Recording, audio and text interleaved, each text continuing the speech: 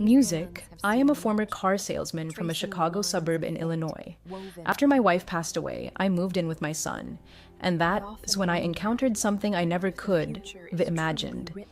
I simply did not want to be alone, yet my son, fully aware of my mobility issues, put me in a bedroom on the second floor. Essentially, I live in this room, getting up only occasionally to shuffle down the hall to the bathroom. As hard as it is to admit, I think I was too broken by grief after losing my wife to insist that my son let me stay on the first floor. And honestly, he probably never would have agreed anyway. He's got a job, a family. He's far too busy to worry about an old codger wasting away upstairs. Sometimes I wonder, have they forgotten about me entirely? They hardly ever come into my room to talk, and lately, the characters on my TV shows feel closer to me than my own son and grandchildren. I get so unbearably bored that I've even taken to spying on the neighbors, just to have something to do. My bed sits close enough to the window that I can see their backyard without getting up. For a couple of years, I saw that family more often than my own. There was a middle-aged man named David living there with his mother and sister. I don't know who owned the house, but based on what I observed, I assumed it belonged to David. I swear, at first glance, they seemed perfectly ordinary. Nothing suspicious, just sweet, happy little lives that made my own dull, bedridden existence feel a bit more bearable.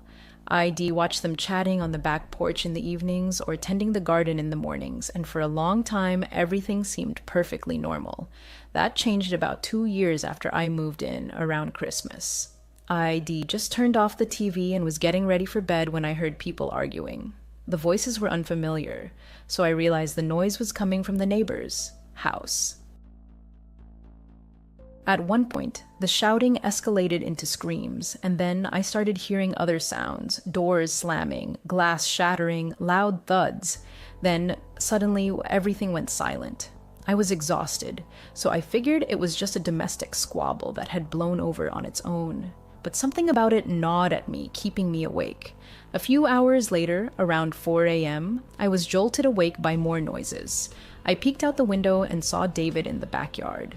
I had no idea what he was doing, but he was dressed as the Grinch, dragging a large Christmas sack toward the tree near the garden shed. He opened the shed, grabbed a shovel, and started digging, and I realized he was burying that sack in the frozen ground. It must have taken him a full 30 minutes before he finished and went back inside. All I could think was that maybe he was some overly enthusiastic old man playing Grinch, trying to hide stolen charity donations or something like that. I don't know. ID always thought of him as a decent guy, so none of it made sense. I waited until morning to tell my son, of course, but he didn't believe me. He thought I was just a senile old fool. Everyone else in the house felt the same. No one backed me up, and eventually I started believing them myself. So I let it go and tried to forget. But here's what struck me as strange. I never saw the neighbor's mother again. She had always tended the garden, but after that night, she was never out there. I still occasionally saw David and his sister on the porch, but they never looked happy anymore. Things seemed to settle back into routine, until about 4 years later. My son tried to befriend the neighbors. He'd always make small talk, but they just stare at him blankly and say nothing, eventually retreating back inside. Both siblings were definitely odd, but things took an even darker turn right before Christmas, just like before. It felt like history repeating itself, shouting, then screaming, then a loud thud, then sudden silence. This time I stayed awake to watch. Twice was too strange to ignore. It was again around 4 a.m. I got out of bed and moved closer to the window. I saw him step out the back door, once more dressed as the Grinch, dragging another large sack toward the tree and burying it. Then, out of nowhere, David turned and looked straight at my window. I yanked the blinds shut, but he'd already seen me. A few minutes later, I couldn't help but peek again, and there he was, standing directly across from my window, still in that costume, staring right at me. I tried to play it cool. I opened the window and called out across the yard. "Nice Grinch costume, buddy. Good night, huh?" "Sure is," he replied. "What are you doing up so late?" David just stared at me without saying a word. "Well, have a great rest of your night. Merry Christmas," I said. He gave a wave, and in that moment, I caught a flash of blood soaking his palm. He instantly realized his mistake and yanked the blinds shut, but it was too late. I lay awake the rest of the night, haunted by thoughts of what could be caused that bloodied hand. The only conclusion I could reach was horrifying. He'd killed his mother and sister and buried them in the backyard to keep it secret. I didn't tell my son. I knew he had just brushed me off again. So this time, I called the police. By morning, officers were at David S.'s house and he was arrested on the spot. It turned out David S.'s mother had died during an argument with his sister, and he helped cover it up.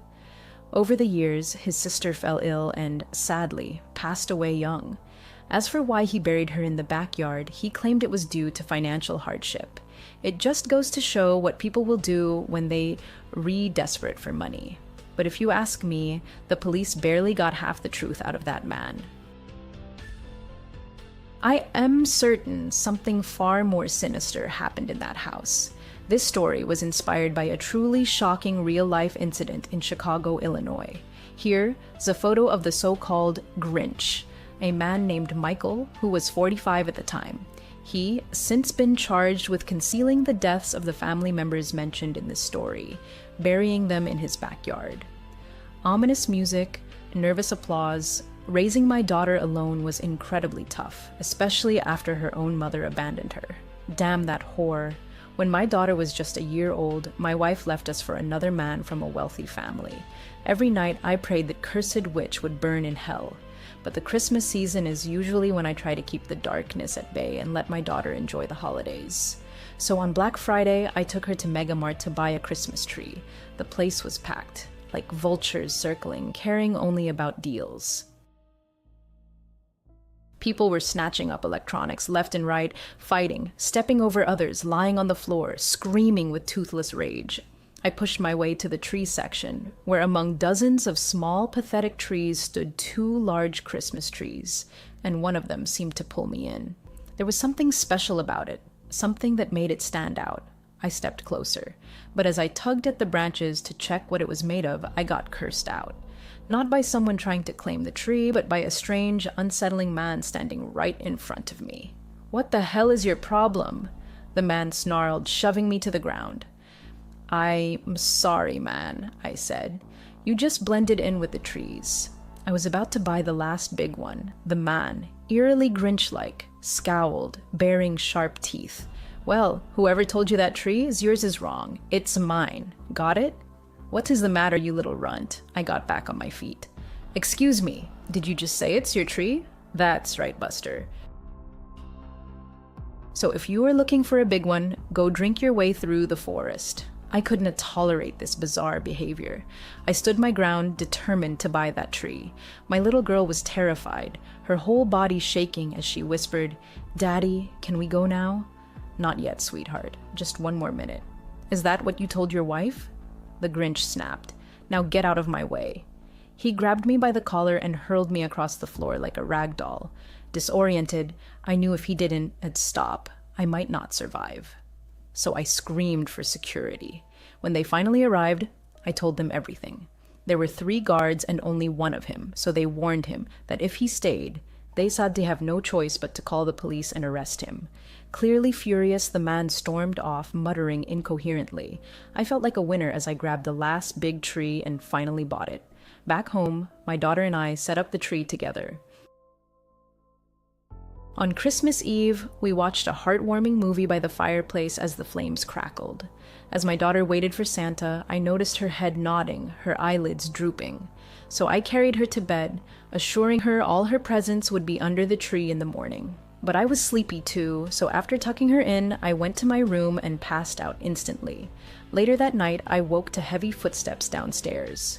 But it wasn't just footsteps. I heard piercing, chilling sounds that sent shivers down my spine. "What was that?" I muttered, checking the clock. It was 3 a.m. I couldn't fall back asleep. Part 1. The Disappearance of Olivia. It was 3 a.m. Sleep fled from me like fire. Strange noises echoed through the house. I got up, opened my door, and listened. The sound seemed to come from my daughter's room, its door slightly ajar. Must be her down there, I thought. But then icy terror shot through me. A man's voice drifted from the living room. "Ah, foolish tree, silver tongue shall add a chance." My heart, once steady, now raced wildly as the sounds grew louder, more unnatural. I bolted downstairs and froze. Standing there was the same man from Megamart. His face was sickly green, his features twisted into a sinister grin. Slung over his shoulder was a sack stuffed with my belongings, probably stolen. He was dragging our Christmas tree toward the front door. "Hey, stop!" I shouted, trying to sound brave. "I am armed. Drop it, or you are dead." "Then voila!" he sneered. "I dare strike you, you little whore. This is Eleanor. You won't ruin my Christmas this year, buddy." His words hit like a hammer. Fear of getting hurt, or worse, paralyzed me. I let him leave, hoping the security cameras had captured enough to catch this lunatic. Once his truck vanished around the corner, I called the police and gave them every detail. The worst part? His truck had no license plate.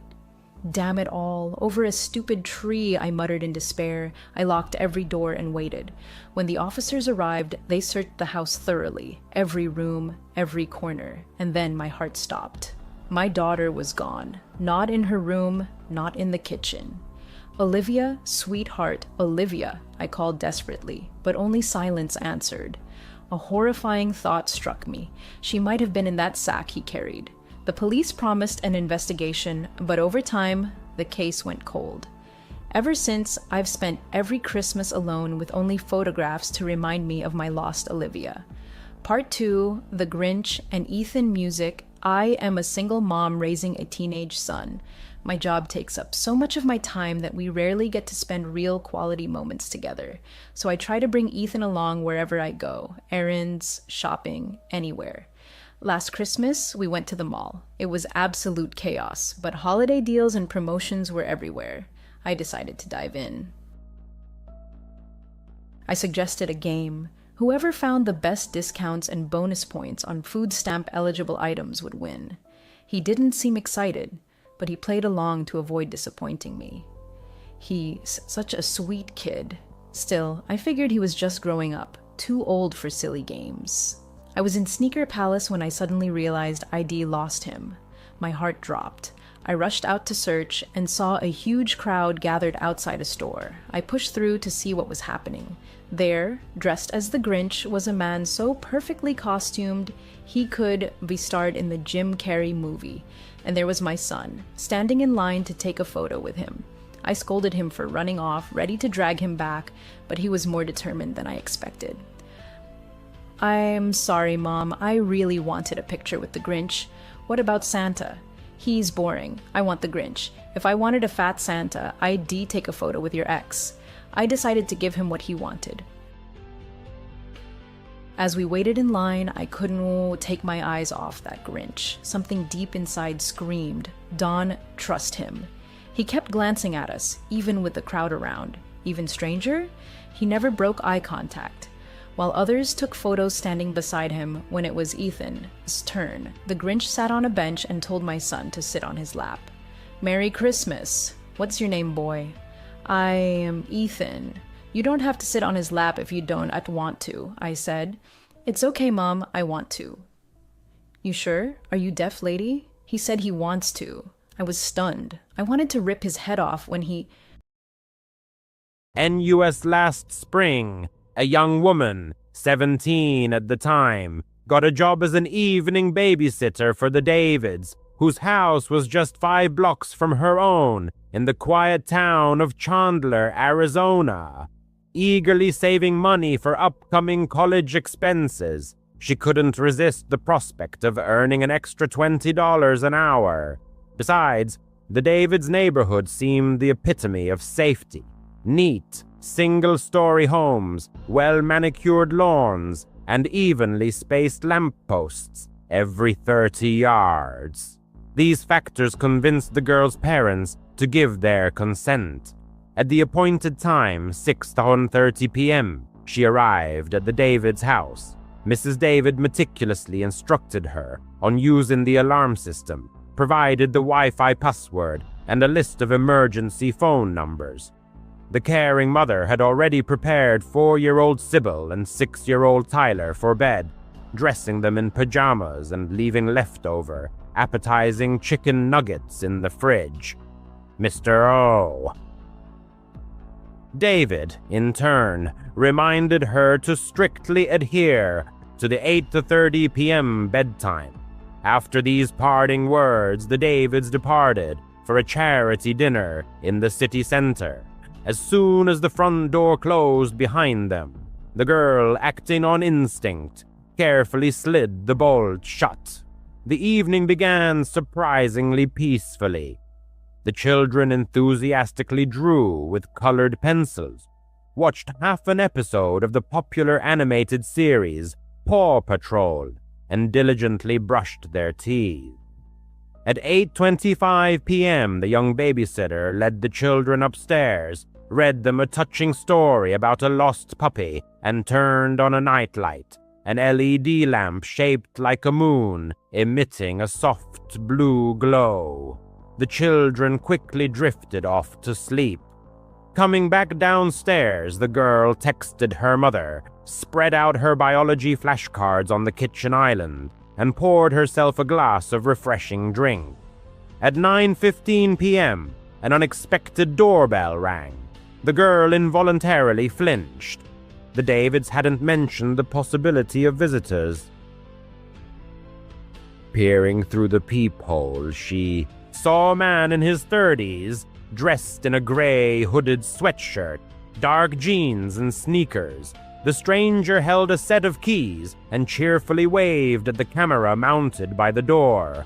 A black Honda was parked at the curb with its engine running.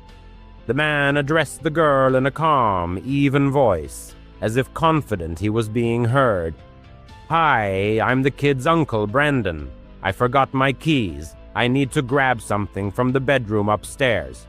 His tone was friendly and casual. Despite this, alarm bells went off in the girl's head. The Davids had never mentioned a brother.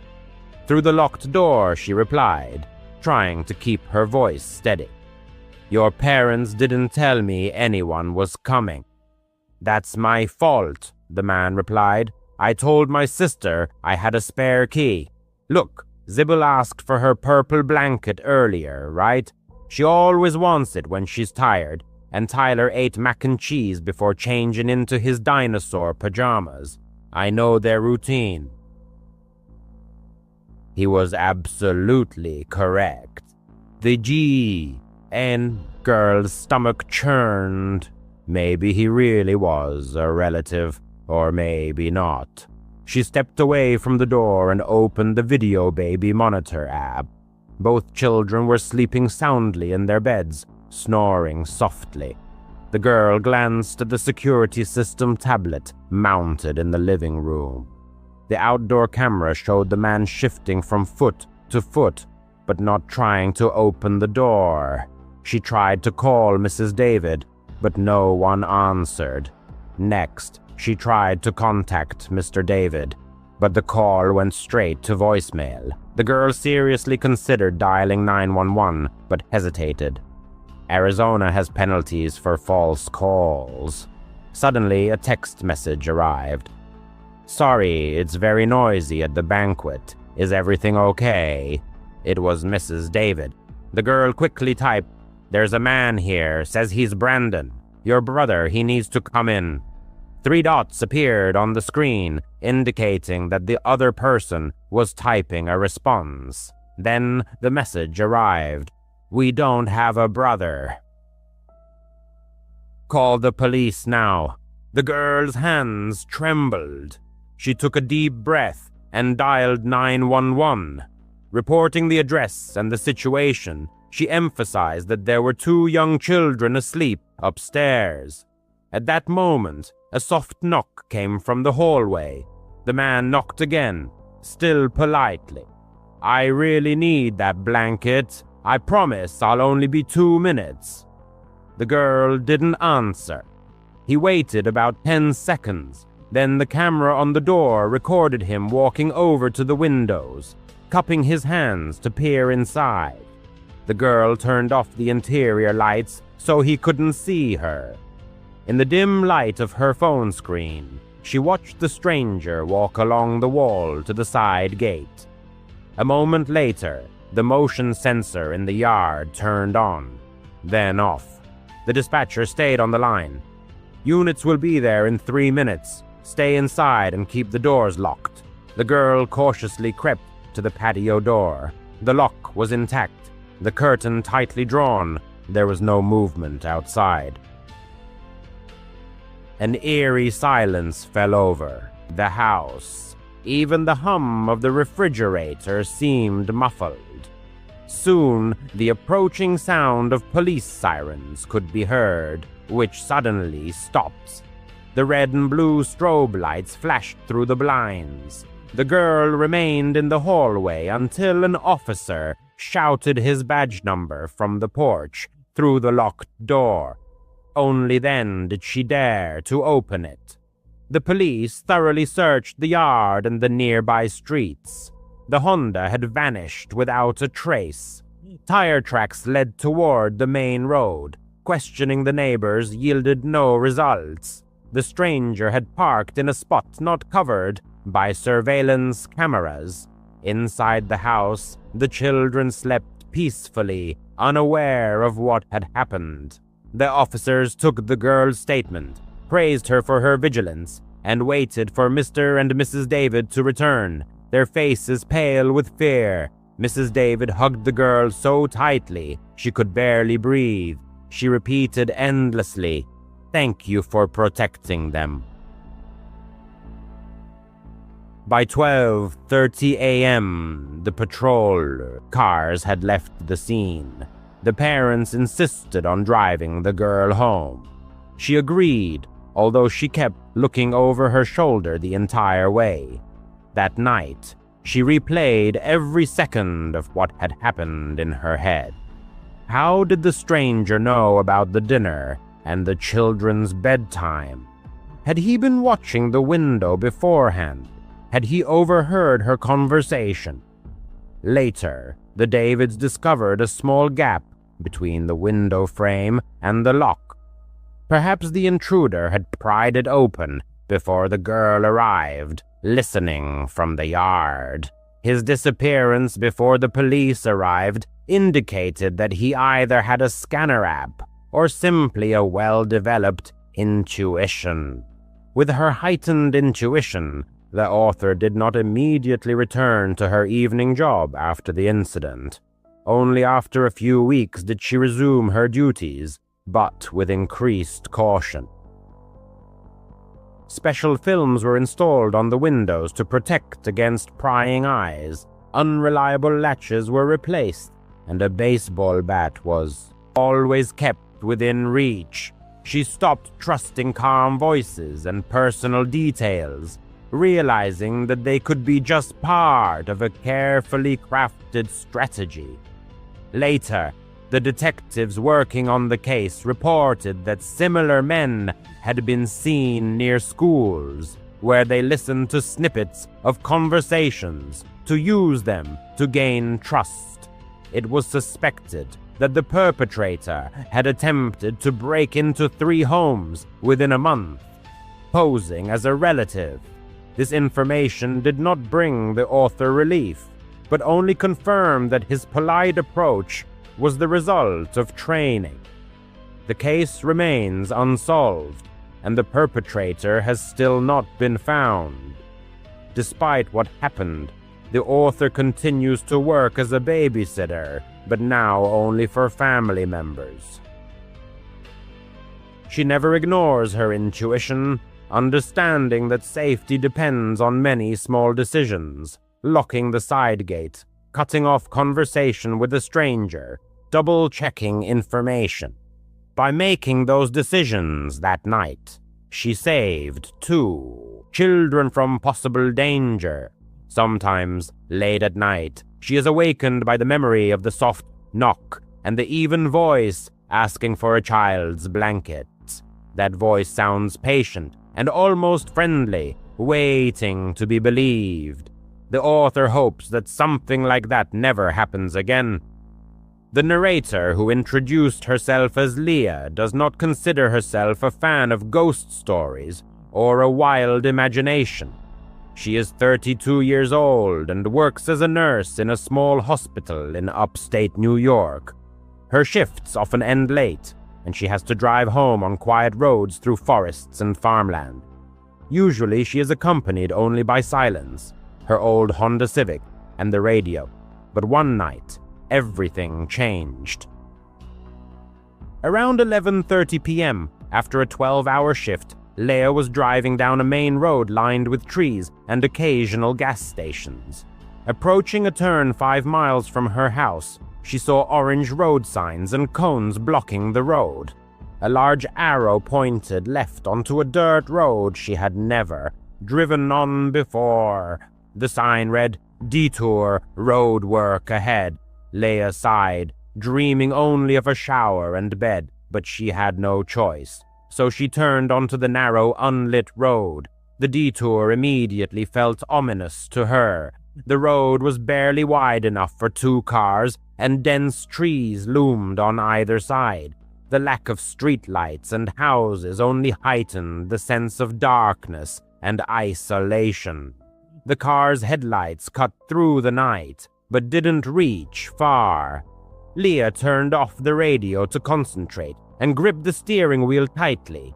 The road twisted and turned, but there was no sign of roadwork or equipment. Only endless trees and the faint hum of the engine. After about 10 minutes, Leah began to feel uneasy. She hadn't seen another car, and the road seemed to go on forever. The GPS was glitching, constantly rerouting. "This isn't good," she muttered.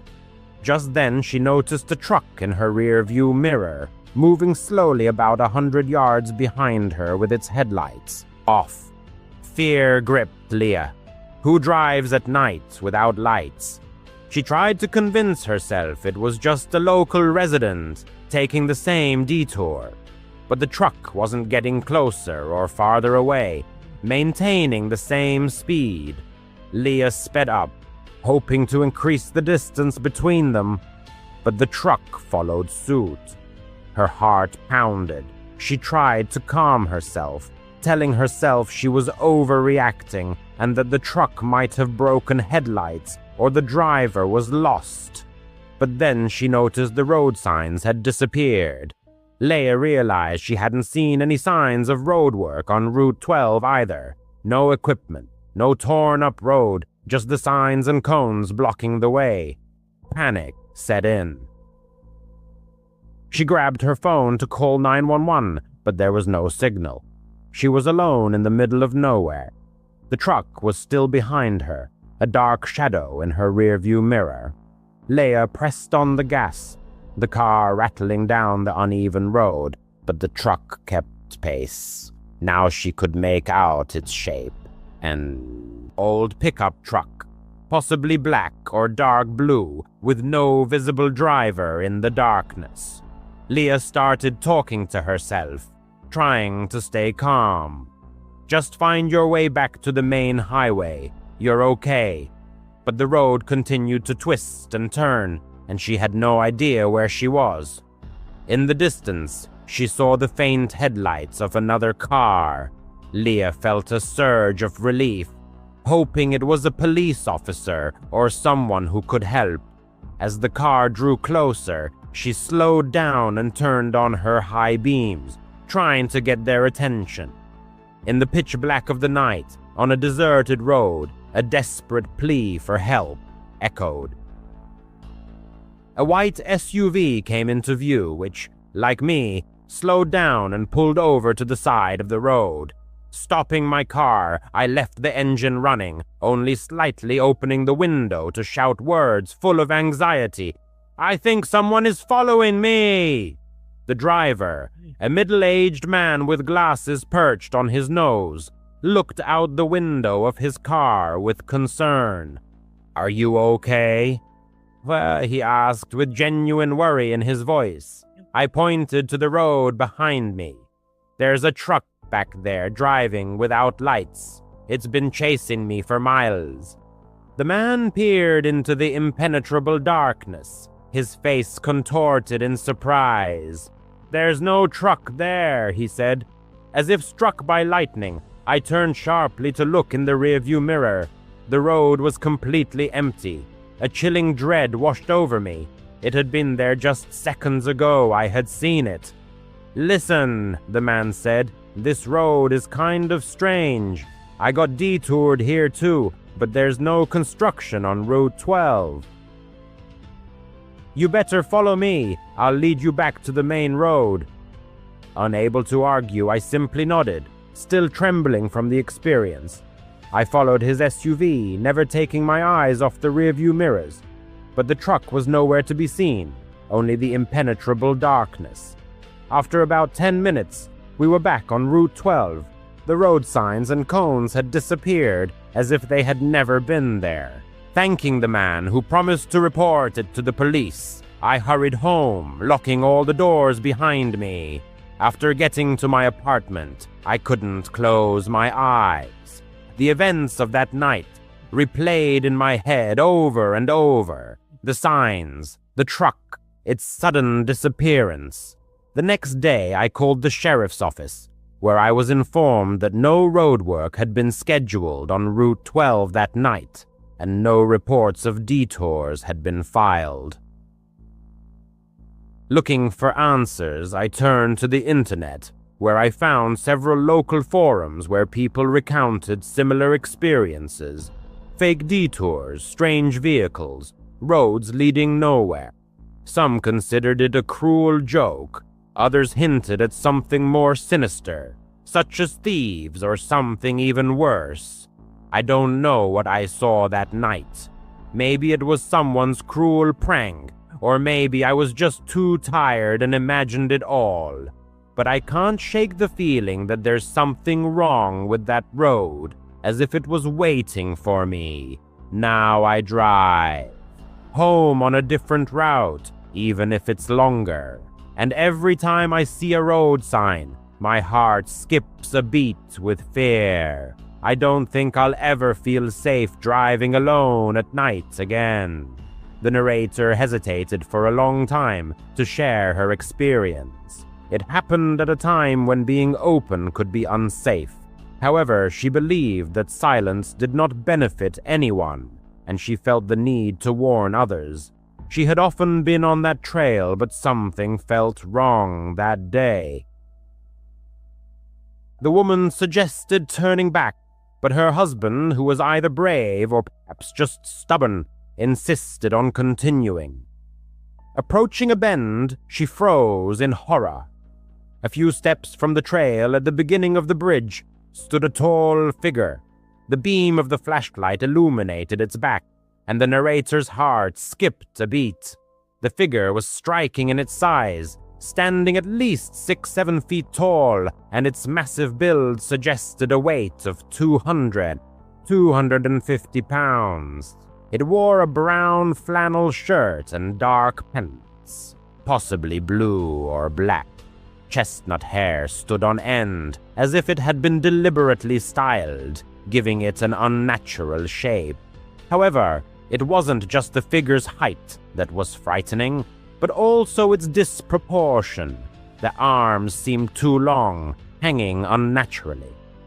The head had a round, almost spherical shape, resembling a basketball perched on its shoulders. The legs were not visible, which only heightened the surreal nature of the moment. The figure stood motionless, staring into the darkness. "What is that?" the woman whispered to her husband. Her voice trembled, and she noticed that her husband had also frozen, staring at the figure. All three stood in tense silence. The minutes seemed like an eternity as her heart raced and her instinct demanded flight. The figure did not move or pay attention to them. The narrator couldn't understand if it was a person or something else. Questions raced through her mind. How did it get here? There were no other cars on the trail. Why is it standing in the dark away from the trail and staring into nothing? And why doesn't it turn around? Is it hiding its face or something else? The husband, in a trembling but steady voice, shouted, "Hey, buddy, what are you doing?" At that moment, the figure began to turn slowly, and a wave of nausea washed over the narrator. The instinct for self-preservation took over, ordering her to flee immediately. Without waiting for the figure to turn around, the woman grabbed her husband's hand and ran back to the car. The beam of the flashlight darted from side to side, and her breath came in ragged gasps. She didn't look back, not wanting to know if they were being pursued. Behind her, she could hear her husband shouting and the sound of his footsteps. The woman ran, several feet ahead of her husband. Reaching the car, they frantically searched for the keys, gasping and shaking. The parking lot remained empty. The drive to town was 5 to 6 miles, and there was no cell service in that area. The woman's heart pounded until they saw the first streetlights. They remained silent the whole way, shaken by what had happened. After a few days, curiosity took over. The narrator couldn't stop thinking about the figure. Was it a hallucination, someone's joke, or a trick of the light? She persuaded her husband to return to the spot during the day, bringing friends along for safety. She needed to figure out what had happened. Maybe it was a jacket thrown over a post, a strangely shaped rock, or a forgotten prop. However, there was nothing where the figure had stood, but something else made the woman's blood run cold. The spot where the figure had stood ended in a steep, 4-foot drop. This meant that the figure was not 6-7 feet tall, but 8 to 10. The realization struck her. Whatever they had seen, it was incredibly tall. This area is steeped in history, both beautiful and tragic. Stories of miners, of lives cut short on the high bridge, of the beauty of the canyon. All of this has intertwined into something alive, almost animate. The woman didn't know what they had seen that night. She shared the story with friends, family, and anyone who would listen, but no one could provide an answer. Was it a person, a ghost, or something else? The memory of the motionless figure in the dark still haunts her. It is part of the river's story that she will never fully understand, a mystery that hangs in the air like the shadows in the canyon. Currently, the narrator works as a security guard at a small airport in Germany. Most flights depart before dawn, so her shift is always at night. For 5 years, the job has been routine, checking doors, scanning passes, monitoring cameras. But in mid-July, at the height of the summer holidays, there was something uneasy in the terminal. The woman couldn't explain what it was, so she just continued to do her job, relentlessly continuing my work. Closer to midnight, I decided to take a break. Heading to the nearest bakery, I bought a bar of chocolate and a can of energy drink, settling down at a modest metal table. Busy watching a short video on my phone, I suddenly felt an overwhelming urge to turn around. Before my eyes stood a man, dressed in a black raincoat. His hood was down, revealing a gaze fixed directly on me. He didn't look away, didn't pretend to examine the shop windows, but looked exclusively at me. After holding his gaze for just a few seconds, I turned my attention back to my phone. Hundreds of strangers pass through airports every day, and most of them pose no threat.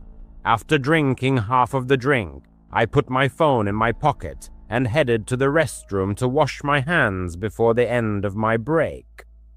Alas, upon returning, I noticed the same individual standing approximately 50 meters away in the main hallway. His head was tilted slightly and his gaze was fixed on me once more. As soon as he realized I had spotted him, he abruptly turned and disappeared down a side corridor without making a sound. A quiet alarm went off in my head, but his actions hadn't broken any rules. Back at my post, I spent the next several hours walking the perimeter of the gate, checking the locks, and waiting for dawn. By morning, my phone battery was completely dead. Since the walk home was short, I simply put the phone in my pocket and started on my way. About halfway there, I remembered the external battery pack in my backpack. After connecting the cable, I continued my walk. 10 minutes from my apartment, I decided to check the charge level by pressing the power button. A message appeared on the screen, one I'd never seen before. Unknown AirTag detected. This AirTag has been moving with you. The distance was 800 meters. I've never owned an AirTag. I stopped and scanned the empty street, lit only by dim streetlights. Soon, another notification appeared. Distance 600 meters, then 500. I was trying to find a logical explanation. Maybe someone nearby had lost luggage with a tracker, but the numbers kept decreasing. 400, 300. I broke into a light jog. The phone vibrated again, showing 200 meters. Turning the corner, I ran as fast as I could. My legs went numb, but the numbers continued to plummet. 100 meters. Reaching my building, I fumbled with the key, slammed the door shut, and leaned against it. The hallway was silent. The phone screen displayed 50 meters, then 20, and finally 10. Peeking through the peephole, I saw only an empty street. My hands were shaking. I emptied the contents of my pockets and bag onto the floor, but found nothing unusual. I wanted to call the police, but what could I tell them? A signal on my phone indicated that someone was tracking me. I tried to convince myself that I was simply overtired. The shift had been long, and my mind was in a semi-conscious state. After changing clothes, I got into bed and put on a horror narration video on my phone. The narrator's calm voice usually helped me relax. I only remember the first few minutes before sleep overtook me.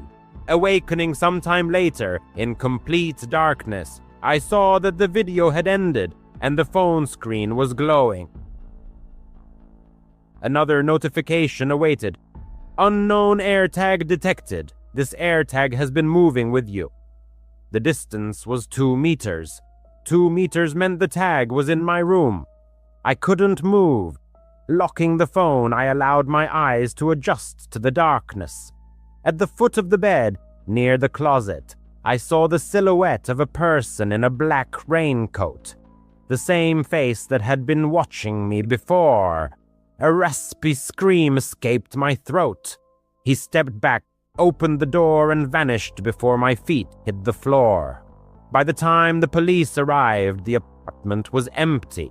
No fingerprints, no tracker, only a wet spot near my bed.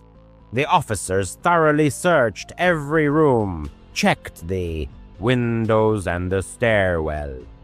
The door frame was intact, and the only key was in my possession. They advised me to stay with relatives. I spent the night on my sister's couch, leaving the hallway light on and setting my phone to alert me to any movement. The next morning, I returned to my apartment with a locksmith. We installed new deadbolts and a camera above the door.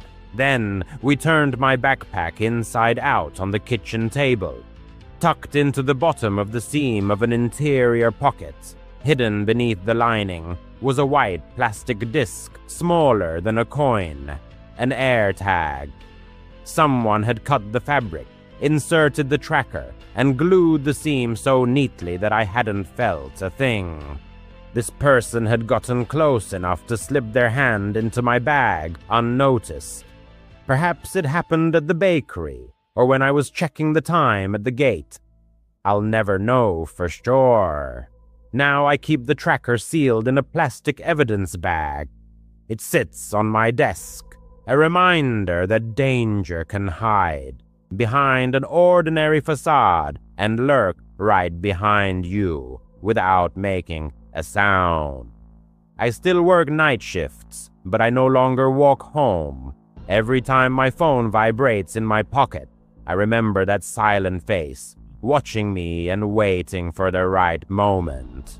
If you ever feel like you're being followed, trust your instincts and act immediately. I was lucky, but the next person might not be. Story 2. I've always had a special love for hiking. The smell of the pines, the crackle of a campfire, the peaceful silence of the woods. It's where I truly feel alive. Last summer, my friends Jake, Matt, and Amber and I planned a weekend trip to Blackwood Forest, a dense pine forest about 2 hours from our town. It was a popular spot, but vast, with trails winding for miles and sections where the trees barely let in sunlight. We'd been there before and never felt uneasy, but this trip is one I'll never forget. Months have passed, but I still wake up in cold sweats thinking about Jake. And cold sweat breaks out on my skin as thoughts return again and again to Jake. On Friday afternoon, our group arrived at Blackwood. The 4 friends were crammed into Matt's beat-up Jeep. The daytime air was still warm, but a pleasant coolness filled the depths of the forest as we set up camp near a small stream. Our spot was off the beaten path, in a small clearing with a fire pit left by other campers. Jake, as always, was full of energy and optimism, cracking jokes and tossing a football while Amber set up the tent. He was always the life of the party, the guy who could make you laugh even in the tensest moments. Matt, quieter and more even-keeled, was already tending to the campfire, and I was unloading provisions from the cooler. Our modest menu, as usual, consisted of soft drinks and hot dogs. Night fell unexpectedly quickly. By 9 o'clock it was pitch black, so thick that you couldn't see your hand in front of your face without a flashlight. We sat around the campfire, roasting marshmallows and sharing funny stories. Suddenly, Jake started talking about an old legend he'd heard about Blackwood, about mysterious disappearances in the 80s of people who were never found. Amber just rolled her eyes, calling it a typical campfire story, and we all laughed along. But I couldn't help but notice that Jake kept glancing furtively toward the dark trees, as if expecting someone to emerge from the woods at any moment. Around 11 o'clock, Jake announced that he was going for a short walk, as he usually did. "Just gonna take a leak and check out the stream," he said, grabbing his flashlight. Amber told him not to go too far, to which he just waved her off, replying, "I'm not a kid. I know what I'm doing." That was Jake all over, confident, but without any malice. We didn't think much of it. The stream was only 100 meters from the camp, and we could hear its gentle murmur while sitting by the fire. 10 minutes passed, then 20. Amber started to get worried, checking the time on her phone every few minutes. "He's probably just messing with us," Matt suggested, but there was uncertainty in his voice. I grabbed my flashlight and shouted loudly, "Jake, cut the crap!" My voice echoed through the area swallowed by the dense trees. But in response, there was only silence. It was at that moment that I felt a knot of anxiety in my stomach. Blackwood was a big forest, sure, but not that big. He couldn't have gone that far. We decided to organize a search. Amber stayed at the camp in case Jake returned, while Matt and I split up to cover as much ground as possible. I headed toward the stream, shining my flashlight into the undergrowth. The light revealed tree roots and rocks, but no sign of Jake. I shouted his name every few steps, but my voice grew quieter and quieter, as if fading into the surrounding silence. The forest was eerily silent. No crickets, no hooting owls, just the sound of my boots crunching on the fallen pine needles. I kept hoping that I would see him any minute, grinning from ear to ear and ready to scare me half to death. But the further I went into the forest, the stronger the feeling of unease became. Finally, I reached the stream and found his flashlight. It was lying in the mud, still on, shining on a patch of ferns. My heart was pounding. Jake was a very careful person. He wouldn't just drop his flashlight like that. I picked it up and called Jake's name again, loudly. But in response, there was only silence. Shining the light around with a trembling hand, I noticed footprints in the ground. Jake's boot prints led to the water, and then they suddenly stopped, as if he had vanished halfway there. Overcome with panic, I called out to Matt in a shaky voice. He came running, and when he saw the flashlight, his face instantly turned pale. We searched for Jake for hours. Amber joined us, her voice hoarse from shouting. We walked along the stream, checked the forest trails, and even returned to the camp, hoping that maybe he had just gotten lost. By 2 a.m, we were completely exhausted, but we couldn't stop. Amber was crying, repeating that we shouldn't have let him go alone. Matt kept saying that Jake was probably fine, just a little lost, but I knew that wasn't the case. Something was wrong. The air felt heavy and ominous, as if the forest was watching us. At dawn, we reported the incident to the police. There was a ranger station nearby, and they immediately sent out a search party. Rangers, dogs, even a helicopter. Everyone was involved in the search. We showed them the flashlight and the footprints. They asked if Jake had been acting strangely, if he had said anything about wanting to leave. I replied that he had been himself, happy, a little goofy, an adventure-loving Jake. The Rangers nodded, but I could see that they were preparing for the worst. Blackwood had a bad reputation. People disappeared here. Not often, but it happened. Tourists, hikers, even locals. Most of them were found, but some weren't. Days passed. The search expanded. Volunteers joined. More dogs. Drones were used. We stayed at the campsite, barely sleeping, helping in any way we could. Amber was in terrible shape, blaming herself for everything that had happened.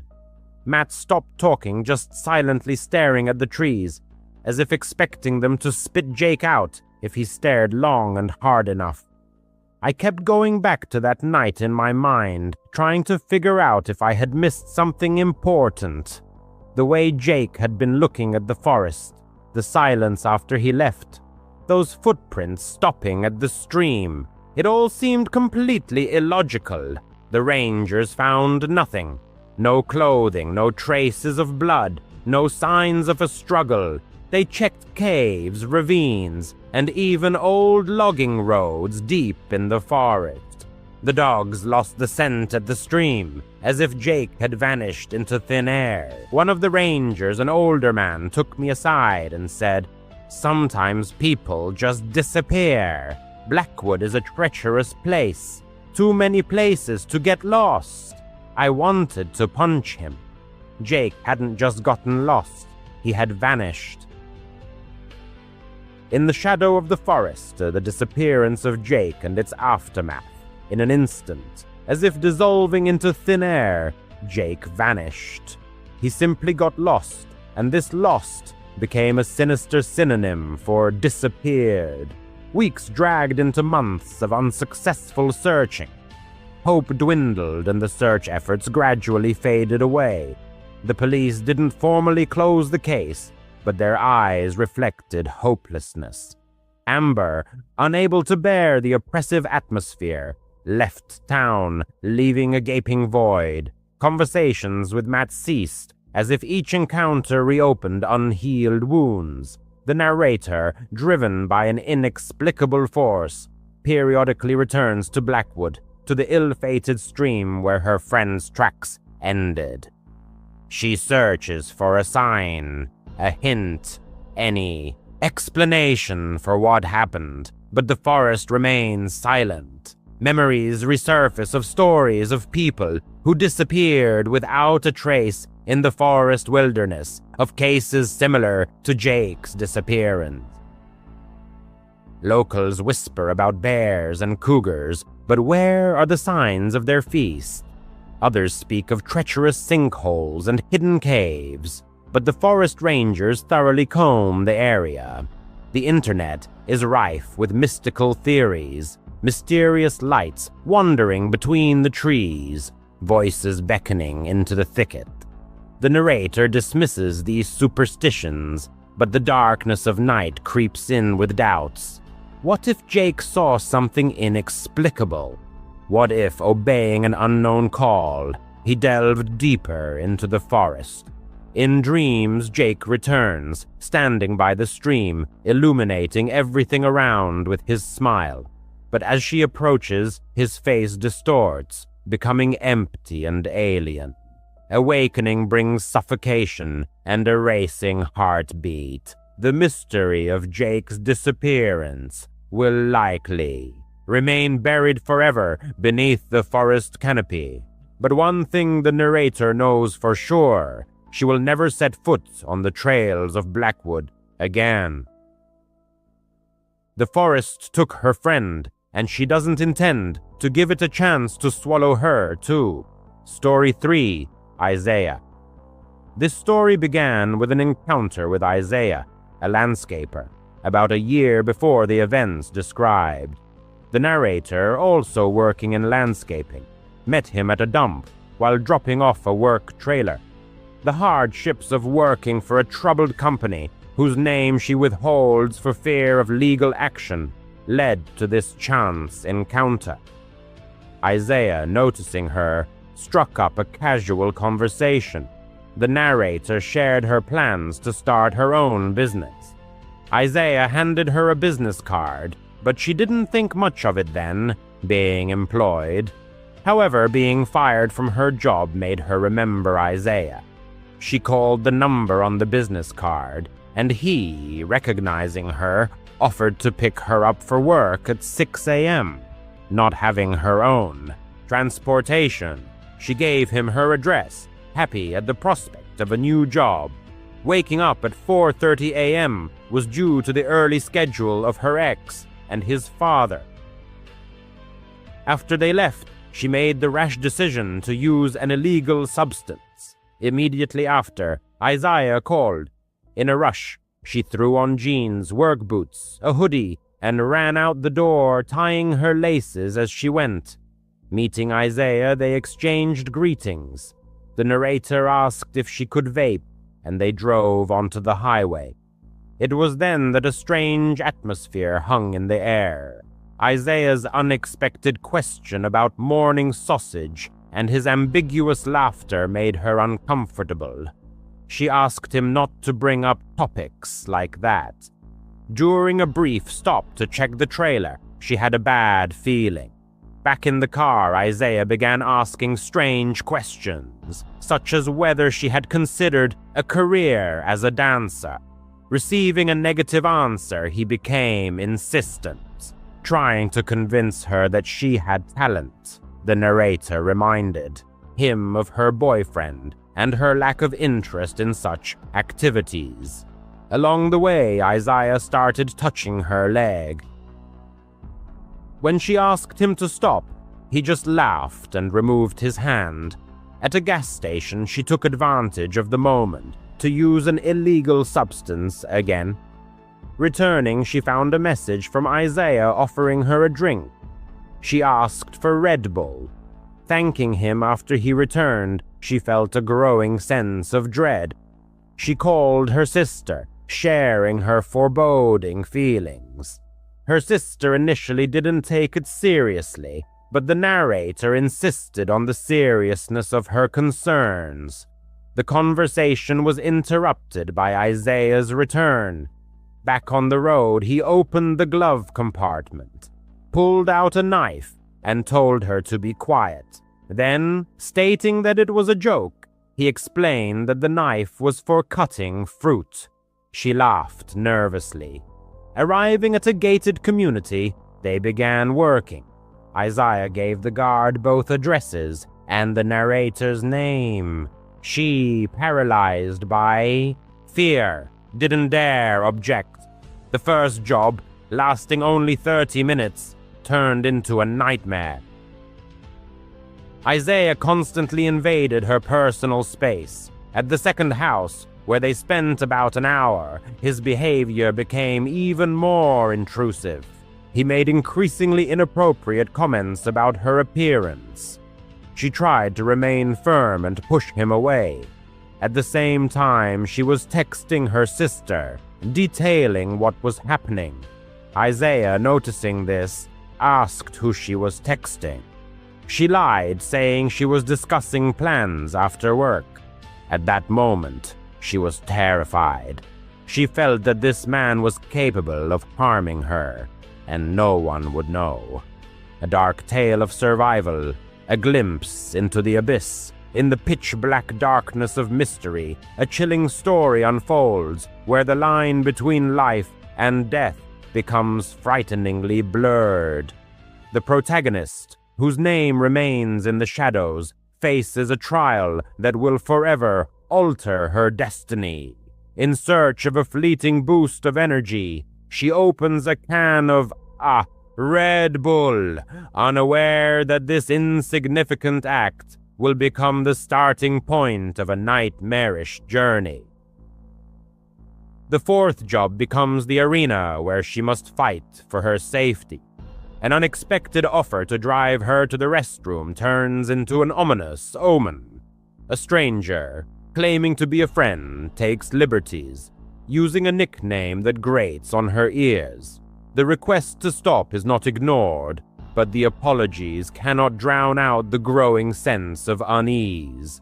In the solitude of the restroom, she seeks solace in the voice of a former lover, sharing her fears with him. Futile attempts to contact her sister only amplify her sense of isolation. Desperately trying to maintain a clear mind, she resorts to extreme measures, using the remnants of illegal substances. Returning to the truck brings new questions. The unexplained delay raises suspicions, and the subsequent conversation in Spanish, the meaning of which remains a mystery, only increases the discomfort. An innocent question about plans for the evening becomes a cause for alarm when the stranger reveals his knowledge of her boyfriend's routine. The suggestion to rent a hotel room plunges her into a state of panic. In a desperate attempt to warn her loved ones, she sends messages, but to no avail. The surrounding area seems alien and hostile. A sudden question about drugs causes confusion, and the subsequent phone call and sinister laughter make her blood run cold. Inappropriate questions regarding her age and personal life force her to resort to evasive answers, hoping to confuse the stranger. Finally, they return to the city. The last drop of Red Bull instills hope for escape. The conversation about family, which the stranger initiates, seems absurd against the backdrop of his predatory behavior. A stop at a bank near her home becomes a moment of truth. Gathering her courage, she tries to appeal to his humanity, asking how he would react if something similar happened to his loved ones. Response. She receives a blow to the head against the glass. Overcoming the dizziness, she tries to remain calm. The stranger states that the money was intended for plans to which she did not agree. Driving past her street, she sees her mother and grandmother, and she has to hold back tears. Remembering the possibility of sending a message to 911, she gives her name, age, and the circumstances of what is happening. Receiving a response, she relays all available information about her location. The stranger asks how she is feeling, and she realizes that drugs have been added to her drink. However, the other substances in her system seem to be blocking their effects. When offered a stop and a drink, she agrees, hoping for a chance to escape. During a stop at a gas station, a stranger threatens her, forcing her to stay in the truck under his watchful eye. At the next stop, she asks for permission to buy food and go into the store. Once inside, she deliberately creates chaos by knocking items off the shelves. Seeking help from the clerk, she heads to the restroom, where she tells her ex-boyfriend about what's happening over the phone. A woman in the restroom offers her assistance. Soon the police knock on the door. She hugs one of the officers, overjoyed at her rescue. Outside, she sees the stranger's truck, surrounded by police. He tries to approach her, but they stop him. She tells the officers everything that happened. They take her to a car and inform her that the stranger denies everything. She asks them to test the drink, and the analysis confirms the presence of a sedative. Despite this, the police treat the situation as a he said, she said dispute. They take her home and collect her clothing as evidence. They advise her to stay inside and lock all the doors. She calls her mother, and her parents pick her up. Later, she realizes that the substances she consumed may have saved her from losing consciousness. In tears, she tells her family what happened. She lives elsewhere for a while and then returns to her parents' home. In 2025, at the age of 22, she continues to work in landscaping. However, she has been experiencing strange occurrences lately. Unknown calls where someone breathes into the phone and hangs up, and photos left at her house. The police consider it a prank, but she's not so sure. The fear hasn't completely disappeared, but she survived.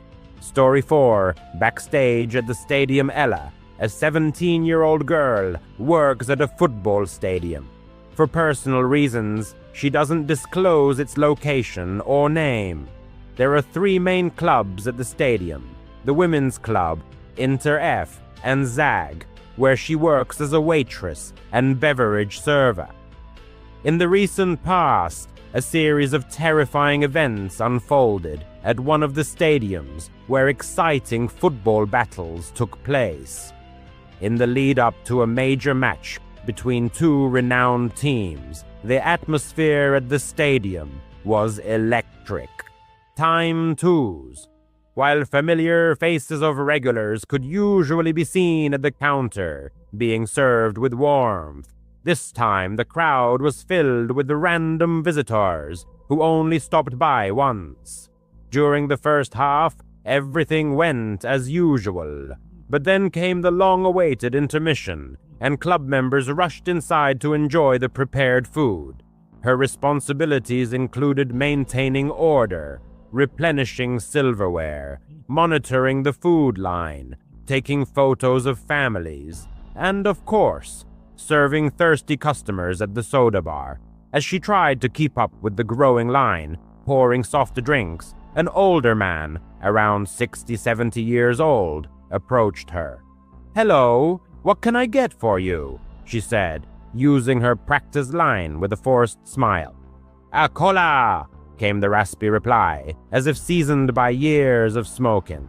After serving the drink and starting to serve the next customer, she noticed that the man wasn't moving. "Straws are over there," she pointed to the counter, assuming he was waiting for a straw, but he continued to stand there, staring intently at her. After a long wait, he finally moved away, but soon returned. "Hello again. Can I help you with anything else?" she asked, trying to hide the fatigue in her voice. "How old are you?" came the raspy question. Confused, the girl chuckled nervously. "I'm not allowed to disclose that information according to company policy," she replied, hoping to get rid of the annoying visitor. But he only smirked, revealing yellowed and cracked teeth. Looking at her badge, he let out a laugh that pierced her to the core. Ella, a lovely name for a lovely lady. Such frivolities were not uncommon, as many visitors were quite drunk and impressed by the game. The girl just smiled and thanked him, after which he left. In the back room where the kitchen was located, she shared her concerns with her colleagues. They just laughed, acknowledging the situation as unpleasant. Fortunately, she didn't see the man again for the rest of the evening. After the end of the match, as everyone was cleaning up and heading to the main kitchen downstairs, where the dirty dishes and linens were stored, she saw him again. He was standing near the bathrooms, staring intently at them. Intuition told her that something wasn't right. The game had ended half an hour ago. Why was he still here? Weren't there restrooms at the entrance and exit? Dismissing these thoughts, she continued on her way. Finishing her workday, she headed towards the main street where she usually parked her car. The presence of police officers directing pedestrian and vehicle traffic inspired some confidence. However, after walking a block and seeing flashing red and blue lights in the distance, she felt anxious. Turning around to get her keys out of her bag, she saw him again. He was walking directly under a street light. She recognized him. Quickening her pace, she noticed that he was also picking up speed. Reaching her car, she felt her hands tremble with fear and adrenaline. As she tried to open the door, she suddenly felt a cold hand grab her shoulder. Turning sharply, she saw the same man. He was standing too close. He had something in his hand, but it was impossible to make out the object due to the darkness of the alley. Horror gripped her body. Without saying a word, he grabbed her arm and dragged her away. In desperation, she tore out a lock of hair and threw it on the ground, so that her DNA would remain in case she disappeared. Fighting back with all her might, she scratched and clawed at his arm. Suddenly, two men appeared from around the corner of a small parking lot. "Help!" she screamed, begging for rescue.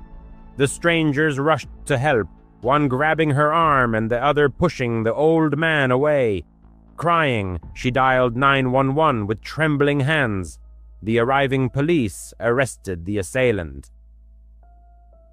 Thanking her rescuers, she hurried away. 2 weeks have passed since then, but the fear still hasn't left her.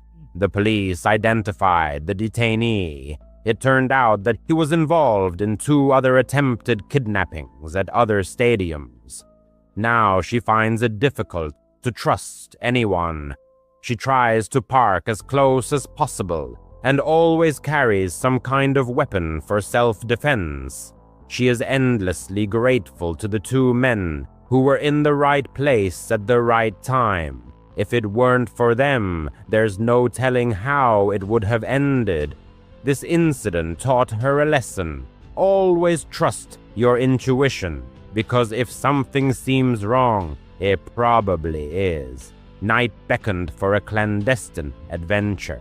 It was well past midnight when they arrived. Despite the proximity to the ancient fort, the road was bustling, so the van had to be left 2 sharp turns away. Total darkness became their ally, not a single light, not even from phone screens. Each scout made sure to camouflage all the shiny details on their backpacks with a dark cloth. They spoke only in whispers, freezing into statues at the approach of each vehicle until the headlights disappeared into the distance. The only way inside the fort was through a crack high in the wall. Long before, experienced scouts had installed climbing bolts there. One by one, they clipped their safety harnesses to the rope. The stone was cold and damp to the touch. Halfway up, they heard the sound of an approaching truck. Instinctively, the person pressed their body against the wall, feeling the bright headlights slide across the stone just below their boots. Their heart pounded, but the truck passed by. Continuing the ascent, the scout squeezed through the opening at the top. Inside the fort, the atmosphere was completely different. Regardless of the season, it was always around 14 degrees Celsius. The sounds of the road instantly disappeared. Even breathing seemed to pause. A light breeze brushed past their legs as if the fort was exhaling. The darkness was absolute, impenetrable. No flashlights. That was an unbreakable rule. They moved only by touch, relying on memory. The tunnels were narrow, barely allowing shoulders to turn. A straight back meant hitting your head on the ceiling, so they had to walk hunched over. Damp walls brushed against their sleeves. Every step echoed as if someone was following, creating the illusion of an invisible shadow. This time, the scout was assigned the role of guide. He was the first to enter the fort, to wait in a side tunnel and direct the arrivals so they wouldn't get lost. They weren't supposed to know he was there.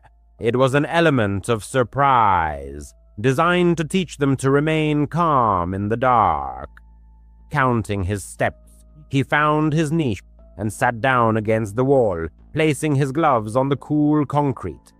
All that was left was to wait.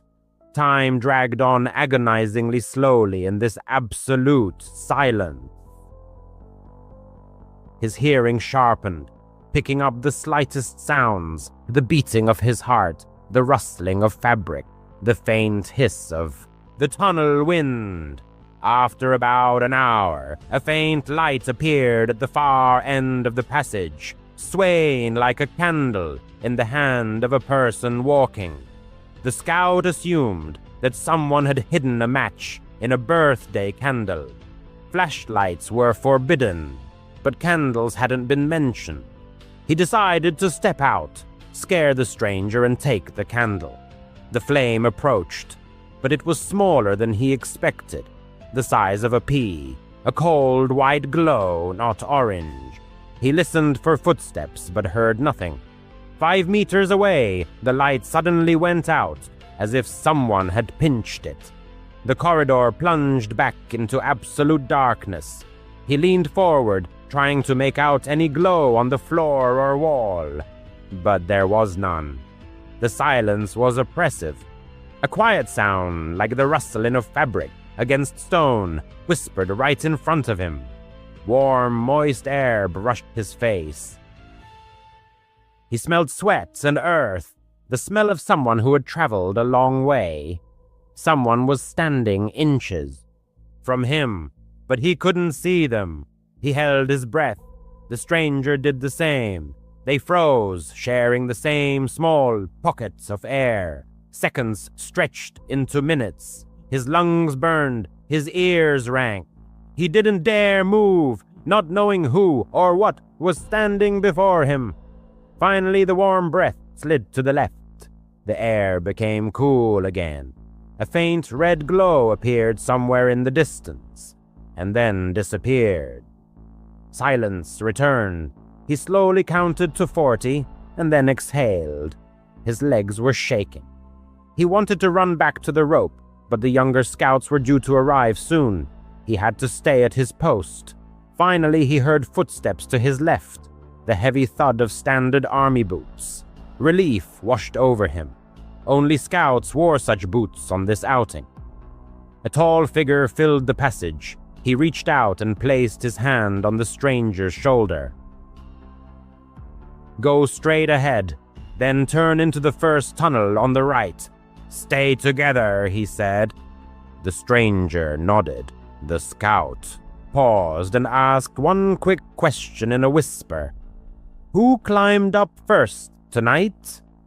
The stranger frowned. "I did," he replied. "I was first. If he was first, then who had been standing next to him just minutes ago?" He let the stranger pass and listened to his receding footsteps. The tunnel wind seemed colder. The rest of the night dragged on endlessly. 3 more scouts passed his station. He directed them with a quiet touch on the shoulder and a few words. None of them had seen any light. None had heard another person. When the last scout had passed, he waited another 10 minutes and then stood up. His knees cracked. The silence inside the fort suddenly felt like a weight on his chest. He headed towards the exit tunnel, feeling the wall with his fingertips.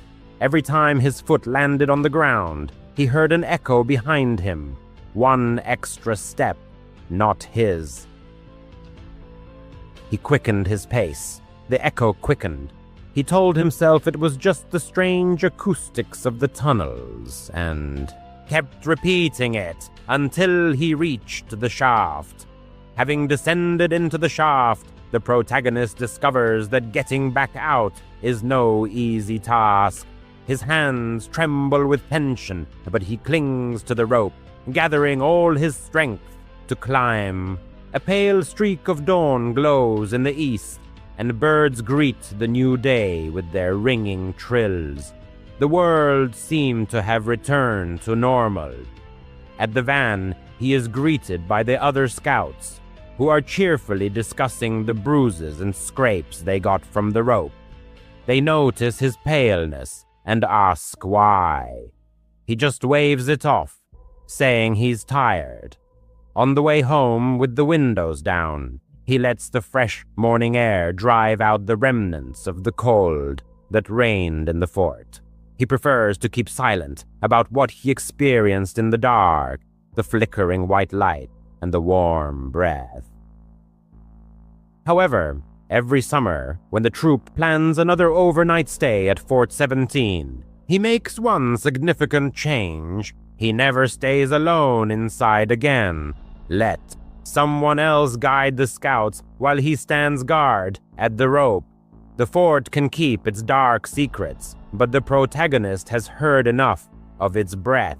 In the eastern part of Salt Lake City, he rents a small blue house, perfect for him and his ginger cat, Maple. The street seems quiet and safe. The rent is quite affordable, and the mountains serve as a picturesque backdrop. The only thing that mars this idyllic picture is the neighbor from the adjoining duplex. Practically every night, the neighbor turns on music with the deafening bass, keeping him awake until 2 or 3 in the morning. The walls vibrate, the windows rattle, and the dishes in the cabinets make an alarming clatter. The protagonist has tried everything: earplugs, white noise apps, and polite knocks on the wall, but all in vain. The neighbor doesn't react. After a month of sleepless nights, he files a noise complaint through the city website, hoping this will put an end to the torment. However, he is in for an unpleasant surprise the next morning. Going outside, he finds that all 4 tires of his Honda are flat to the rim, cut with long, even slashes. Buying new tires and having them installed wipes out all his savings. The police officer taking the report just shrugs noting that evidence and motive are different things. His words don't calm his frayed nerves. In the evening, the protagonist knocks on the neighbor's door again, hoping for a peaceful conversation.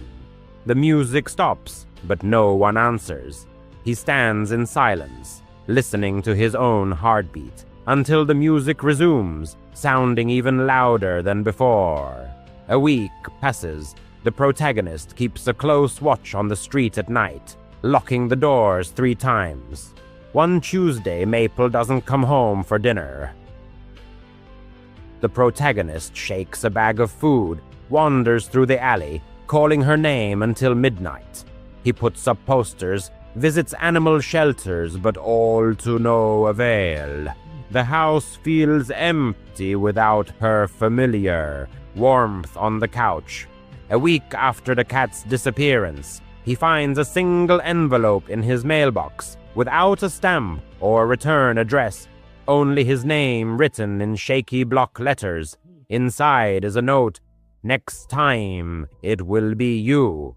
The protagonist's hands are shaking so badly that he almost drops the letter. The arriving police officers take the message away in a plastic bag and inspect the yard. No fingerprints, no security cameras, no witnesses. "Lock your doors and call if anything happens," one of them advises. The protagonist installs motion sensors, window alarms, and 3 cheap security cameras. On the first night, the alarm goes off because of a raccoon. On the second night, nothing. On the third night, at 2:14 a.m., his phone vibrates, alerting him to motion in the yard. The screen shows only darkness. In the morning, he finds that the camera is gone. Only screws remain in the siding. Now he sleeps on the couch with a baseball bat in his hands. Every creak makes him jump. At work, he gets startled when someone laughs too loudly. He starts leaving the lights on when he leaves, so the house doesn't look empty. Fear doesn't need proof. 2 weeks later, a quiet tapping wakes him before dawn. The sound is coming from the attic. The protagonist climbs up the folding ladder, a flashlight shaking in his hand. The beam of light picks out clouds of dust in the darkness. Next to the vent, Maple's blue collar lies on the floor with a broken clasp. No fur, no blood, just the collar. The protagonist falls to his knees. The police search again, but find no signs of forced entry. The detective, tired but friendly, says, "We need a face on camera." The protagonist nods, barely finding the strength to breathe. He installs a more reliable camera above the porch and replaces the one in the yard. As an extra precaution, he buys plywood and boards up the small windows in the basement. The landlord expresses displeasure with the appearance of the house, but the protagonist is adamant. One day, on a cloudy afternoon, he drives up to the house and sees a white van outside the neighbor's duplex. The neighbor himself is standing in the doorway, laughing with 2 men who are carrying out large speakers. He turns, catches the protagonist's gaze, and slowly waves. A chill runs down his spine. That evening, before entering the house, the protagonist sits in the car for 10 minutes. He makes a list: sell the house, move, find a second job to cover the higher rent. Before going to bed, he calls 3 real estate agents. Real estate websites show high demand in his area, giving him a glimmer of hope. At 3:07 a.m., the camera on the porch sends a signal. The footage shows a figure standing in the shadows. The dark silhouette raises a hand, in which there is a small object, possibly a key, possibly a knife, and then retreats. The protagonist saves the recording and sends it to the detective, who calls back at lunchtime. The attacker is wearing a mask. The house number is not visible. Helpful, but not enough for a warrant. the detective states. All of that is needed for a warrant, he stated. Later that day, while inspecting the car's interior, the narrator discovered a screwdriver tucked away beneath the floor mat. The screwdriver had been left untouched. Instead, the finding was photographed, carefully sealed in a bag using gloves, and added to the ever-growing file of evidence. The detective expressed his gratitude via email, but offered no guarantees regarding further developments. Deciding to relocate temporarily, the narrator packed a suitcase and spent the night at a friend's house. The following morning, fresh scratches were found on the front door, right near the lock. The friend assisted in arranging for the sale of the house. Within a week, an investor was found who purchased the property site unseen. The narrator resolved never to return to that house. He moved into a secured apartment complex with round-the-clock security and surveillance cameras installed in every hallway. Maple never came back. The threatening letter, the missing pet's collar, the video footage of the suspicious silhouette, the screwdriver found in the car, none of it led to any charges being filed. The case was suspended and archived. Despite this, the narrator still checks his mail with trepidation. Every time he hears music coming from behind a wall, a queasy feeling rises in his throat. Somewhere out there, a person skilled in the art of silently deflating tires, abducting pets, and surreptitiously delivering letters to mailboxes is at large. He knows the narrator's name. He knows that fear still haunts him. At night, the narrator thinks he hears Maple. Perhaps he is waiting for the right moment to strike again. Children's creativity, especially drawing, serves as a means for young talents to express deep feelings and emotions that they are not yet able to comprehend and articulate. At the same time, children often depict their surrounding world, familiar objects, and situations. Therefore, if a child's drawings include figures of strangers holding their hands, it could indicate something deeper and more unsettling. Martin and his wife, raising a 6-year-old daughter and a 3-year-old son, encountered an unexplainable phenomenon. Their daughter, whom we'll call Jess, had an extraordinary love for drawing, and her parents fully encouraged her hobby, providing her with all the necessary art supplies. They had a whole Crayola backpack filled with markers, colored pencils, crayons, and drawing paper. Jessie's room and even her backpack were filled with numerous drawings, mostly with ordinary, innocent subjects. However, one day Martin discovered a drawing in his daughter's room that puzzled him. It depicted an unfamiliar woman holding Jess's hand.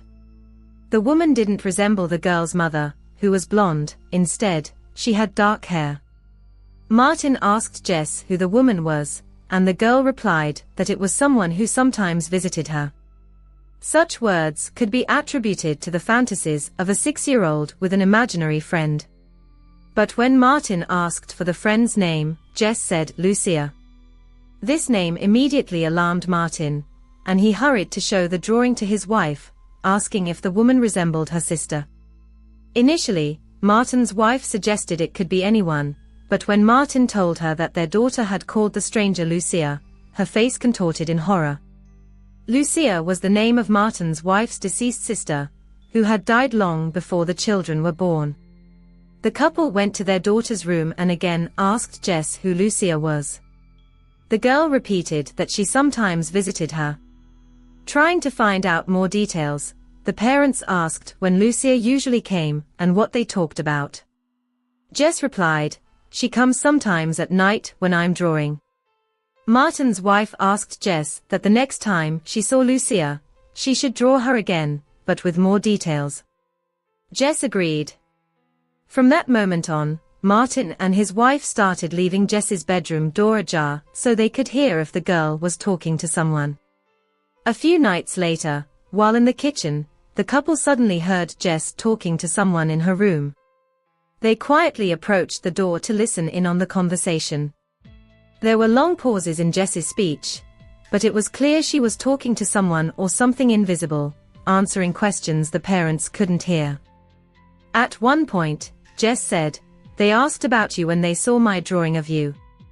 They want me to draw you again." Then Jess fell silent, and Martin and his wife entered the room, asking if she had been talking to Lucia again. The girl nodded, and the parents asked where Lucia was in the room. Jess looked around the room, then stopped at a corner and said, "She's standing right there." Martin and his wife looked at the indicated corner, where there was nothing, but both felt an unsettling sensation and discomfort. Martin's wife quietly asked Jess to draw Lucia exactly, as she looked now, in full detail. Jess agreed, and the couple left the room, feeling slightly uneasy. Soon, Jess called her mom back into the room. Martin and his wife returned to their daughter, and she showed them a new drawing. This drawing confirmed the couple's worst fears. In it, Jess had depicted Lucia with blue eyes, a small mole above her lip, and dressed in white. Lucia had been buried in a white dress, she had blue eyes, and a mole above her lip. Martin's wife wasn't close to her sister, only briefly attending her funeral. Jess had never known about her deceased aunt, and there were no photos of her in the house. Martin and his wife forbade Jess from talking to Lucia. Not because Lucia had done anything terrible in life, but because it frightened the couple.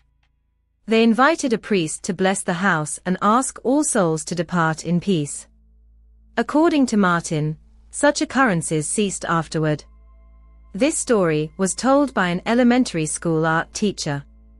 Twice a year, she held an event with each class called Draw and Tell, where children drew something meaningful to them and then told the story behind the drawing. One day, in a third-grade class, most students drew themselves, their families, pets, and other familiar things. But one boy was drawing something that resembled fire. Other children at his table were making fun of him. The teacher approached the boy and asked why he was drawing fire, when he was supposed to draw something meaningful to him. The boy replied, "I know, I'm not finished yet."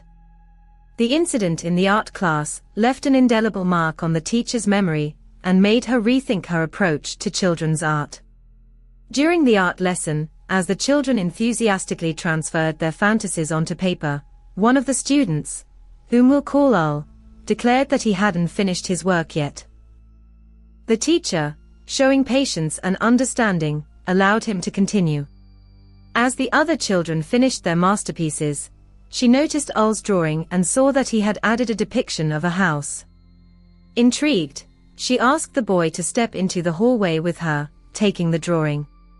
In the hallway, the teacher, concerned by what she saw, asked Al why he had drawn a burning house, as such a picture clearly didn't fit the Draw and Tell lesson's theme. The boy's answer shocked her, "It's not. It's the house my parents tried to burn down with me inside." The teacher was speechless, unsure how to react to such a terrible confession. Confused, she kept the drawing, asked the boy to return to his seat, and announced that the Draw and Tell lesson was cancelled. Returning to the classroom, she sat at her desk for a moment, holding back tears, and then told the students that everyone would take their drawings home. This tragic story, shared by an anonymous parent, makes one wonder what secrets might be hidden behind children's drawings. Another story, involving Molly's family, a 5-year-old quiet and well-behaved girl, according to her father, also causes alarm and concern. One night, Molly came into her parents' room and said she was afraid there was someone in her closet. Brad, the girl's father, took her back to her room and showed her the inside of the closet to convince her there were no monsters there. The next night, Molly again came into her parents' room, saying there was a monster in her closet again. This time, Brad and Jane allowed Molly to sleep with them. The next day, Molly drew the supposed monster she had seen and showed it to her parents. Brad stated that the drawing, admittedly, scared him, but up until that point, it all seemed like normal childish things. Until one of the following nights, Brad and Jane were woken by Molly's crying and screaming. They rushed to her room to find out what happened, and she said, "I'm bleeding," lifting her shirt on her back, where 2 scratches were visible. Molly claimed it was the monster. Brad turned the entire bedroom and the whole house upside down, looking for anyone who could have done it. When the house was empty, Brad and Jane had no choice but to assume that Molly had probably done it herself somehow, either intentionally or accidentally.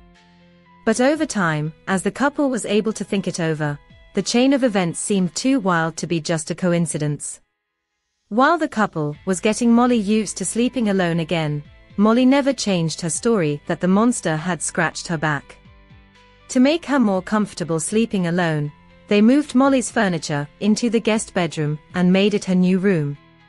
Molly came into her parents' room a couple more times in the middle of the night, but both times when asked if she had seen the monster again, she said, "No, I'm just scared." Fortunately, no further physical harm was inflicted upon her in her sleep. Another story, sent in by Giovanna, tells of a mysterious drawing she found on her desk in her room. Since she lets her 7-year-old brother draw on her desk, it seemed strange to her from the beginning that her brother would leave it on the desk at all, because he usually took all his drawings back to his room and hid them.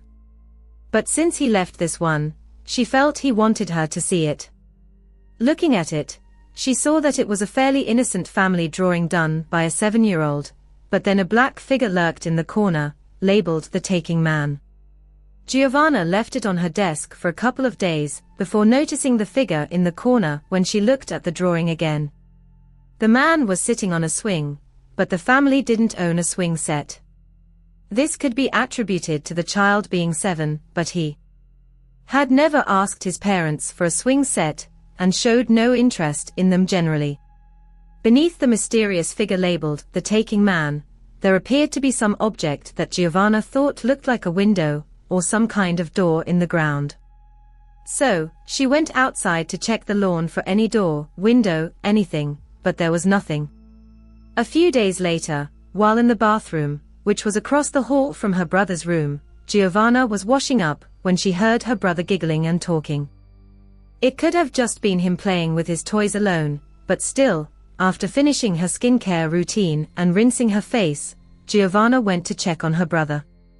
His door was slightly ajar, so she peeked in and saw him on the floor, talking to something under his bed. She quickly opened the door, and her brother stood up, sat on his bed, and turned his head towards the television. When she asked who he was talking to, he replied that he wasn't talking to anyone. Assuming he was just playing, Giovanna went to bed. The next morning, her brother woke up holding an empty glass and asked if she could fill it with chocolate milk. Giovanna went downstairs to fill his glass and came back upstairs with a couple of snacks for herself. She entered her brother's room and, strangely, saw him sound asleep. She woke him up and handed him the glass, but he insisted he hadn't asked for it. However, she knew he had, so she didn't argue with him and left the glass next to his bed. A glass of water had been left on the nightstand. That night, around 4 a.m, Giovanna awoke to the sounds of conversation coming from her brother's room. Without losing a second, she went across the hall to his room and peeked inside. The girl remembered her brother's voice, animatedly talking to someone, and a vague silhouette of a dark figure looming in the dim light. The next thing she remembered was waking up in her own bed the next morning. When questioned by his sister, the brother merely shrugged, puzzled, assuring her that he didn't remember any nighttime conversations. Giovanna, concerned by what she had seen and the strange drawing, shared her worries with her parents. After talking to their son, they learned that the character in the drawing was the Taking Man, who returns and takes things.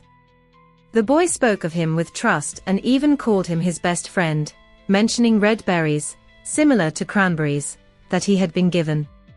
However, according to the child, this mysterious friend would not return. Giovanna still cannot say with certainty whether what she saw in her brother's room was a dream, or a sinister reality. The image of the dark figure, imprinted in her memory, was too vivid and clear to be a simple dream.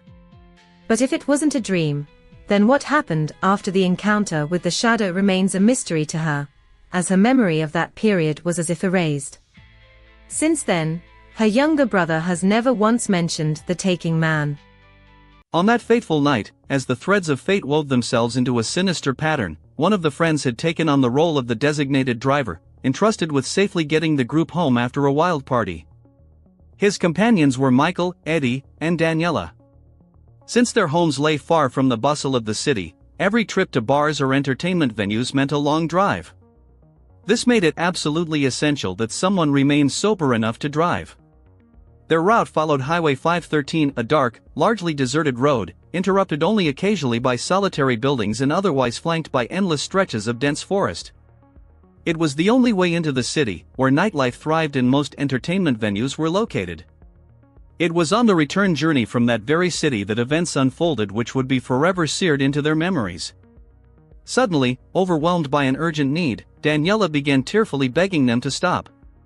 The driver tried to calm her, explaining they'd have to wait a little longer, but he, too, was growing nervous. Combined with Daniela's drunken cries, this prompted a simple thought: why not just pull over and find privacy in the nearby woods?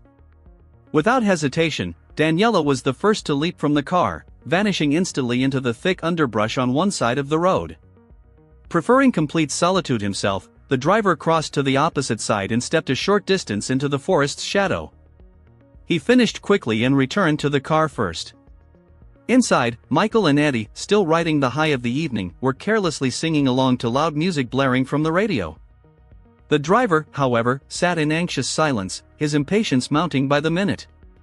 His two inebriated friends seemed utterly oblivious to Daniela's absence. She had now been gone for at least 5 minutes. This delay forced him back out of the car to call her name.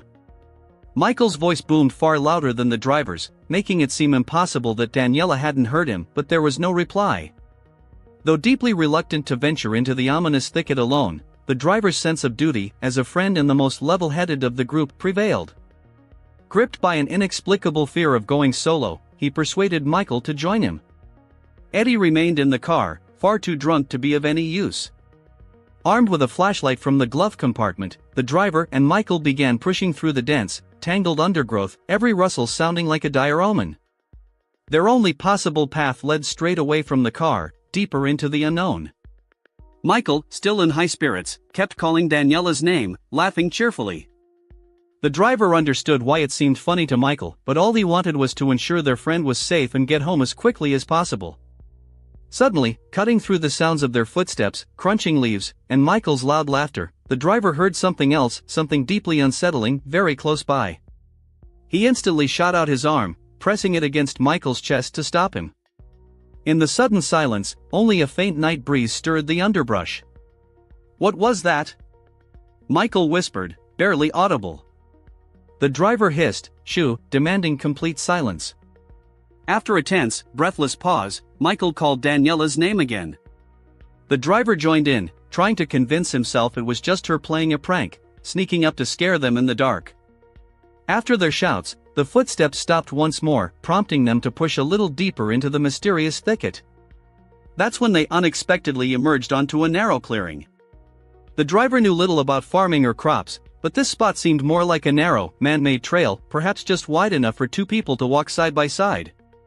He slowly swept the flashlight beam across the area, first left, then right, straining to pierce the encroaching darkness. Suddenly, 3 distinct footsteps reached his ears, then several plants parted as someone stepped into the opening. At first, the flashlight illuminated only the newcomer's legs. Given the situation, the driver assumed it was Michael.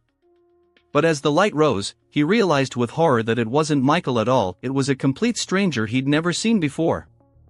The man's features were too indistinct to describe clearly, but one thing was certain: he did not look friendly. Overwhelmed by sudden, all-consuming terror, the driver bolted back in the only direction he remembered. He ran so fast he estimated it took him only about 10 seconds to reach the car. Eddie was asleep inside, deeply unconscious, rendering any hope of help from him useless.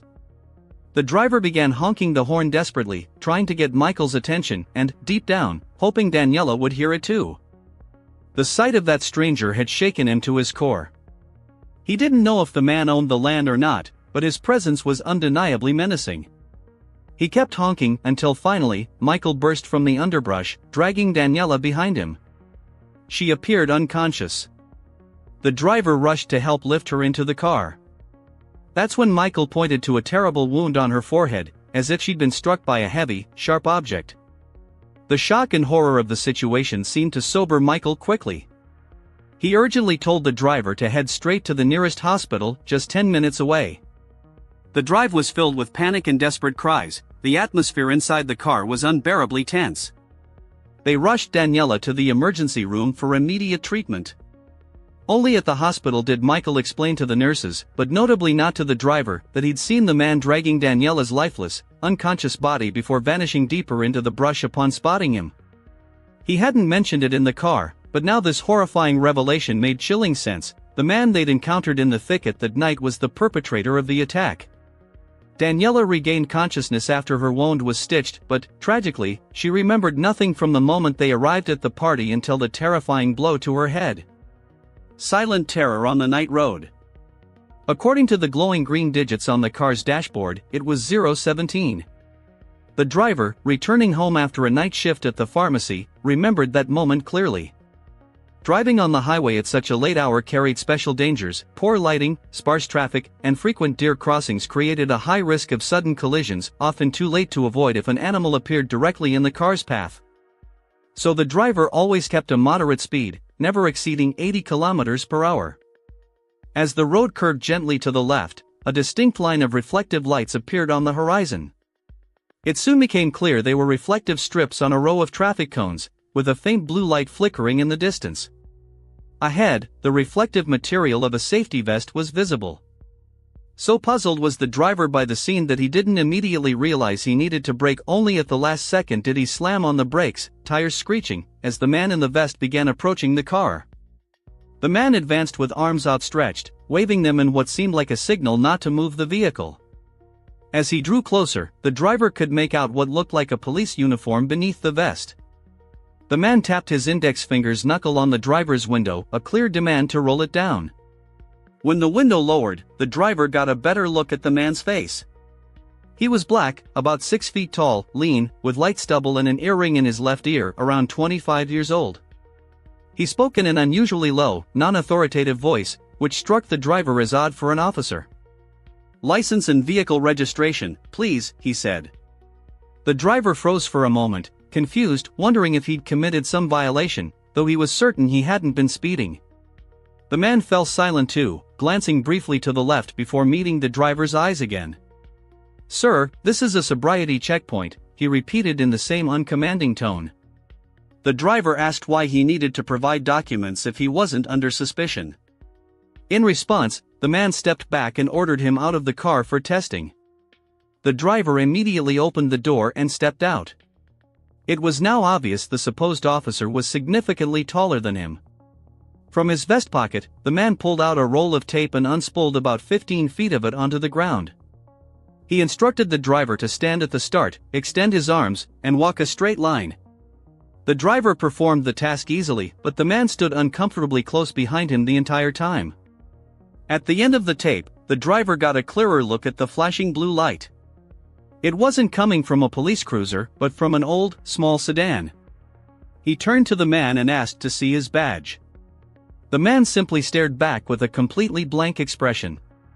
In that moment, realization dawned and the driver's heart clenched. This man was not a police officer. Then the man mumbled something unintelligible at first, but as he moved toward his car, the driver thought he said, "I'll get it in a sec." He leaned into his vehicle, reaching for something. Seizing the distraction, the driver sprinted back to his own car. The man raised a gun the instant the engine started. Needless to say, the driver floored the accelerator and the car surged forward, scattering traffic cones in its wake. He saw the pursuer's headlights switch on, but by then his own car was already hundreds of feet ahead. He was now doing over 95 km per hour, leaving the other driver no chance of catching up. At the next exit, he turned off, and as soon as streetlights appeared, he switched off his own headlights to avoid drawing attention on the way home. His only regret was not having a dashcam to record the incident. He was certain it would have made national news. Another driver, traveling from Maine to upstate New York, looked forward to a week with family. His journey began right after work, around 5:30 p.m., so he didn't expect to arrive before 1 a.m. The top of his Jeep Wrangler was off, letting him fully enjoy the warm night air. Somewhere in Vermont, long after night had fallen, a low fuel warning light flashed on the dashboard, accompanied by an alert sound. Unfortunately, the fuel gauge was faulty, making it impossible to know exactly how much gasoline remained. His brother, who'd driven the Jeep the day before, claimed he'd filled it to the brim, but clearly, he'd either been mistaken or deliberately misleading, as the driver hadn't used nearly a full tank. Just then, a blue road sign appeared ahead. One panel displayed a gas station symbol, prompting the driver to exit the highway onto a deserted road he assumed would lead to a town. But his hopes were quickly dashed. The Jeep began sputtering and lurching, emitting strange, ominous noises. Within seconds, acceleration failed, and the engine died helplessly. He couldn't believe it, but the truth was undeniable: he was out of gas. He jumped out and immediately called roadside assistance, giving his exact location. He was told help wouldn't arrive for at least 20 minutes.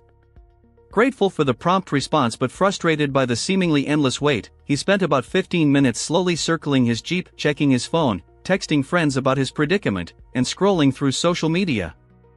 Absolute silence surrounded him, no distant traffic, no passing cars, just the chirping of crickets and other nocturnal forest creatures. Then he heard movement in the woods. The footsteps sounded heavy, leading him to suspect a deer, or possibly a bear, given this was known bear territory.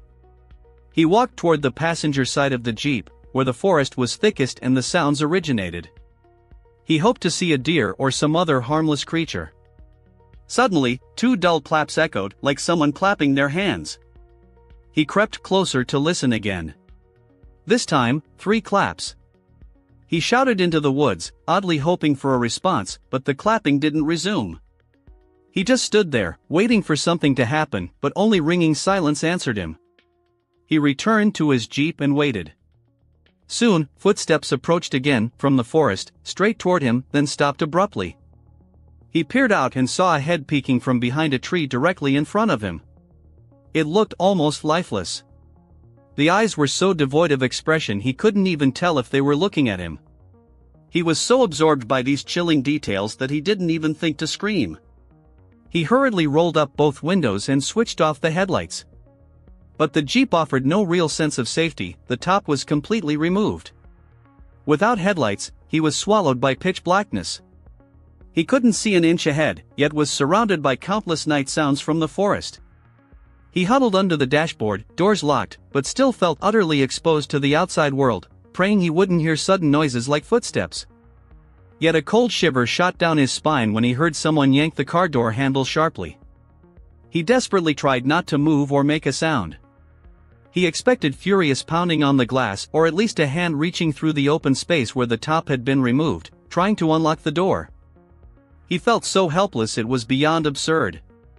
Suddenly, as if from nowhere, a hand grabbed him violently from behind.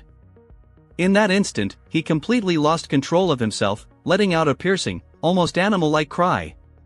Yet, to his immense relief, the hand gripping his shirt suddenly released its hold, and at that very moment, the space around him began to fill with a bright light. The distant rumble of an approaching truck engine sounded to him like the most welcome and salvific symphony he had ever heard. He hastily scrambled to his feet and turned to see the headlights of a roadside assistance vehicle, a beacon of salvation. But the figure who had just terrified him to his very core had vanished without a trace, swallowed by the darkness. Without wasting a second, he leapt out of his car and rushed toward the man who had stepped out of the truck, a tall man in his 40s. He was nearly sobbing, struggling to recount the horror he had just endured, gasping for breath between every sentence. There was something inherently calming and reassuring in the man's manner and very presence. The rescuers swiftly refueled his car, and shortly afterward, they parted ways. Although that man's aura had offered him the solace he so desperately needed in that terrifying moment, the memories of what happened that night continued to haunt him. The image of that lifeless face peering out from behind the tree remains indelibly etched in his mind, a relentless reminder of the terror he experienced. For nearly a decade of service, patrolling the silent expanses of Texas highways had become routine. However, the night of August 9th, 2013, just past 1 a.m., brought a call that stood out from the usual. The radio reported a truck blocking part of US 277, approximately 4 miles south of the small town of Bronte. The dispatcher clarified that a passerby had reported the obstruction, followed by a 911 call. The caller identified himself as Brandon Lawson, 26, and urgently pleaded for help. His words were fragmented but chilling. Someone was chasing him. Despite distortion and static, the voice on the line sounded extremely agitated and urgent. As the closest patrol to the scene, the officer immediately activated his emergency lights and headed to the specified location. Highway 277, especially at night, is an extremely isolated stretch of road. The landscape is monotonous, flat fields covered in thorny mesquite, and the rare silhouettes of rabbits crossing the road. The moon that night was bright enough to cast long shadows, but this only intensified the feeling of eerie silence. Over the years, the officer had seen many vehicle breakdowns in these parts, from running out of gas and flat tires to drivers simply losing their way. Yet, there was something profoundly unsettling about this particular call. Arriving at the scene around 1:10 a.m. confirmed the dispatcher's information. Indeed, a silver Ford F-150 was there. It was parked extremely carelessly, partly on the shoulder and partly occupying a lane of traffic. The hazard lights were not on, and the driver was nowhere to be seen. The officer cautiously approached from behind, and the powerful spotlight of his patrol car cut through the pitch darkness. The truck's windows were down, and there were no keys in the ignition. There were also no signs of an accident or struggle, just an empty, abandoned vehicle. The officer radioed in the license plates and confirmed that the vehicle was registered to Brandon Mason Lawson, residing in San Angelo. Stepping out of the car, the officer felt the gravel crunch under his boots.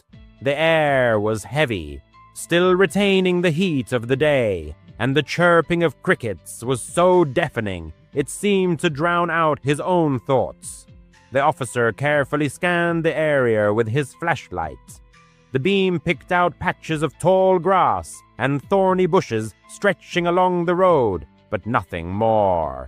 No tracks, no broken branches, nothing that could provide any clue as to where this person had disappeared. A loud shout, "Brandon Lawson, Sheriff's Department," echoed through the area, then faded into absolute silence.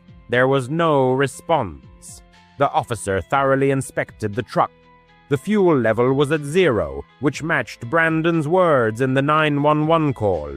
A pack of cigarettes lay on the passenger seat, several empty, Doctor. Pepper cans were on the floor, and a phone charger dangled from the dashboard. Ordinary items, not immediately suspicious. The officer speculated that Brandon might have walked towards Bronte or hitched a ride. However, the words from the 911 call continued to trouble him. "I'm in the middle of a field. A guy is chasing me through the woods. Please hurry." The operator who took the call confirmed that the caller's voice sounded panicked, but the connection dropped before she could get more information. There were no woods in this area, only sparse trees and brush. What on earth was he running from? Around this time, another vehicle pulled up to the scene, a pickup truck with a gas can in its bed. It was Kyle Lawson, Brandon's brother, accompanied by his girlfriend. Kyle looked extremely worried. He explained that Brandon had called him around 2:30 a.m., saying he had run out of gas. Kyle decided to bring fuel and help his brother. The officer asked if Brandon had said anything else, perhaps about trouble or someone chasing him. Kyle shook his head, responding that Brandon just sounded irritated about the truck breaking down. The officer asked them to stay put while he searched the surroundings. He walked approximately 100 yards in both directions, illuminating the ditches and adjacent fields with his flashlight. Nothing, no bloodstains, no torn clothing, no signs of a struggle. If someone was chasing him, as he claimed, where did they disappear? There were no other vehicles in the area, and the nearest residence was several miles away. The officer called for backup, and soon another couple of sheriff's deputies joined them to assist in the search. They combed the fields until about 3:00 a.m., but Brandon had seemingly vanished. By dawn, the Texas Rangers were called in. Later that day, they deployed a helicopter that searched the area for many miles around. The results remained the same. Nothing. Soon after, Brandon's girlfriend, Ledesha, arrived in a state of extreme panic. She explained that they had argued that night, and Brandon had left to cool off, planning to go to his father's in Crowley, a 3-hour drive away. She also mentioned that Brandon had been clean from drugs for a long time, but there was an old arrest warrant for him, years old, related to a minor drug possession charge. This made the officer wonder if he had fled to avoid law enforcement. But then why call 911 if he intended to disappear? The 911 call recording was truly chilling. The officer listened to it at the station. Brandon's voice was fast, breathless, as if he was running.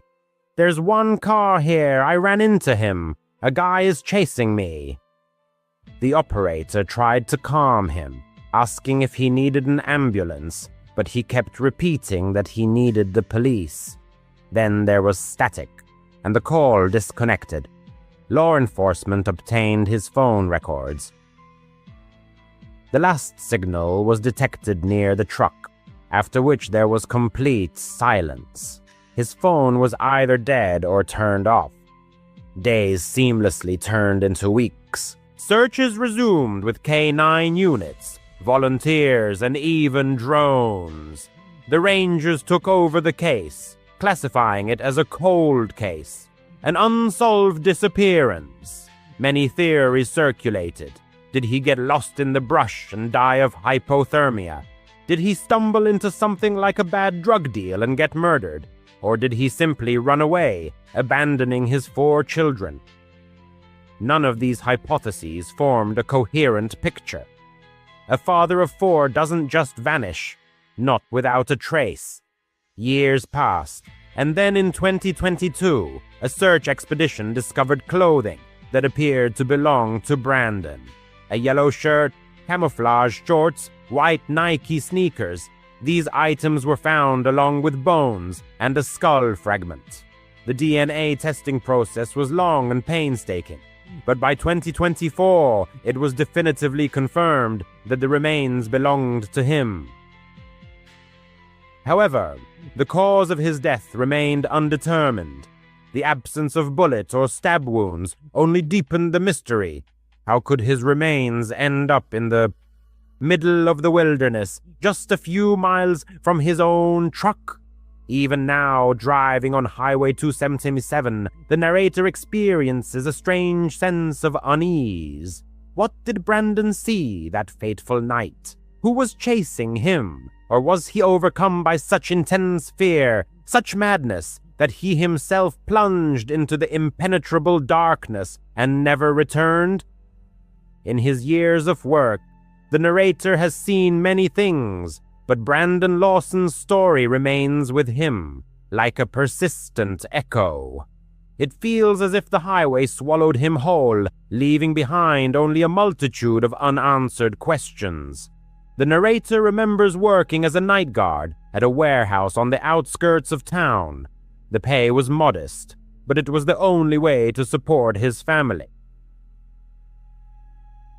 His wife stayed home, caring for their young son, while he spent long nights patrolling the cold, deserted aisles filled with stored goods.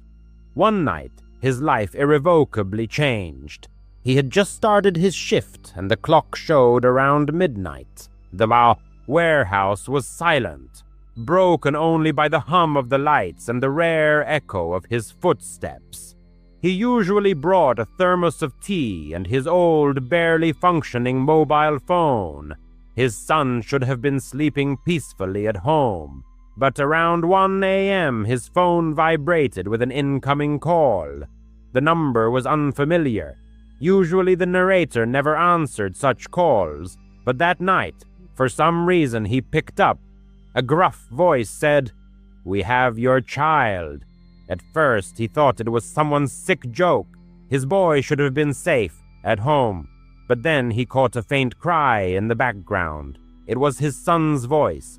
The narrator's stomach clenched with terror. The man demanded money, a colossal sum of $10,000, which he could never have raised. He was a poor man working as a guard for meager wages. He said he didn't have that kind of money. The man just laughed and stated that he had until the next evening. Then the connection broke. That night, the narrator left the warehouse, trembling with fear, and rushed home. His wife was in a panic. Their boy was gone. His son's bed was empty, and the back door was wide open. They immediately contacted the police. The narrator told them everything, including the call. The police advised them to remain calm and assured them they would set a trap for the kidnappers. The narrator couldn't sleep and couldn't eat. All he did was wait for the phone to ring again. The next day, the kidnappers called back. They named a meeting place, an abandoned parking lot by the river. The police devised a plan. They would hide in unmarked cars, watching every corner, while the narrator would bring a bag that looked full of money. They promised to catch the kidnappers before anything happened. That night, he drove to the parking lot with the fake money. The place was dark, surrounded by broken streetlights and weeds pushing through cracks in the asphalt. The river made a faint noise in the distance. His hands were sweaty on the steering wheel, and he constantly looked at the passenger seat where the bag lay. The police contacted him through a small earpiece. They told him to stay calm, just follow instructions. He got out of the car and stood under one of the few working lights. The air was cold, and he could hear every beat of his heart. Minutes stretched into what felt like an eternity. Then, without headlights, a car pulled up. It slowed and stopped about 20 feet from him. His throat was dry. A man in a dark hoodie and mask emerged. He stared at the narrator, then at the bag in his hand. For a second, the narrator thought it would work. The man walked slowly but steadily towards him.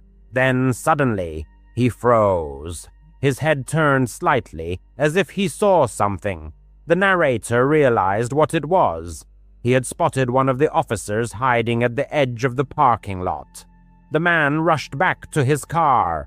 The doors slammed shut, and the engine roared.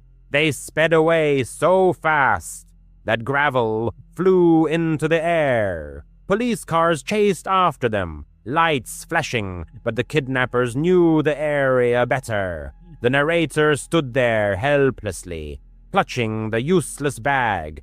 The chase ended in failure. The officers lost them somewhere in the labyrinth of old roads by the river. When they returned, all he could do was collapse onto his car, feeling that he had lost everything. That was the last time he had hope. The next morning, a package appeared on his doorstep. He knew what it was before he even opened it. Inside was the body of his child. His world crumbled. He felt dead inside. His wife screamed until she lost her voice. He couldn't even explain the pain. It was like something had torn open his chest and left it empty. He couldn't protect him. He couldn't save him. After that, the police worked day and night. It took weeks, but they finally caught those people. There were 3 of them. All had prior convictions, robberies, assaults, and worse. They confessed after hours of interrogation. They had been watching the narrator for weeks, knowing he was poor and thinking he would do anything to get his child back. Now they are in prison. The law says justice has been served. But for the narrator and his wife, nothing feels like justice.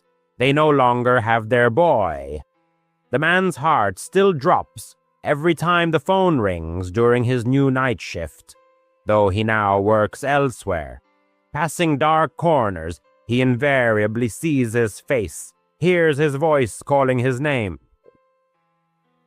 That fateful night at the warehouse, which seemed like an ordinary shift, ended up costing him everything he held dear. No matter how many years pass, the silence of those endless warehouse spaces continues to remind him of the stillness that has settled in his own home. The tragedy occurred in May 2025. This isn't a story where fear creeps up suddenly, but it is certainly the most terrible experience of his life. The man and his friend, Brandon, both in their early 30s and from Atlanta, eagerly anticipated a 10-day trip to Universal Studios in Orlando, Florida, to escape the routine of their office weekdays. They had been looking forward to this journey for months, discussing future rides on the Velocicoaster, exploring the magical world of Harry Potter, and many other attractions. They booked a room at the Hard Rock Hotel, located right by the parks, with 2 queen beds and a magnificent view of the lagoon. Brandon asked if his girlfriend Michelle could come with them. They had met on Tinder a few months prior, and he was completely smitten with her. The man agreed without hesitation, believing it would be a fun addition to their company. At the airport, Michelle made a pleasant impression. She was about 25 years old, had brown hair, a wide smile, and was wearing a Gryffindor t-shirt. They hugged, chatted a bit about the upcoming flight, and headed to the hotel. At that point, there were no red flags, but the situation began to change rapidly. By the first day, Michelle had completely taken the lead. She insistently demanded they skip the parks to visit random restaurants she found online, whether it was some Cuban place downtown or a vegan cafe miles away. If the friends wanted to go on a ride, she would pout or cleverly change the subject. Brandon always gave in to her, and the man agreed to keep the peace. It was certainly annoying, but he attributed it to her personality quirks. Soon Michelle started talking non-stop. She endlessly chatted about her job, her ex-lovers, or strange theories, such as Disney secretly running Universal. She seemed unstoppable. Brandon suggested it might be ADHD, or perhaps she had forgotten to take her medication. At night, the man couldn't sleep either. She would talk through the bathroom door while brushing her teeth, or whisper to Brandon at 2 a.m. The man would hide his head under his pillow, but her voice drilled through it. Brandon also looked exhausted, but he just shushed her and rolled over. The worst part was that Michelle stayed in their room. Brandon asked if he minded, as she couldn't afford a separate room. The man said it was fine. thinking he was being a good friend. This was a huge mistake. The room became cramped. Her belongings were everywhere, chargers, makeup, snacks, all over the beds. There was no privacy, no quiet. By the third day, the man was at his breaking point. That day, they finally managed to visit the parks. They rode the Hulk coaster, enjoyed butterbeer, and laughed in the Simpsons area. It felt like the trip they had originally planned. Afterward, the man grabbed a burger at City Walk, Antojitos, cheap and tasty. Around 8 p.m., he keycarded into their room. He is 14 now, but this happened when he was 11. His older sister was suffering from a severe toothache again. She never really brushed her teeth, and such nights were not uncommon in their house. It was bitterly cold outside, one of those nights when the air burned your nose and the windows were covered with a thin layer of frost. Mom stood in his doorway, half dressed in her coat, and asked if he wanted to go with them to the dentist. The boy replied that he preferred to stay home. He hated the cold and liked the thought of a warm blanket and a movie. She said they would grab food on the way back. It sounded perfect.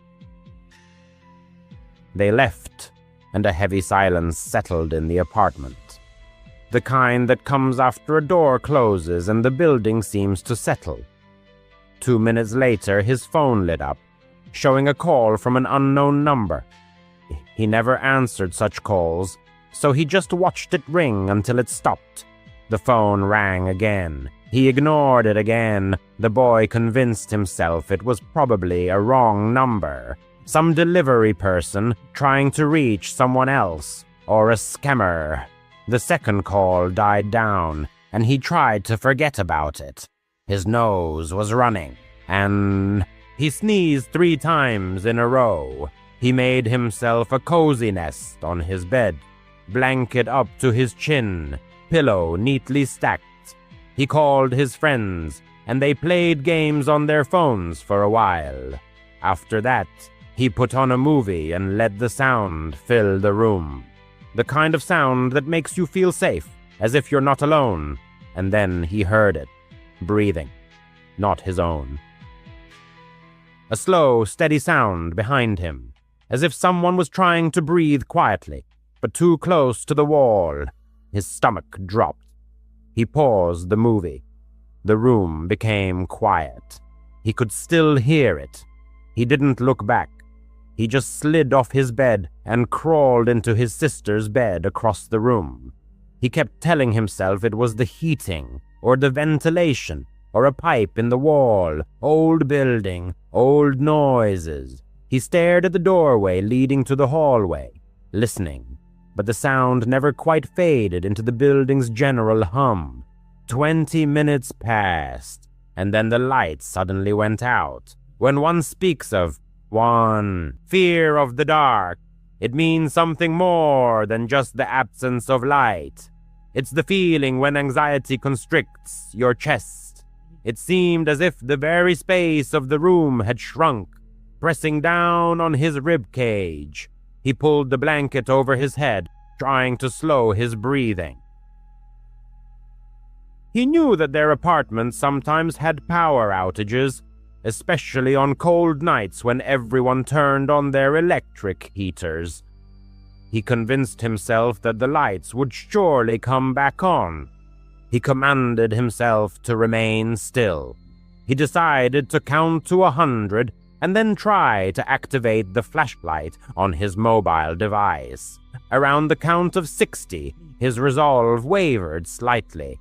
He abruptly threw off the blanket and grabbed his phone. The battery was only at 10%. His attempt to turn on the flashlight was unsuccessful, as the phone was in power-saving mode and would not allow that function to be activated. He desperately tapped the screen, as if these actions could change anything. No light. Just a dim lock screen reflecting his own face. Enos, At that moment, the bathroom door stirred. It didn't slam shut, but slowly closed, the latch making a barely audible click. The bathroom door was light, and sometimes a draft from open windows could push it, but this time all the windows were tightly closed. The person was acutely aware of this. Their gaze was fixed on the dark silhouette of the doorway, and a flush of heat spread across their face. The person didn't want to speak, but finally uttered, "Mom." In response, there was only silence, broken only by the creaking of the building, a common occurrence in cold weather. The person sat perfectly still, hearing their own heartbeat in their ears. Thoughts turned to Mom's car pulling onto the street. The smell of takeout food came to mind. The person imagined the bright lights of the dentist's office and their sister's complaints. The mental replay of mundane things continued to ward off the rising fear. The electricity returned with a soft pop, and the lights flickered.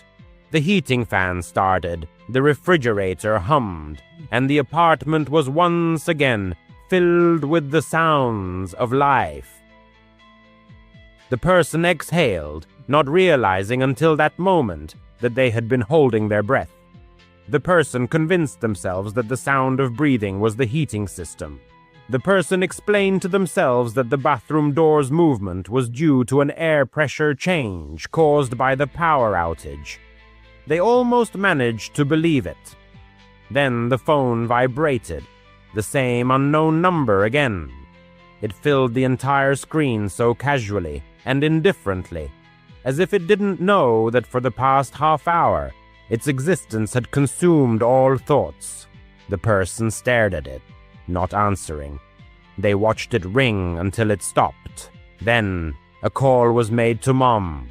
The person tried not to sound scared, but their voice still trembled. They said that something had been heard, that the lights had gone out, that someone kept calling. Mom replied that they were paying the bill and heading home immediately. 10 minutes, she said. Every second of those 10 minutes stretched like an entire minute. The person got up and, on shaky legs, crossed the room to the bathroom. The door was closed. Placing a hand on the handle, they stood there, almost touching the wood with their forehead, listening. Nothing. Quickly opening it, they found the bathroom empty, towels neatly in place, shower curtains still. Nothing moved. The person returned to the bedroom and tried to laugh at themselves. They turned the movie back on, making the sound too loud. When Mom and sister returned home, the person almost ran to the door. Cold air rushed in with them, and the apartment smelled of the street, the dentist's office, and food. Mom touched their face and asked if everything was okay. The person replied that everything was fine. Everyone ate and behaved as usual, and the person convinced themselves that the night was over, but it wasn't.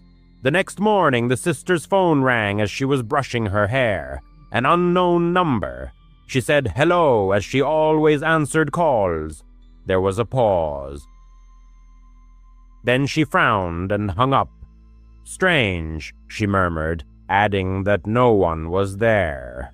The person advised her not to answer if it called again, and told her that the number had called them last night too. The sister grimaced and suggested, maybe it's the dentist.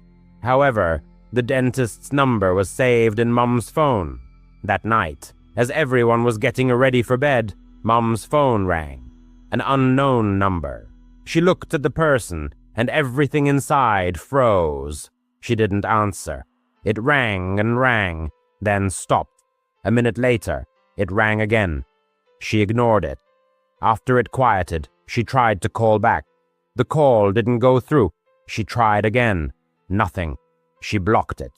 2 days later, it called again. This time during the day when everyone was home. It called once. hung up. Called the sister's phone, hung up, and then called the person's phone. The same pattern, as if it was moving through their house from phone to phone. The person answered, heart pounding, planning to say, "Stop calling." The phone was pressed to their ear. Breathing was heard, slow, heavy breathing.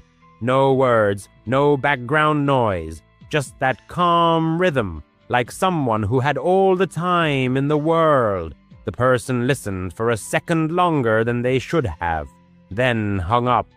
Their hands trembled so much that the phone fell onto the carpet. Mom grabbed her keys and said they were going to the police station. A report was filed. The officer was kind. He asked if the caller had said any words.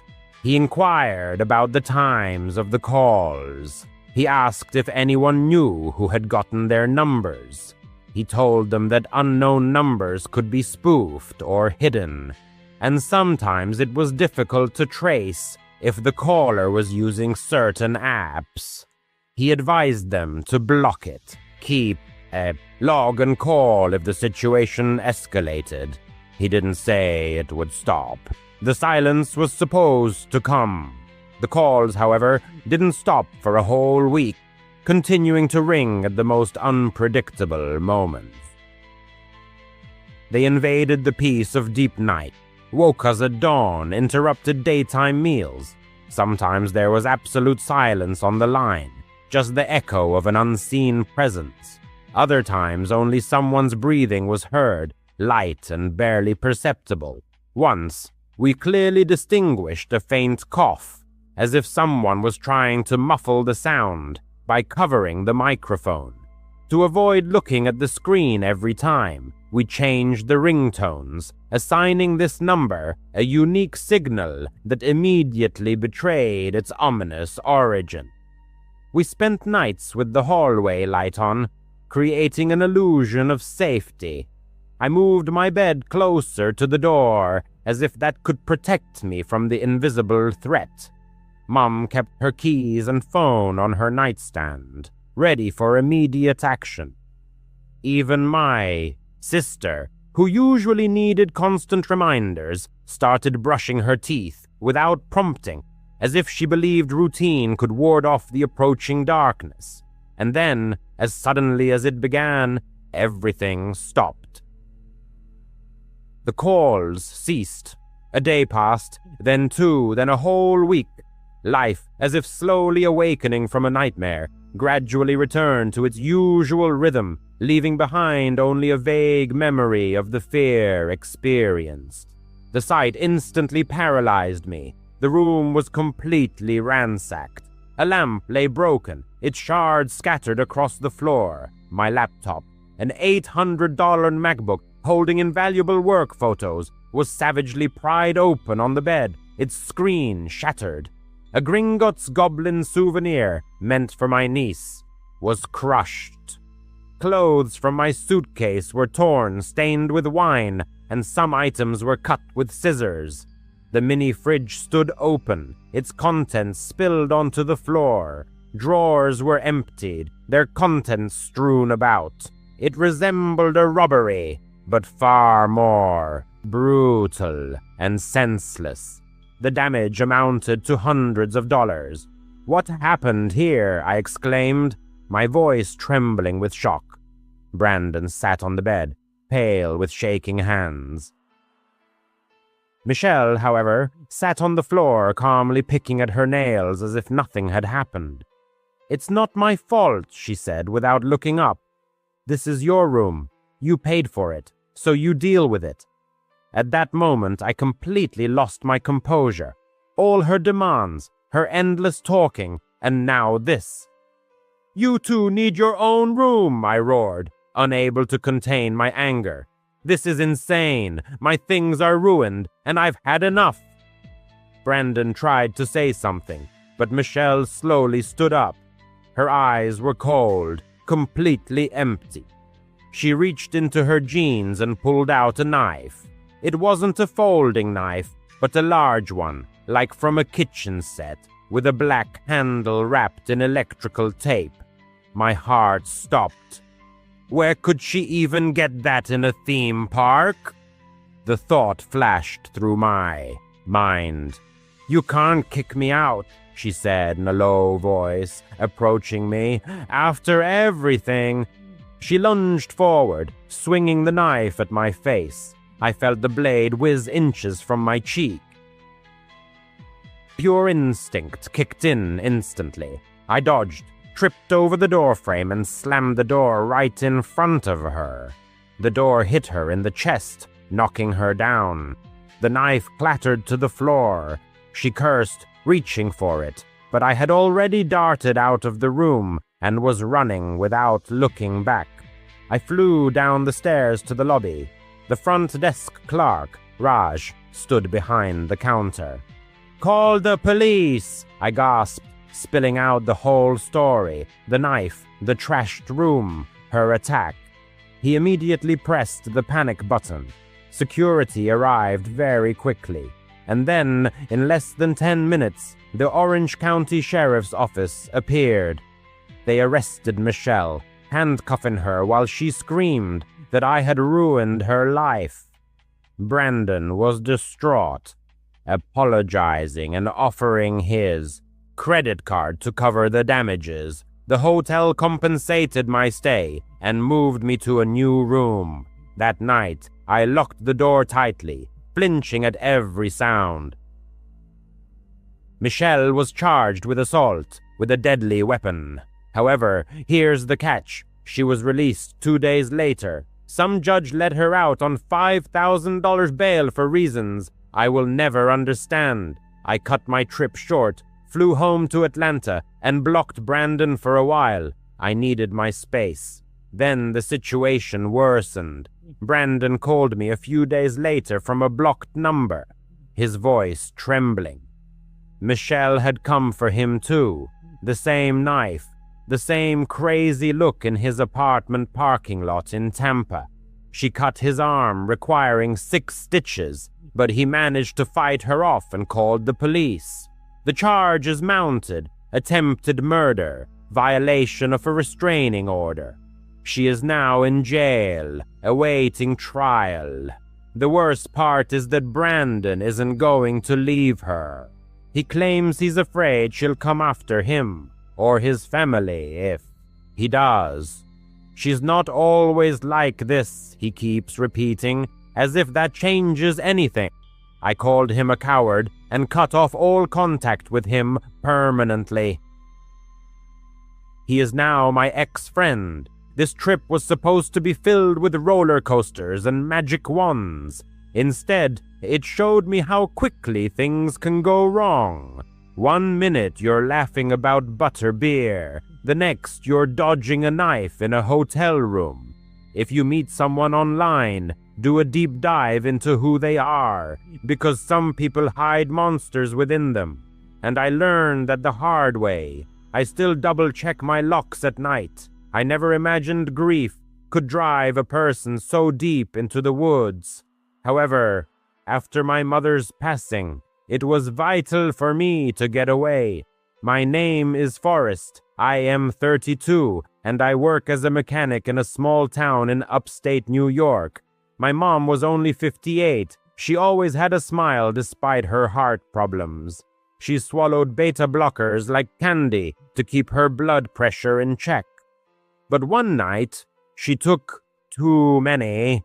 At least that's what the coroner said. An accidental overdose. However, immediately after the funeral, rumors began to circulate. My stepfather, Rick, had been arguing with her more frequently lately. The bruises on her arms, which she meticulously hid under long sleeves, bothered me. Some diner patrons swore he'd slipped extra pills into her tea, envious of her small inheritance. Others said it was just her forgetfulness, a disease affecting her mind. The police classified it as an accident. No charges were filed. Rick got the house, and I got a crushing sense of guilt for not noticing it all sooner. I couldn't sleep in my apartment anymore, staring at the ceiling, replaying the arguments I'd heard. So I packed my old Ford pickup with a tent, a sleeping bag, a cooler with sandwiches and non-alcoholic drinks, and headed for the Catskill Mountains. He headed for the Catskill Mountains.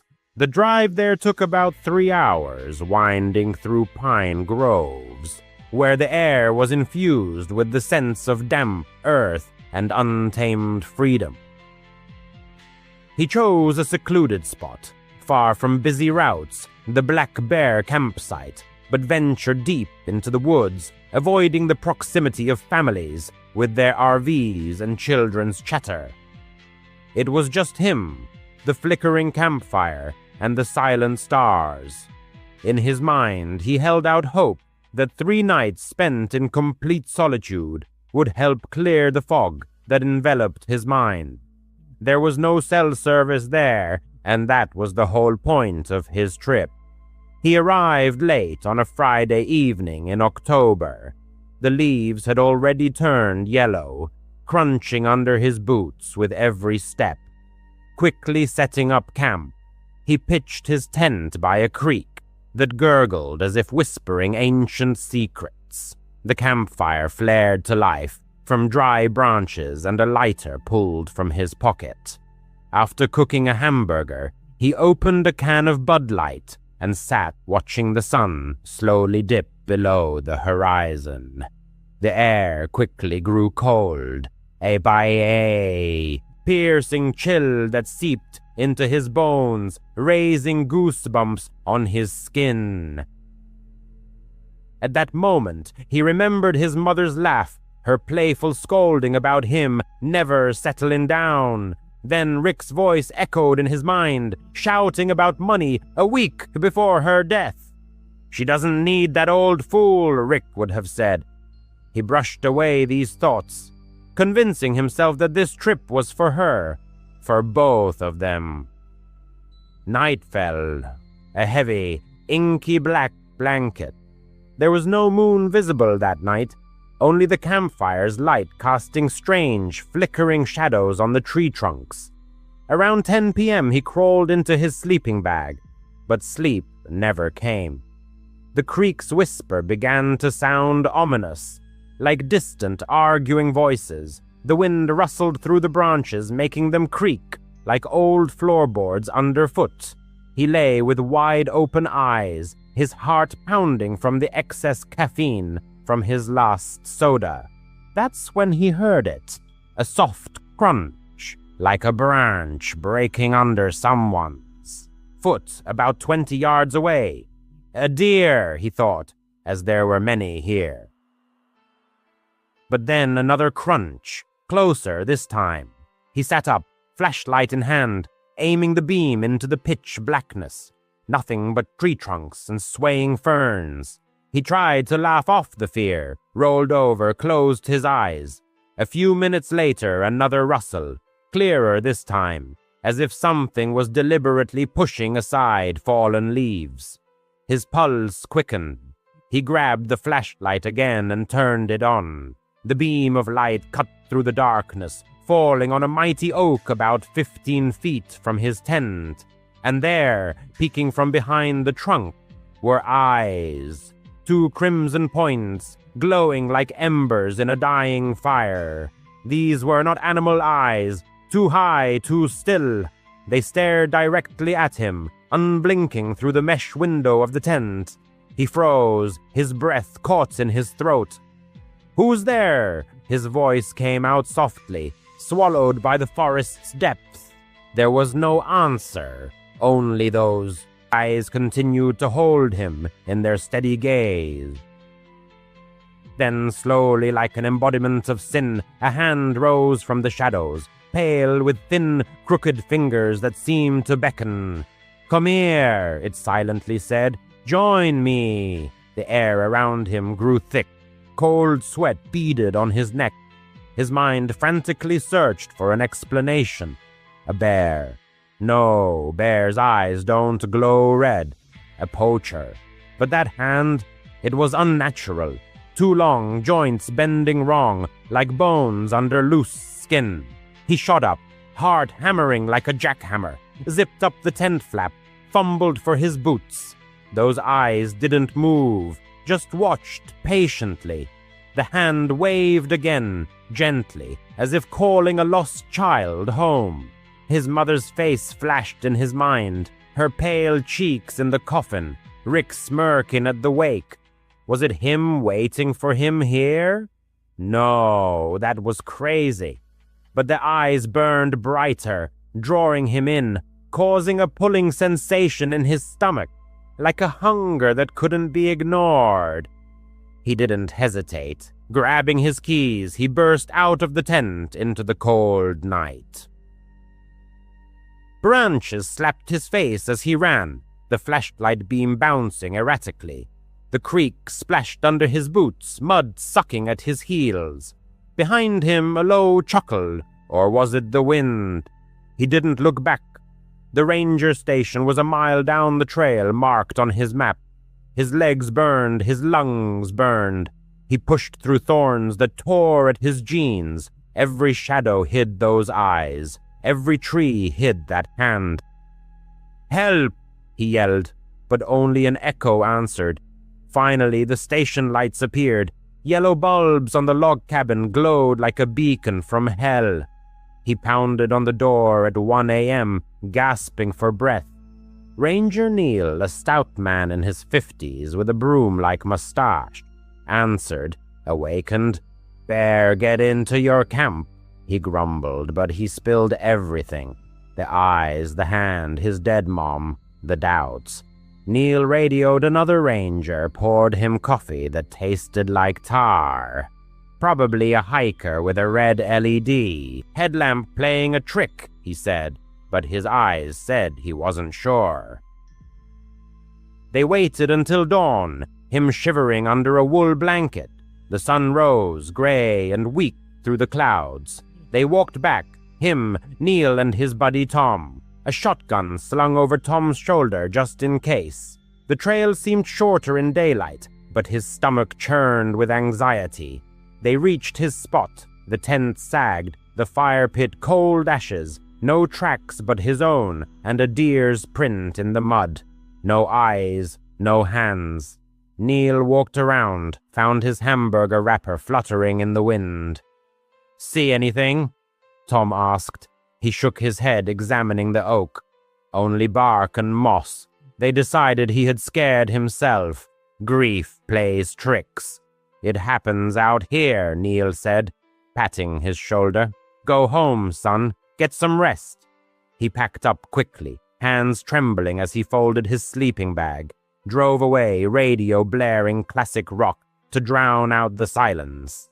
Back home, he slept for 2 days, dreaming of red lights and beckoning fingers. Several months later, Rick sold his house and moved to Florida. The police officially closed the case, classifying it as an accident.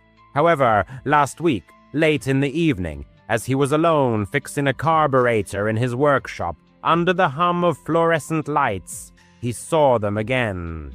In the rear-view mirror of a client's crookedly parked Chevy, 2 red eyes flickered in the dark yard, and a hand slowly rose from the shadows, beckoning him. The man rushed inside and locked the door, immediately calling the police. The arriving officers found nothing, just an empty yard where the wind rattled the chain-link fence.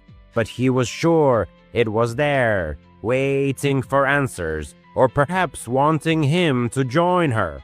Whatever caused her death, it now craves company, and it definitely knows where he lives. It was September 7th, a young woman's 24th birthday, and she dreamed of something modest. She didn't want a noisy club or an overcrowded bar. Time twos.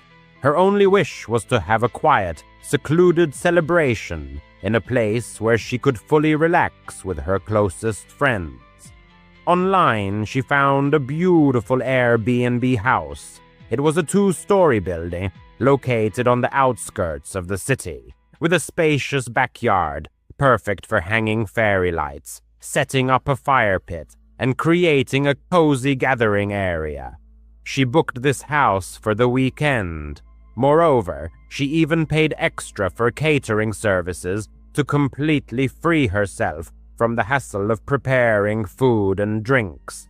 The catering company promised to send 3 waiters to serve appetizers and beverages. Her plan was a barbecue dinner accompanied by music, laughter, and a complete absence of any dramatic events. The weather promised to be warm, slightly humid, but perfectly suitable for an evening outdoors. On Friday afternoon, she arrived at the venue with her best friend, Harper. Her friend helped her unload boxes of party decorations. The house looked even better in person than in the photos. Its facades were painted white, a wraparound porch encircled the building, and a tall fence securely enclosed the yard. Inside, the owner had left the Wi-Fi code and a spare key hidden under the doormat. Harper and the birthday girl spent several hours setting up folding tables, stringing lights in the trees, and blowing up balloons. By Saturday morning, the place was fully ready for a real celebration. By 6:11 p.m., the catering staff arrived as promised. There were 2 men and 1 woman, all dressed in black vests and ties, carrying trays and ice buckets, exuding professionalism. One of the men was tall with a short haircut. The other had disheveled brown hair and a name tag that read Alex. The woman's name was Lisa. They offered polite smiles and immediately got to work. Guests began to gather around 7:00 p.m. The birthday girl's brother, Marcus, was the first to arrive, bringing a pack of non-alcoholic drinks. Then came Harper's friends from work, a few old college neighbors, and a couple of neighbors. Soon the grill was in full swing. Steaks sizzled on the grates. Corn wrapped in foil was ready to be served, and music streamed from a portable speaker. People laughed, enjoyed their drinks, and shared stories. The backyard glowed with string lights, and fireflies danced in the grass. The servers discreetly blended into the background. Tom, the tall waiter, constantly refilled drinks without being intrusive. Alex remained by the food table, ensuring trays were always full. Lisa cleared dirty plates. Everything ran smoothly, as if they had done it hundreds of times before. By 10 o'clock, it was cake time. The birthday girl had ordered a large vanilla cake from a local bakery, covered in white frosting and adorned with the inscription, 24 and thriving. Everyone gathered around the picnic table.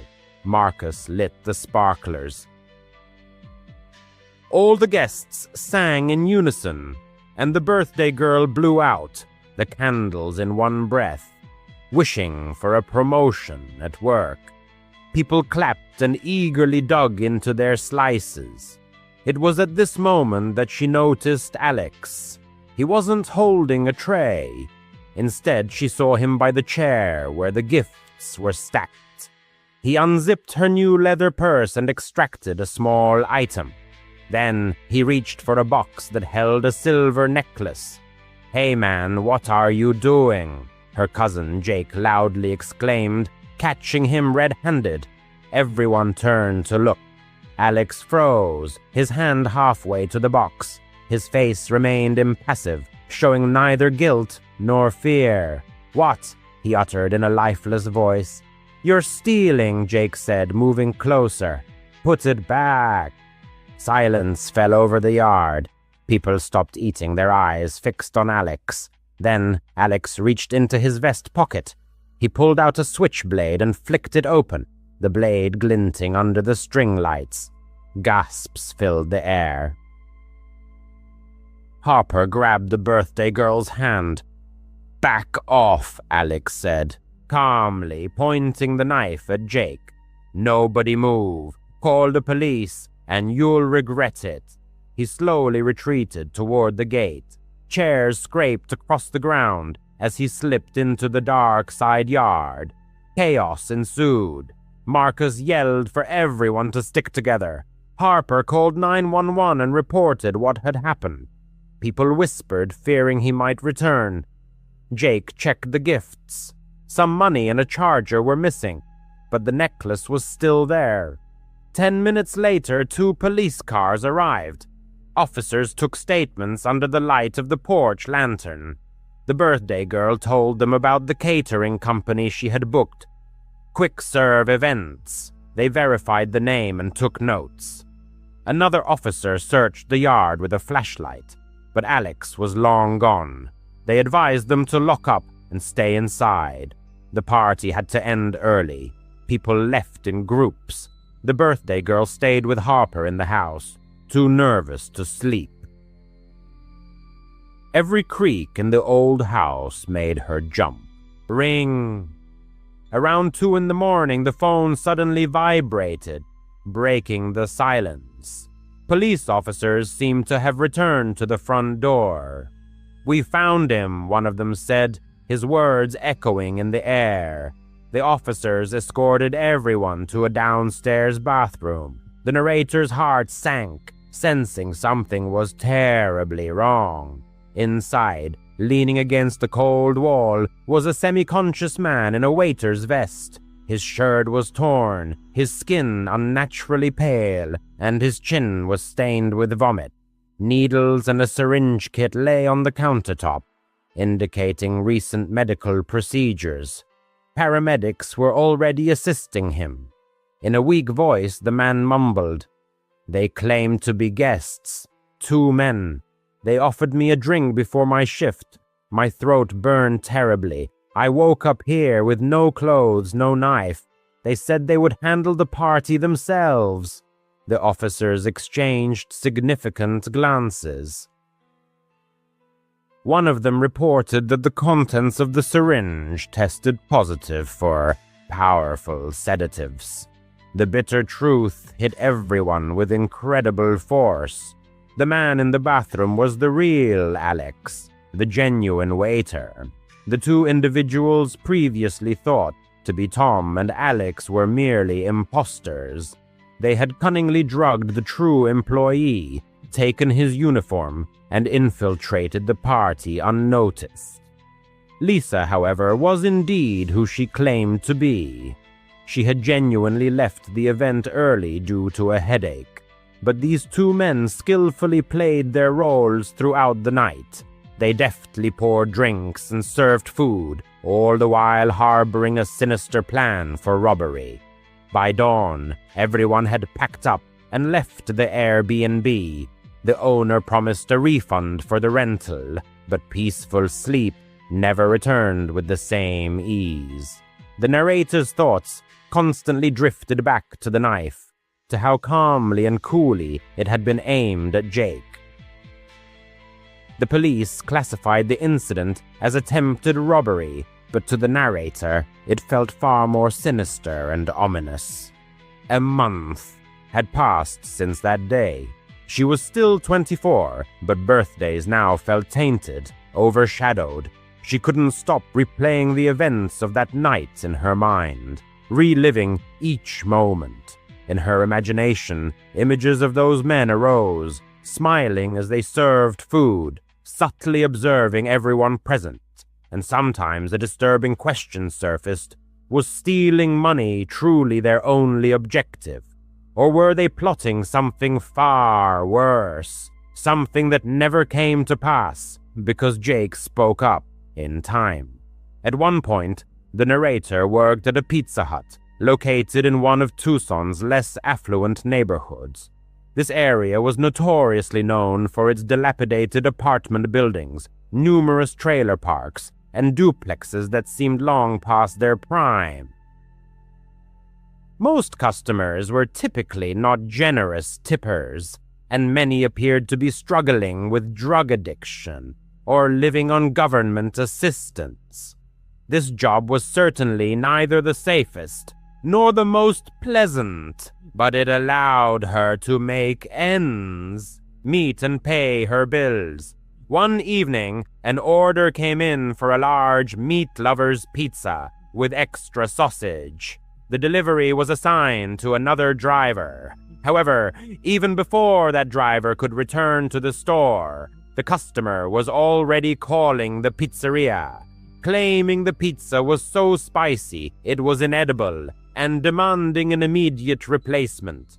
The staff doubted the truth of his claim regarding the dish's spiciness, but the manager decided to send another pizza to resolve the conflict and appease the dissatisfied customer. When the driver returned, he was given a fresh pizza for redelivery. Everyone believed this would finally solve the problem. However, their hopes were dashed.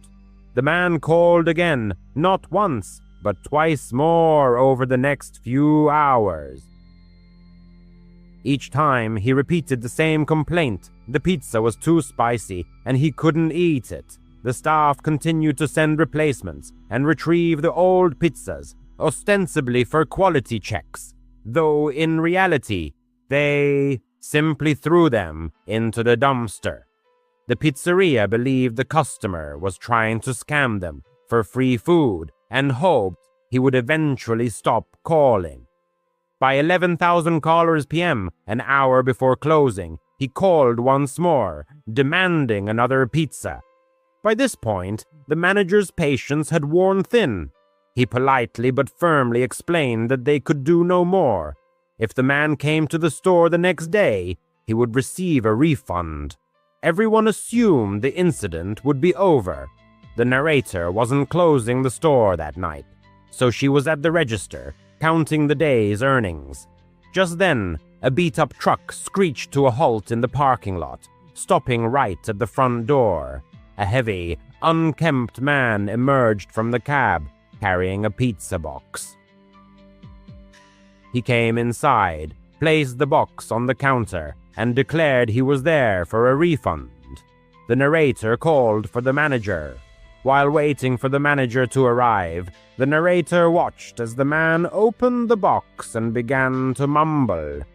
"This pizza is so spicy," he said. "You just have to try it.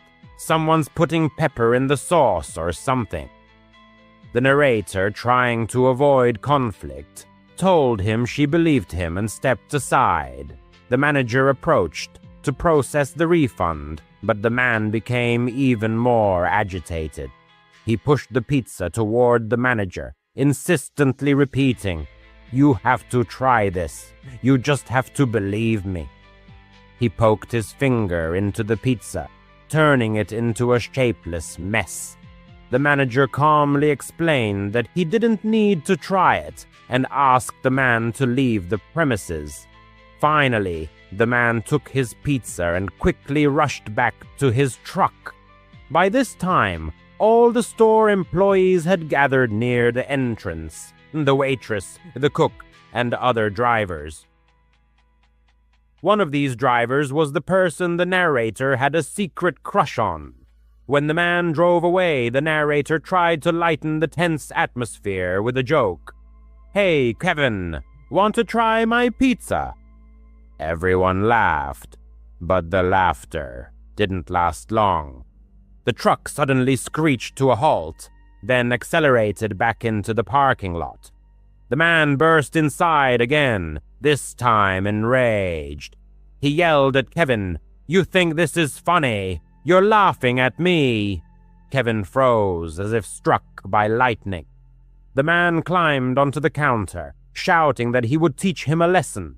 He demanded that Kevin come outside to fight him.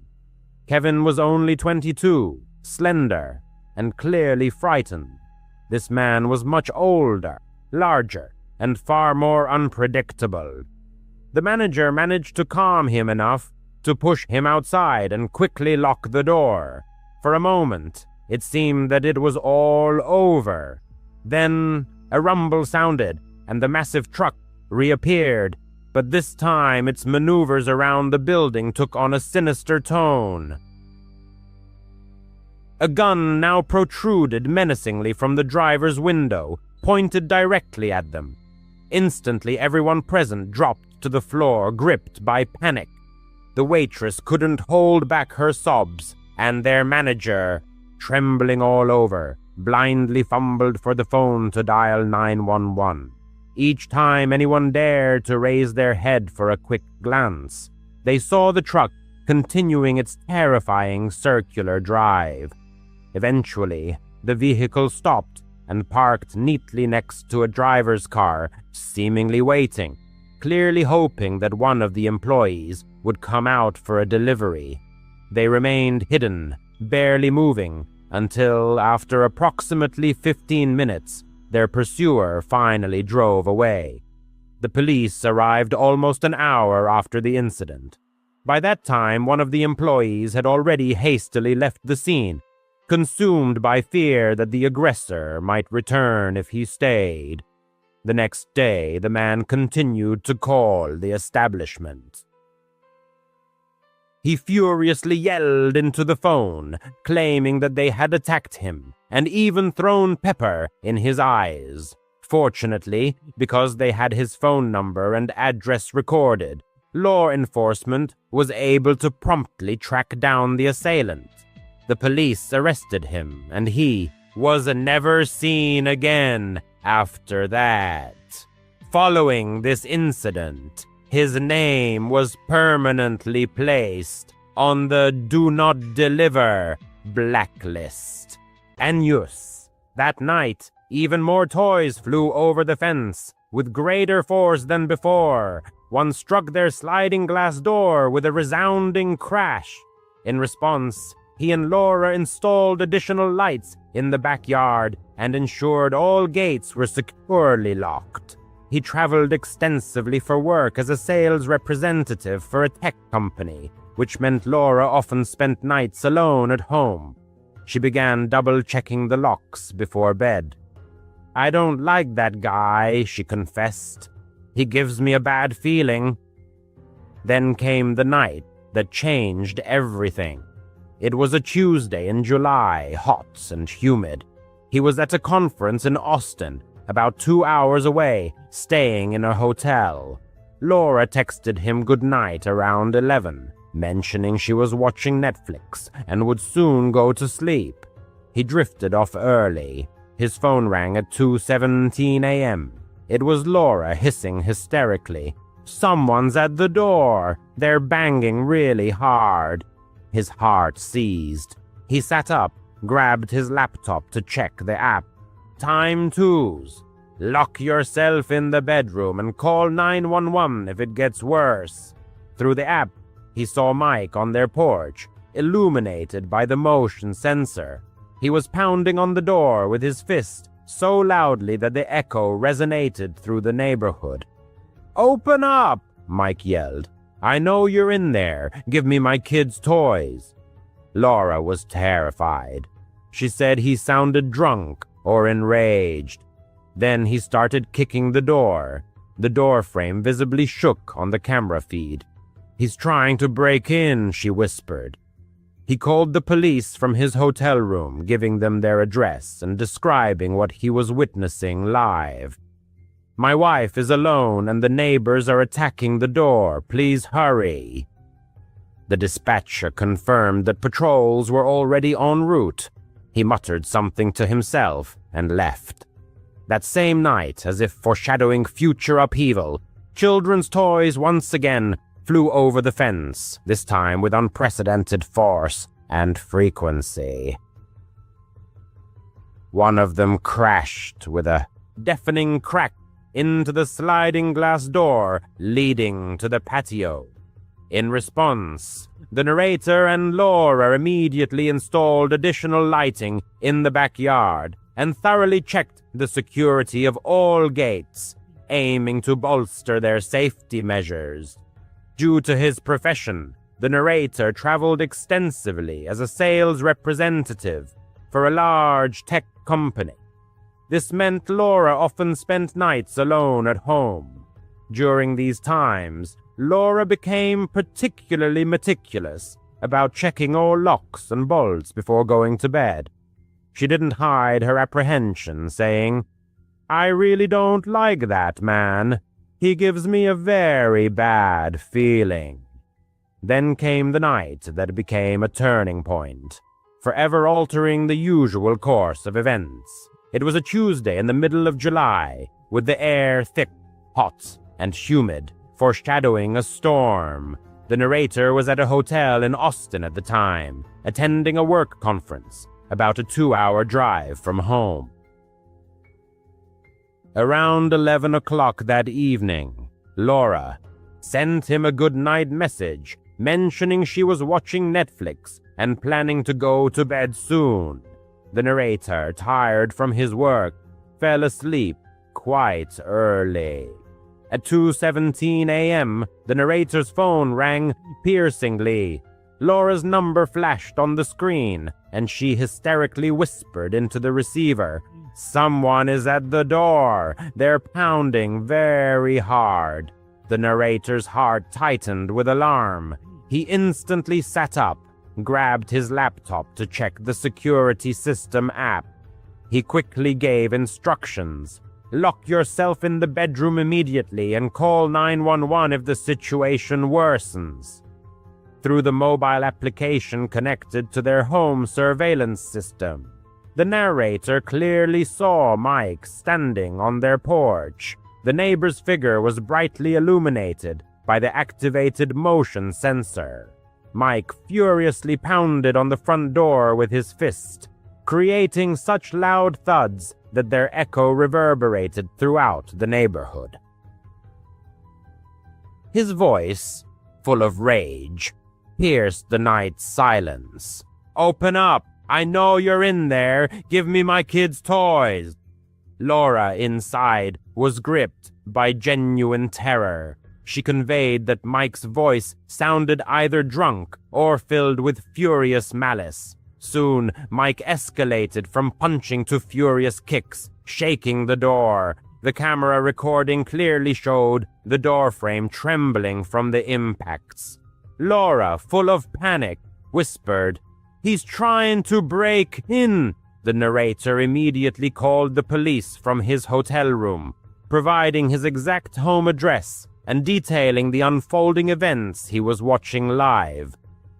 "My wife is home alone, and the neighbor is attacking the door. Please hurry," he pleaded. The dispatcher assured him that patrol units were already en route to the location. As the narrator refocused on his conversation with Laura, his ears were assaulted by the deafening crash of breaking glass. "Oh my God, the kitchen window!" Laura shrieked in terror. Mike had managed to smash it. The narrator clearly saw this moment on Hamaninoenau, the backyard camera recording. Sharp shards of glass showered inwards, and through the created opening, Mike stretched out his hand, desperately trying to reach the latch and unlock it. Laura cried out in fear and rushed upstairs, where she hastily barricaded the bedroom door with a chair, creating at least some obstruction. At this critical moment, the distant wail of police sirens could be heard on the camera's audio feed. Mike froze in place, then hastily retreated from the porch, but his actions had already gone too far, and there was no turning back. Soon, 2 police cars pulled up to the house, their flashing lights cutting through the night's darkness. Officers swiftly exited their patrol vehicles, pistols drawn, ready for any contingency. Clear commands rang out. "Hands up! Get on the ground!" Mike complied, raising his hands, but immediately began to protest, shouting, "They stole from my children!" He was promptly handcuffed right in the middle of the front lawn. Laura, still holding the phone to her ear and continuing her conversation with the narrator, cautiously peered out the window. One of the officers entered the house to check on her safety, and Laura showed him the shattered kitchen window. Bloodstains were visible on the glass shards, indicating that Mike had cut his hand when breaking through the barrier. As Mike was being led to the patrol car, he sharply turned and through the open front door fixed his gaze directly on Laura, as if trying to burn a hole through her. The surveillance camera captured this moment with absolute clarity, as if it were broad daylight. Ominous words escaped his lips. "I'll kill you someday, bitch." Even while handcuffed and restrained by the police, he uttered this phrase with striking calmness, as if making an unbreakable promise. The officers who witnessed this also heard the threat and immediately documented it in their report. The narrator immediately started his journey back, arriving home only at dawn after many hours on the road. Laura was utterly shaken by what had happened, and upon seeing him, hugged him tightly, seeking comfort. The police arrested Mike, charging him with attempted burglary, vandalism, and making terroristic threats, which underscored the seriousness of his offenses. He spent the night in jail, while the victims, in the meantime, obtained a court-issued restraining order intended to ensure their safety. The next day, his wife came over, offering her apologies and explaining her husband's behavior as anger management issues caused by work stress. The neighbors' children stopped throwing toys over the fence, and their family began to keep to themselves, avoiding contact. However, the deeply rooted fear in the hearts of the victims did not disappear. They repaired the broken window, installing reinforced glass instead of regular, and added even more surveillance cameras, striving to maximize their home's security. Now Laura flinches at every rustle and sound that breaks the night's silence. Her nerves remain on edge. The narrator sometimes rewatches that ominous recording, hearing Mike's chilling voice again and again, uttering, "I'll kill you someday." Mike is out on bail and still lives next door. The question that torments the narrator is, what if those words weren't just a threat, but a true intention? They are seriously considering moving, but the cost of real estate remains a significant obstacle. For now, all they can do is meticulously lock all doors and sincerely hope that this nightmare has finally ended. However, in rare moments of quiet and solitude, the narrator invariably asks himself the unsettling question, will Mike attempt another attack one of these coming nights? The events unfolded in July 2017 in Austin, Texas. The narrator, Emily, remembers this period well, as it was one of those sticky summer nights when the oppressive heat didn't subside, even after the sun dipped below the horizon. Her name is Emily, and that month she regularly visited the public pool located in Zilker Park. Emily's job was a constant source of stress, office weekdays downtown, an endless stream of emails. Swimming became her only way to find much-needed relaxation and escape from daily worries. That particular evening, Emily arrived at the pool quite late, around 7:30 p.m. She expected to find herself completely alone. The pool was almost empty, which suited her preferences perfectly. Only a couple of elderly men were leisurely gathering their towels, and a child was splashing in the shallow end under his mother's watchful eye. The lifeguard, a young college student named Jake, waved goodbye to her as he left early. "Lock up when you're done, guys," he called out as he departed. This situation was quite typical for the place. Budget cuts meant that no staff remained after sunset. Emily, however, didn't mind at all. The pool water felt pleasantly cool against the humid air, and the sharp scent of chlorine hung in the atmosphere. The continuous buzzing of cicadas in the trees created a unique, calming background noise. She smoothly glided into the deep end of the pool, adjusting her swimming goggles. Freestyle swimming had become her familiar routine. Slow, measured strokes allowed her thoughts to wander freely. With each movement, work worries and anxieties receded, dissolving into the water.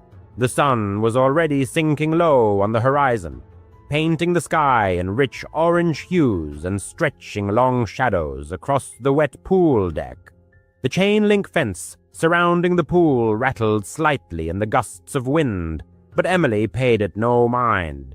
This was her personal time, a moment of solitude and peace. Enos.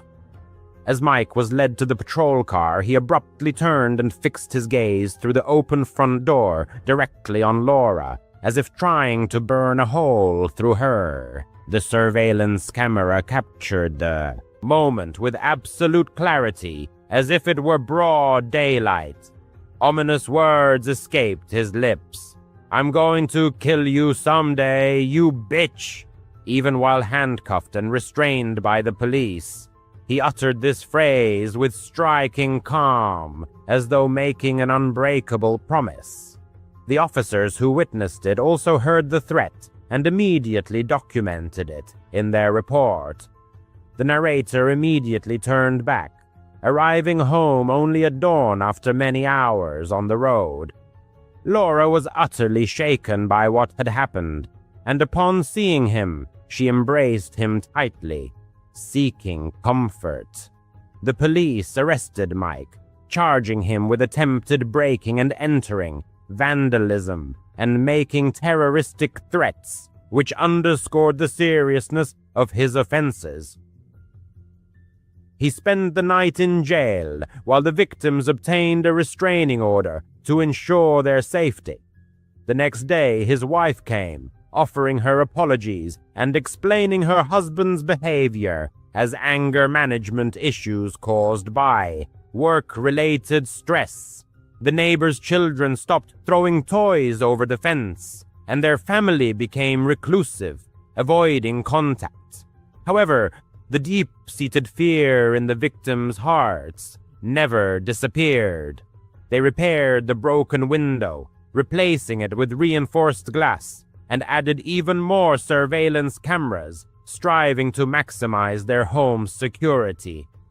Now Laura startles at every rustle and sound that breaks the night's silence, her nerves remaining on edge. The narrator sometimes rewatches that sinister recording, hearing Mike's chilling voice repeat, "I'm going to kill you someday." Mike is out on bail and still lives next door. The question that torments the narrator is, what if those words weren't just a threat, but a true intention?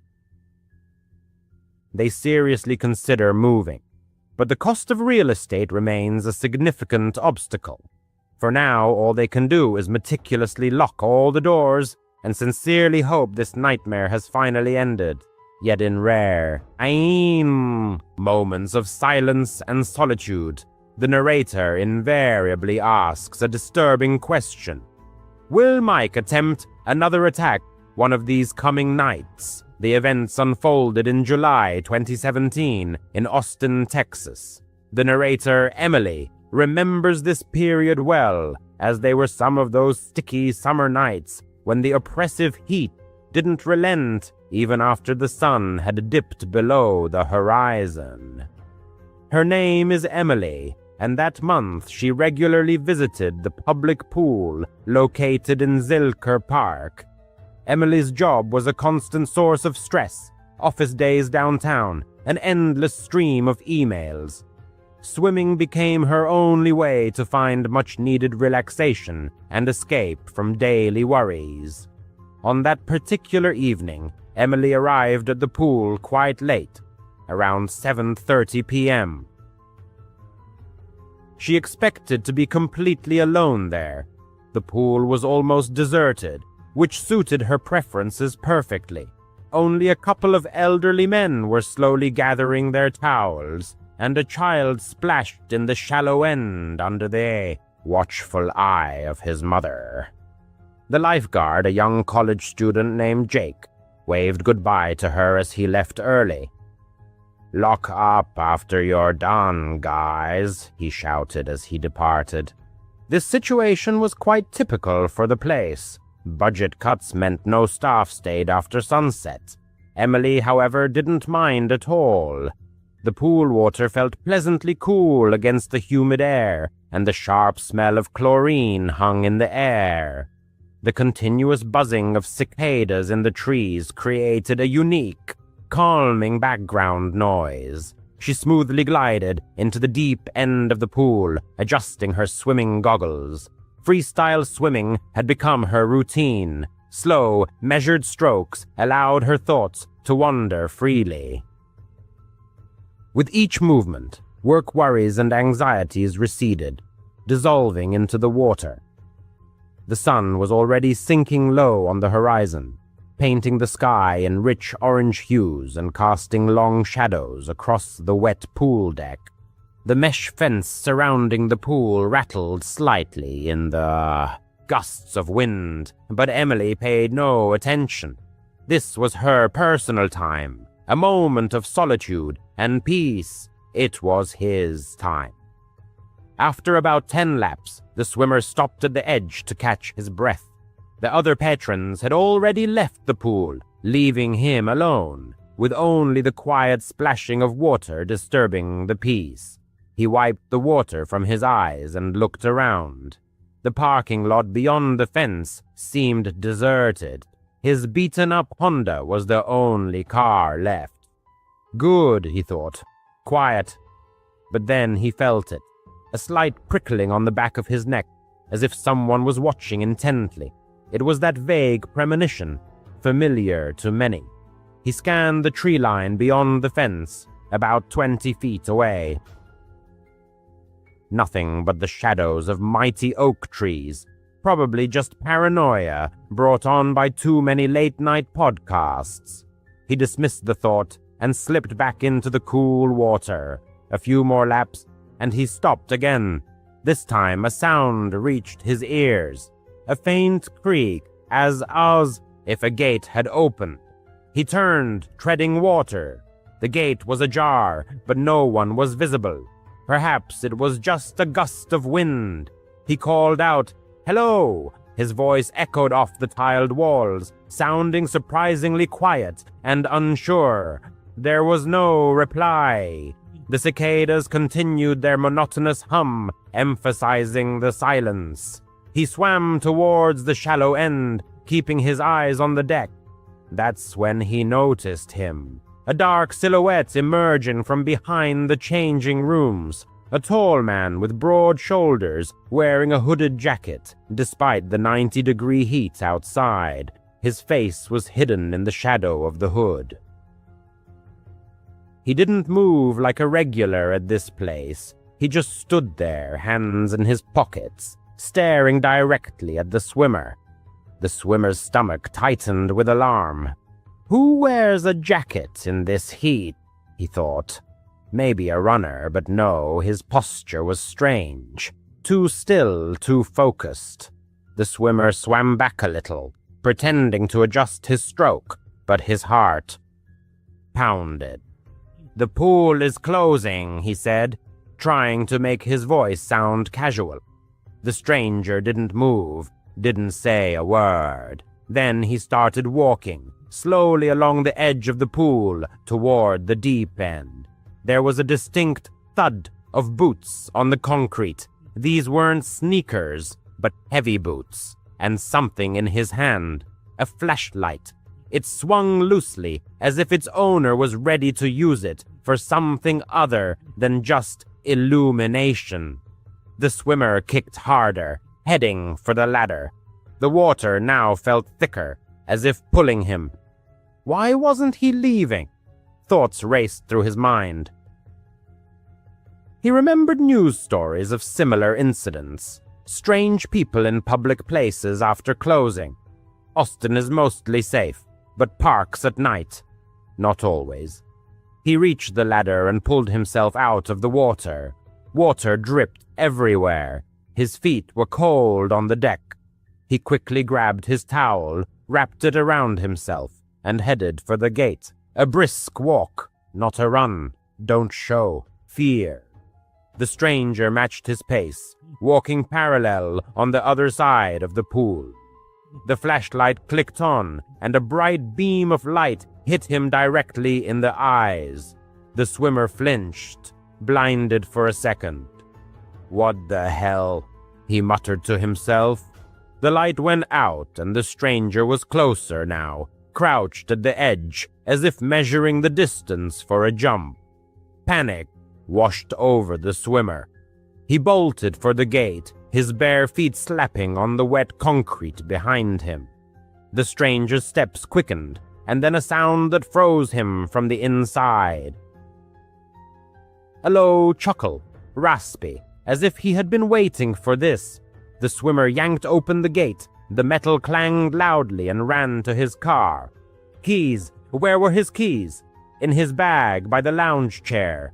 No, he'd left them in the car, unlocked. Stupid habit. He dove inside, locked the doors, the engine roared, tires squealed as he sped away. In the rear-view mirror, the stranger stood by the gate, just standing there, the flashlight dangling. He wasn't chasing, but watching. The swimmer drove straight home, his hands trembling on the steering wheel. He called the police from his apartment. But what could he say? Some guy scared him at the pool. They took a report, said they'd check it out. He never heard anything more. That was over 2 years ago. He stopped swimming there. 10 years ago, when Halloween still held on to its former glory, a group of 3 friends, referred to in this story as Alex, Ben, and the narrator, set out on their annual trick-or-treat adventure. That year marked a significant milestone for them. For the first time, they were allowed to go out without adult supervision.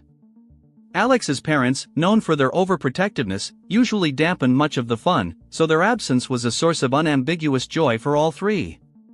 As for costumes, the narrator chose a terrifying clown, Ben dressed as a scarecrow, and Alex wore a white sheet with a pumpkin mask. His concept wasn't entirely clear. Perhaps he was meant to be a ghost with a pumpkin for a head, creating an enigmatic figure. Their adventure began at 5 p.m., considered rather late, but in their town trick-or-treating continued until 9 p.m., making such a start perfectly normal. The first few hours passed in carefree revelry as the friends playfully dashed from door to door, relishing every moment of the holiday. By 7:30 p.m., however, their attention was drawn to 2 men who seemed to be constantly following them. This was especially odd given that the group kept switching streets and visiting random houses without following any set route. Noticing this, the friends grew uneasy and made several extra turns, essentially looping back on themselves. To their alarm, the 2 men mirrored nearly all their maneuvers. Still, it was hard to say for certain they were being followed. The men were dressed in costumes like everyone else and approached houses as ordinary trick-or-treaters would. Yet they were noticeably larger and seemingly older than teenagers, perhaps even college students or adults, which raised suspicions. Against better judgment, Ben and the narrator agreed to Alex's suggestion to leave the neighborhood and cut through the woods to lose their pursuers and reach another part of town. Their only reason for agreeing was the presence of a well-trodden path through the forest. Though they'd never walked it at night, their familiarity with the route gave them confidence they wouldn't get lost. They hurried to the trail and plunged into the dense woods, hoping the 2 men hadn't noticed them. The deeper they went, the darker it became, so dark they could barely see anything ahead. This was long before mobile phones were ubiquitous, so none of them had a light source. They had to stop briefly, overwhelmed by the eerie and potentially dangerous situation, debating whether to turn back. But as they stood still, they began to hear footsteps crunching on gravel behind them.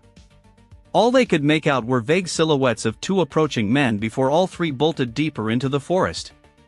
The situation worsened when Ben, who'd started running last, swore he saw the 2 men chase after them the moment they left their hiding spot. In a panic, they became completely lost.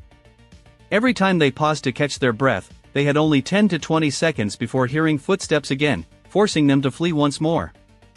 This convinced them beyond doubt that they were not only being followed but that their pursuers had truly sinister intentions, relentlessly chasing them through the woods. They wandered for what felt like over half an hour before finally emerging onto a street. None of them knew where they were, so they picked a direction at random and, by chance, ended up in Ben's neighborhood. They rushed straight to his house, locked themselves inside, and remained glued to the windows for the rest of the night, gripped by fear and anxiety. Naturally, being children, they told no one about what had happened. Alex was picked up around 10 p.m., and the narrator stayed the night at Ben's. Notably, in the middle of the night, somewhere between 2 and 3 a.m., both friends woke up convinced they heard two sets of footsteps on the driveway. Ben's room was on the ground floor, right at the front of the house, so the sound was quite distinct. Yet when they looked outside, they saw no one. It might have been nothing, but the fact that they both woke up to the same sound leaves room for speculation. Nothing else happened that night.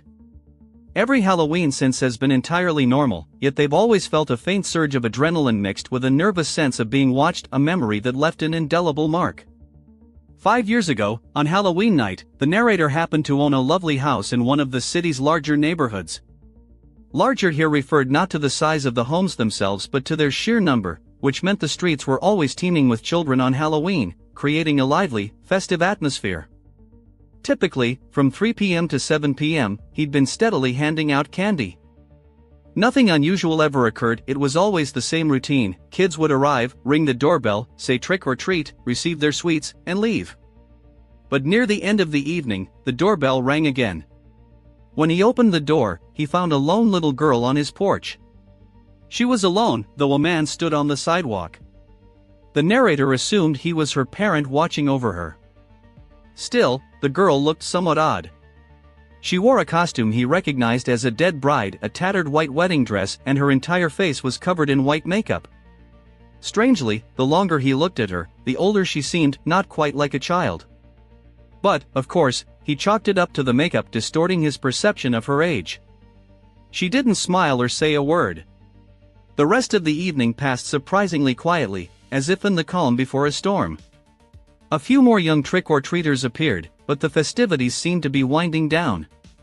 Having fulfilled his candy-giving duties, the narrator put away the leftovers and settled into his usual evening routine.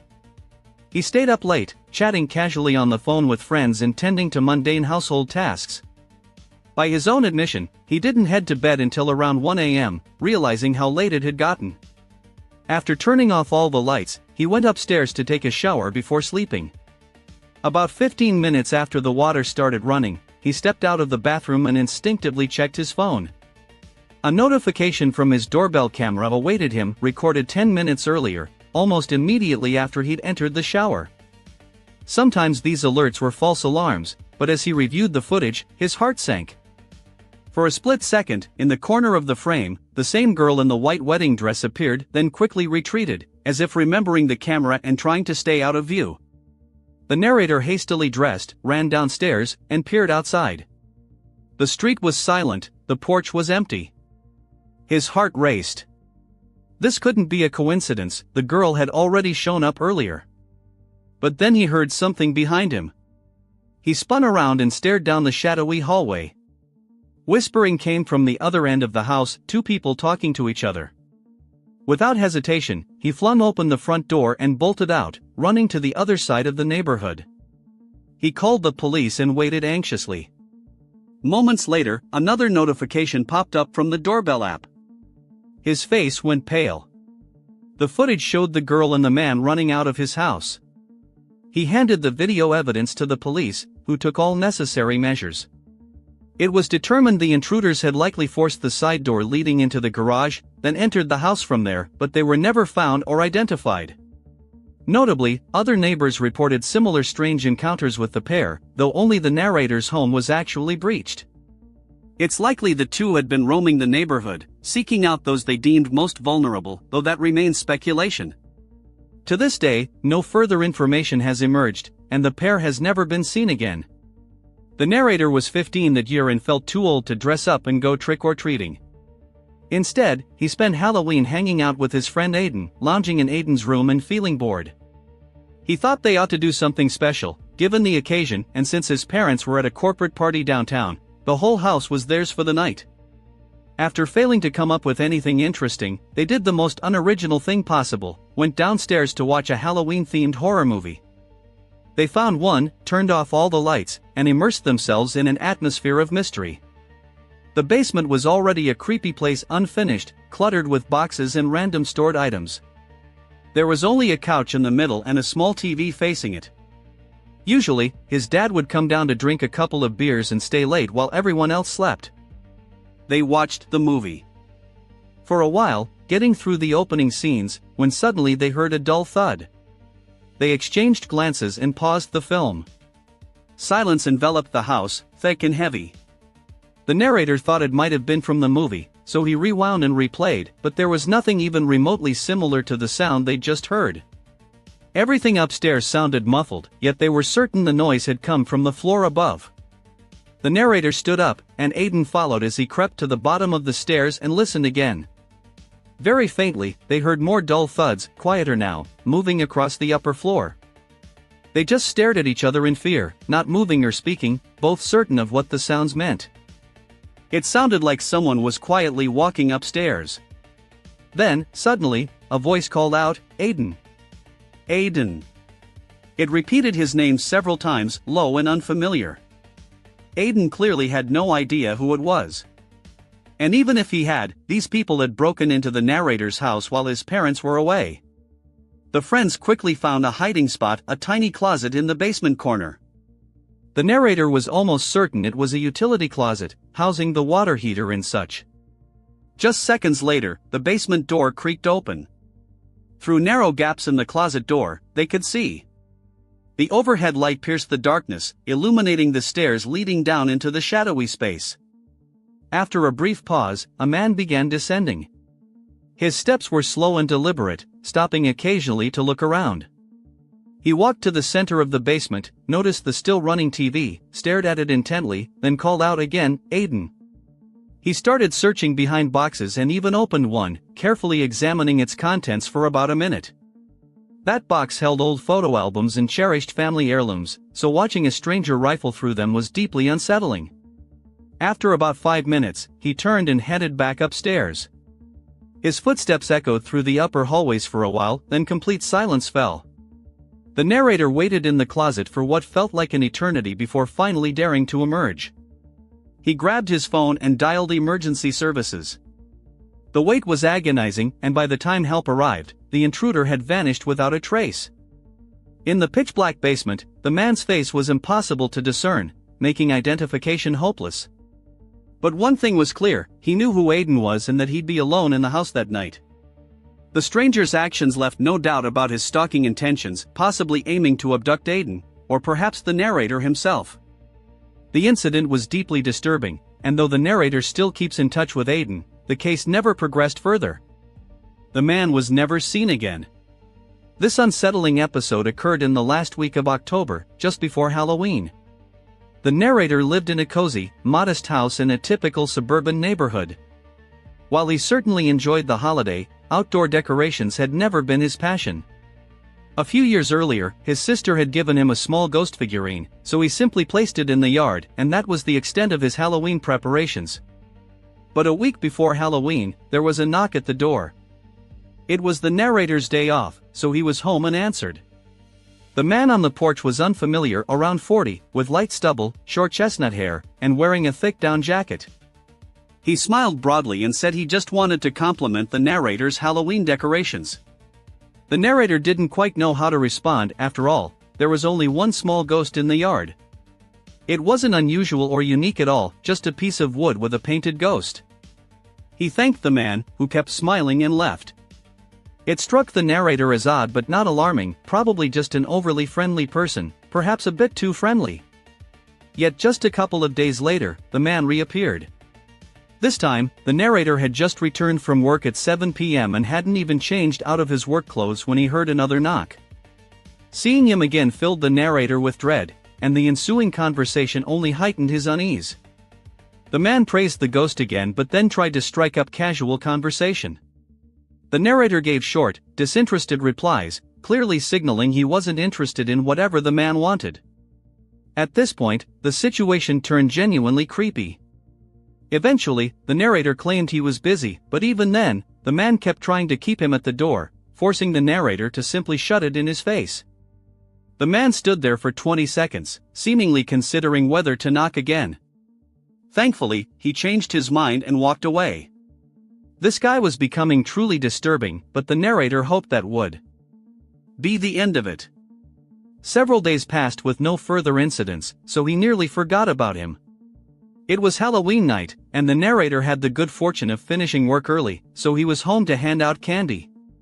He ate an early dinner and spent the evening alternating between watching TV and keeping watch at the front door. By about 7 p.m., most of the trick-or-treating crowd had dispersed, and only a few small groups of children occasionally walked by. But when he opened the door to give out candy, he happened to notice something across the street from his house. He recognized the thick down jacket and realized it was the same man who had shown up twice before.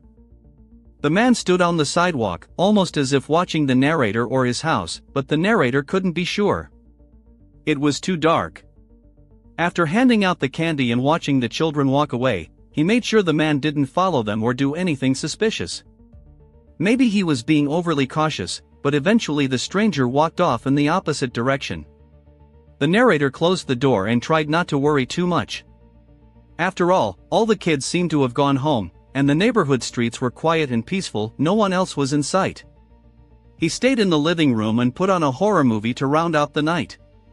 He thinks it was around 10 p.m. when he started watching, and probably 11 p.m. or midnight when a sudden knock at the door startled him so badly he nearly fell off the couch. He got up and cautiously peered out the door to see the same man standing there, holding something. It was far too late for trick-or-treating. The narrator immediately knew something was wrong. He didn't open the door, but the man must have heard him inside, because he began speaking. "I've got something for you. Nothing special, just wanted to give you a little Halloween gift." He knocked again. "Hello?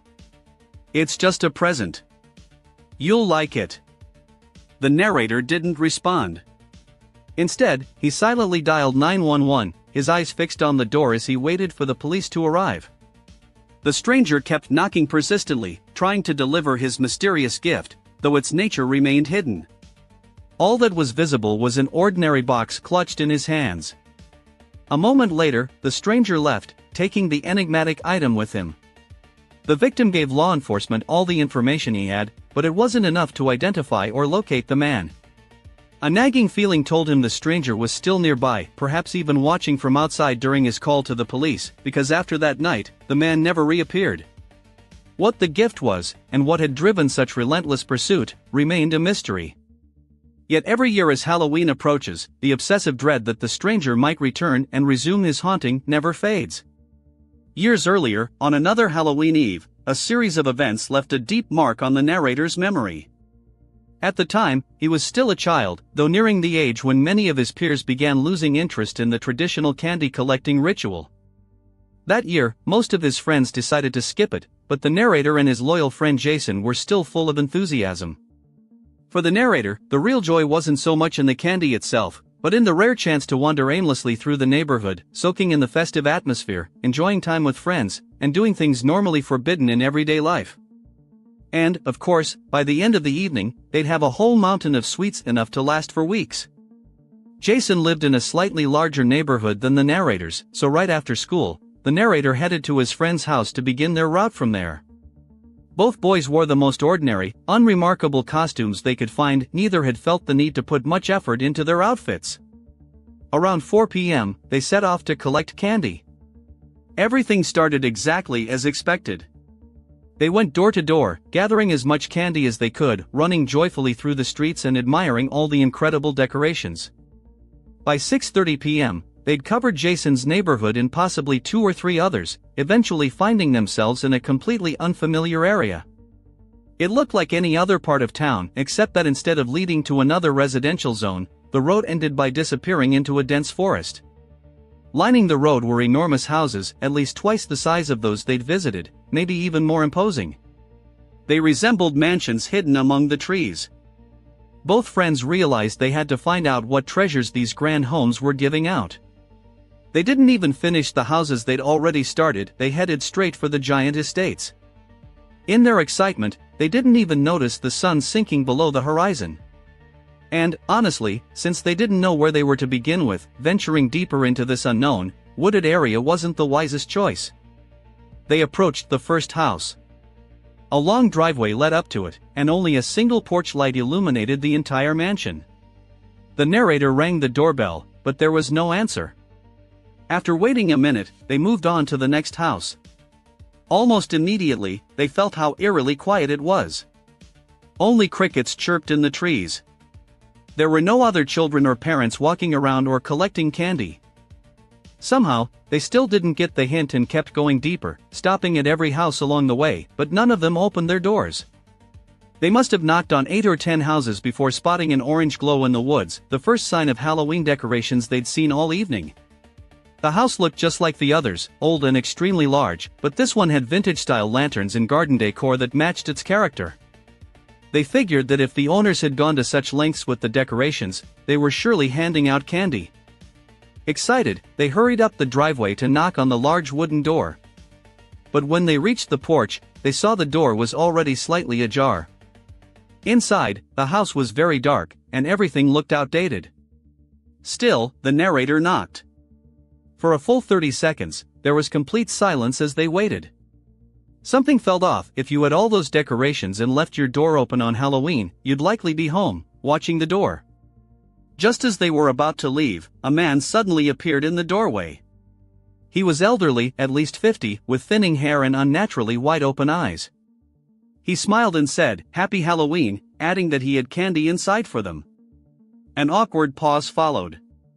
They expected him to go fetch a bowl, but instead, he simply stepped aside, as if inviting them in.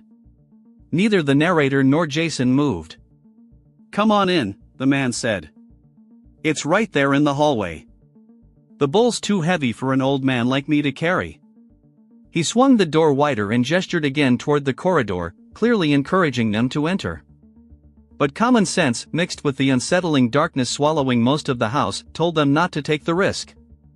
Jason tried to mumble an excuse, but stumbled over his words and couldn't form a coherent sentence before his friend nudged him, signaling they should just leave.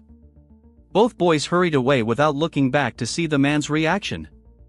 They still didn't know whether he had ill intentions or if something else was at play, but they just wanted to be safe and avoid ending up in the news as kids who'd willingly walked into some lunatic's house on Halloween. In their rush to get away, however, they unconsciously kept following the road, wandering deeper into the maze of this strange neighborhood. Still caught up in discussing the unsettling encounter, they passed several more houses without stopping. Eventually, they agreed they should leave the area and return to familiar ground. But since they'd already gone so far, it seemed logical to keep walking, hoping it would lead them to a main road.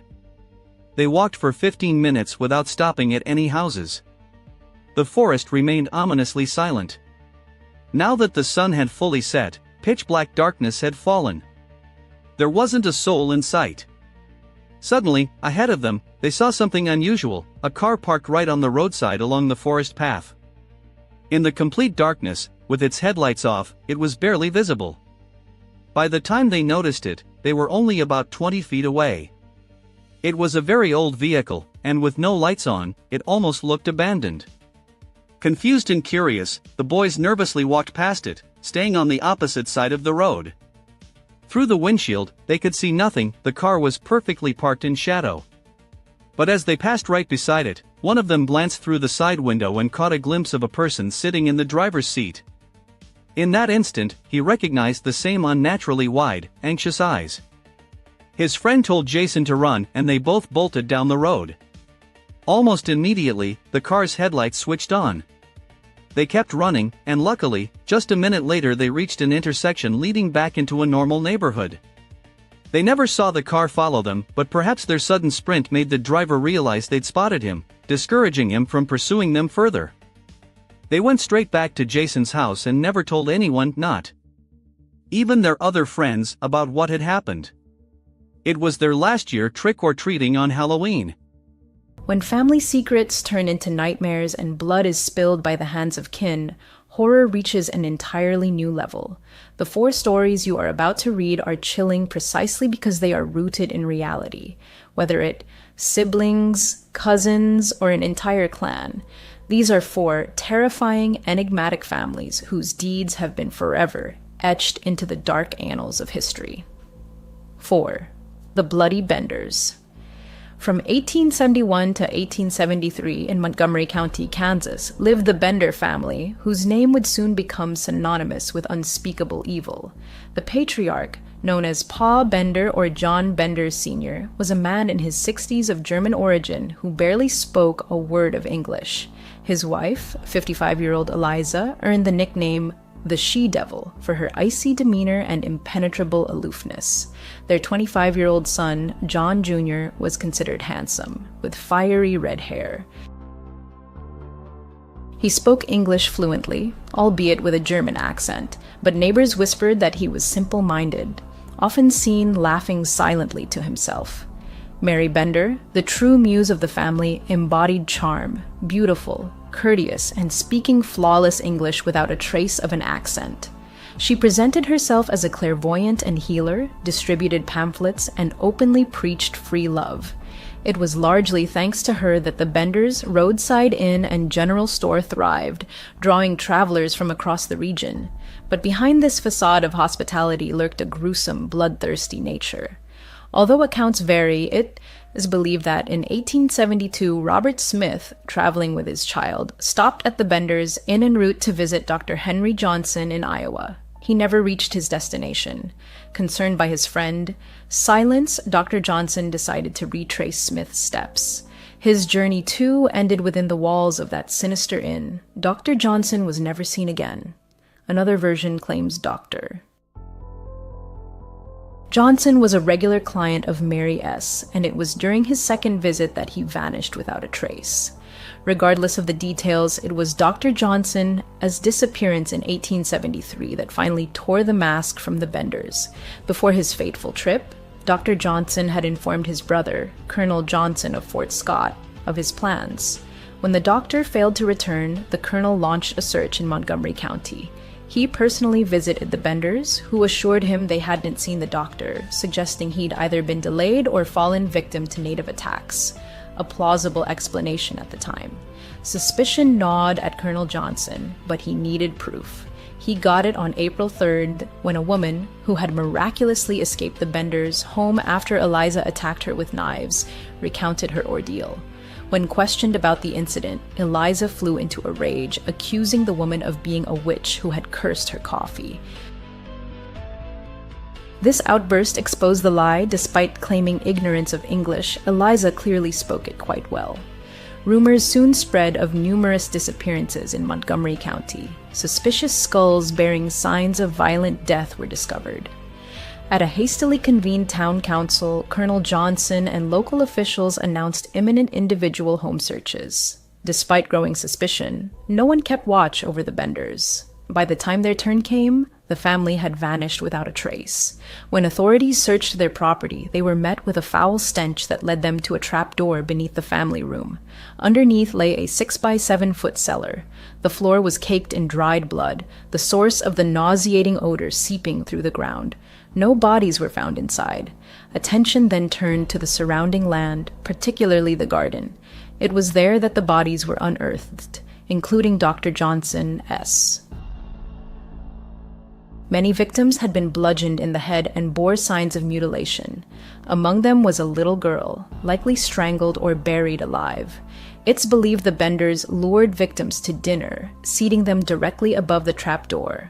While Mary distracted or entertained the unsuspecting guests, the men would burst from behind a curtain and kill them with a single, crushing blow to the head with a hammer. The bodies were then dumped through the trapdoor, allowing blood to drain freely. Afterward, the victims' valuables were taken and the corpses buried on the Benders' property.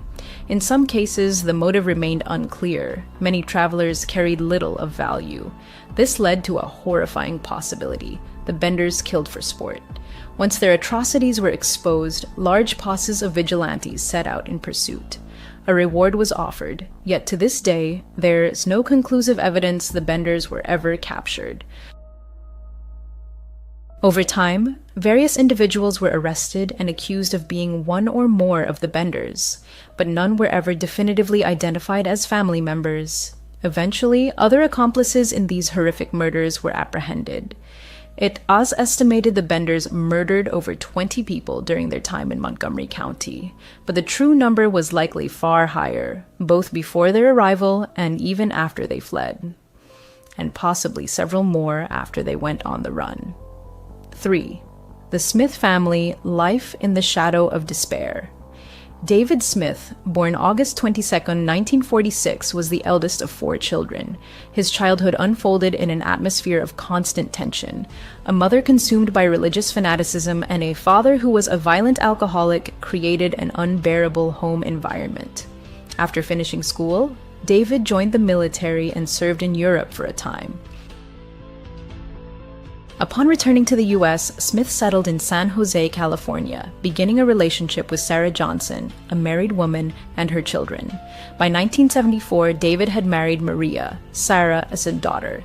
Maria was only 15 at the time, and it was later revealed that Smith had been sexually abusing her since she was 12. The informal wedding took place after Maria became pregnant. In total, David fathered 10 children with her. In 1986, Anna Johnson, Maria as sister, decided to send all 7 of her children to live with Smith. The household swelled to an enormous size, yet David never held steady employment, preferring to live off government assistance. Often, this massive family crammed into dilapidated shacks, boats, or illegally occupied abandoned houses, scraping by in squalor. Smith spent some time in prison. Scientists estimate that over 5 million species on our planet remain undiscovered, and the prospect of uncovering one thrills the imagination of many.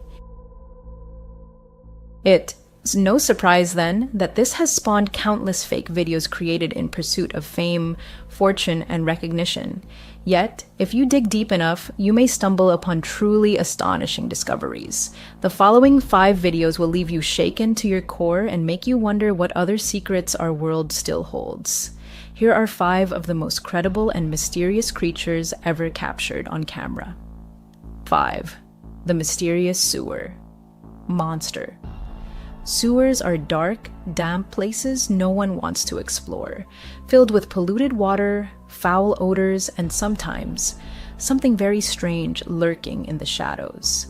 In Richmond, Virginia, a private company called Maris Construction was inspecting a private sewer system.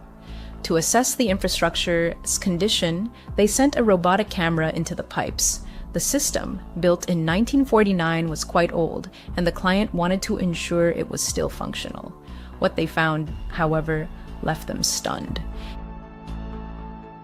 As operators guided the camera through the tunnels, they encountered 3 pulsating red masses. These slimy formations resembled a living, breathing organism in an early stage of metamorphosis. Puzzled, they uploaded the footage online, where it instantly sparked intense debate. Initially, everyone was baffled.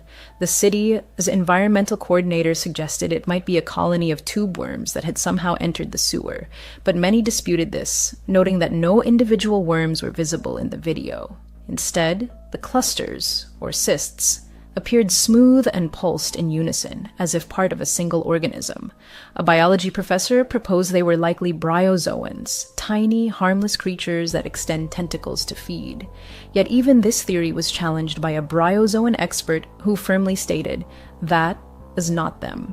In his view, they were tubifex worms, another type of tube worm typically found in soil but somehow washed into the system.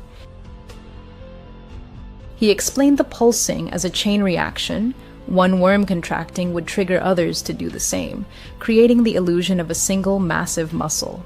But these remain only hypotheses. Even now, no one knows for sure whether these are worms, bryozoans, or something entirely unknown. Whatever it is, this strange organism or colony still resides within Virginia, S-pipes, and is likely still growing. 4. The Chupacabra Corpse.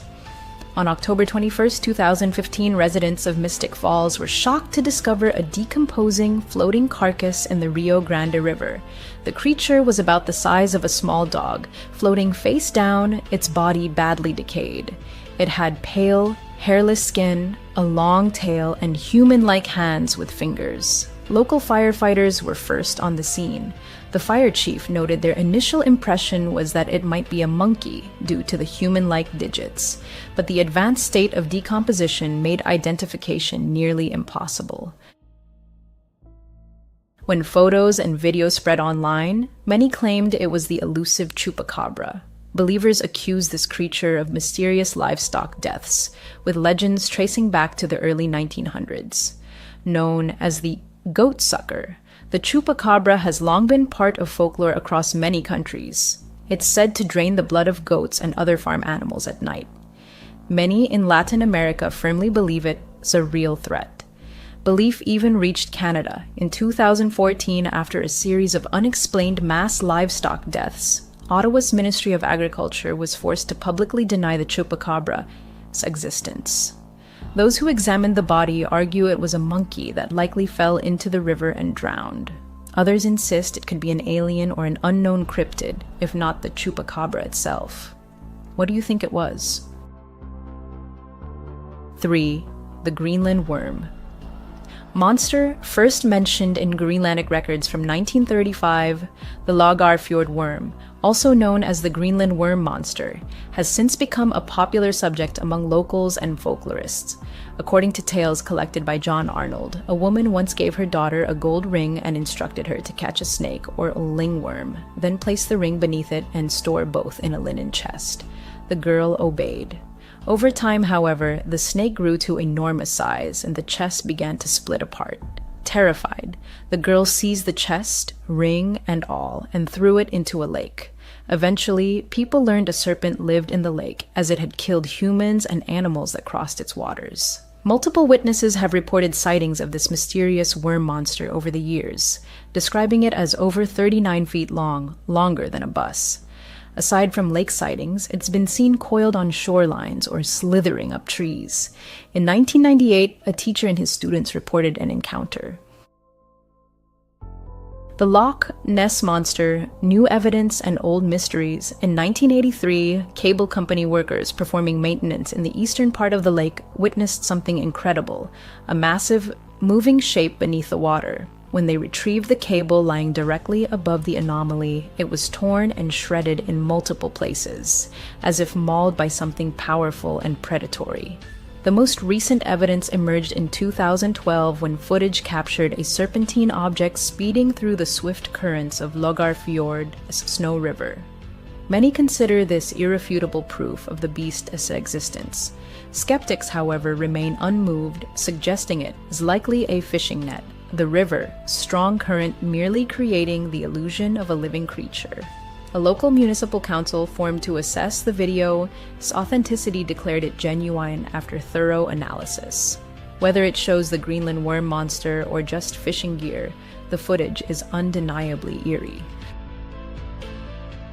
The mere possibility that it's real is enough to send chills down your spine.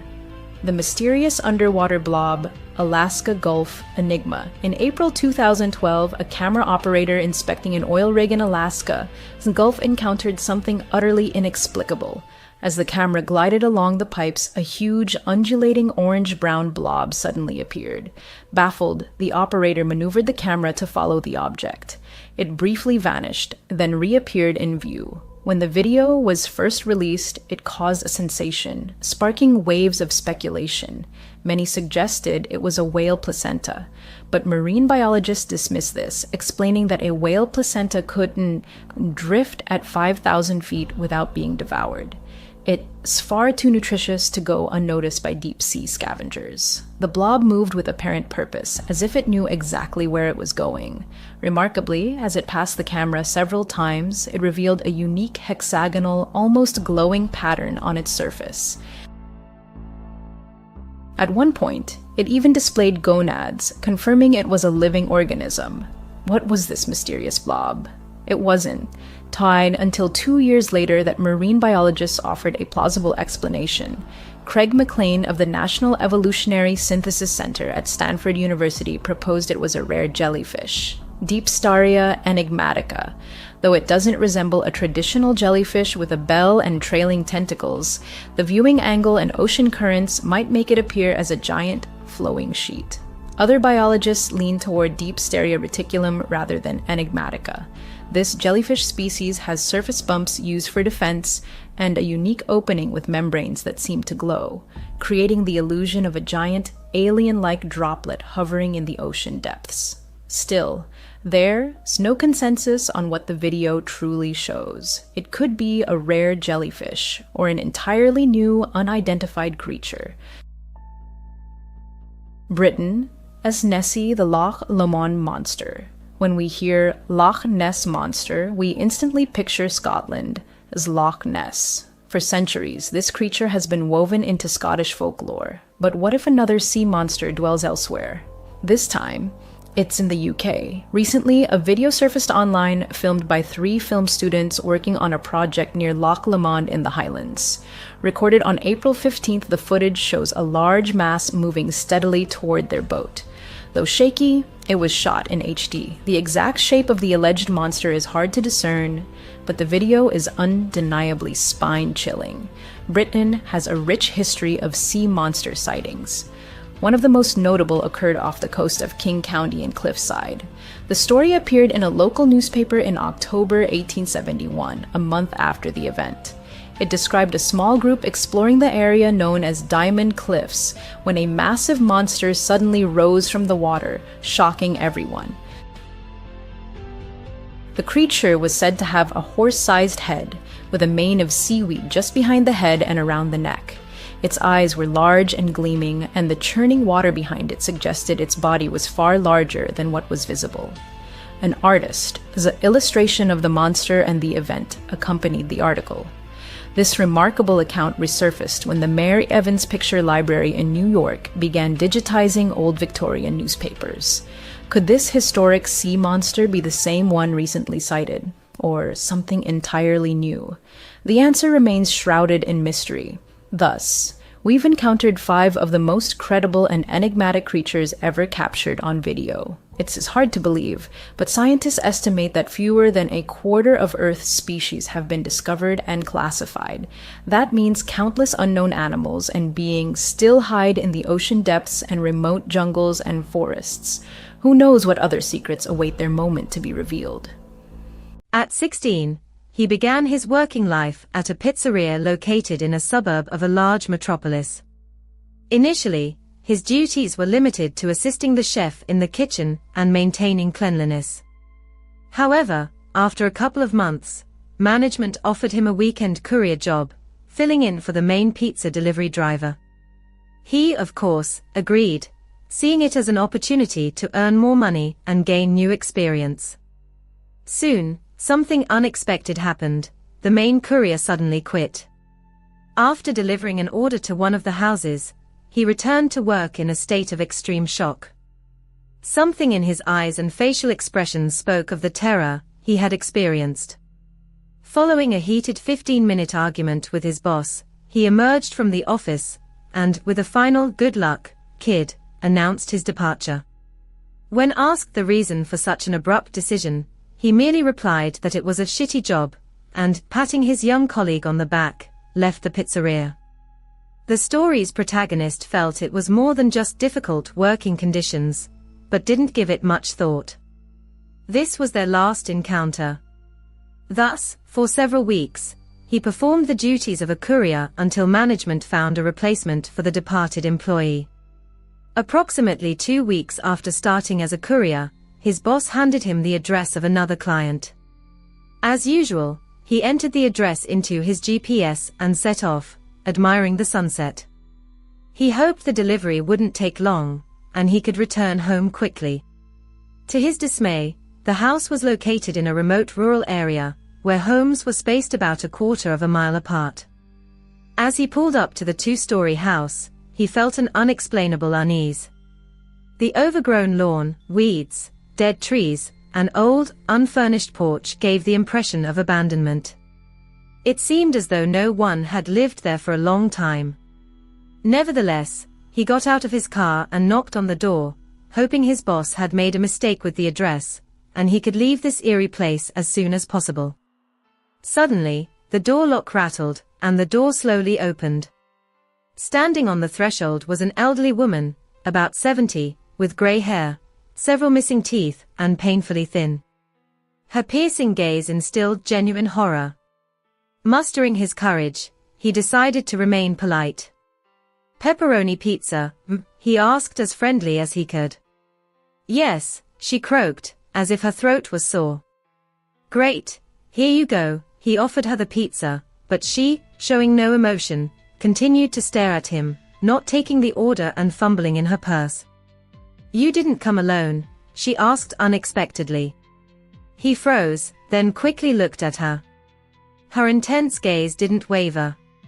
That question truly scared him. No," he replied. "Where's the other one?" "He ran away from me last time he came." Ran away, flashed through his mind. It made no sense. The previous courier had quit weeks ago. He tried to explain the situation, but the old woman, ignoring his words, continued rummaging in her purse, trying to find money, or so he thought. The search continued for a full minute, which felt like an eternity. With her hand still in her purse, she suddenly froze and looked at him with an expression that couldn't be clearly interpreted. She seemed to be deep in thought. He noticed something in her right hand, but couldn't make out what it was. At that moment, genuine panic seized him. What if it was pepper spray, a knife, or even a gun? Was it really that hard to get $10 out of a wallet? Suddenly, behind the old woman, he saw a shadow, the silhouette of a man approaching the door. Simultaneously, he heard footsteps crunching on leaves to his left, near the porch, and heard a rough male voice say, "Hey." He turned and saw the head of a middle-aged man, with an angry expression peeking from around the corner of the house. As this man started to climb onto the porch, he knew he'd had enough. He rushed to his car, threw the pizza onto the seat, started the engine, and sped away. He didn't look back as he sped down the dark road. He had to lie and pay for the pizza. Out of his own pocket, but it was worth it. On the day he quit, he told his boss what had happened. His boss, in turn, panicked and asked why he hadn't reported it sooner. The boss recounted that James, the previous courier, had mentioned a strange incident where he simply drove off, ignoring a client. After that, the boss called the police to investigate the suspicious situation and sent him home. 2 days later, his boss called back and informed him that the house had been registered by the police as foreclosed due to debt over a year ago. During the search, 3 people were found in the house, 2 men and the old woman. All 3 were arrested. No further details were provided. The story's protagonist still experiences emotional trauma, and cannot imagine what might have happened if he had lingered. They could have easily attacked him. Fortunately, he quit after that incident and remained safe. He would never forget the time he filled in for a friend at the pizzeria. He usually worked the cash register, while his friend was the delivery driver. That evening, he successfully delivered 2 orders to regular customers, and then the manager gave him the last order for the night. The address was 5 miles from the city, which was quite a distance. His GPS directed him off the highway into a quiet town he had never heard of before. Then, the navigator led him onto secondary roads that were even more desolate than the main streets of the town. Half of the street lights were out. He didn't like this place. He just wanted to deliver the pizza and leave. Late in the evening, as a pizza delivery driver, he received an order that turned out to be the farthest in his entire career. A 20-minute drive wasn't unusual for his area, but the order included 4 large pizzas, which suggested a party and a generous tip. However, driving at night on country roads was always inconvenient. Upon arriving at the specified address, he discovered an old, sinister-looking building, lost deep in the woods. The absence of parked cars and lights only heightened his anxiety. Stopping his vehicle, he called his manager, who, despite being in a bad mood, insisted he verify the address and attempt the delivery. The manager was known for his anger regarding returned orders, and the prospect of bringing back 4 pizzas caused the delivery driver serious apprehension. Despite his intense unease, he got out of the car and headed towards the door. The lack of a doorbell forced him to knock loudly. The silence that followed was broken by rustling sounds from within. He knocked again, announcing himself as the pizza delivery driver, but silence once again prevailed.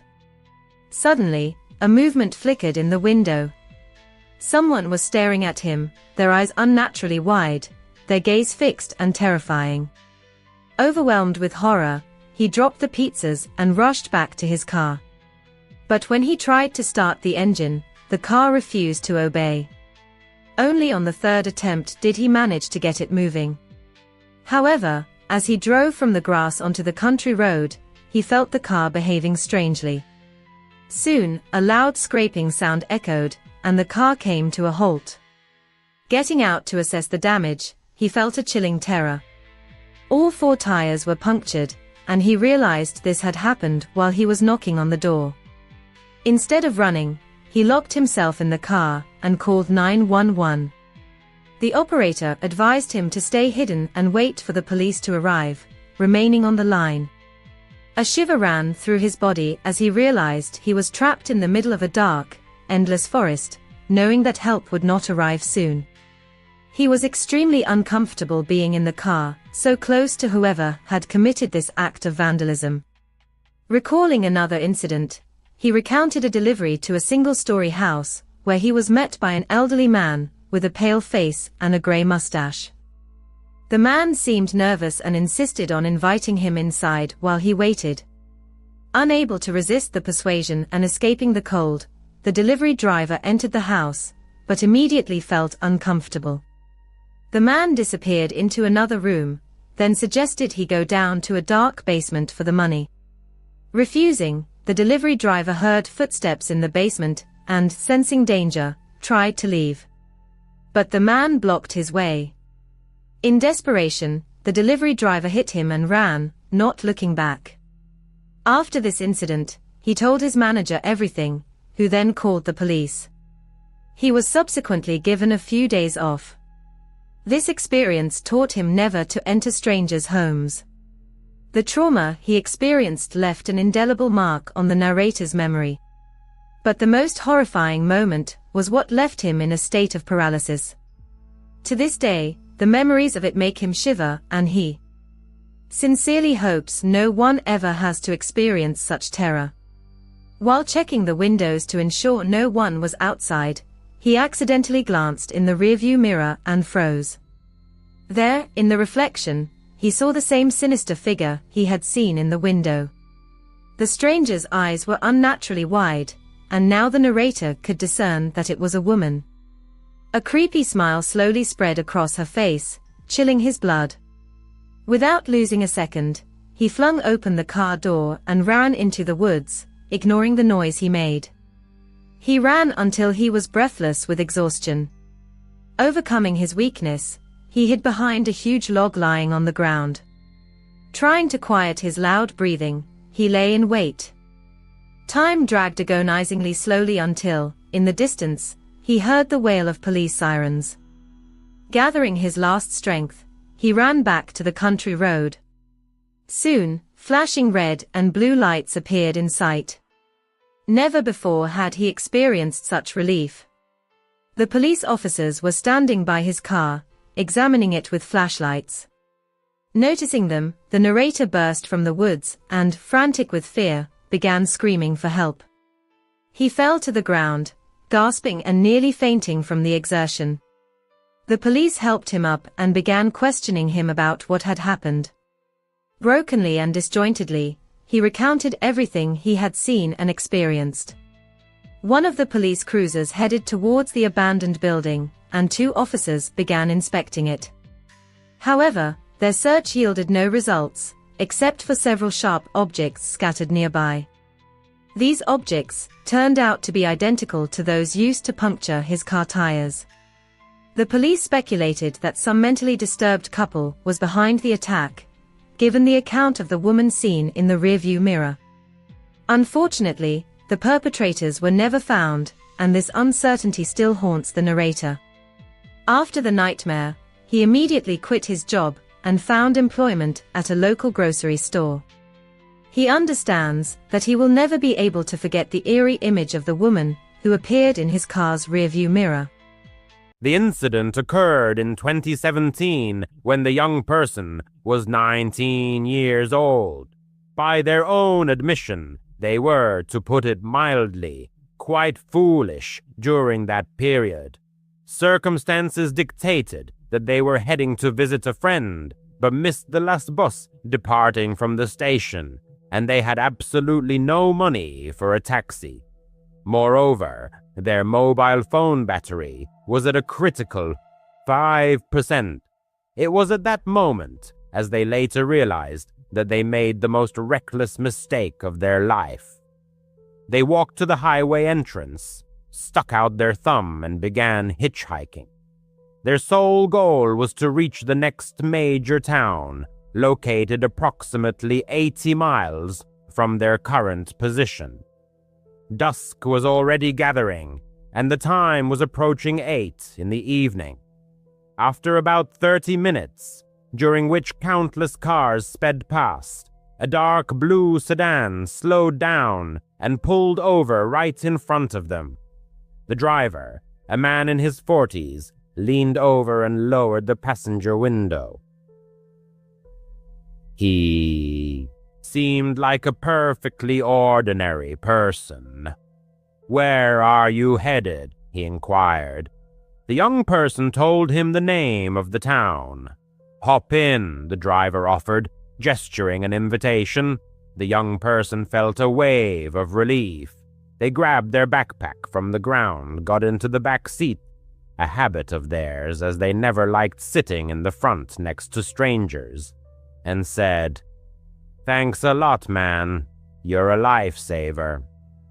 The driver merely grunted in response, pulled back onto the highway, and they continued their journey. He was quiet, which suited the young person just fine.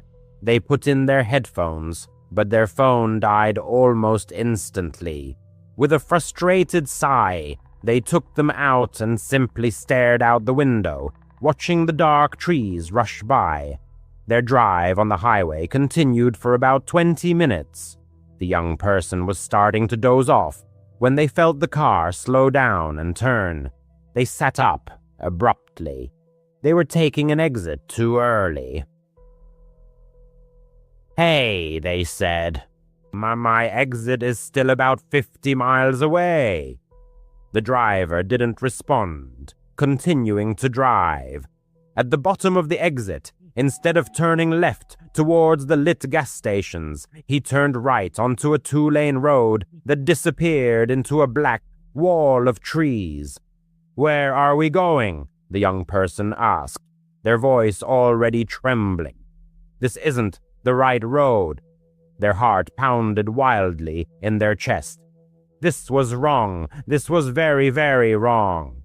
The driver looked at them in the rearview mirror. His eyes were indifferent. He let out a low, guttural chuckle. "I'm going to take you into that forest," he said in a calm voice, "and have some fun with you." The young person's blood ran cold. They didn't think. They just reacted instinctively. They grabbed the door handle and pulled. Nothing. In desperation, they pulled again. The plastic handle simply spun freely in their hand, as if disconnected from anything, clicking and turning. Useless. The driver laughed again, louder, this time. "You're not going anywhere," he said. "Child lock. Very useful feature." The young person simply slumped. They began to sob, pleading with him. "Please," they cried. "Please don't. You can take my money, anything you want. I won't tell anyone. I swear I'll say I got lost. Please, just let me go." The driver completely ignored them, as if the young person wasn't even speaking. He just continued to drive slower, turning his head from side to side, surveying the dark forest. He muttered almost to himself, looking for a good spot. It was then that the young person realized they were going to die. They would die here in the dark, and no one would ever know what happened to them. They felt unbearably sick. They were sure they were going to vomit right there in the driver's car, and then they felt it, a sudden, hot, and strong gush in their jeans. It was so instantaneous and so copious that for a second they thought they had wet themselves. They were so scared they had lost bladder control. It was a new layer of humiliation on top of pure terror. They were still crying, but they seemed to freeze. They looked down. In the dim light of the dashboard, they saw a dark, spreading stain on their faded jeans. It wasn't urine. It was blood. A lot of blood. Their period wasn't due for another 2 weeks, but it had started immediately. They had no plan. It was just a final animal instinct. The driver was slowing the car almost to a complete stop, pulling onto the gravel shoulder. "Wait!" the young person cried, their voice hoarse. "Look!" The driver looked back in the mirror, annoyed. "Look at what?" "Just look!" They pointed to their knees, to the blood. "I'm bleeding. Look at me. I'm getting blood all over your car." The driver's face instantly changed. The cold, predatory look in his eyes simply vanished. It was replaced by pure, sudden disgust. He grimaced as if he smelled something rotten. He stared at the young person's knees for a second, then back at their face. He said nothing. He just slammed the gear shift into park and reached for his master controls. The young person heard a click as their door lock disengaged. "Get out!" he spat at them. "Get the hell out of my car now!" The young person fumbled for the handle. This time it worked. They grabbed their backpack, tumbled out of the car onto the gravel road, and scrambled to their feet. The driver leaned across the passenger seat. "If you tell anyone a single word about this," he growled, "I'll find you. I'll come back and I'll finish it. Do you understand me?" The young person didn't respond. They just ran. They ran straight into the forest, into the complete darkness. They didn't care about the branches scratching their face or the thorns tearing their jeans. They could hear their own panicked breathing. They were sure they would hear a gunshot, that the driver would simply shoot them in the back. They dove behind a huge, wide tree and crouched, holding their breath. They peeked out from behind the trunk, shaking so violently they could barely see straight. The driver's car just sat there for an eternity. Then the tail lights came on. He made a quick, angry three-point turn on the narrow road and sped back towards the highway. The young person stayed behind that tree until the taillights disappeared. And then they stayed for another 10 minutes, just shaking and crying, their jeans cold and sticky.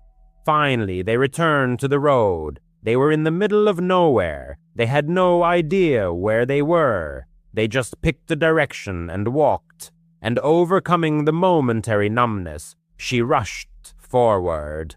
Approximately 20 minutes later, headlights appeared in the distance. The woman almost recoiled back into the thicket, seized by fear that it might be the same man. However, the approaching vehicle turned out to be a massive, boxy truck, a bread delivery van hurrying along its morning routes. She dashed directly into the middle of the road, waving her arms desperately. The driver, an older man with a kind expression, slammed on the brakes. He immediately assessed her condition, covered in dirt, leaves, and blood. Without a word, he opened the passenger door. "Get in, sweetie," he said. "You're safe." The man drove her directly to the nearest police station, where she gave her statement. The police officers were kind and attentive. but the woman clearly understood that they realized the futility of the search. A dark sedan with no license plates on a night road. The driver was like a ghost, vanishing without a trace. 6 years passed. The woman completed her education and never attempted to hitchhike again. One evening, sitting at home, she was flipping through TV channels. Suddenly, a special on HBO caught her attention. It was a true crime documentary about the psychology of serial killers. On screen, a man in a prison jumpsuit was being interviewed by a psychiatrist. The remote control slipped from her hand. It was him. The blood in her veins turned to ice again. Her breath caught. It was his face, his voice, those same empty, lifeless eyes. He had been sentenced to death. Calmly, almost indifferently, he spoke of his exploits, of the women he had raped and those he had killed. He spoke of them as inanimate objects. The woman consciously and persistently erased his name from her memory. She refused to keep it in her mind, but his face, his image, she would never, under any circumstances, forget. She later learned that what happened to her is a real, documented phenomenon. In moments of extreme, life-threatening stress, the female body is capable of this. It can induce immediate, heavy, unscheduled menstruation. It's a primary biological defense mechanism. That's what saved her. Not her pleas, not her non-existent phone. Her own body did the only thing that could stop that monster. And that's the only reason she's here to tell the story. She owns a 10-year-old sedan that has certainly seen better days. But there's one thing she treats with almost religious reverence. The door locks. As soon as she settles into the car, she immediately presses the button, and the characteristic click is heard. She doesn't care who walks by. She never stops for people standing on the side of the road. It's not because she's a bad person. It's because of Dr. Evans. Her college wasn't anything special. It was a typical sprawling state university in North Florida, with flat concrete buildings built in the 1970s and huge old oak trees draped with Spanish moss. As a sophomore, she took criminology 2 or 3. It was one of those large, sometimes tedious lectures held in a giant auditorium with fold-down wooden seats. Dr. Evans, the professor, was an older man, always looking tired, with a quiet, raspy voice that made it hard to stay awake. Before teaching, he had worked as a criminal psychologist for 20 years. Usually his lectures were a monotonous recitation of statistics and case study analyses. But one Tuesday, when victim selection was being discussed, the classroom was deadly silent. Students were either dozing or texting. Dr. Evans suddenly stopped mid-sentence. He took off his glasses, rubbed the bridge of his nose, and scanned the 200 people sitting before him. "You all look at this as just numbers," he croaked, his voice suddenly clear. "You think you'll recognize a monster. You think there's some kind of sign on them. No, sometimes they just look pathetic." The room suddenly became very, very quiet. "This didn't happen to me," he continued, "but to a close friend of mine many years ago near Ocala. He was a traveling salesman, always driving all over the state. A kind-hearted guy, maybe too kind. One day he was driving down a long 2-lane stretch of highway, one of those roads that cuts right through the Ocala National Forest. It was an hour's drive through pines and swamps. It was late, around 11 at night, and it was hot, one of those muggy, humid Florida nights. My friend, let's call him Ted, was just trying to get home, and his headlights cut through the darkness, illuminating a figure walking on the gravel shoulder. Ted saw him, and his first instinct was to just drive past. But as he got closer, he slowed down. The man looked terrible, just disheveled and ragged. His clothes were torn, he was covered in dirt, and he just looked exhausted, like he couldn't take another step. So Ted stopped. He told himself, the guy's car must have broken down. The man shuffled over and opened the door. A wave of smell hit Ted. It was sour sweat, pine needles, and something coppery, like old coins. The man collapsed into the passenger seat. He was young, in his mid-20s, with matted hair and those wide, haunted eyes. "Thanks," the man hissed. "Car trouble?" Ted asked, pulling back onto the empty road. "Something like that," the man mumbled. "Just need to get to a gas station, anywhere." They drove in silence for a few minutes. The only sound was the tires on the asphalt. Ted started to feel that cold, prickling sensation on the back of his neck. On the back of his neck. The man, staring fixedly ahead, breathed heavily through his nose, his breathing audible in the silent cabin. "Where are you headed?" he asked. "I'm going all the way to St. Augustine," Ted replied. The man slowly turned his head. His eyes, dark and empty, seemed bottomless. "St. Augustine? That's quite a ways. I guess I should just ride with you. I should just go wherever you're going." Ted let out a nervous, high-pitched chuckle. "I don't know, buddy. My wife's waiting." "I was planning on dropping you off at the nearest town at the 24-hour truck stop." The man seemed not to hear him, continuing to stare intently at Ted. "They wouldn't stop talking," he uttered. Ted cast a quick glance at him. "What?" "My parents, they never stopped. Said I was lazy, said I was no good, said I was a mistake, just over and over, day after day. It was so loud in my head, always so loud." Ted's hands gripped the steering wheel so tightly they ached. He was in the middle of nowhere, not a single car for miles around.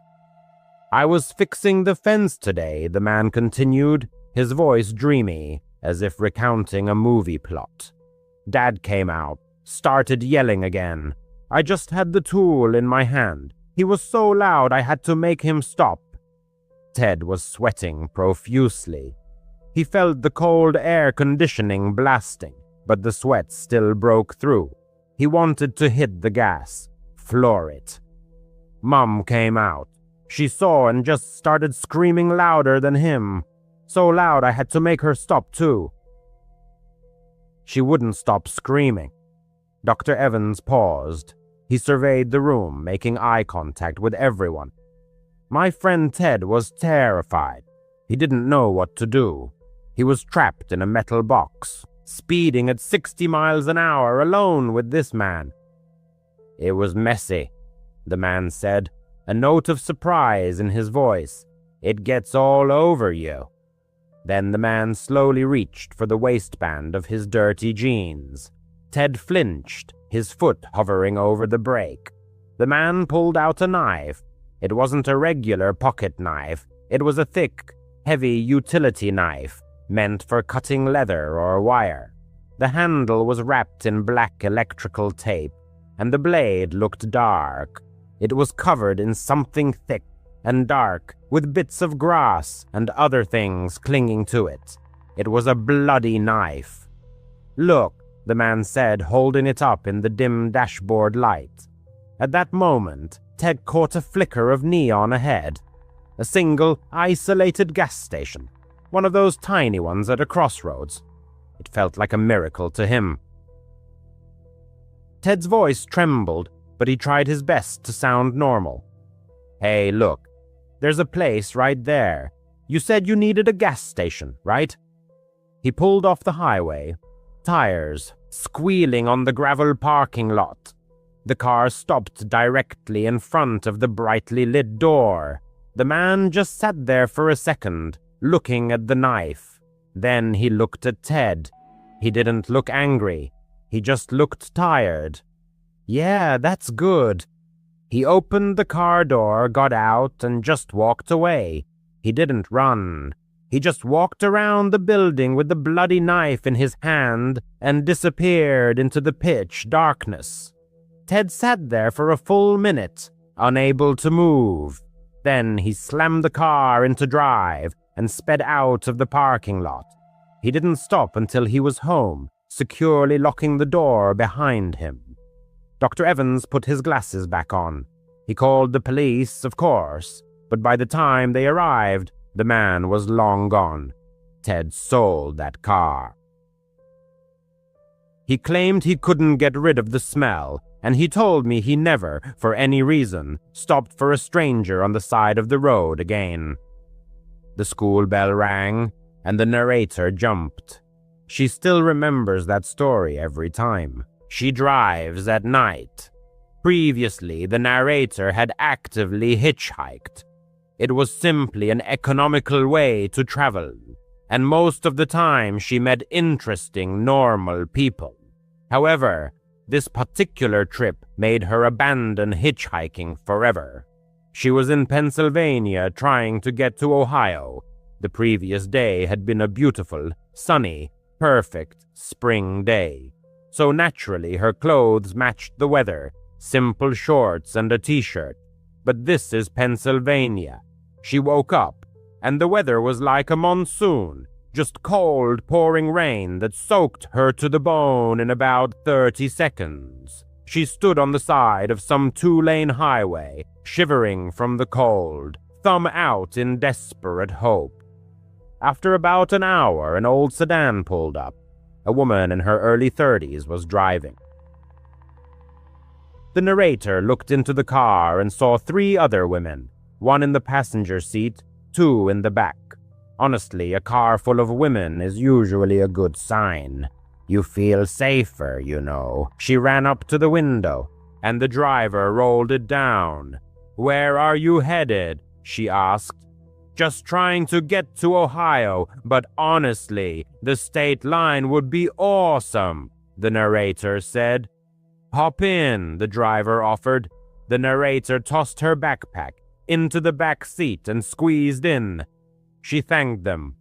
Just the relief of getting out of the rain, which was now pouring so hard that hardly anything was visible. As she settled in, she noticed something. The girl in the front passenger seat had one of those thick black state trackers on her ankle, like for house arrest or parole. The narrator's brain just registered it. Okay, maybe they're on parole, no big deal. She'd just be polite, make small talk, and get out at the border. The border line, Aeneas, about 20 minutes passed uneventfully when the driver suddenly announced, "I need to get gas." The car pulled into a typical gas station. The driver exited the vehicle to begin fueling. Meanwhile, the other 3 girls in the car remained in their seats. One was engrossed in her phone, while the other 2 simply stared blankly out the window. The atmosphere inside the car was filled with a strange, oppressive silence. After finishing with the gas, the driver, instead of returning to the steering wheel, walked to the back of the car and opened the trunk. The narrator, trying to stay warm, remained seated in the cabin. Suddenly, she heard snippets of a conversation, and then a man's voice became distinctly audible. It was muffled, coming from the trunk, and filled with panic. The voice cried, "Let me go, you freak!" The narrator froze instantly. She looked at the 2 girls sitting next to her in the back seat. They showed no reaction whatsoever, no exchanged glances, absolutely nothing. Then a dull thud echoed. It wasn't loud, not like in movies, but rather a sharp, sudden sound. The trunk slammed shut. The driver returned to the pump, carefully rehung the nozzle as if she had just finished a routine fueling, and got back into the car. She started the engine. Her gaze flickered to the rearview mirror, met the narrator's eyes, and a faint smile played on the driver's lips. "All set," she said. The car left the gas station. As they drove away, the narrator looked back and swore she saw a man lying on the ground near the pumps, bleeding. She sharply turned away, her heart pounding so hard it felt like it would burst through her ribs. Her gaze fell on the other passengers. They simply sat there, immersed in absolute silence, as if nothing out of the ordinary had happened. The narrator didn't utter a word. What could she say? She was trapped in a car with 4 women who, she suspected, had just dealt with someone in their own trunk at a public gas station, without even batting an eye. The journey continued for about another half hour. The only sounds were the monotonous swish of the wipers and the drumming of the rain. Then the driver stopped the car again. This time they were on the side of a secluded road, surrounded by a vast, dense forest to their right. "We need to take care of something," she said. The driver got out, and the other girls followed. The trunk opened again. The narrator tried not to look, staring straight ahead, but out of the corner of her eye, she still saw what was happening. The driver retrieved a shovel. One of the girls pulled out a large black plastic bag, resembling a heavy-duty trash bag, and something inside it moved slightly, wriggling. Then all 4 simply walked into the forest and disappeared. The narrator was left alone in the car. She tried to open the door, but it was locked. For 2 hours, a full 2 hours, she sat there staring intently at the spot where they had gone. The rain was finally subsiding, but it was already starting to get dark. Thoughts raced through her mind. Should she try to break a window? Where would she run? They had a car. They had a shovel. Then they returned. Their shoes were covered in mud. The shovels and the bag were gone.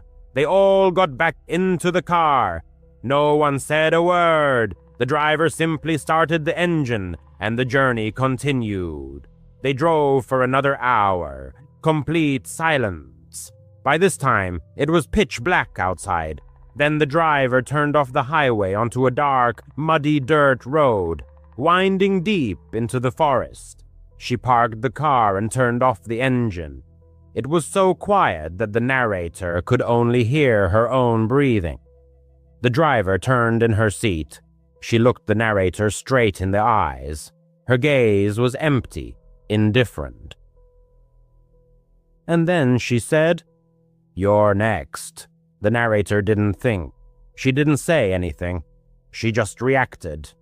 With a sharp motion, she slammed her hand against the door handle. This time, the door was unlocked, and she flung herself out of the car. Falling into the mud, she scrambled up and bolted into the forest. She ran. She ran harder than she ever had in her life. Behind her, she heard car doors opening, but she didn't look back. She just ran, branches scratching her face, tripping over roots in the darkness. She must have run for miles. Finally, she broke free from the trees onto another road. Looking up, she saw a sign. "Welcome to Ohio," the state line. She flagged down the first headlight she saw. It was a taxi driver just finishing his shift. She must have looked like a maniac, covered in mud, soaking wet, still in shorts and a t-shirt. She told him she had been robbed and was lost in the woods. She paid him every dollar she had to take her to the nearest town. From that moment until the end of her trip, she always ordered a taxi and never, ever hitchhiked again. NUS. Mark Allison, a landowner with 700 acres of fertile land south of Grinnell, near a busy highway, was completely absorbed in the harvest. Time was of the essence, and he needed to gather the crop before the rains that the weather forecasters had predicted. Warnings from the local agricultural cooperative added to the pressure, forcing the farmer to work to his limits. That evening, he decided to stay late to finish harvesting the western section of the cornfield, which stretched out in a flat, seemingly endless expanse. Driving the combine, which cut through the field in 12 rows, felt like moving through a long, monotonous corridor. Bright moonlight flooded the surroundings, clearly outlining the boundaries of the property. The air felt autumnal, fresh, and dry. Mark sat in the cab of his reliable John Deere, with its 12-row header, the auger neatly folded away, and the hopper half full. Inside, the atmosphere was warm and comfortable, with the machine emitting a steady, soothing hum. Hot coffee sloshed in the thermos, and local AM radio played softly from the speakers. Suddenly, the usual course of things was disrupted by a strange sound. At first, Mark thought it was interference on the radio. However, a faint, ghostly voice pleading for help cut through the engine noise. "Help me!" He immediately turned off the radio and strained his ears. Silence, only the crunching of corn stalks being ground up by the machine and the whistling of the fan, blowing away the chaff. The farmer guessed that the sound might have come from coyotes, howling from the tree line along the southern edge of the field. Sometimes the mooing of neighboring calves carried for great distances. Reassured by this rational explanation, he continued working. But after a few more passes, the same eerie sound pierced the night silence again. The same words, sounding as if they were coming from deep within the field, rather than from the road. Mark slowed the combine, stopped at the end of the row, and turned off the header. In the ensuing silence, the night seemed boundless. He opened the cab door and climbed down the steps. A light breeze rustled the corn leaves like a soft, dry rain. The moonlight bathed the field in a pale, mystical glow. "Help! Help!" The words sounded sharp and disjointed, as if someone were speaking through thick fabric. Announcements about a missing girl, posted at Casey's in Grinnell, flashed through his mind. Abby Cole, 14 years old, had disappeared back in September. She lived near Rock Creek State Park, about 1.5 miles east of Mark's farm, on a gravel road near the old grain dryer. In the photograph, she had brown hair and wore a gray hooded sweatshirt. Mark had often seen her when he was filling up with diesel fuel or buying coffee. Deciding to investigate the source of the strange sound, the farmer grabbed a flashlight from the cab and, for good measure, tucked a wrench behind his belt and his jacket. He left the combine's flashing lights on to keep his bearings, after sending his wife a short message. "Hearing noise in Westfield, checking it out, phone dying." Mark stepped into the corn rows. The dry leaves rustled under his feet. The ground was hard on top but soft and yielding underneath. His boots crunched softly. After just 20 yards, the combine's lights had faded to a dim glow. A feeling of unease grew, and Mark, acting on instinct, moved in the direction from which the voice was coming, trying to move cautiously. "Help, please!" The sound was very close, almost from under the ground. He stopped and pointed the flashlight beam down. In the light, a flat gray patch appeared on the ground, like a rectangle pressed into the soil. A small PVC pipe stuck out at an angle, its end neatly cut. A piece of duct tape was tangled in a corn root nearby. Mark knelt down, his heart pounding in his chest. He began to dig away the dirt with his gloved hand until he felt something hard. The soil crumbled easily, like dry crust. Under the layer of dirt, he found a sheet of plywood. A faint breath came from the pipe, followed by a sound that he couldn't make out. Grabbing the wrench, Mark pried up the edge of the plywood. One corner lifted. A warm, musty air hit his face. "Hold on," Mark said, his voice sounding unnaturally loud in the night silence. The pipe rattled against the wood as he lifted the plywood higher. Sliding his fingers under the sheet, he raised it a few more inches. The flashlight beam illuminated a small space below, no bigger than a dog crate. He saw reflecting eyes, a small mouth trying to say something, a gray, hooded sweatshirt, and a brown hair matted to a forehead. It was her. Suddenly, there was a rustling sound behind him. Mark froze, holding the plywood. The flashlight beam trembled, catching cornstalks bending unnaturally in the darkness. Another sound, not the wind. Someone was nearby, their breathing louder than Mark's. A man appeared 4 rows away, tall, broad-shouldered, with a cap pulled down over his eyes. In his hand, he held a curved blade, perhaps a scythe, glinting in the moonlight. He was silent. Mark dropped the plywood. It fell back with a soft thud. The pipe clanked, and a faint sound came from below, perhaps a word. Mark took off running, choosing a road different from the one he had come through. A cornstalk snagged his jacket. Leaves whipped his face. He ran toward the flashing lights of the combine, hoping he wasn't lost. Behind him, the corn rustled with incredible speed. His pursuer was gaining on him. Mark zigzagged through the tracks of an irrigation rig, trying to break free. The flashlight beam swung wildly, offering little help. The combine lights pulsed ahead, seeming impossibly far away. His foot sank into a soft spot, and Mark was mired to his ankle. Pulling his foot free, he kept running.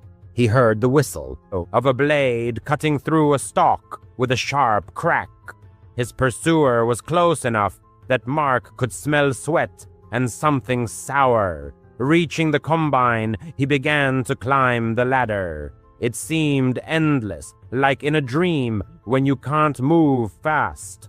Mark slipped, banged his shin, and grabbed the railing. His jacket sleeve tore as he hauled himself into the cab. The door wasn't fully closed when the blade plunged into it. Metal rang, and the scythe scratched the glass, leaving a white mark. Mark slammed the latch. For a moment, he saw the pursuer's eyes through the window, empty and lifeless, as if he were simply doing a job. Starting the combine, Mark lowered the header and moved forward. He didn't want to run over his pursuer, just get away. The man stepped back and disappeared into the corn, then reappeared, trying to climb the ladder. He swung the scythe again, hitting the side mirror and knocking it off. Mark hit the gas, and the combine lurched forward. Corn poured into the header. The pursuer fell. Mark swerved to the edge of the field, the lights illuminating the gravel road. The auger hit a branch and rattled. He drove the combine onto County Road F27, bouncing violently as if he were late for something important. The night was unsettling. Something was not right. After locking the doors of my house, I dialed the number for the Poweshiek County Sheriff, reported the exact coordinates, and described in detail what I had seen: the strange voice, the pipe, the silhouette of the girl. Around 2:07 a.m., I was joined by 2 sheriff's deputies and a patrolman, and we set out for the field. The journey was difficult, Cornfields have a way of confusing you. Reaching the spot, we found only a rectangle of trampled earth with no sign of plywood or pipe. The soil seemed disturbed, as if someone had been digging diligently. The deputies spread out, and the police dog whining pulled toward the eastern fence. Following it along a path, we came to a drainage ditch, and then to the neighboring trees. The tracks in the gravel looked blurred, as if they had been deliberately erased. A thorough search of the pit yielded no results. No box, just loose soil and a piece of gray fabric snagged on the roots. At 3:40 a.m., the deputy suggested giving a statement at the station.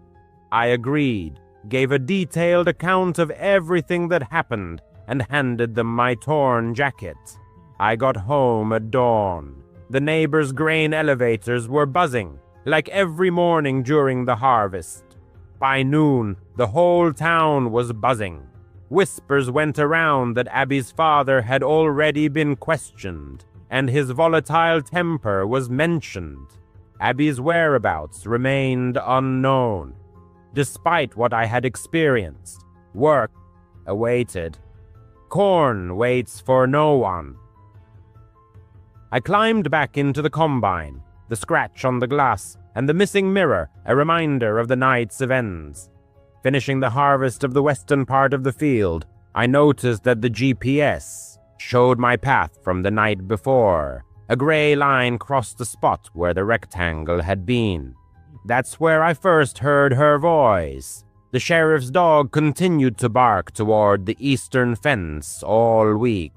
After a heavy rain, I found a piece of PVC pipe in the ditch near my mailbox. The pipe was clean, with a fresh cut. Neither the plywood nor Abby was ever found. The deputies asked me to report anything suspicious.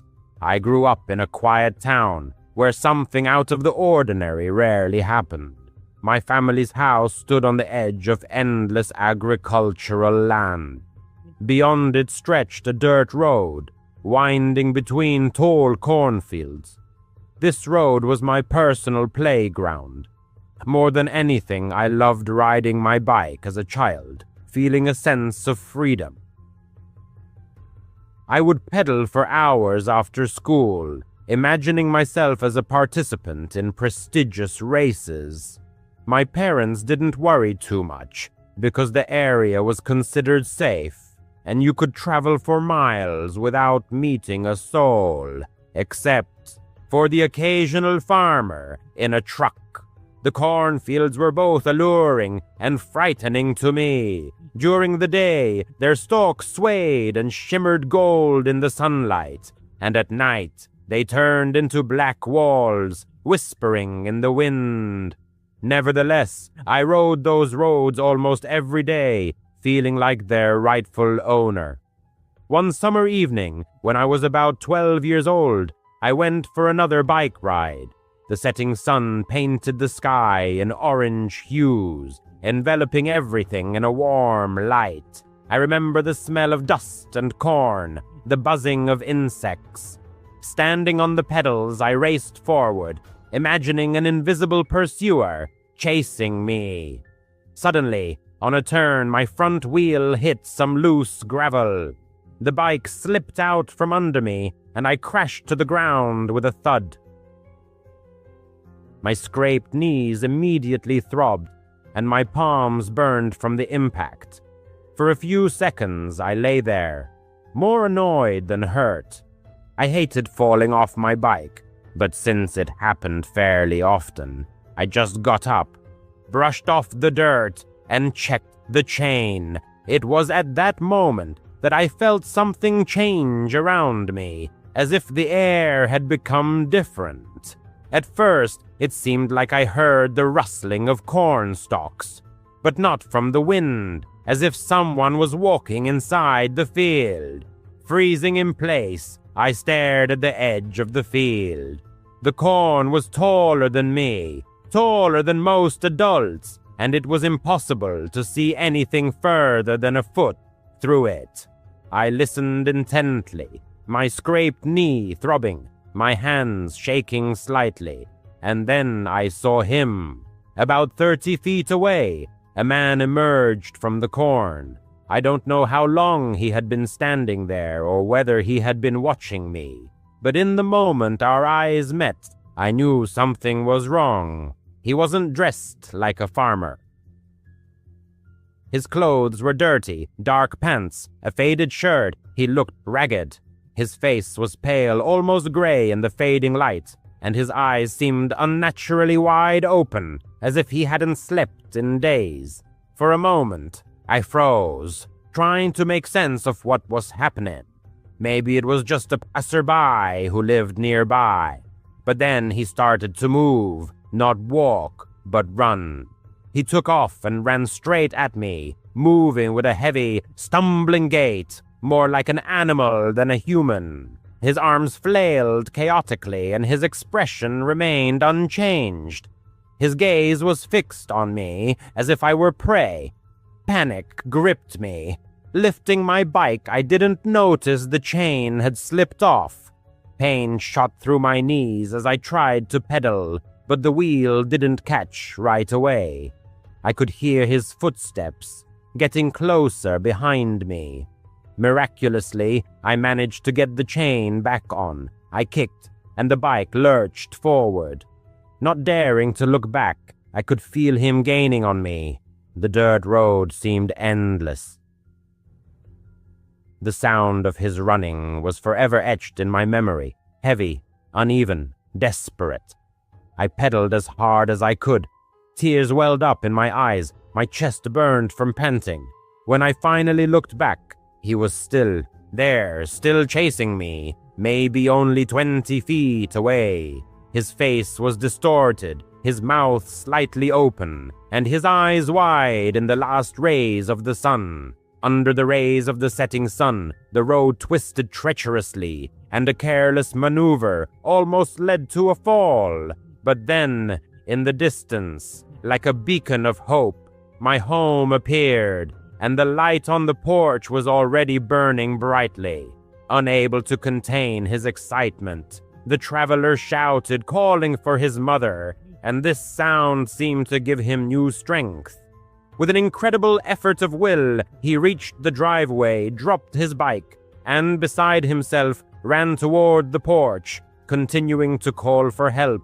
His father came out of the house, puzzled and alarmed.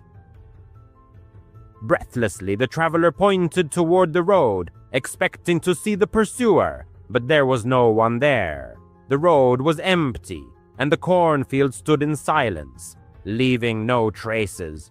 The father, armed with a flashlight, searched the area, but to no avail. The mother, meanwhile, was administering first aid, washing the scrape on his knee, while the traveler, gasping, tried to explain what had happened.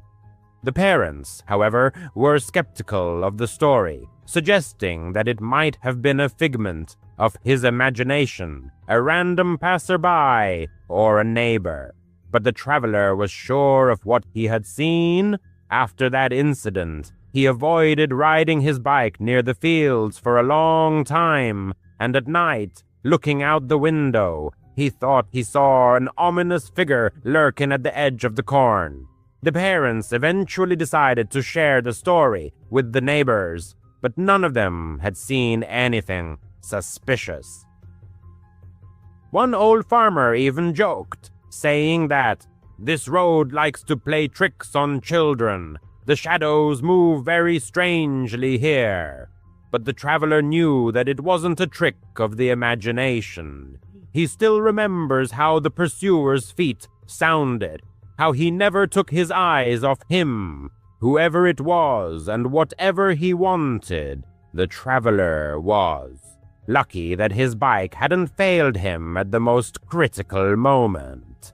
The strangest thing was that the father, returning from the road, found tracks in the dust, starting at the edge of the cornfield and ending a few dozen feet away, as if the man had vanished into thin air. Many years have passed since then, But whenever he passes a cornfield, the traveler feels the same fear, the feeling that he is being watched, that something ominous is waiting for him beyond the realm of visibility. He never found out who the man was and what made him run out of the cornfield. And perhaps it's for the best, because the scariest thing about memories is not knowing what happened, but the realization that it could happen again. His name is John Harland. He is 68 years old, and he lives on a 200-acre farm near Mitchell, South Dakota. Mostly corn is grown here, stretching flat and endless under the wide sky. His wife, Mary, died in April 2019 of heart failure. She was 62 years old. Since then, he has been alone with the land. The days blend into a monotonous series of caring for the crops, repairing equipment, and watching the sun sink below the horizon. He is comfortable with the silence, or at least he used to be. The farm was their life. Mary loved this place, the way the wind played with the fields, as if with a living creature. After his wife's death, John often sat on the porch with a cup of coffee, looking at the corn rows, trying to feel her presence. Their son, David, 35, lives in Sioux Falls and calls every week, mostly for money. He has had financial difficulties, bad investments, and creditors. John has helped him as much as he could, but the farm no longer brings in the same income. It all started in August 2019, in the middle of the summer heat. The evening twilight was a time for walking along the edge of the field, checking the irrigation lines, and identifying pests. At this time of day, the world was transformed into golden shoes. One evening, when the sun had almost disappeared below the horizon, John noticed something unusual. A figure about 50 yards into the cornfield, slowly moving between the rows. Tall, slender, dressed in a light-colored dress. The way it fluttered in the wind reminded him of Mary, of how she loved to wander through the garden, lost in thought. John froze, squinting. His eyesight was no longer as sharp as it used to be. It could be a trick of the light, a play of shadows. He shouted, "Is anyone there?" But the wind carried his voice away. He stepped into the field, his boots sinking into the soft soil, and the corn leaves brushed against his arms. But when he got to the spot, the figure had disappeared, leaving only bent stalks, perhaps from the wind or wild animals. John dismissed the thought, deciding that old people are prone to seeing things that aren't there. But the next night, it happened again. At the same time, but closer to the house, the figure was moving purposefully, making its way through the corn. John managed to make out its outlines, long hair and a familiar gait. His heart clenched with pain. Mary, it can't be, he thought. He pushed his way through the rows, the corn stalks crackling under his jacket. "Mary!" he shouted louder than he intended, but in response, only silence, dirt, and a faint track, as if someone had passed through here. John stood there, breathing heavily, the field silent, broken only by the rustling of leaves. He didn't tell David about it when he came for the weekend. His son brought groceries, sat on the porch, and talked about his work. But his gaze kept wandering over the fields as if he was looking for something. "Are you okay, Dad? Aren't you bored here alone?" he asked. John nodded, saying that everything was fine. David left on Sunday morning. That same night, the figure appeared again, now more distinct, its outlines, its hair catching the fading light. John grabbed a flashlight and took off in pursuit, going deeper into the field than ever before. The corn closed in around him, creating the feeling of a maze with no exit. He found nothing but a scarf, Mary's blue scarf with tiny flowers snagged on a cornstalk.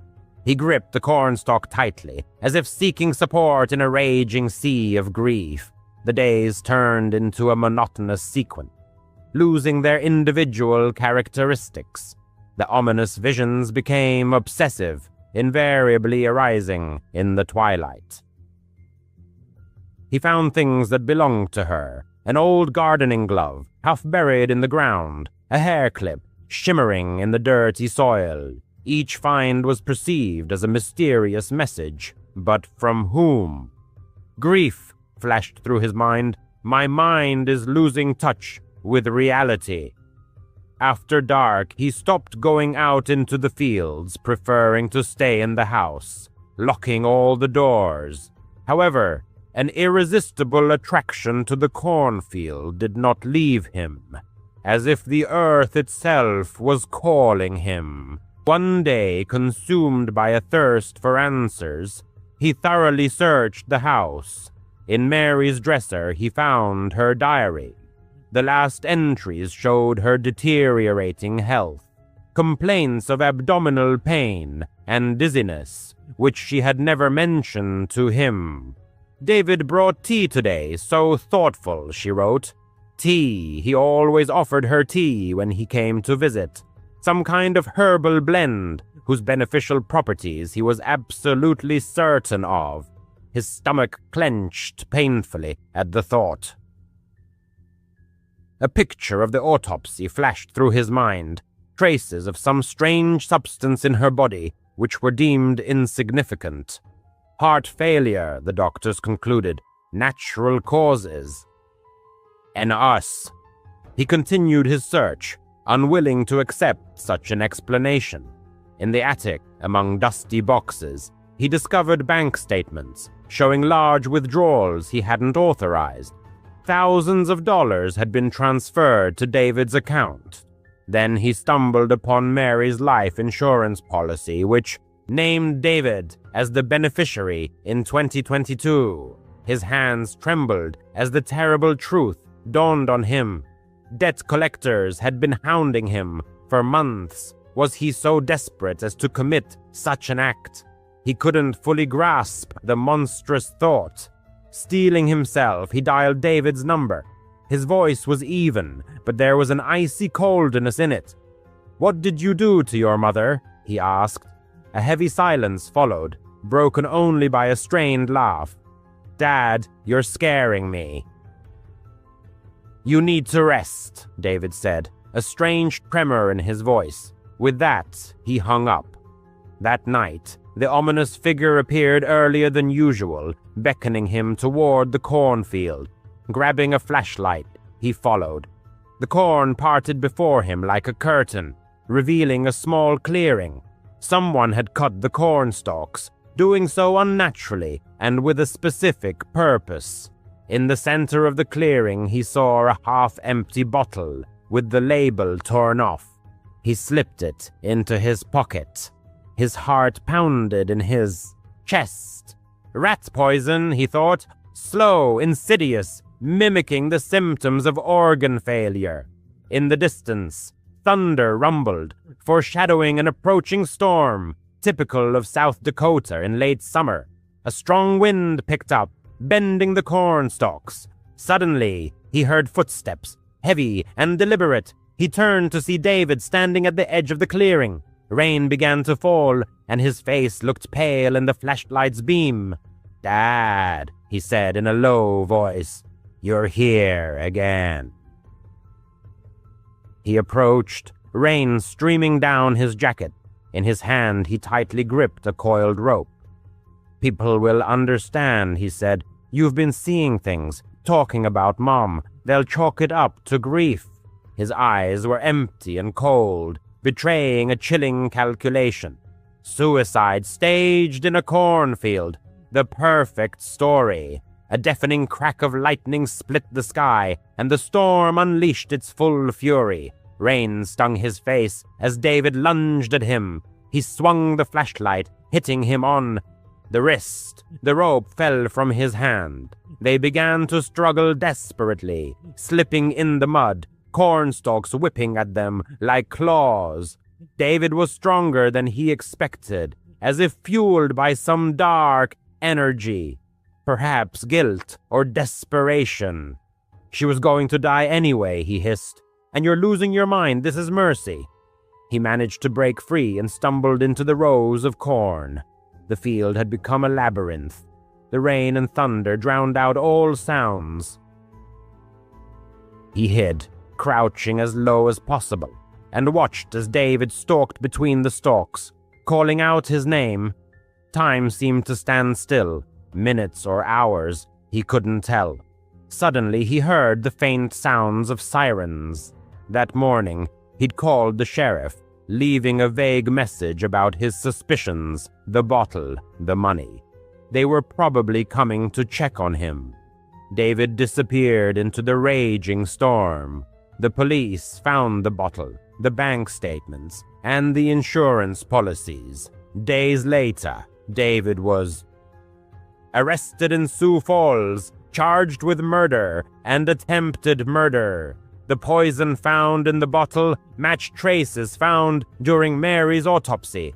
The case was closed, but he knew it wasn't over. He still saw her in the twilight, wandering through the cornfield. It wasn't grief or madness, but something else. Last week, her scarf reappeared on the porch, neatly folded. He burned it, but the field still seemed alive, as if watching him.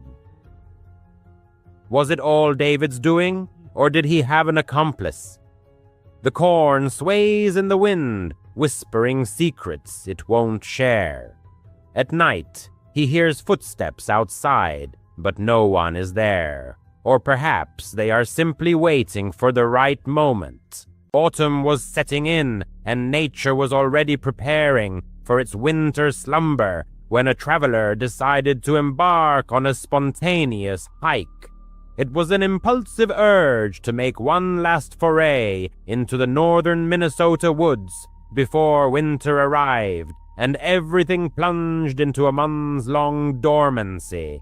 He had been to these forests countless times, living only a couple of hours south, and the place had long become his favorite refuge for hiking and weekend getaways.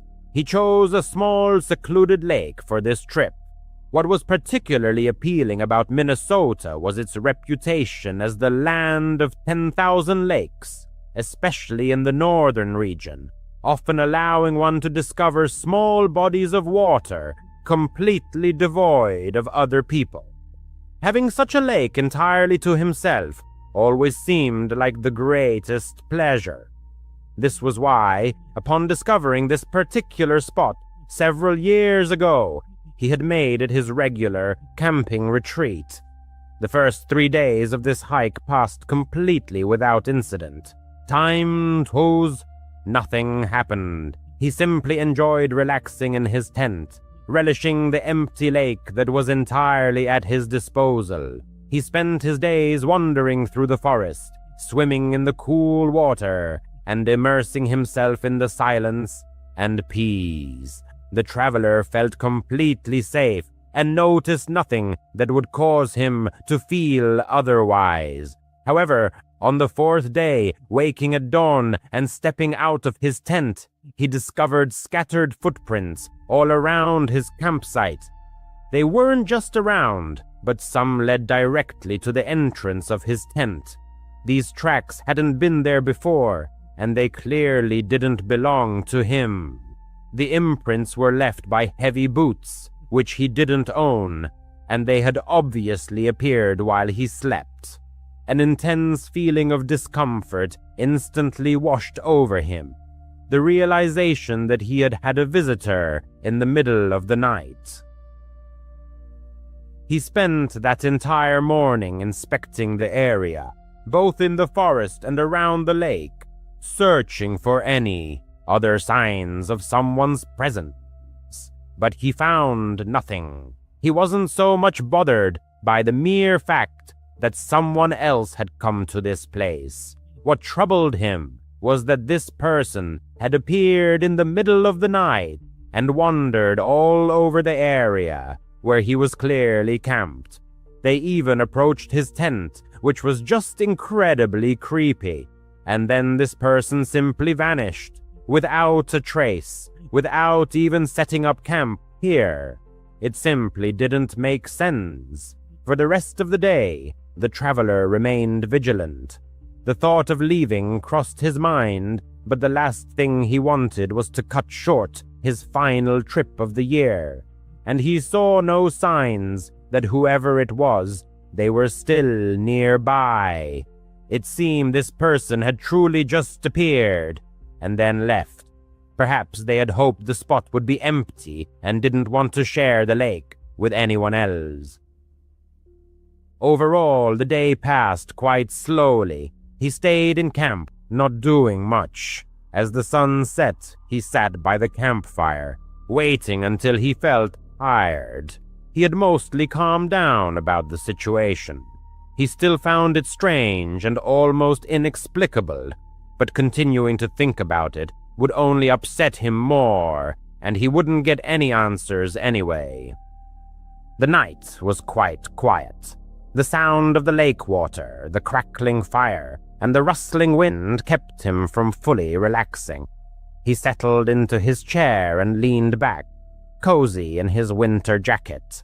His eyes began to feel heavy, but he didn't want to get up, so he just allowed himself to doze off in the chair. He says doze off because he doesn't think he actually fell completely asleep. His eyes were closed and all, but he still believes he was mostly conscious. And then he heard it, a voice calling his name. His eyes snapped open, and he froze for a moment. He sharply turned his head in all directions. The forest was silent, and everything seemed as it was before. His eyes were still wide open, and his heart pounded wildly. He couldn't tell if it was just a brief dream or something similar, or if he had actually heard someone call his name. It seemed so ridiculous and impossible that it couldn't be true, but it felt so real. After a minute, he called out hello and listened as his voice echoed through the forest with no reply. He thought it was just a brief dream, or perhaps one of those sleep paralysis-type hallucinations due to his half-asleep state. That's how he tried to reassure himself. His heart, which had pounded so wildly, had still woken him up, and that feeling of unease still lingered. He couldn't shake it. He must have sat there for another half-hour until he felt his eyes grow a little heavy again.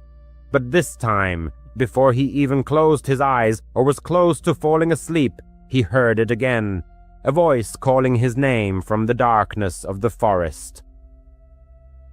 A voice he didn't recognize, but the way it spoke his name was as if it were asking for help or wanted him to come out there. He stood up and stared into the forest. The voice called his name again. It didn't seem too far away. He was clearly disoriented. How did this random person in the woods know his name? And what were they doing out there in the dark? He took a few steps towards the trees and the edge of the light, then reluctantly called out, "Hello again." There was a 15-second silence before a response came. The person called his name for the 4th time. Clearly, something was wrong. Their persistent attempts to lure him into the forest, where impenetrable darkness reigned, raised serious concerns. Under no circumstances was he going to succumb to that call, despite all his curiosity and desire for answers.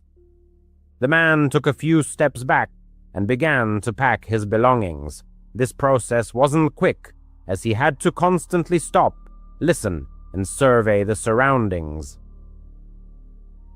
Additionally, the campfire had already turned to glowing embers, making packing in the dark significantly more difficult. However, the feeling that time was running out only intensified. The voice grew closer as the campfire light faded, and several times, Footsteps crunched on leaves quite nearby. Whoever was out there, they clearly knew what they were doing, and it was terrifying. When all his belongings were finally packed, the man slung his backpack on and took out his flashlight. He hesitated whether to turn it on, but decided it would be better to keep it off and try to blend into the forest, allowing the darkness to provide sufficient cover for retreat and to prevent pursuit. So the flashlight remained off, and the man quickly hurried in the direction opposite to the voice. The man called his name again as he was moving away, and he only looked back once he was a significant distance away. The barely perceptible warm glow of the campfire embers was visible, and right behind it, a faint silhouette was outlined. Nothing distinct could be made out, though something about it seemed extremely unnatural or just wrong. He turned and hurried deeper into the forest, hearing the man call his name one more time before he found himself alone again in the empty, silent, and dark woods. Getting out of the forest was, to say the least, exhausting.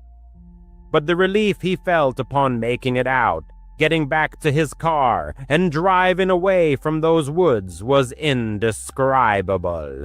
He considered calling the police, but honestly, he thought he'd sound crazy. Some guy calling his name in the woods and seeming to pursue him.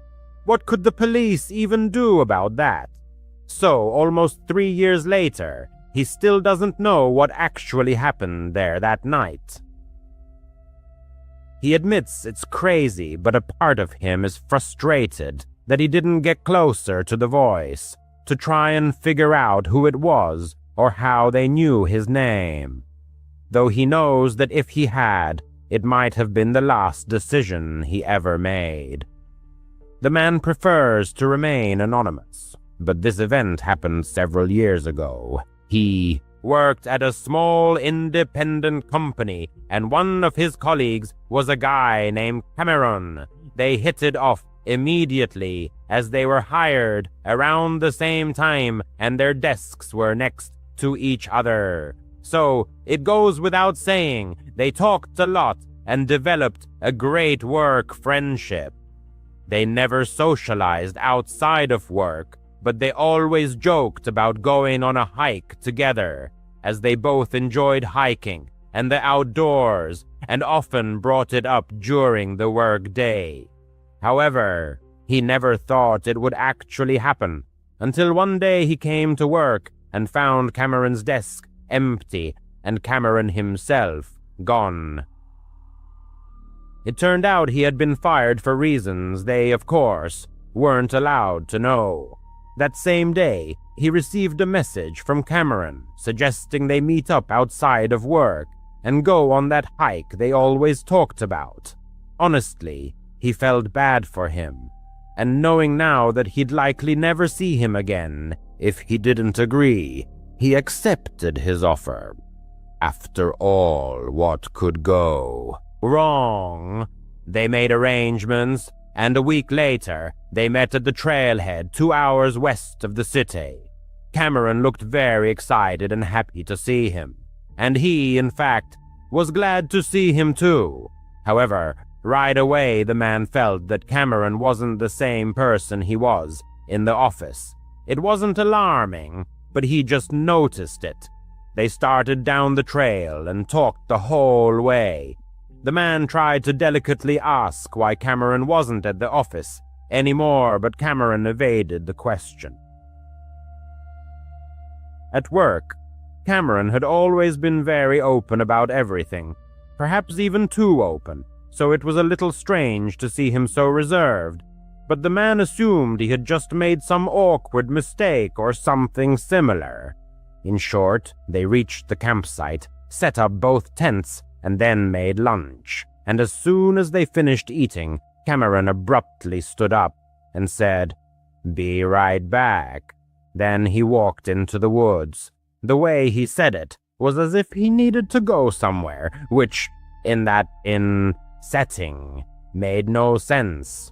Why not just say you're going for a walk or something? The man stayed in camp, resting for 10 minutes until Cameron returned. He said nothing and acted as if nothing had happened, so the man just let it go. They talked a little more, unsure, about an hour probably. Then Cameron did the same thing, said he'd be right back, and walked into the woods, only this time it happened right in the middle of their conversation. A silent escape from the forest. Suddenly, mid-dialogue, something inexplicable happened. Quite unexpectedly, his companion, fixing his gaze on the forest trees, fell silent, then resolutely walked away. His first impulse was to follow the direction of his gaze, but nothing remarkable could be found. At this moment, the strangeness of the situation reached its peak, causing an almost alarming unease. 10 minutes later, he returned. This time, a direct question was posed about the purpose of his absence, to which, after a second's thought, a laconic answer followed: nowhere. No further explanation was offered, and again it was decided to let this oddity go. 6 months of daily interaction with Cameron prevented a few inexplicable occurrences from completely altering the established opinion of him. The conversation by the campfire continued for a while longer, after which they retired to their tents, preparing for sleep.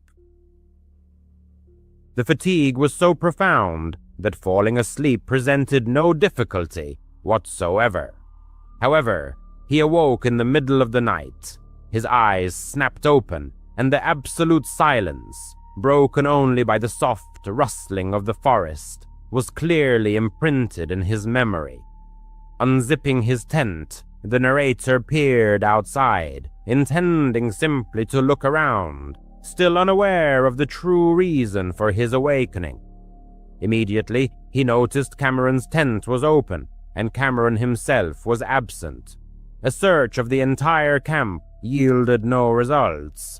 He noticed the flashlight was missing, but no light was visible anywhere among the trees. "Cameron!" he called several times, but there was no answer. For a minute, the narrator sat by his tent, looking around and waiting for his return, until sounds resembling a quiet conversation between two people drifted from deep within the forest. "Cameron, are you out there?" he asked. The conversations instantly ceased, and silence once again reigned in the forest. After 30 seconds of tense waiting, Cameron slowly emerged from behind the trees into the camp clearing. His face was strained, but he tried to hide it with a nervous smile. He was asked about the presence of anyone else. He paused, then uttered, "Nobody." However, as he spoke, footsteps could be heard from behind the trees. It was clear that Cameron heard them too. Looking at him again, the narrator repeated the question about who was there. The feeling of discomfort intensified, but even then he stubbornly uttered, "Nobody." An extremely tense 15 to 20-second silence followed, during which both simply stared at each other, while quiet footsteps slowly but steadily approached from the darkness. Adrenaline surged, and suddenly the narrator bolted down the trail, leaving everything behind. As he fled, he heard Cameron's voice and some other man's voice, but he never looked back. The escape didn't stop until he reached his car. Fortunately, they had arrived separately, and his keys and phone were with the narrator. He headed home and spent the rest of the night trying to process what had happened. An attempt was made to contact Cameron, but the message never went through. He had already blocked the contact. Since that night, there has been no further contact with him. It's unknown who else was there or what Cameron was up to. but the narrator believes he was incredibly lucky to get away. Last year, around early November, the narrator traveled to his hometown, primarily to meet old friends and also to spend a week in a cozy country cabin, a spacious rented dwelling located deep in the woods. His hometown was small, surrounded predominantly by forests, offering many scenic views and camping spots. Although he had never been into hiking before, he had done extensive research and had a strong desire to try it. Gathering all the necessary gear, he decided that the ideal first hike would be a trip into a familiar forest just outside his hometown. This approach provided a sense of security and allowed him to gradually ease into his new hobby. The rented cabin was chosen specifically because of a trail that led to a small camping spot. The narrator reasoned that in case of unforeseen circumstances, he could always return to the cabin and everything would be fine. It seemed like a risk-free way to enjoy his first trip. The first few days were dedicated to meeting friends, and another day was spent relaxing at the cabin and preparing his gear. Then, finally, he set off for the camping spot. The trail was only about an hour long. For the first 10 minutes, he focused on properly adjusting his backpack and checking all his equipment. Once everything was settled and there was nothing more to worry about, a strange feeling washed over him, a sensation as if he was being watched from behind the trees. Since this was his first time alone in the forest, he assumed he was just nervous. However, this feeling didn't disappear as expected. Every time he looked into the forest beyond the trail, that empty, dreadful sensation enveloped him. It truly seemed like a sign, a warning to get out of there.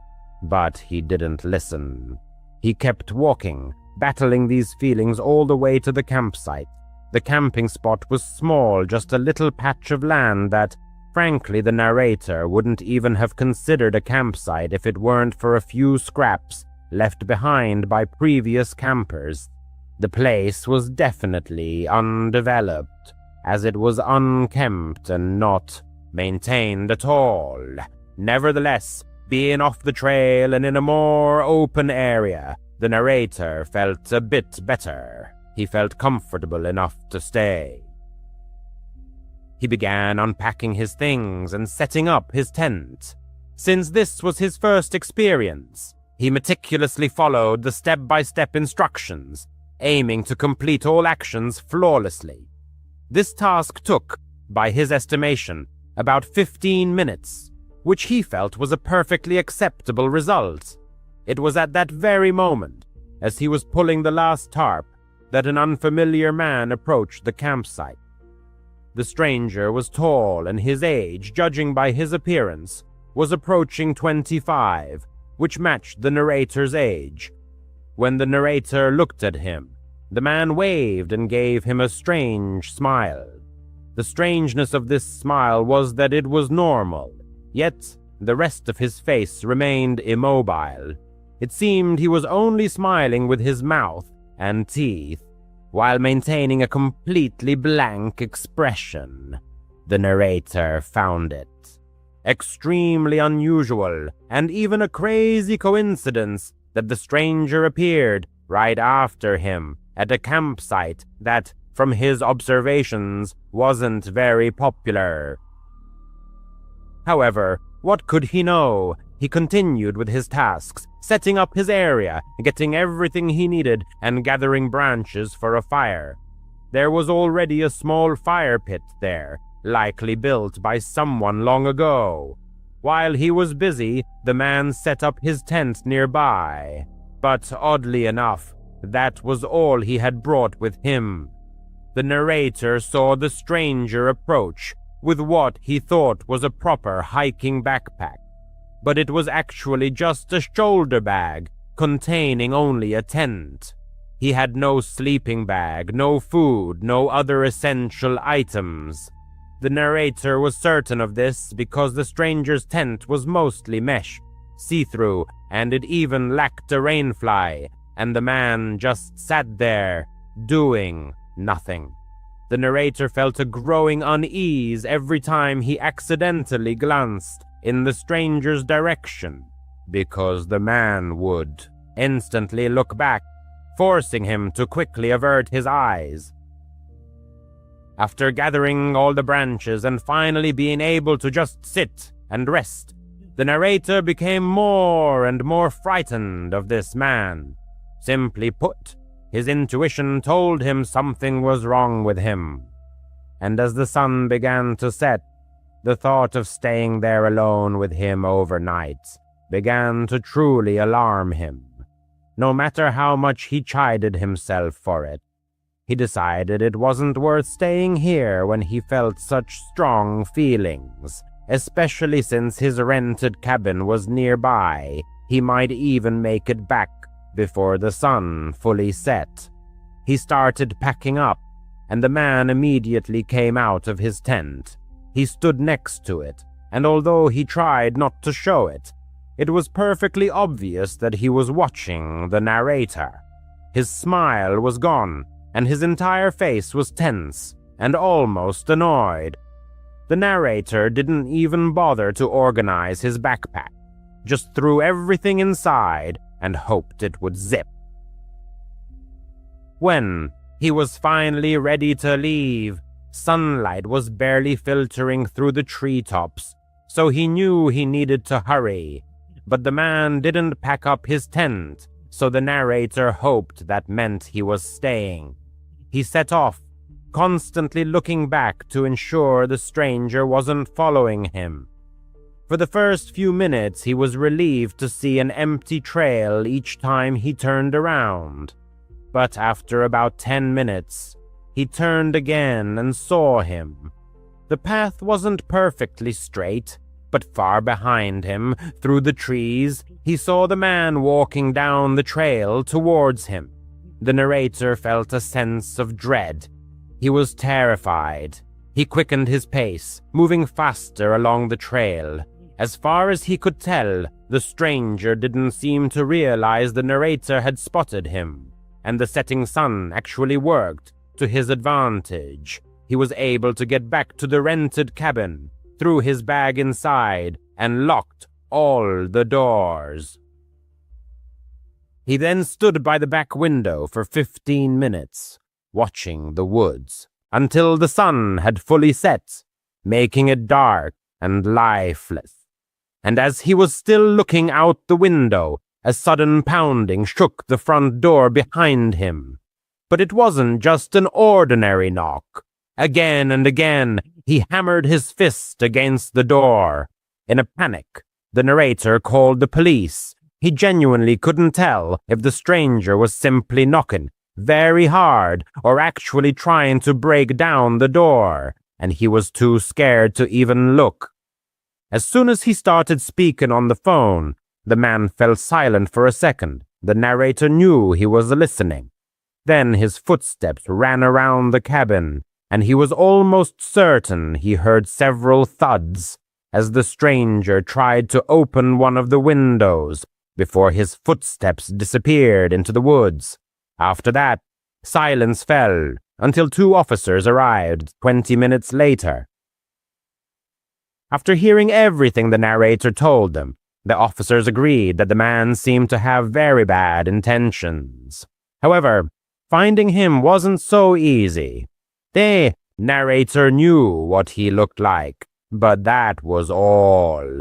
That night, they conducted a quick search with flashlights, but never found him. His tent had also vanished from the campsite.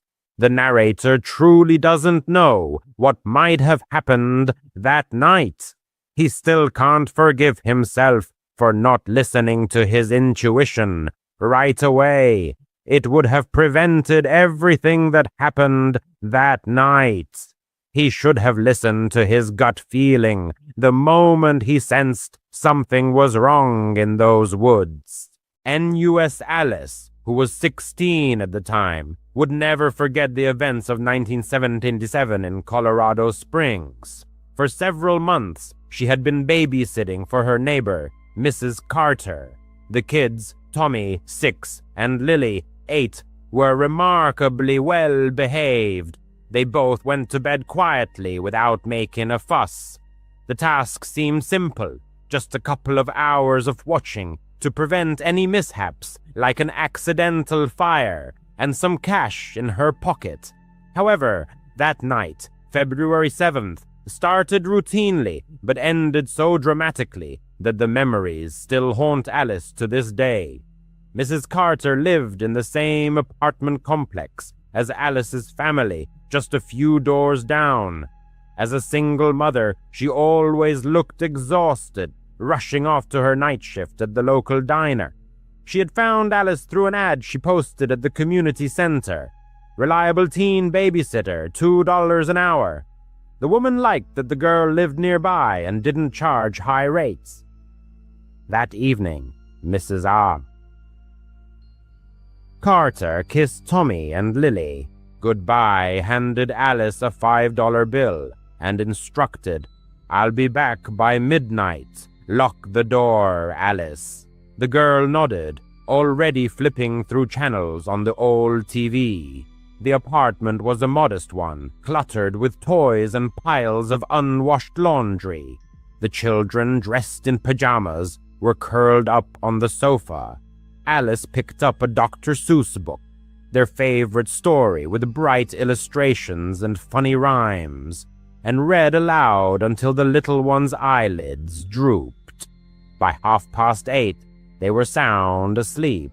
She carefully carried them to their beds, went around the rooms checking the windows, and locked the front door, following her usual routine. A peaceful silence settled, broken only by the hum of the refrigerator and the occasional noise of passing cars. Settling on the couch with a bag of chips, Alice turned on a light-hearted comedy, turning the sound down to a whisper so as not to disturb the children. Around 9 in the evening, a suspicious noise occurred. A light thud, as if something had slipped in the kitchen. Alice froze, her hand with a chip paused at her lips. The apartment was on the first floor, and the kitchen window faced directly onto the parking lot. She tried to convince herself it was nothing. Maybe a stray cat had jumped onto the windowsill or the wind had stirred the trash. But her pulse quickened. Her heart pounded. She grabbed the phone, an antique rotary dial, and moved it closer. There were no cell phones back then, just a cord that barely reached the couch. Taking a deep breath, she tiptoed into the kitchen and flicked on the light. Empty. The window was locked. The sink was clean. Alice chuckled at her own fear, feeling foolish, and returned to the screen. Soon after, there was another sound, a sharp scraping, as if metal scratched against glass. It came from the back door, which led to a narrow patio. Alice turned off the TV, listening in the darkness. The children were still sleeping peacefully in their room. From behind the door, she could hear Tommy's soft snoring, reassuring in its ordinariness. Barefoot, in socks, she moved silently to the door, where the linoleum gently cushioned underfoot. There was a small window in the door, covered by a thin curtain. Pulling it aside a centimeter, Alice peered out. The patio was shrouded in gloom. The nearest street lamp was too far away to dispel the shadows. But in the corner, behind the glass, something stirred. Or was it just her imagination? Her stomach clenched. She pulled the handle the lock held firm. Stepping back, she was already mentally dialing her mother's number. But then she heard footsteps, not outside, but inside the apartment. Heavy, measured, they echoed from the hallway near the children's room. Alice darted to the kitchen drawer and grabbed a knife. Her hands were shaking, and the blade nearly slipped. "Who's there?" she whispered, her voice cracking. Silence, only another step in response. With the knife at the ready, breathing raggedly, she moved down the hallway. The door to the children's room remained ajar, as it should, but the air suddenly felt thick, filled with the sensation of being watched. Pushing the door open, Alice burst inside. Tommy and Lily were sound asleep in their beds. Relief washed over her, her knees buckling. However, a shadow lurked in the corner, tall, static, like a sentinel. The girl froze, the knife fell from her sweaty hand. "Go away," she said more firmly, trying to sound confident. The shadow didn't flinch. Turning on the lamp, Alice expected to see emptiness, the product of her overactive imagination, the weariness of a long evening. But no, a man in his 20s stood by the children's dresser, tall, with tousled hair and the piercing gaze of dark eyes. He stared directly at her. A knife gleamed in his fist, far more imposing than her own, reflecting the light from the bulb. Alice screamed, recoiling.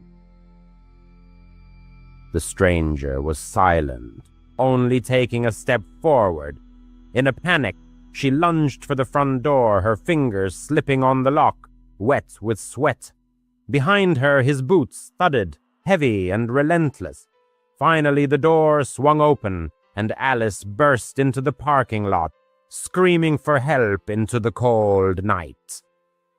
A light flashed on in a neighboring apartment window. Someone shouted, "Call the police!" Barefoot, not feeling the asphalt burning her feet with frost, she ran on until she burst into her own apartment. Her father had already run outside, sensing something was wrong from the noise. He dragged his daughter inside, held her close, and dialed 911. The police arrived quickly. After inspecting the scene, they stated that the man had fled, the back door forced open with a tool. The children had slept through everything safe and sound. Thankfully, blood was found on Alice's pajamas, not her own, but smeared in haste when she brushed against the wall. Detectives collected samples along with fingerprints from the door. It later turned out to be William Kernan, a local college student who knew Mrs. Carter. He had often appeared in the complex, loitering aimlessly. He was not arrested that night. He had long since melted into the darkness. Decades later, in 2024, Alice stumbled upon a news story. The case was finally resolved. DNA from that blood perfectly matched the profile of Kernan, who died in 2010. Full verification was impossible. The body had been cremated, and there were no relatives left, but investigators had no doubt of his involvement. That same evening, he had stabbed a 14-year-old girl named Maria Hansel in a neighboring apartment. She, like Alice, was working as a babysitter and did not survive. Still, in her nightmares, Alice sees his eyes, icy, bottomless. After the incident, she refused to babysit again, never set foot in that complex again. At times, she wonders how close she came to the edge, to becoming just a line in a police report or a newspaper chronicle. She started babysitting for the Millers when she was 12. By 15, it had become a routine. Walk a couple of blocks, watch their 6-year-old son and 8-year-old daughter get paid, and go home. The children were rambunctious, completely messy, and devious in the ugliest ways. However, the money she earned allowed her to buy necessary school supplies and save up for a used bicycle. That Friday evening, Mrs. Miller said that she and her husband would be back around 11. Nothing unusual, she said, shrugging on her coat. The girl nodded, mentally planning, get the kids to bed by 9, finish her homework at their kitchen table, and be in her own bed before midnight. By 8:30, the house was quiet. The single lamp on the floor lamp softly illuminated the living room. Cartoons played at low volume. Rain drummed against the wide front window, and from time to time, headlights swept across the curtains, casting shadows. The children, exhausted from an hour of wild games, were curled up on the couch, wrapped in blankets up to their chins. She clutched to the remote to instantly mute any intrusive commercials that could wake them. 9 o'clock passed. She decided to give them an extra 10 minutes before carrying them upstairs. Getting up, she stretched and headed to the thermostat to turn up the heat slightly. And at that moment, everything changed. A dull thud at the front door, massive, decisive, nothing like the crack of a broken branch or a gust of wind. The lampshade vibrated slightly. A second blow sounded muffled, as if someone was pressing their ear against the panel. Her heart pounded. She looked at the children. Their eyes were now wide with fear. Pressing a finger to her lips, she whispered, "Hide behind the couch, not a sound." They obeyed silently, a feat for those restless kids, and scurried under the knitted blanket. She turned off the TV and the lamp. The room was plunged into darkness, broken only by the flickering numbers on the cable receiver. In this sudden silence, the sound of the rain intensified, but she still caught the commotion at the entrance, the rustle of soles on the mat. She pulled the phone out of her pocket. Not a single bar of signal. Their home network often acted up during thunderstorms, so contacting anyone was impossible. Backing towards the kitchen, she yanked open a drawer by the sink and grabbed the largest steak knife, the one she had washed earlier after heating up store-bought pizza for the kids. She tried to even out her breathing, creeping along the wall to the hallway leading to the door. In this rickety house, every inch of parquet betrayed her presence, so she leaned on her heels first, muffling any possible creaks. Halfway there was a new noise, the click of the mail slot, which opened and slammed shut. Someone outside was probing vulnerabilities, probably looking for a weak spot in the lock. The thought of escaping through the back door with the children flashed through her mind, but the backyard had no fence and backed onto a dense, dark grove. If the stranger went around the building, they would be trapped in the open.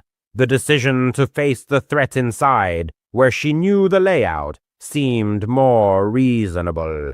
With the phone clutched in her left hand and the knife in her right, she turned the corner and raised the blade to shoulder level.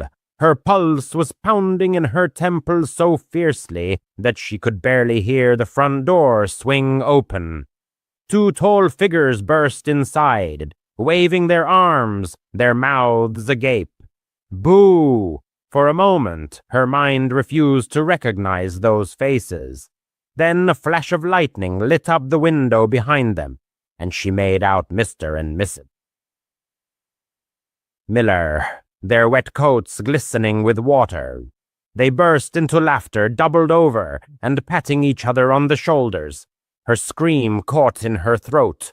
Her breath caught. The tip of the knife trembled inches from Mr. Miller's chest. He straightened up, noticed the blade, and his cheerful grin faded. "Hey, take it easy," he said, raising his hands as if facing the barrel of a police revolver. Mrs. Miller wiped tears from her cheeks, still giggling. "We were checking if you'd be brave," she explained. "Looks like you passed the test with flying colors." She lowered the knife, but horror gave way to anger. Her knees buckled. You risked your lives, she breathed. Mr. Miller waved his hand. All for fun. We came back early, wanted to test your mettle. He turned away to hang up his coat. Put the kids to bed, okay? We're hungry. We'll make grilled cheese. She stood frozen, waiting for at least an apology or permission to leave. But the couple simply walked into the kitchen, opened the refrigerator, and began clattering dishes. She returned to the living room, still trembling. The children emerged from their hiding place, stunned. She told them that their parents were back and dragged the 6-year-old upstairs, the 8-year-old trailing behind. Putting them to bed was awkward. They sensed her confusion. She kept her tone even and concise. Good night. Your parents are downstairs.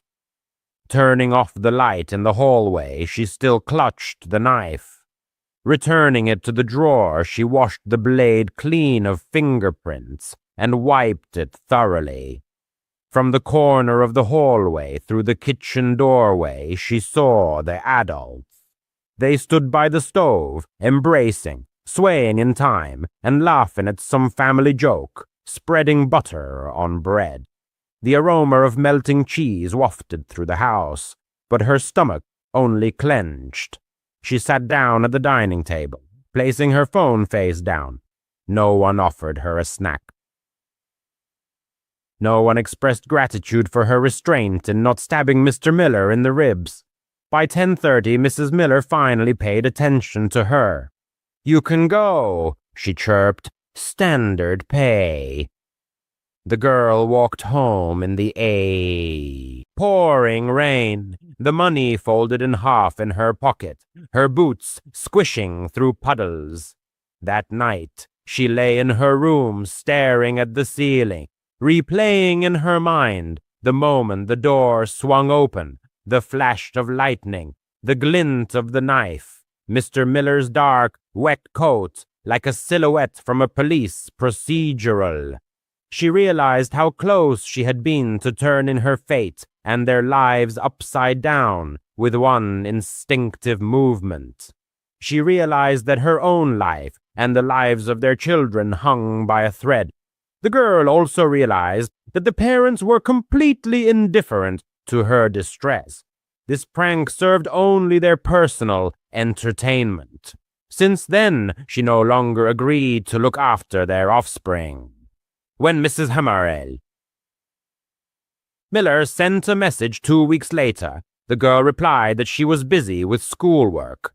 After that, the invitations stopped. In the evenings, heading to the bus stop, she sometimes passed their porch. From the outside, the house seemed quiet. Ordinary warm yellow light shone through the windows. Toys littered the lawn. However, the chilling rush of horror they had caused for fun flashed in her memory. This incident taught her 2 important lessons. Panic feels as acute as a real threat, and some adults remain eternally immature. Now she carefully checks every door she enters, including her own. Her phone is always charged and ready, and if someone brings up a harmless joke built on someone else's embarrassment, she remembers the trembling knife in her hand and shakes her head firmly. No, the girl never particularly believed in ghosts, but after babysitting at the Thompsons' house, her certainty wavered. It was an ordinary-looking cottage at the end of Willow Street, right across from St. Mary's Church in her quiet, provincial town. The girl's mother worked as a kindergarten teacher and knew the Thompsons' sons, Ethan and Liam, well from her classes. Mrs. Thompson had called her one evening last summer because their regular babysitter had suddenly cancelled. She was 17, needed the money, and figured it was an easy gig. How wrong she was. The evening started uneventfully. Ethan and Liam, 6 and 8 years old respectively, turned out to be charming but restless scamps running around their dilapidated two-story house. It was a typical house built in the 70s, with creaking wooden floors and a faint, musty smell, as if permeated with all the decades it had lived through. Mrs. Thompson left a clear list of tasks: feed the boys, oversee hygiene, and put them to bed by 9 in the evening. Nothing complicated. At 6:30, she was in the kitchen with them, preparing dinner. The boys insisted on tacos, so they were taking ingredients out of the refrigerator. Liam slammed a plastic container of store-bought salsa onto the table. She turned around for the cheese, and suddenly the container exploded. Sauce splattered everywhere, on the walls, cabinets, refrigerator, creating a scene reminiscent of a bloody massacre. The boys shrieked, a mixture of laughter and fright. The girl froze, clutching a piece of cheddar tightly, in complete amazement. She assumed the salsa was old, maybe fermented and built up gas. That's how she calmed herself, grabbing a roll of paper towels and starting to clean. The children helped, giggling nervously, but Ethan kept glancing towards the living room, as if anticipating someone's arrival. It took them a good 20 minutes to wipe up all the mess, and the pungent tomato smell stubbornly lingered. They were still wiping remnants off the refrigerator when a sharp crash came from the living room, as if something massive had collapsed. She told the boys not to move and headed there, her heartbeat accelerating. 2 photo frames, one with a picture of the boys on the beach, the other with the parents at their wedding ceremony, had fallen off the walls opposite each other.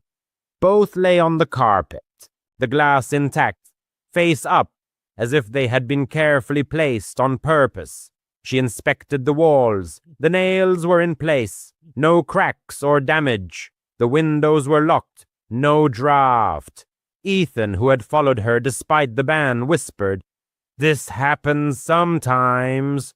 She forced a smile, leaned the frames against the wall, and didn't put them back. Her stomach churned, but she kept telling herself it was just the quirks of an old house. After the meal, it was time for bathing. She herded the boys upstairs, drew a bath, and let them splash around while she stood in the hallway, leaving the bathroom door slightly ajar. Their father's office was across the hall, a cramped room with a cluttered desk and an antiquated desktop computer. As she leaned against the wall, scrolling through her phone feed, there was a soft, tinkling sound, followed by another. The monitor came to life, its fans whirring loudly. The screen lit up with a blue light, displaying the Windows login window. She froze. No one had touched the device. The children were splashing in the bath, and she kept her distance from the desk. Peeking into the office, she expected to find a cat or a random object on the keyboard, but the room was empty. The mouse was motionless, the keyboard covered in a thin layer of dust. The girl attributed it to an automatic update, but after the salsa and frame incidents, it seemed ominous. She yanked the monitor's power cord and hurried back to the hallway. By 9:15, she had put Ethan and Liam to bed in their shared bedroom on the 2nd floor. They were exhausted and instantly fell asleep, their steady snores filling the space. She closed the door and went down to the living room to wait for the Thompsons to return. Flipping through channels on their bulky, ancient TV, she suddenly caught it. Footsteps, measured and heavy, shuffling down the upper hallway. She muted the sound, her pulse quickening, decided the boys had woken up. She tiptoed up the creaking stairs. The bedroom door was closed. Opening it slightly, she saw that they were sleeping soundly, as before. The hallway was deserted, the air still. She went around the other rooms, the guest room, the bathroom, the office, all empty. Goosebumps ran down her skin as she returned downstairs. 10 minutes later, the creaking resumed, now quieter and slower, as if an invisible figure was pacing from one end of the hallway to the other. She didn't dare go up again. She huddled in the corner of the sofa, texting her boyfriend about her growing fear. "Just relax," he replied. "Old houses always have lots of noises." But she didn't buy it. She sat clutching her phone, mentally counting down the minutes until 10:30. When the Thompsons finally returned, she tried to act casual, but she must have given away her anxiety, because Mrs. Thompson asked if everything was okay. The girl mumbled that the boys had behaved perfectly and hurried to grab her coat. She didn't mention the salsa, the frames, the computer, or the footsteps. She just wanted to leave as soon as possible. On the way home, she thought about Ethan's whisper.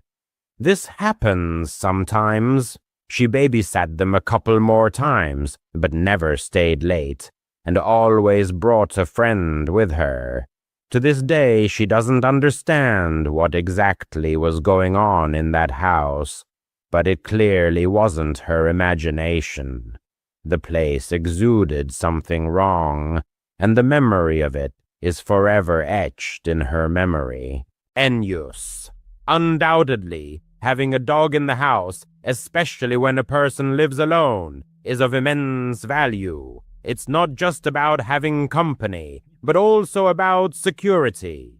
Canine instincts are extraordinarily developed, allowing them to notice the slightest changes in their environment before a human does. That's why, when the author moved out of his parents' house and began living on his own, he firmly decided to get a four-legged friend who could not only brighten his loneliness, but also protect him if necessary. This loyal companion became Jenny, a German shepherd known for her boundless devotion, protective instinct, and amazing ability to sense danger. In moments when the silence in the house became oppressive and the space seemed too empty, Jenny's even breathing, or the sound of her claws gently tapping on the parquet floor, helped the author cope with feelings of loneliness. She was more than just a pet to him. She became a true member of the family. That evening started out completely ordinary and gave no indication of any trouble. The author spent most of his time comfortably settled on the couch, engrossed in watching a series on his laptop. Jenny, as usual, lay on the rug, in a semi-sleeping state, but always remaining vigilant. Around midnight, the author decided it was time to go to bed. He carefully locked all the doors, checked the windows, and turned off the lights before climbing under the warm blanket. At first, silence reigned in the house. However, suddenly Jenny jumped up abruptly. Her body tensed, her ears perked up alertly, and she turned towards the front door. The author, alarmed, sat up in bed, trying to catch the slightest sound. A moment later, a muffled knock was heard. He froze, unsure if he had imagined it. Who could be knocking on the door so late at night? Jenny barked sharply and deeply, and immediately the knock was repeated, this time more insistent.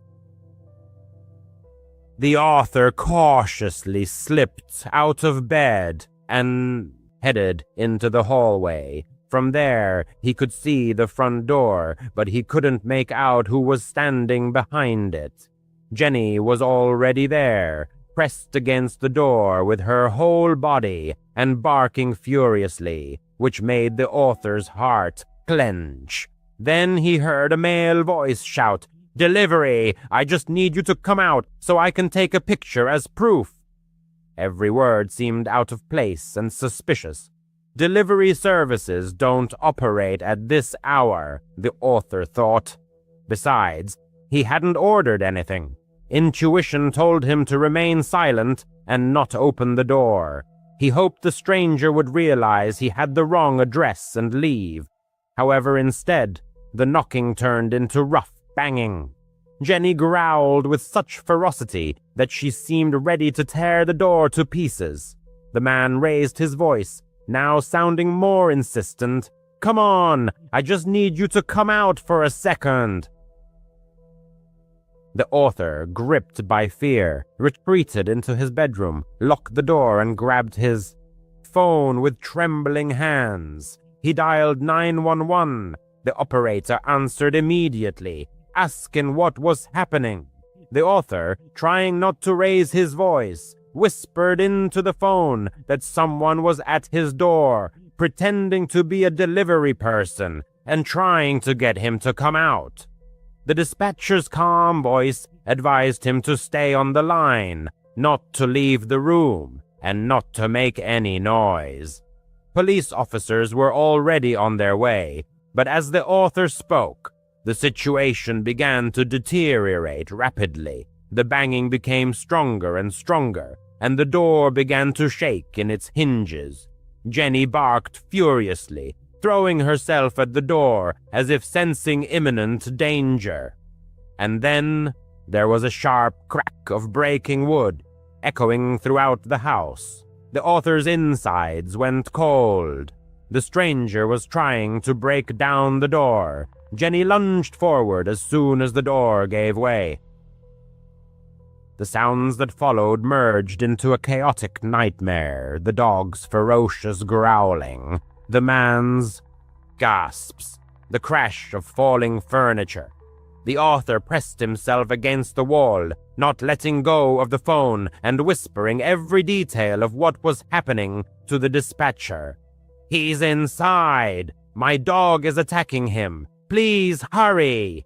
Suddenly, there was a metallic clang, and something fell to the floor. In the chaos, the author didn't immediately realize that it was more than just an object.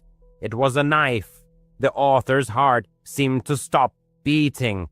The next sound caused him unbearable pain. Jenny yelped pitifully. The author's heart clenched with pain and fear. He wanted to rush to her aid, but the dispatcher begged him to stay in the room. Tears burned his eyes as he helplessly listened to his loyal dog desperately fight for his safety. The man cursed, fending off Jenny, and the house shook with every movement they made. The author couldn't tell who was gaining the upper hand in this fight. He continued to whisper into the phone, praying that the police would arrive in time, and then finally the sound of police sirens pierced the night silence. Red and blue lights flashed through the windows, painting the walls of the author's room. Loud shouts filled the house, authoritative and confident. "Police! Drop the weapon! Hands up!" The struggle moved elsewhere. Heavy footsteps echoed inside the house. The author heard the man shout, then a dull thud as he was tackled to the ground. The clanging of handcuffs marked the end of the fight. "Police! You're safe!" a voice called out, followed by a knock on the author's bedroom door. He slowly opened the door, feeling his legs trembling. Two police officers stood in the doorway, shining flashlights on him. Behind them, another officer held a handcuffed man, pinning him to the floor. Jenny stood nearby, panting heavily, her fur matted with sweat and splattered with blood. Her body trembled, but her growl remained low and steady, as if warning the stranger not to try again. One of the police officers crouched down, picked up the knife, and placed it in an evidence bag. The sight made the author's stomach churn. If it weren't for Jenny, that knife might have been used against him. He rushed to his loyal protector, kneeling down next to her. She pressed against him, her breathing heavy but steady. The police officers assured the author that Jenny had cuts. but nothing fatal. A wave of relief washed over him with such force that he nearly lost consciousness. The man's life could have ended on that fateful night. The police officers who arrived at the scene told him something that still makes him shudder. They had thoroughly checked the intruder's details, but found no identification, driver's license, or any record of his existence. It was as if the man simply didn't exist. The police took him away, leaving the man in his house with a broken door and the echo of the recent chaos still ringing in his ears. He sat on the couch, hugging his dog Jenny, too shaken to move, let alone fall asleep. Every creak in the house seemed to him like a harbinger of the intruder's return. The rest of the night dragged on agonizingly slowly.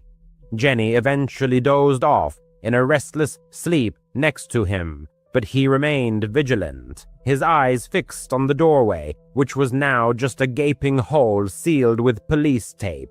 A lot of time has passed since then, but the memory of that incident remains as vivid as ever. The man still checks the locks 3 times before going to bed and never opens the door to strangers, regardless of their claims. And every time Jenny barks, even into the void, he pays attention because, on that fateful night, the stranger tried to trick him into leaving the house. If it hadn't been for his dog's vigilance and the prompt arrival of the police, he might not be alive to tell the story. Jenny saved his life. About 3 months ago, he moved to a new house in a quiet suburb where everyone keeps to themselves. The lawns are neatly manicured. The cars are impeccably parked in the driveways, and you can exchange a polite nod with the neighbors when you pick up the mail. His closest neighbor to the right was a man who was probably in his 40s. The man had only seen him a few times, mostly when he was leaving for work early in the morning. The neighbor seemed quiet and a bit strange, but he figured he just valued his privacy, and he was okay with that. About 2 weeks ago, the man was in his living room late at night when he heard a faint but distinct sound. It was a female voice filled with panic, crying out for help. "Help! Somebody! Help me!" His heart pounded in his chest. The sound was coming directly from his neighbor's house. The cry was followed by a muffled thud, and then silence. He turned down the volume on the TV, straining his ears to catch anything else. For 10 minutes, nothing happened. He tried to convince himself that it was probably just a normal argument between spouses and that it was none of his business. The man tried to put it out of his mind and go to sleep. However, the same thing happened 2 nights later, but this time the cry was louder and more desperate. "Oh God, help! Let me go! Help me!" The genuine terror in the woman's voice made his hair stand on end. The cry was followed by a strange sound, and then there was an eerie silence. This time he couldn't shake the feeling that something serious was happening. He began to watch the house next door more closely. Since he worked from home, he had a clear view of his neighbor's property throughout the day. He saw him leave for work every morning in his old sedan and return every evening. The neighbor was always alone. The man never saw a woman. No car other than his ever parked in the driveway, and no one ever came to visit. The cries continued every few nights, always late and always with the same horrifying desperation. His mind began to race. If there was a woman there, why had he never seen her? Was his neighbor holding her captive? The thought made him nauseous. Every time he heard her voice, he froze and his body tensed. The man felt like a coward for not doing anything. But what could he do? Call the police and report that he had heard an argument? They would probably tell him to mind his own business if he hadn't seen anything. After another week filled with anxiety and guilt, the man couldn't take it anymore. One Saturday morning, he saw his neighbor outside watering his plants and decided he had to say something. He walked over to him, forcing a friendly smile. "Good morning," he said. "Just wanted to properly introduce myself. I'm Mark. I moved in here a while ago." The neighbor looked up, looking a bit startled. "Oh yeah, I'm David," he replied, not returning the smile. "Listen," Mark began, trying to sound casual. "This is a bit awkward, but I've heard screaming coming from your house a few times. I just wanted to make sure you and your wife were okay." David's face changed from neutral to puzzled, and then to annoyed. "My wife?" he asked sharply. "I'm not married. I've lived alone for years." Mark's blood ran cold. "Oh," he said, thinking furiously. "Sorry, I could have sworn I heard a woman's voice." "You must be mistaken," David replied dryly, turning back to his plants. "There's no woman here." Mark was sure David was lying. The terror in the woman's voice had been real. David was hiding someone. He had had enough. Mark went back into the house, his hands shaking, and called 911. He told the dispatcher everything he knew, about the cries for help, about how he had never seen a woman, and about how his neighbor had lied to his face, claiming he lived alone. Mark reported that he believed his neighbor may have kidnapped someone and was holding them against their will. Within 15 minutes, 2 police cars were parked in front of David's house. Mark watched through the blinds as the police officers knocked on his door, and agitated David answered the door, visibly annoyed by the unexpected visit. After a brief conversation, he reluctantly invited the officers inside. My heart pounded in my chest as I watched them methodically search the rooms, moving from window to window. Time stretched on agonizingly slowly. I wondered if they would lead out a tearful woman or David himself in handcuffs. After about 20 minutes, the officers emerged, followed to my astonishment by David, not only without handcuffs but laughing. One of the officers, spotting me on the porch, addressed me. "You called the police, sir?" "Yes, that was me," I replied, feeling utterly bewildered. "Did you find her?" The officer sighed and suggested, "We've located the source of the noise. Why don't you take a look for yourself?" He gestured for me to come into David's yard. David, still chuckling, led us to the back patio. There, in a luxurious cage, sat a huge macaw, preening its vibrant blue and green feathers. The bird tilted its head, looked directly at me, and suddenly, perfectly mimicking a frightened female voice, screamed, "Help! Somebody! Help me!" I was dumbfounded. My jaw dropped. David, ceasing his laughter, explained, "I adopted him from a shelter a couple of years ago. His previous owners had a tumultuous relationship. During arguments, the wife would often call for help. The parrot just picked it up. He's a master at copying her voice." At that moment, the parrot let out another blood-curdling cry for help, and I felt a mixture of relief and utter embarrassment. It turned out that for 2 weeks I had been living in a thriller of my own making, convinced that my neighbor was a monster. But the monster only existed in my imagination. The police officers, maintaining their professionalism, assured me that I had done the right thing by calling the police, and then departed. I apologized profusely to David, who merely waved it off.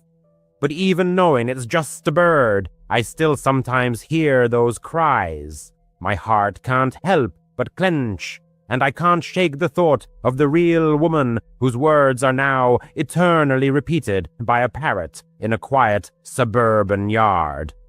When I turned 12, my family finally got our first dog. Max, a golden retriever mix, was adopted from a local shelter. He was about a year old, very friendly, and quickly won the hearts of all the family members. My room was on the second floor, and it was my personal space. Small but cozy, with a window overlooking the yard.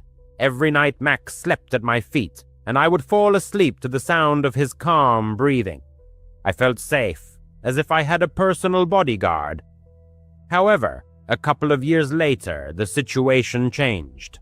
My parents had another daughter, a younger sister, and they decided to convert my room on the second floor into a nursery. I was moved to the basement. It wasn't really a room, but more of a utility space.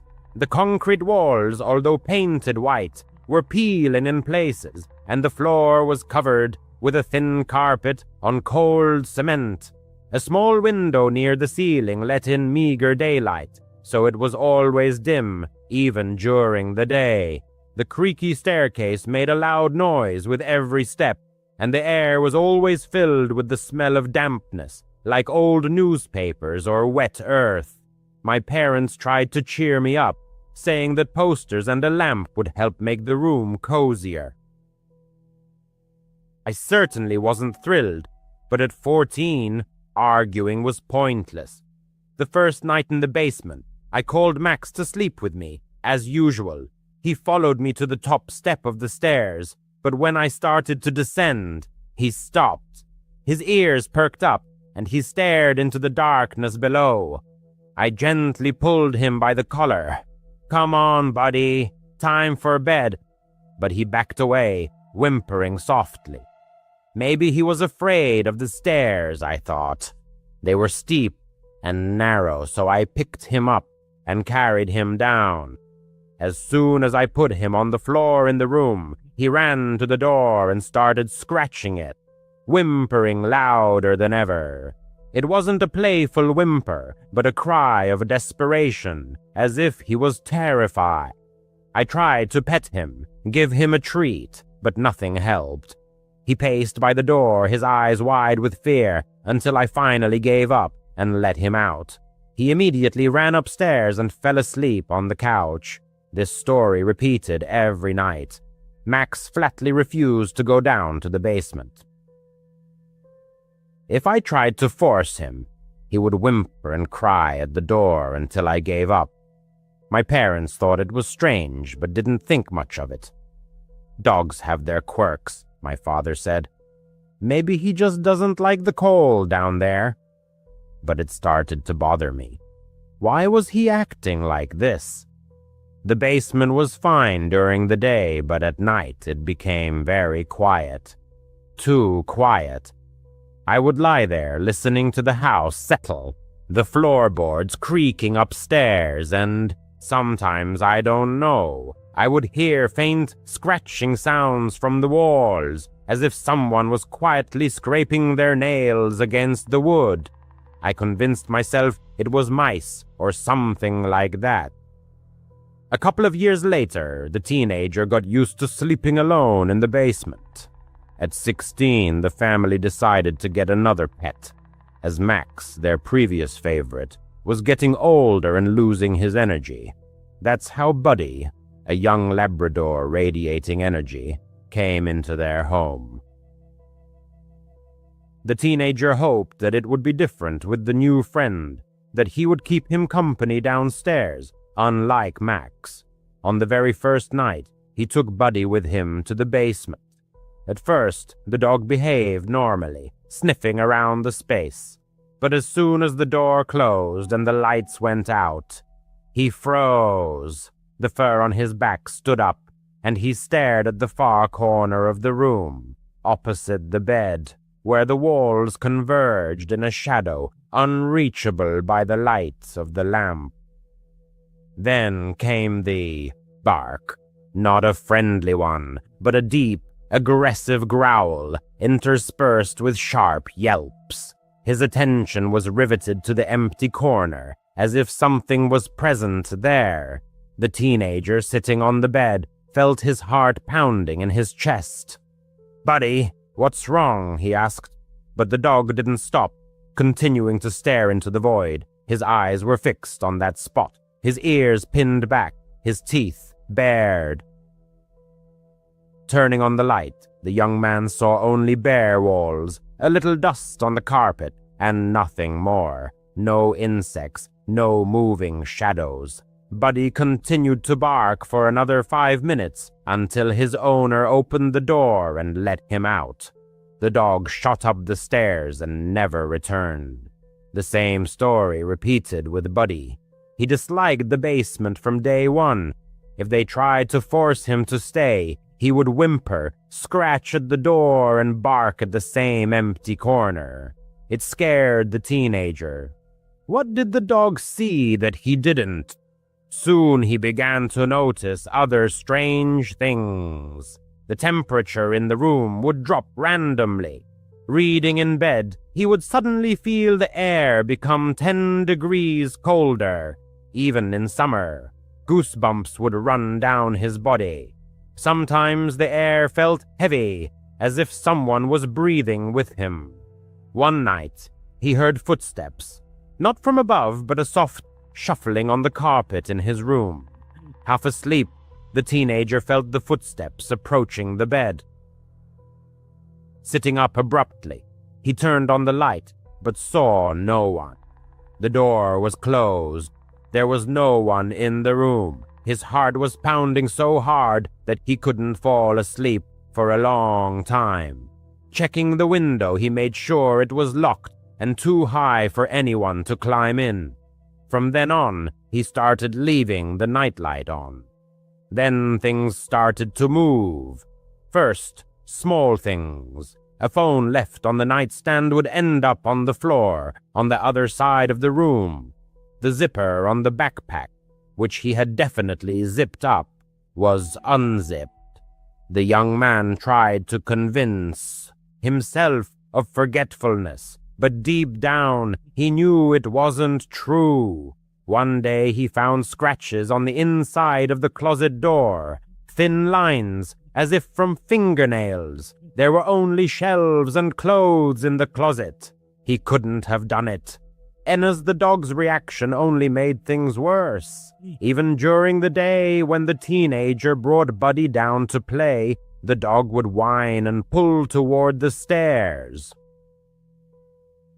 Max wouldn't even go near the top step anymore.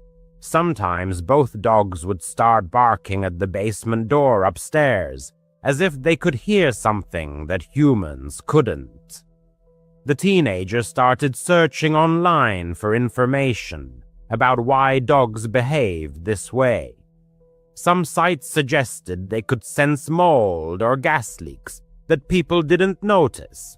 He convinced his parents to check the basement. His father bought a carbon monoxide detector. Everything was fine. No visible mold or pests were found. But the strange occurrences continued. One night, the teenager heard whispering, faint murmurs, like a quiet voice with indecipherable words, were coming from that same empty corner. He froze under the covers, straining to listen. The whispering stopped as soon as he turned on the light. Sleep was out of the question. The scariest night happened about a month after Buddy arrived. The teenager was home alone. His parents had taken his sister to some family event. He tried to go to sleep early, but around midnight, the dogs upstairs started going crazy, barking, growling, and scratching at the basement door. When he went upstairs, he saw them staring down at the staircase, their fur standing on end. "What's wrong, guy?" he hissed. Just then, there was a loud thud from downstairs, like something heavy had fallen in his room. Grabbing a flashlight, the teenager went downstairs. The dogs refused to follow him. At first glance, the room looked fine. The door was closed. The bed was made, but the closet door was slightly ajar. He distinctly remembered closing it before. His heart was pounding. Pushing the door open, he saw a shoe on the floor, not his. An old, dirty, child-sized sneaker, covered in dust. Where had it come from? Picking it up, the teenager found a folded piece of paper inside. It was a drawing done in pencil, a crude picture of a house and a family, but one figure was furiously crossed out with a black marker. Terrified, he ran upstairs and locked the basement door. The dogs calmed down as soon as he came up. When his parents got home, they saw the shoe and the drawing. They were baffled. They guessed it was stuff left behind by the previous owners, hidden in the walls. The house was old, built in the 70s. His father inspected the closet and found an unattached panel in the back wall. Behind it was a small space, empty except for insulation and cobwebs. Probably just some old junk that fell down there, he said. But why was it happening now? And why did the dogs hate the place so much? The panel was fixed, and the shoe was thrown away. Things quieted down after that. There were no more thuds or whispers, but the dogs still refused to go into the basement. The teenager left for college last year, and honestly, doesn't miss that basement room at all. NOS, a tragic anniversary, remembering a fateful day.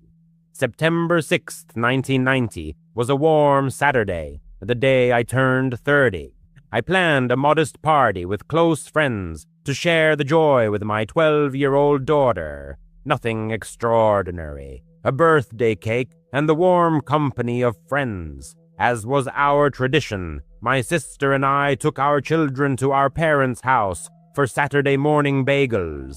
My mother, or rather my stepmother, Linda, had entered our lives about 5 years earlier after the untimely passing of my real mother.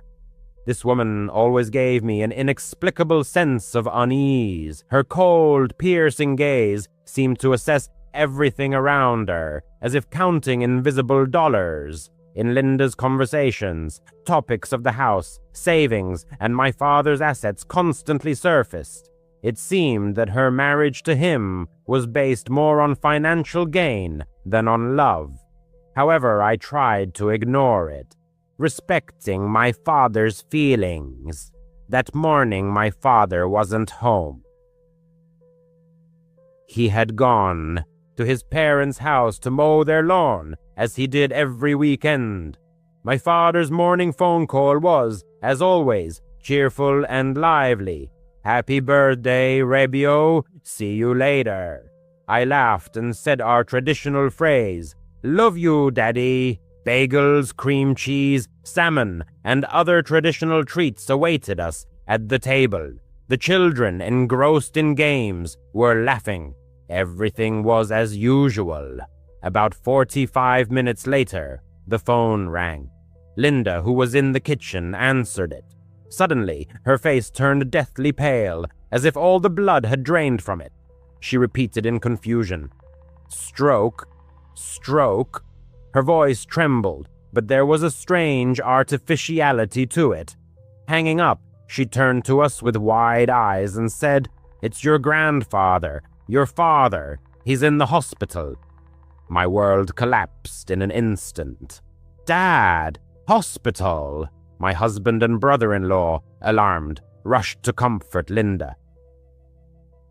Without wasting time, my sister and I grabbed the children, put them in the car, and raced to my grandparents' house. On the way, I tried to reassure myself by resorting to absurd omens. If I get all greens, my father will be okay. If I see children playing, he'll be fine. If a bird flies by, everything will be all right.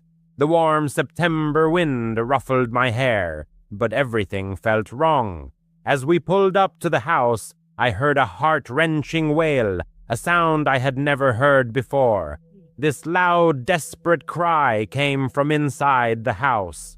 My grandmother, my real grandmother, stood on the porch, hunched over and sobbing so loudly that her voice echoed down the street.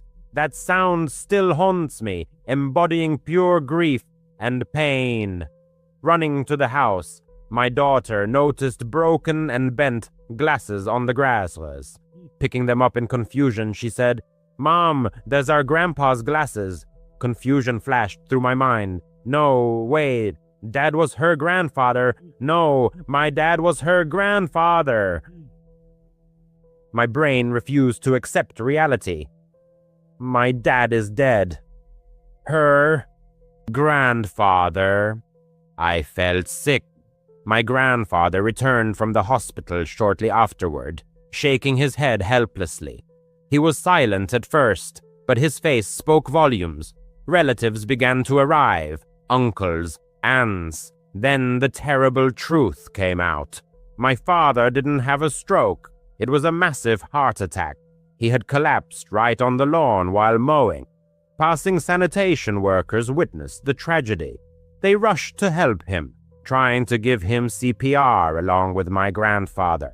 But it was all in vain. He died before he hit the ground. The rest of the day passed in a haze.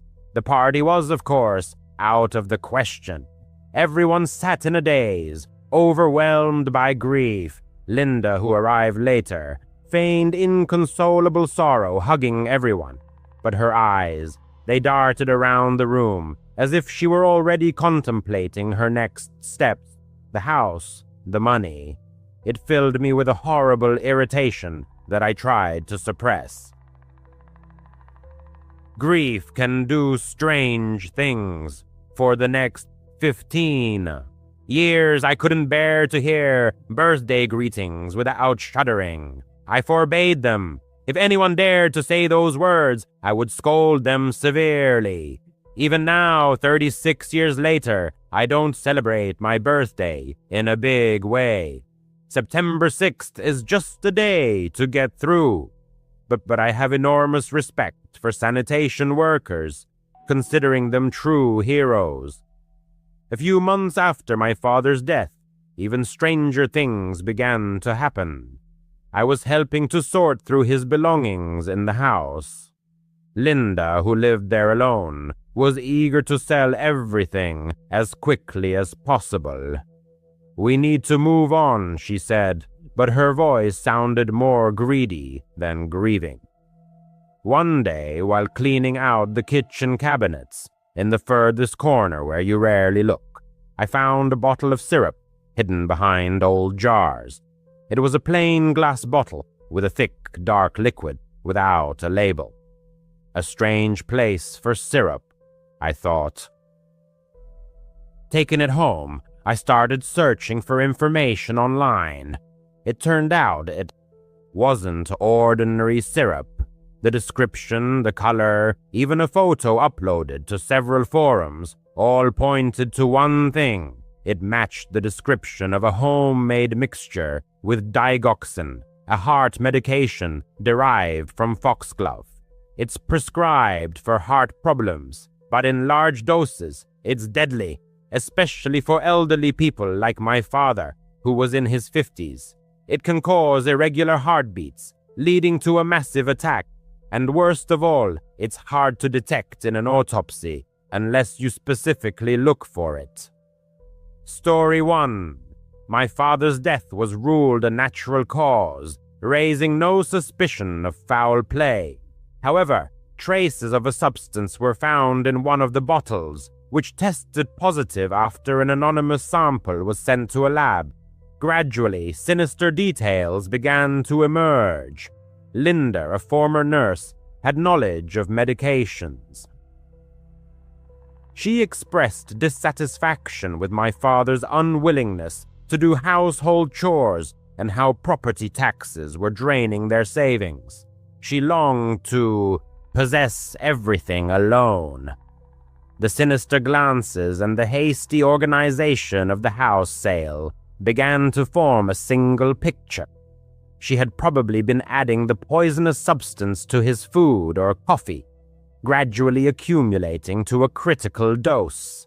Working in the garden was probably the final straw that pushed his heart over the edge. After this discovery, sleep deserted me, and nightmares of my father falling and Linda's cold smile haunted me. First, I anonymously contacted the police, providing them with all the details. They reopened the investigation, tested the contents of the bottle, and exhumed my father's body for a toxicology examination. Traces of digoxin were found.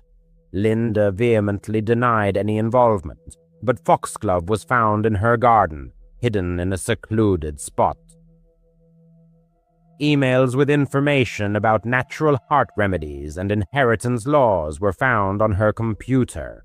A week later, she was arrested. Despite her cries of innocence, the evidence relentlessly mounted. The trial was swift, and she was sentenced to life in prison for murder. That day, my grandmother sincerely mourned her loss, but Linda's tears were later revealed to be fake. She had taken my father's life out of greed. Story 2, my 16th birthday, is etched in my memory as if it happened just yesterday, even though it was years ago. My name is Smith, and I live in a quiet suburb near Chicago. My older brother, Alan, who was 22, was always known for his love of pranks. He declared that he was going to make my birthday unforgettable, and took it upon himself to organize a party at our house. Our parents were away for the weekend, visiting relatives in Ohio, so it was just me, Alan, and about a dozen friends from school at the house. The party started around 7 o'clock on Friday evening. Alan decorated the living room with balloons and streamers, ordered pizza from Domino's, and got a cake from the local Walmart bakery. My friends gradually arrived, guys like Ben, Tyler, and Chris, and a few girls, including Sophia and Emily. We played video games on the Xbox, enjoyed music from Spotify through a Bluetooth speaker, and just hung out. Alan was acting mysterious, smirking at me. About an hour in, he pulled me aside in the kitchen and told me about a surprise. He had hired actors from a local theater group to stage a fake home invasion. They were supposed to burst in wearing masks and wielding toy guns, scare everyone a little, and then reveal the prank. He asked me to play along and pretend to be scared. I chuckled, knowing Alan's penchant for such antics. Last year, he hid in my closet, dressed as a clown to scare me. I figured it would be harmless fun, and agreed to play along. We went back to the party, and everything seemed normal. Guests were taking selfies on their iPhones, sharing moments on Snapchat, and snacking on chips from Costco bags. Around 9 o'clock, something strange happened. The lights started flickering, which Alan had probably arranged using Philips Hue smart bulbs. Then the back door burst open, and 4 guys in black ski masks stormed in, shouting, "Everyone on the floor! This is a robbery!" They had guns that looked like toy models, with orange tips, the kind you can buy on Amazon, and one had a knife that looked like plastic. My friends screamed and dropped to the floor. Sophia burst into tears, and Ben exclaimed, "What the hell?" I tried to feign shock, but inside, I was smirking. I even whispered to Tyler, who was standing next to me, "It's Alan's prank, relax." The robbers started herding us into the living room, tying our hands with cheap plastic zip ties from Home Depot. Alan was tied up too, winking at me when no one was looking. One of the guys, who I'll call Mask 1, was tall and skinny. He demanded our wallets and phones, threatening, "Give us your stuff or else." His voice sounded fake and gruff. The guests panicked, but I kept saying, Guys, it's probably just a joke. Alan likes this kind of stuff." Emily gave me an angry look. "Smith, shut up. This isn't funny at all." That's when I started noticing details that seemed off. The script Alan had described was simple. Scare us, take fake loot, and then take off the masks and laugh. But one of the robbers, a short, stocky guy, Mask 4, wasn't following the plan. He was quiet, moving around the edges of the room and rummaging through drawers in the kitchen, while the others were yelling. I saw him pocket my mom's jewelry box, which had her real gold earrings from Macy's in it. Hey, that's not part of the prank, I thought, but I decided not to make a big deal of it. Maybe Alan had added something else. The real horror started when Mask 4 came back. He had a knife in his hand, but up close, it didn't look like plastic. It had a serrated edge, like a real kitchen knife from our IKEA set. No shiny fake glint, just dull steel. He leaned over Sophia, who was sobbing on the carpet, and pressed the knife to her arm. "Give me your necklace," he growled in a low, raspy voice that didn't sound theatrical. Sophia struggled to take off her necklace, a cheap silver chain from Target, but her arm was slightly cut. A thin line of blood appeared and she cried out in pain. She let out a painful moan.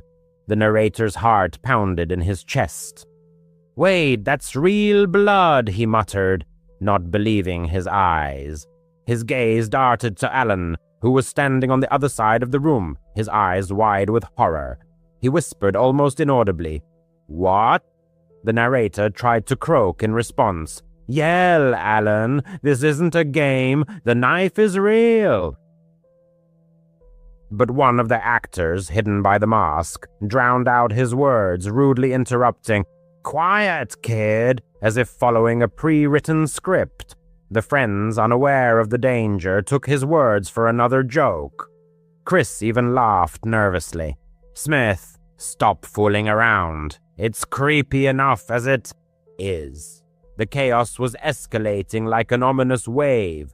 The robbers were supposed to be ending their performance, but Mask 4 continued to escalate the situation. He smashed a vase that stood on the mantelpiece, a real ceramic vase, not a cheap prop, and began collecting phones in a black duffel bag apparently purchased at Dick's Sporting Goods.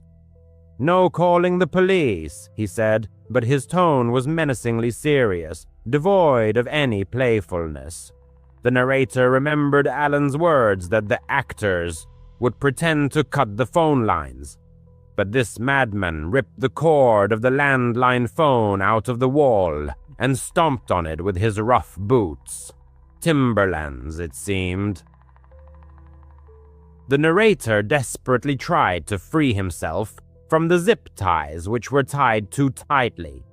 "Guys, listen, that's not an actor," he hissed to Ben and Tyler. "Look at his knife. It's from our kitchen." Ben glanced in the indicated direction and frowned. "Dude, you're paranoid." Alan thought of everything, he countered. But at that moment, Mask 4 snatched Emily's purse and rudely began rummaging through it. When the girl tried to protest, he pushed her toward the couch. She hit her head on the armrest, and a bruise formed on her forehead.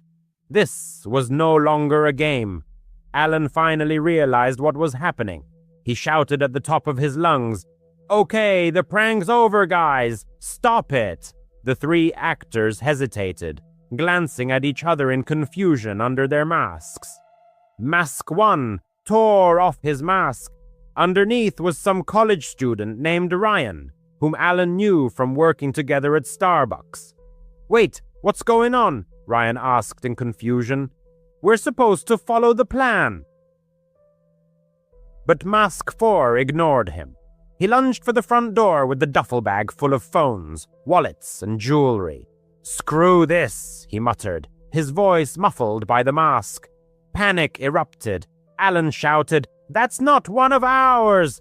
The actors began hastily untying the captives, rummaging in a drawer for scissors. Everyone rushed in pursuit of the robber, but he turned out to be nimble. He jumped over the fence in the backyard, an ordinary chain-link fence from Lowe's, and disappeared into the night. Distant sirens wailed. Someone must have called 911 from the house next door, hearing the screams. The police arrived in about 10 minutes. 2 patrol cars from the local precinct. They took statements, but there was complete chaos. The friends were in a state of deep shock. Sophia needed stitches on her arm, and Emily was diagnosed with a concussion. The actors confessed everything, producing emails from Alan, who had hired them through Craigslist for $200 each.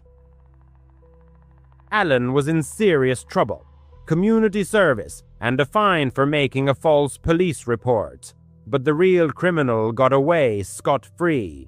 The police officer speculated that he had probably seen the actors arrive in advance, lost himself among them in a similar mask that he had acquired somewhere, and used the prank as the perfect cover.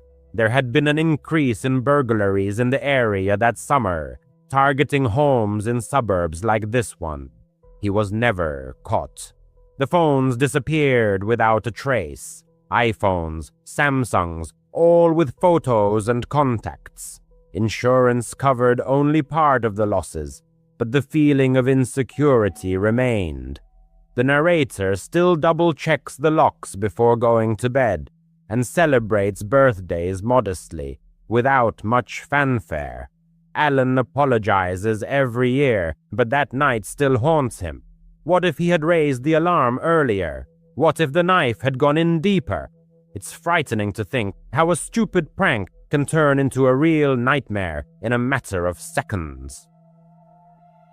Story 3. The narrator was turning 21 and was over the moon. He'd been planning this party for weeks. He rented a large Airbnb house in suburban Atlanta, Georgia, one of those old houses with a spacious backyard, perfect for a barbecue. He invited about 30 friends from college and high school, as well as a few family members.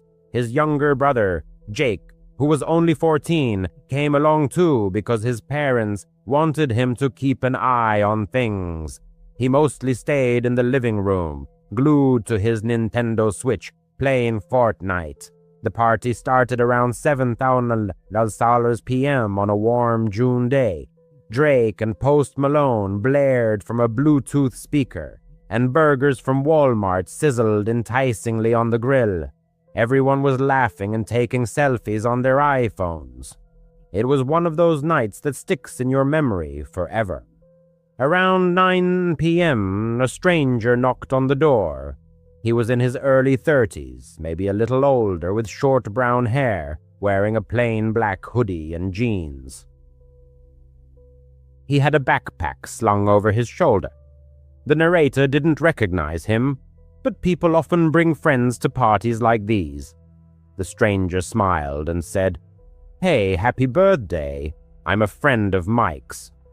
Mike was one of his college buddies who had invited a few more people, so the narrator didn't think much of it.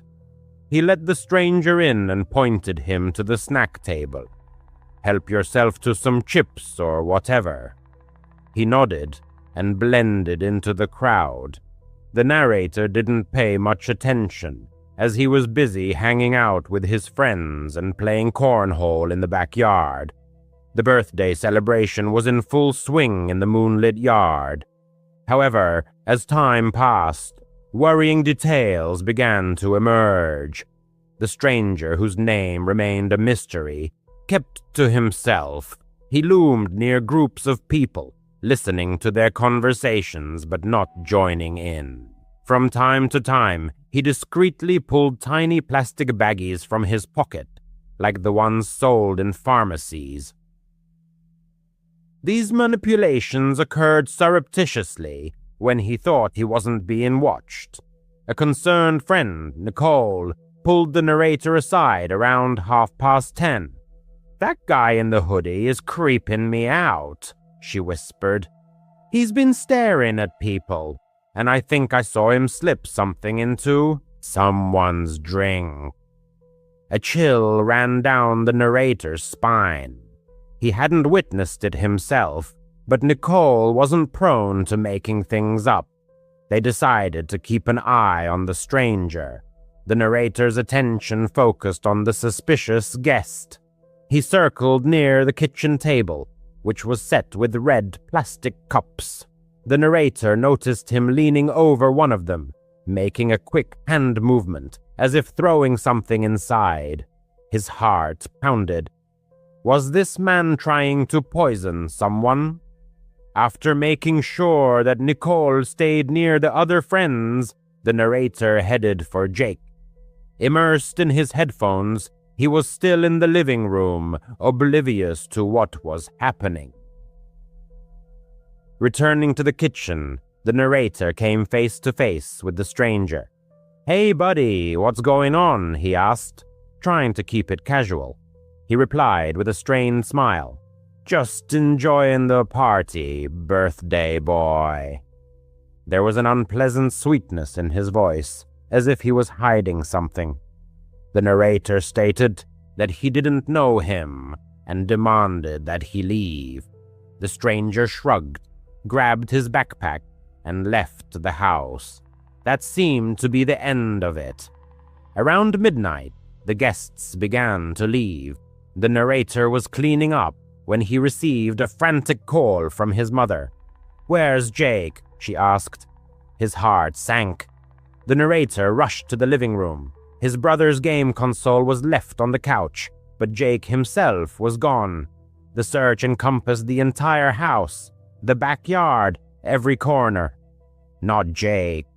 Friends joined the search, but it was all in vain. Nicole remembered seeing Jake talking to someone at the front door, but didn't think anything of it. Panic began to mount. The narrator called 911, Ennis. The police arrived promptly. The narrator shared all the information, including a description of the stranger, black hoodie, jeans, backpack. Several friends confirmed they had seen the person. One of the cousins mentioned seeing him talking to Jake on the street, offering to show him some cool game. The narrator's legs went weak. Could this person have taken his brother? The police immediately issued an alert and began scouring the area. Everyone was told to stay indoors in case Jake returned. Time crawled by agonizingly slowly, and the narrator began to lose control, imagining the worst. Around 4 a.m, a call came from the police. The stranger had been found hiding in an abandoned building about a mile away. An old warehouse on Peachtree Road, a place where teenagers often hung out. Jake's phone and several plastic baggies containing a white powder were found on him. The police suspected it was narcotics, possibly a sedative. The stranger was immediately arrested. Jake was found not far from the warehouse, frightened but unharmed. He said the stranger offered to show him a new game on his phone, lured him outside, and tried to drag him to some cool place. Scared, Jake ran, but the stranger managed to grab his phone. The police are continuing their investigation to determine the stranger's true intentions, but it is suspected that he was preying on children at parties for robbery or something even more sinister. The narrator can't shake the feeling of guilt. It was his party, his house, and he let the man in. Jake is safe, but deeply shaken, as is the narrator himself. His thoughts keep returning to those plastic baggies. What might have happened if Nicole hadn't been vigilant, or if Jake hadn't run? The 21st birthday was supposed to be an unforgettable event, but it turned into a nightmare that will never be forgotten. After the divorce, I was left with nothing, and I desperately wanted to start over from scratch. I moved into a rundown apartment in a new city. I had no decent job, no pets, no kids, and of course, no wife. I was completely disconnected from the world, just existing. Endlessly sending out resumes for any vacancy, I eventually landed a lousy job at a lousy cafe, serving lousy coffee to equally lousy people. Boredom and despair were eating me alive. Even though I just moved to a new city, I felt I needed something more drastic. And then luck finally smiled on me. Among the thousands of random applications ID sent out was one for a fire lookout position deep in the woods. No experience required. Can you believe it? Fire lookout. Those are the people who live in total isolation in a 70-foot tower surrounded by forest, scanning for wildfires and yelling at tourists. I remember filling out that strange application because it seemed absurd that the position was filled, yet they were still accepting resumes in case it suddenly opened up. It was odd, but I sent it anyway. And now, here it was, my new job. A gruff-looking man called me and said I'd get paid and live in the tower until the end of summer, about 2 months. He stressed that it was crucial I start immediately, gave me directions, and told me I'd begin tomorrow if I agreed. I said yes. This was my fresh start. I'd just parked my car where the road ended, and now I had to hike to the fire lookout tower.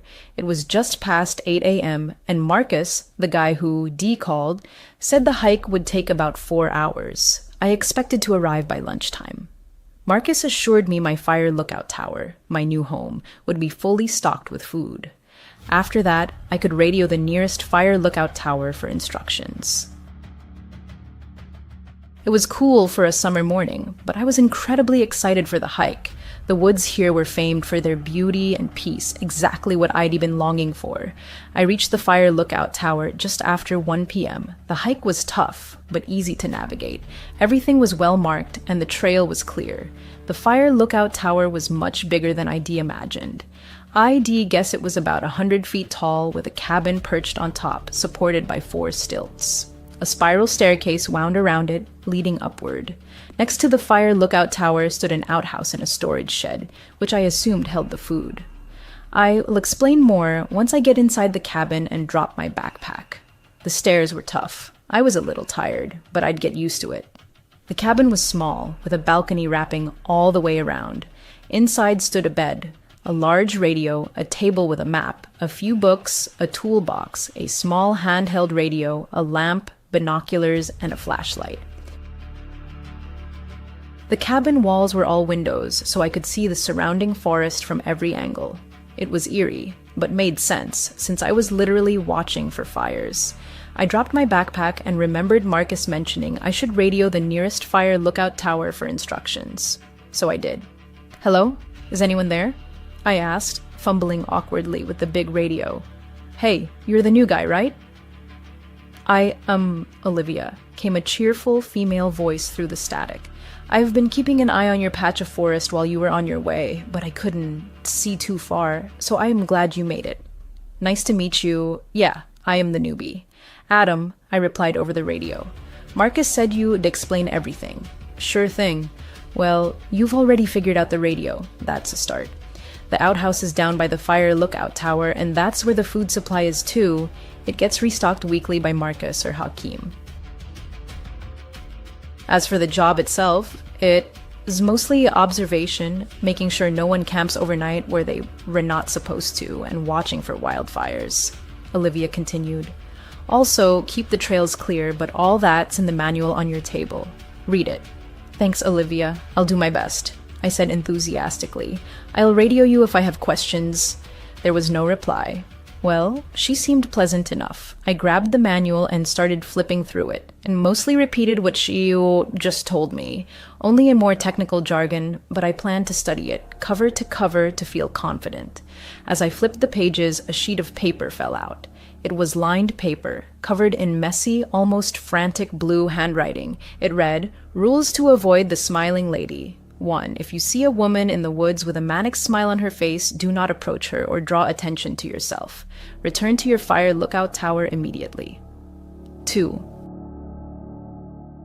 If your radio crackles and it's anyone other than your nearest fire lookout tower, do not respond, no matter what you hear.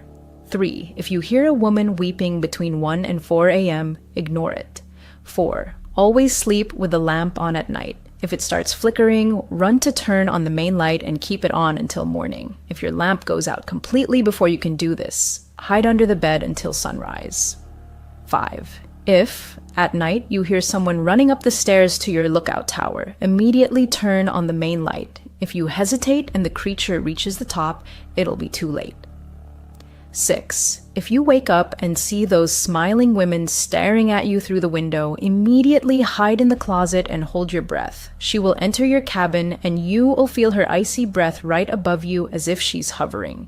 Not a sound, not a breath. It will only last a moment. As soon as you feel she's gone, turn on the main light until morning. 7. At any scratching sound, whether in your cabin or near the outhouse, turn off all radios and hide under the blanket until the noise stops. 8. If, while investigating a campfire at night, you hear a woman scream, run back to the lookout tower as fast as you can. 9. If, upon returning to your lookout tower, you find someone inside, run. Don't stop until you reach the next tower. Never look back. She'll be chasing you. What the hell? What sick, twisted joke is this? I thought. I reached for the radio to ask Olivia about these bizarre rules ID just found, but stopped myself.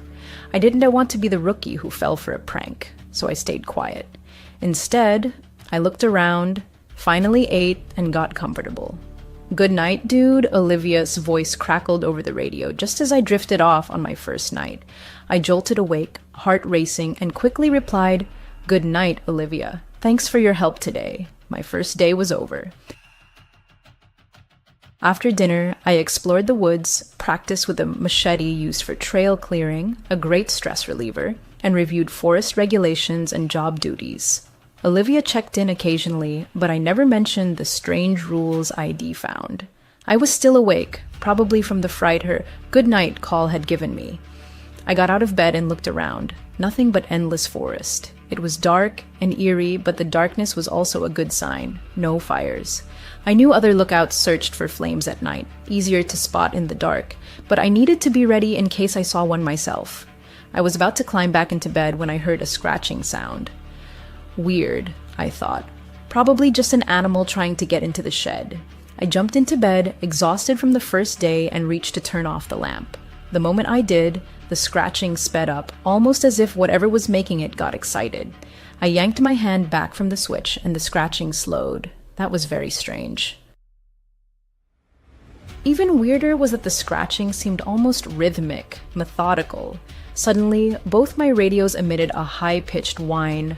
What the hell? Terrified, I leapt out of bed and grabbed the handheld radio. As I fumbled with the big one, I caught sight of the rule sheet again. Wasn't there something about scratching? Oh, crap. I am not superstitious, but I wasn't taking chances. I quickly grabbed Rule 7. If you hear any scratching, inside your cabin or near the outhouse, turn off all radios and hide under the blanket until it stops. I shut off the big radio and dove under the blanket.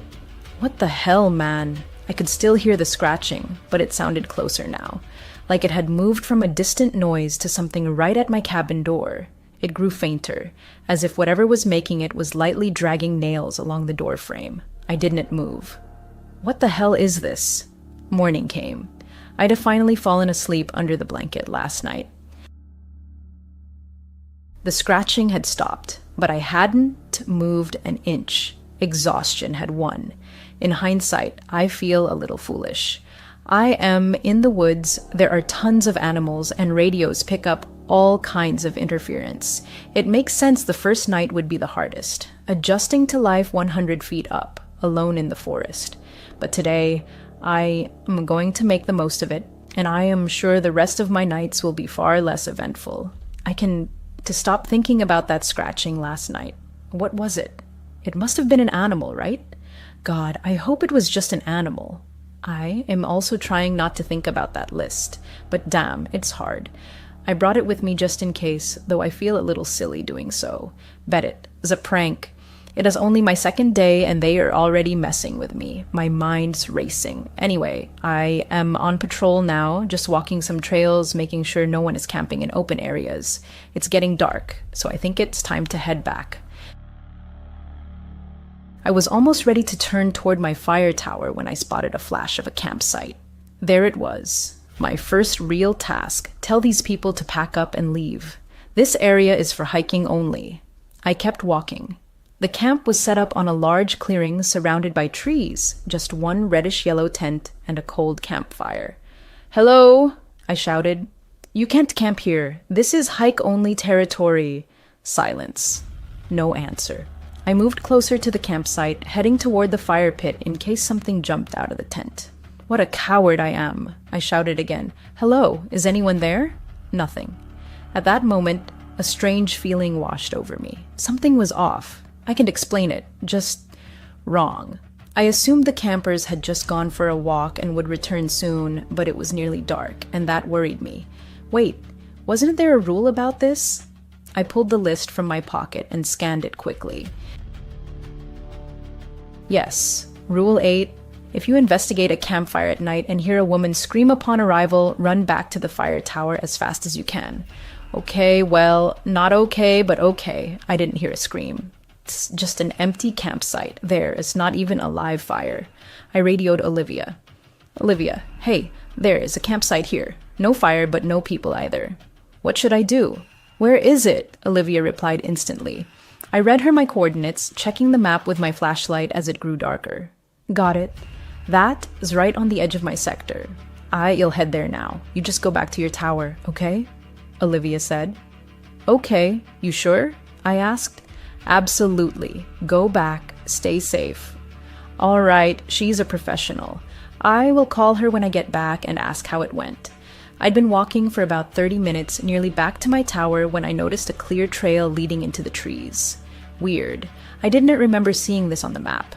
I thought the path I was on had no branches. I figured I'd missed it this morning and would check it out tomorrow. I trudged back to my tower.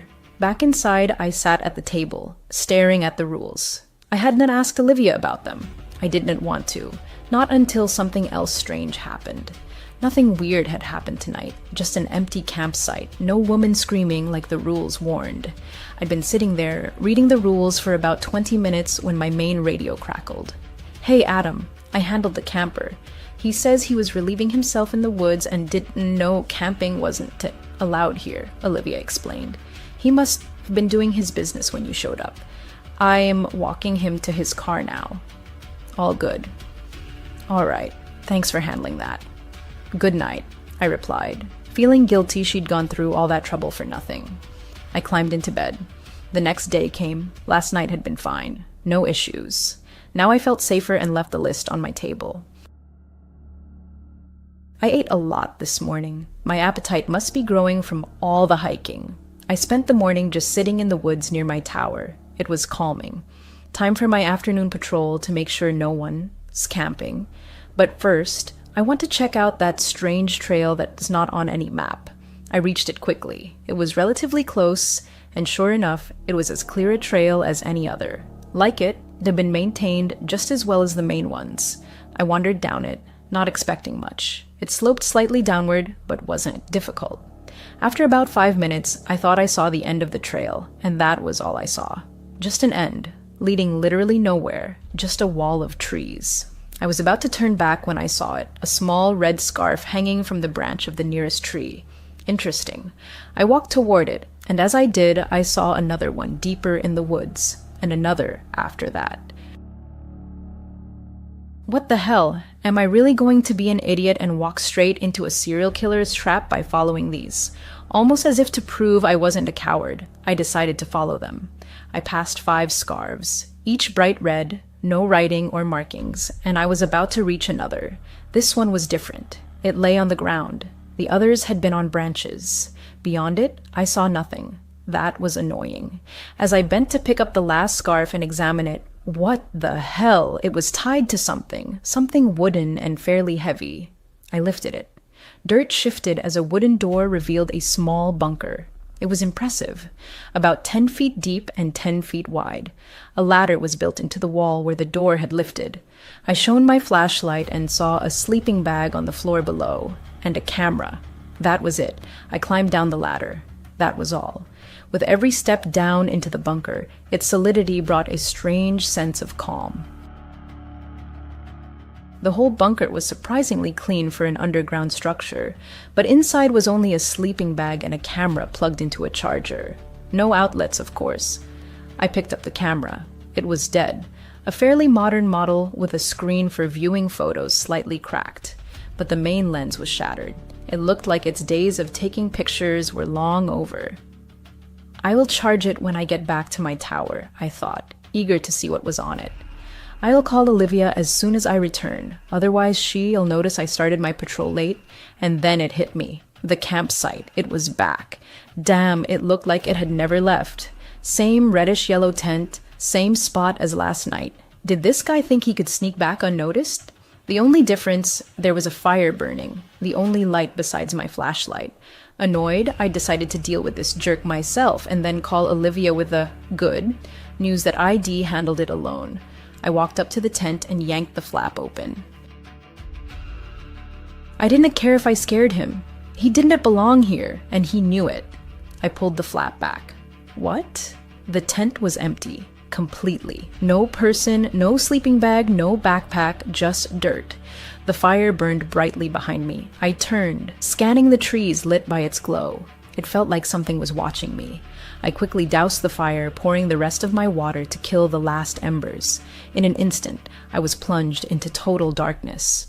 I kept my flashlight pointed at the ground, unable to look up at the trees that still gave me an inexplicable sense of dread. I reached for my phone to call Olivia, when a blood-curdling scream tore through the silence, coming from the trees right behind where the fire had been. God, that scream. Nothing I could have imagined.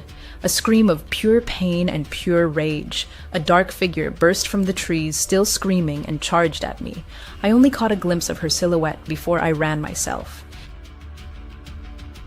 It was a woman, with long hair and arms swinging loosely at her sides as she sprinted toward me. I ran through the woods I was just beginning to know, sticking to the trail leading to my tower. She didn't stop screaming, chasing me, that long, drawn-out cry piercing my thoughts. I rounded a bend in the trail and started screaming too, though I couldn't even hear myself over hers. I was halfway to the tower. Look back? No way that would slow me down. What the hell? The scream was getting louder. She was catching up. How was she still screaming? The fire tower. I saw the dim glow of the lamp ID left on in the cabin above, cutting through the darkness ahead, giving me hope. I reached the ladder and raced up it at full speed. The spiral staircase was a bit uneven. I stumbled every few steps but didn't lose my balance.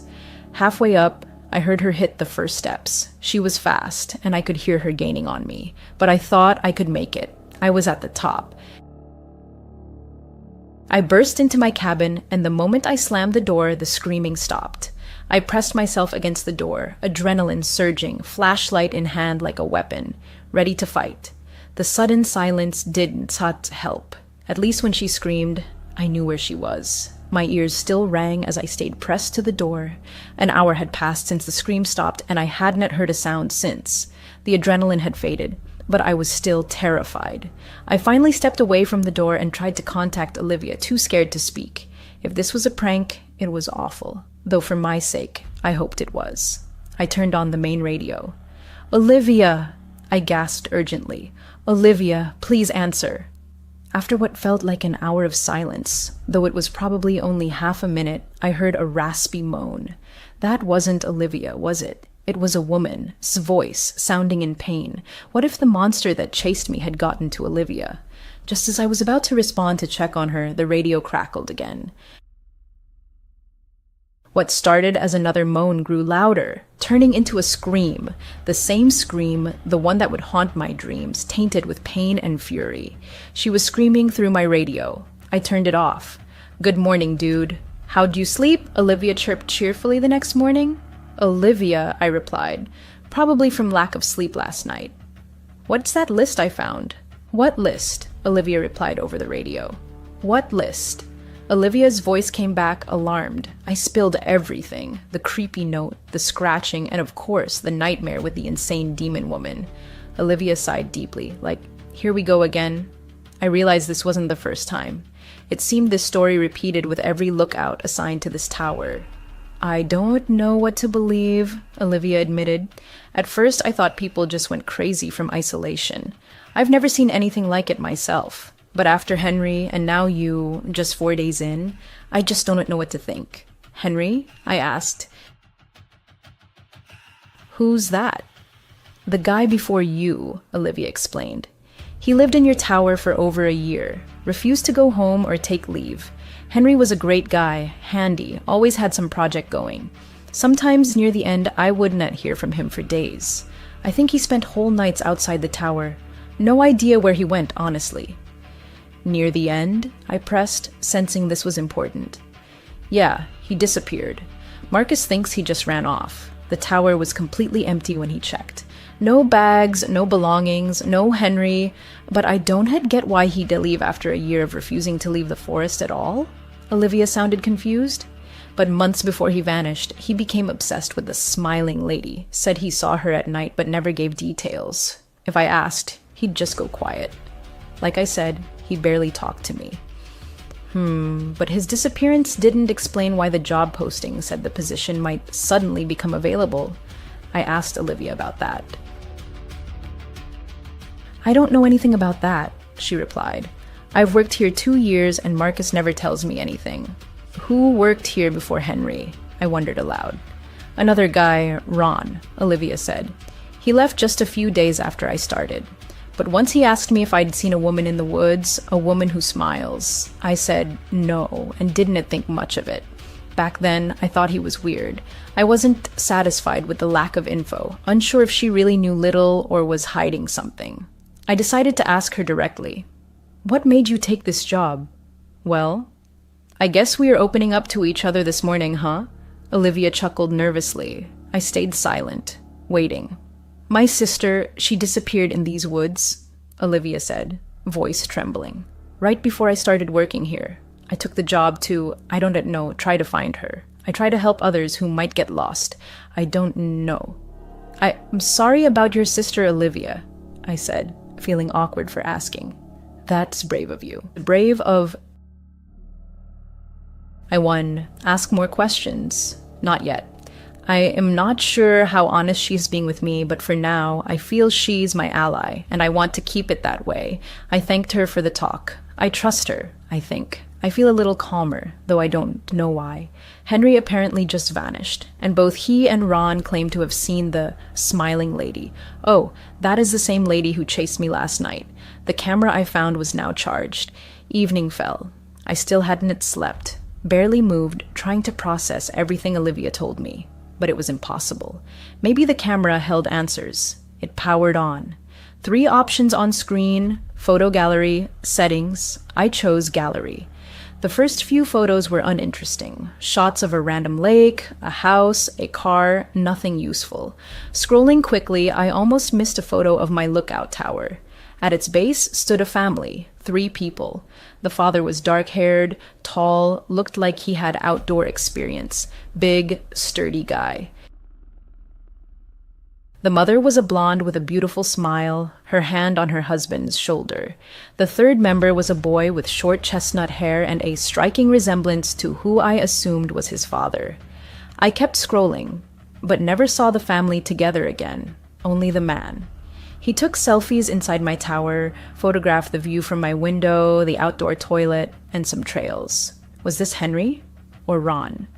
If it was Henry, why wouldn't he leave the forest to see his family? Then the photos got even stranger.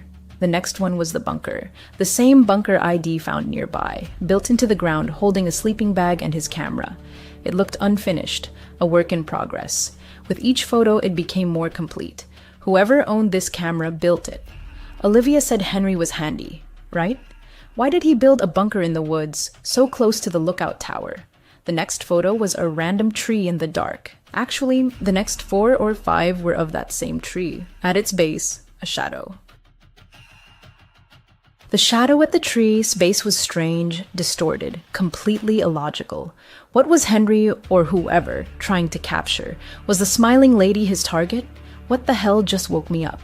The clock read 2:13 a.m. Total silence now. But I knew something had broken my sleep. I was so exhausted from last night I wouldn't have woken up on my own. Maybe it was... Yes, I hear it. Through the night silence came a faint, wrenching female sob. It didn't sound very close, but I sat bolt upright in bed listening to the long, mournful wails. I remembered the rule. Rule 3. If you hear a woman weeping between 1 and 4 a.m., ignore it. But how could I ignore it? It sounded so sad, so broken. Part of me desperately wanted to help her. Another part craved answers, and neither part would let me just turn away. Trying to make as little noise as possible, I quickly geared up, grabbed my flashlight and radio, and carefully opened my cabin door. Descending the stairs, I shone my light to avoid tripping. The weeping came from the woods off the trail. I moved cautiously toward the dark wall of trees. The cries were soaked in unbearable pain, deep sorrow. I could only compare them to a mother's howl after losing her child, howling in utter despair, losing a piece of her soul with every agonizing breath. I turned off my flashlight as the weeping grew louder. I crouched, moving from bush to bush, then to a tree. The air was misty, piercingly cold, and the closer I got, the stronger the frost felt. Crouching behind a tree, I finally saw her. She sat hunched against the trunk, face buried in her hands, sobbing. She had long, dark hair spilling down her back and onto the ground. Though I couldn't see her clearly, she seemed to wear a clean, intact dress. But her hands were horribly damaged, twisted, broken. One elbow was bent backward, and bones jutted under the skin of both forearms, though they didn't pierce through. Her nails were long and sharp, and her body had no fat. Skeletal, pale skin stretched over her collarbones, emphasizing her gauntness.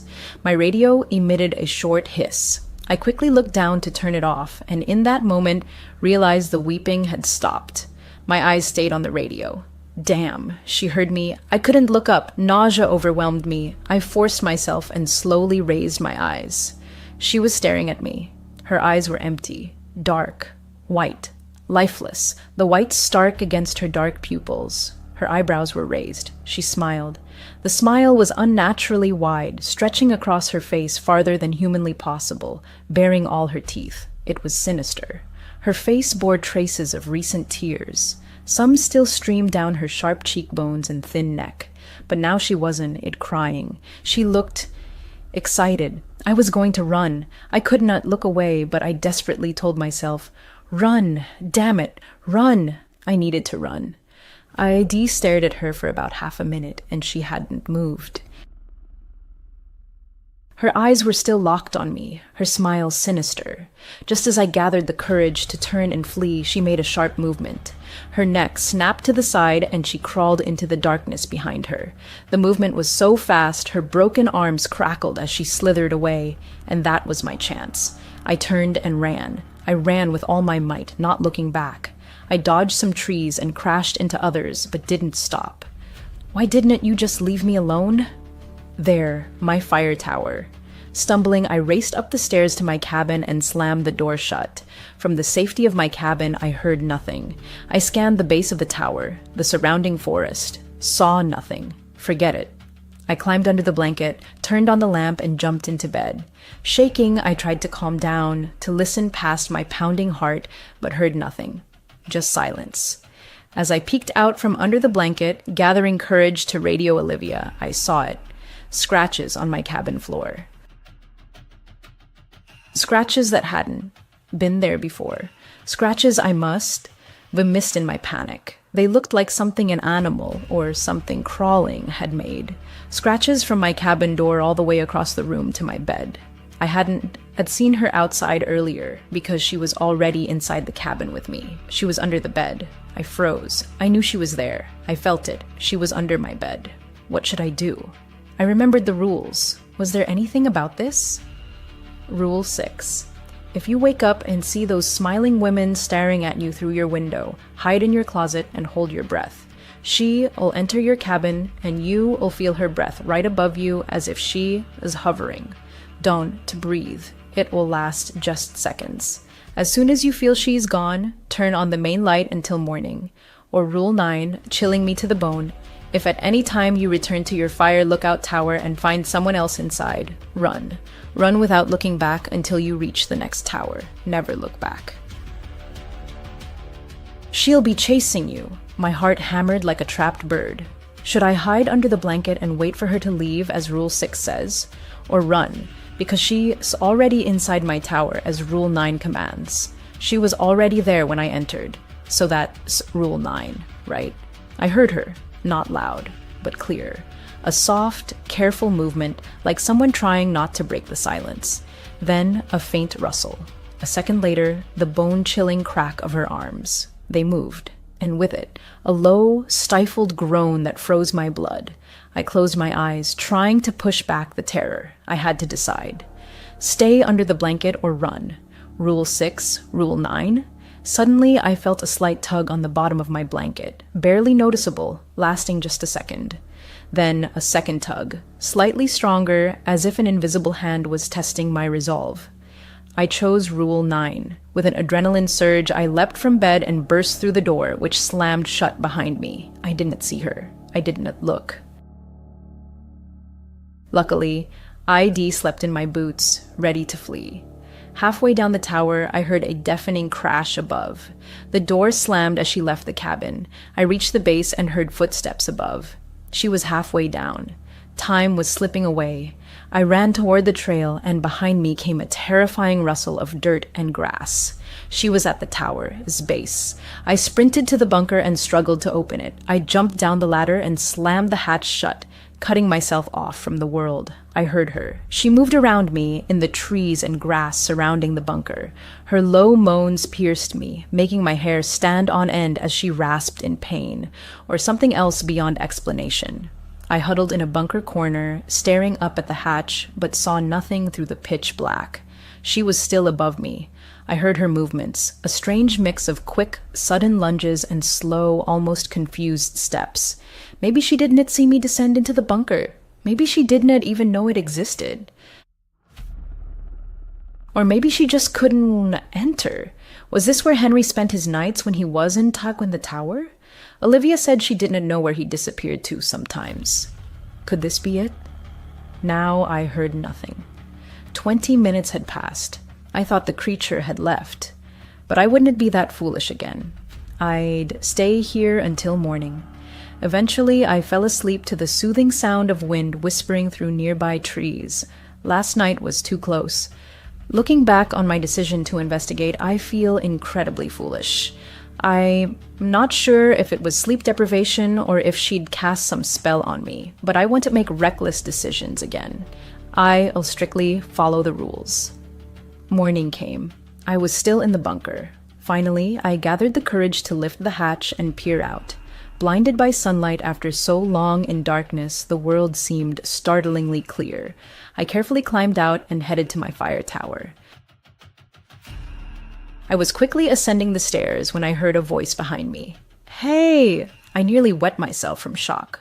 Turning and almost falling off the stairs, I saw a girl at the tower's base. An ordinary girl. Chestnut hair, glasses, carrying a large backpack. Dressed in hiking gear, smiling at me. Her smile so out of place after what I'd been through. "Oh, sorry for scaring you," she said, her voice light and easy. "Hi, I am Sarah." I just stared at her, heart pounding like a drum. "Marcus. Daughter," she explained, as if reading my mind. "I'm here to restock your food." Olivia had not mentioned Marcus or his son would be restocking. No mention of a daughter. "Oh," I replied, voice trembling with confusion. "Sorry, you scared me. I'm Adam." "Hi, Sarah," she repeated, still smiling, a hint of concern in her eyes. "You okay?" I forced a weak smile, trying to hide my shaking. "Just startled me, that's all." "I thought it was Marcus or his son restocking." She laughed. Her laugh sounded so natural and carefree. "Oh, usually it is. I just started helping recently, I guess. You were actually my first stop today. Nice to meet you, Adam."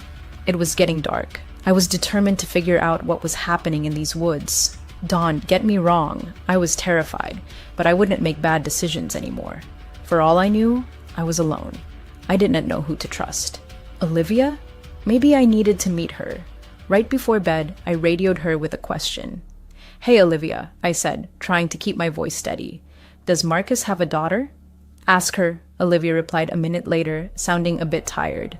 I was just about to say goodnight. "I'm not entirely sure about this. I've only met his son." "Why?" "Okay, I was just asking." "You all right, Adam? Did something else happen?" "Yeah, I'm fine, Olivia. Good night." I was still terrified, but I knew what I had to do. Those rules were my lifeline.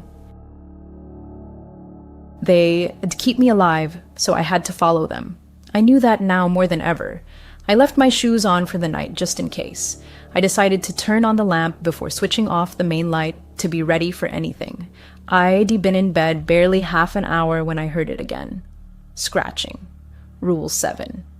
If you hear any scratching inside your cabin or near the outhouse, turn off all radios and hide under the blanket until it stops.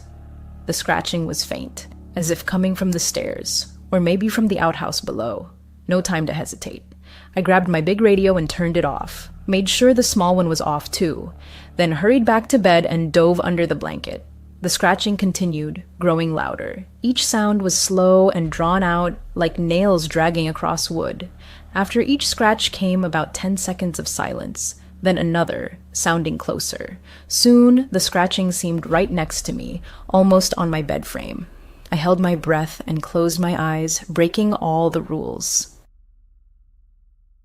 I was pure terror. The next scratch was longer than the rest, either on my bed or my cabin door. I did not know. I couldn't think clearly, but I wasn't moving. The scratching stopped. For about 15 minutes, I heard only the rustle of trees below as wind swept through them, creating an atmospheric hiss that pierced straight to my heart. I'd already decided to stay under the blanket all night, just in case, when I heard another sound. Faint footsteps, each quick but growing louder, until I realized something was racing up the stairs. In panic, I forgot the rule. Instinctively, I jumped out of bed and dashed to the main light switch. I flipped it on, and the running stopped immediately. I froze by the switch, waiting for something to happen, but nothing did. Shaking, I walked to the rule sheet I kept by my bed. I picked it up and checked if I'd done everything right. Rule 5. At night, if you hear someone running up the stairs to your fire lookout tower, turn on the main light until morning. If you don't, do it before she reaches the top. It'll be too late. Thank God. I knew the main light was in more than one rule, and I was so glad I'd chosen right. I scanned the balcony surrounding my tower, saw nothing. I watched the top of the stairs, where an eternity seemed to pass. But nothing happened. Nothing climbed up. The bright glow of the main light made it impossible to see the woods below. I sat at the table, thinking. 2 hours had passed since it tried to climb my stairs, and I knew I wouldn't sleep tonight, so I used my time wisely. I intensely studied maps of the area, learning the trails around my tower like the back of my hand. But I also learned something new. I figured out the route to the nearest fire lookout tower. It wasn't too hard, and though I still thought I could trust Olivia, I wanted to meet her in person. I wanted to see her with my own eyes and talk face to face, not hide behind a radio.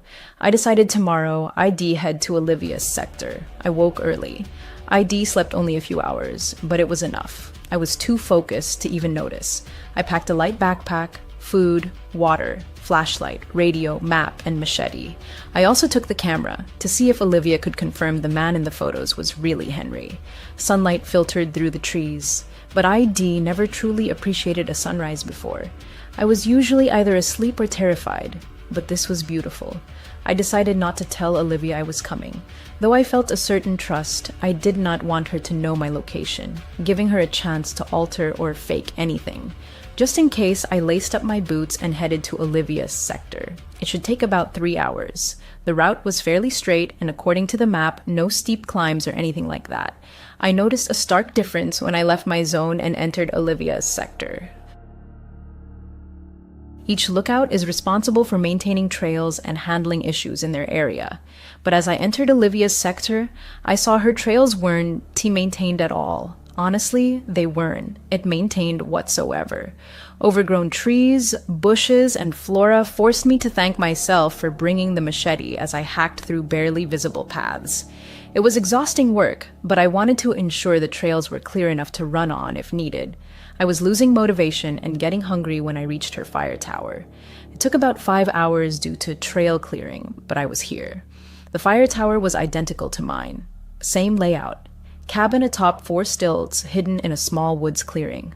Her outhouse was on the opposite side, but her food shed was in the same spot as mine, left of the tower base.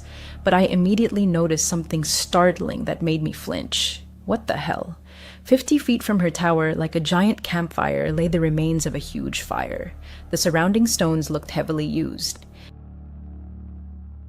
And this, despite our main job being to prevent wildfires in these woods. A bit strange, right? I started climbing the tower. I moved relatively quietly, partly not wanting her to mistake me for some crazy lady charging up the stairs, but mostly from growing nervous tension. Reaching the top, I immediately knew the tower was empty.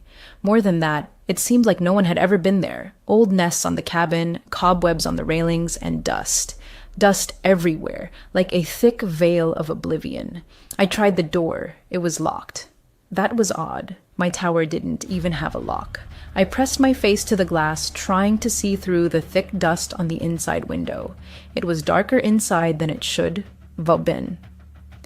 I could make out the main radio on the table next to a stack of what looked like newspapers and folders. The bed looked dirty and unmade. A bag, seemed like a backpack, peeked out from under it. From what I saw, there were no books, no deck of cards, nothing to occupy her during the day. How did she keep her sanity? I decided to radio her. I'd come all this way. I wasn't leaving without meeting her. I grabbed my radio. Olivia, come in. Hey, came a quick reply. What's up, Adam? Hey, just checking in, I said, deciding to scout a bit before revealing my presence. Where are you? Oh, I am in my tower. Why? She replied. What the hell? I'm sure this is the right tower. It's her tower. I am looking at it. No one's here. She's lying to me. Nothing. I lied, trying to mask my trembling voice with fake confidence.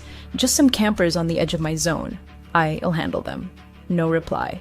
Did she believe me? Does she trust me? Reply, Olivia. I need to know if you believe me or not. Cool. Good job, Adam. Thanks for that. All right. Thank God she believes me, I thought. I decided to descend the tower and sit on a nearby tree. I needed to investigate this. Maybe she was just returning to the tower, so she said she was already there. It could have been a misunderstanding. So I decided to figure this out and see what happened. Over 30 minutes passed. No sign of her. In fact, no signs of anything. This area was completely silent, completely dead. Where were the animal sounds? The noise of distant hikers? It was so quiet. Too quiet. While waiting, I told myself that if she didn't return soon, I'd break into her tower. I had no idea if it was legal. Technically, it's my employer as property, right? I guess it's illegal, but I needed to investigate, and I needed to do it soon before dark. I slammed the door with my machetes, but right above the handle. The loud bang broke the eerie silence, followed by the door creak as it swung open, making me freeze for a second, expecting something to happen. Nothing did. I stepped inside. Dust hit my face, and I held back a cough. I needed to be quiet and fast. The cabin was cold, strangely colder than outside. I approached the stacks of newspapers and folders. The headline of the first paper I saw sent chills down my spine. Missing hiker's sister. I skimmed the article. It was these woods. 2 sisters had gone missing. Oh, was this Olivia's sister? She told me only one sister went missing. Was this another? It didn't make sense. I flipped through the rest, mostly repeating that 2 sisters were still missing until one sister found after 3 weeks. The article said one sister was found alive and well, but the other was still missing. They split up after getting lost in the woods. She never mentioned I'd gotten lost too. If this was about her, did she consider it too personal? Or did she lie? I turned to the folders. Inside was a single sheet. The heading, Adam. What the hell? Below it was information about me, my divorce, why I took this job, my age, my appearance. Maybe she just kept it to remember. A strange way to try to befriend someone. Wait, how did she know we'd never met? How does she know what I look like? Something strange was going on. I turned to the bag under the bed. It was a large, dark blue backpack. I pulled it out and opened it. Inside was clothing, men's clothing, t-shirts, hiking pants, a raincoat. I dug deeper, found a hammer, then a wrench. Nothing unusual. The next item I pulled out, sunglasses with a green RS on the side, initials, dark sunglasses with a green RS on the side, initials. Definitely not Olivia S., but whose? My hand dove to the bag as bottom and felt something small and metallic. I pulled it out. A pocket knife, stunningly beautiful, custom-made, gold trim with silver and black patterns winding through it. Microscopic engraving. To my love, for you, Henry. What the hell? Why does she have Henry's knife? Are these his things? Where did his belongings go after he disappeared? I touched nothing. She'll know I was here, but I need to leave. I am not safe here. I was about to leave when a familiar voice pierced the silence. Olivia's voice. You know, she wants you to smile. I spun around. A woman stood behind me, blocking the door. She was shorter than me, with dirty, tangled blonde hair sticking out everywhere. Her clothes, long, light brown hiking pants, were stained with ingrained dirt. Her light red plaid shirt looked like it had weathered more than one storm, wrinkled, dirty, with a torn sleeve. Her face, ordinary, human, but her eyes, bright blue irises sharply contrasted with bloodshot whites. She looked like she hadn't slept in weeks. Pure madness shone in her gaze, her arms hung limply. Her body was frail, emaciated, as if abandoned by everyone. Olivia? I stammered. What do you mean she wants me to smile? She just wants you to smile, Olivia repeated, not breaking eye contact. Okay, Olivia, what's going on? I tried to sound confident. Are you all right? Olivia started moving toward the bed. I circled her, staying near the door, a great move. She sat on the bed staring at the dusty floor. A tear rolled down her cheek. A broken woman stood before me. We got lost, Olivia whispered. Both of us. They saved me, but not her. I couldn't tell them what I did, but it was awful. And now she trailed off. What did you do, Olivia? My hand was ready to grab the machete at any moment. We got lost, and we're lost so long. She kept telling me, it'll be okay, Olivia. They'll find us. But they didn't find us for so long, and I was so hungry. She was always so positive, always smiling, but the food... We couldn't catch anything. Nothing worked. We tried, Adam. I swear we tried. Olivia's voice thinned to a whisper. All right, Olivia. I know you tried. What happened? She looked up. I flinched, but she just kept talking. She looked at me, smiling when I pushed her. I pushed her far away. It was a moment of weakness, of hunger. She fell so far. Her arms, they broke. She didn't move. I was so hungry. She looked down again. She died the way she lived. Smiling, my stomach twisted. She'd killed her own sister. I'd heard hunger drives people to madness, heard it makes you do anything for food. But after I pushed her, I couldn't do it. She looked at me again, tears streaming down her mad eyes.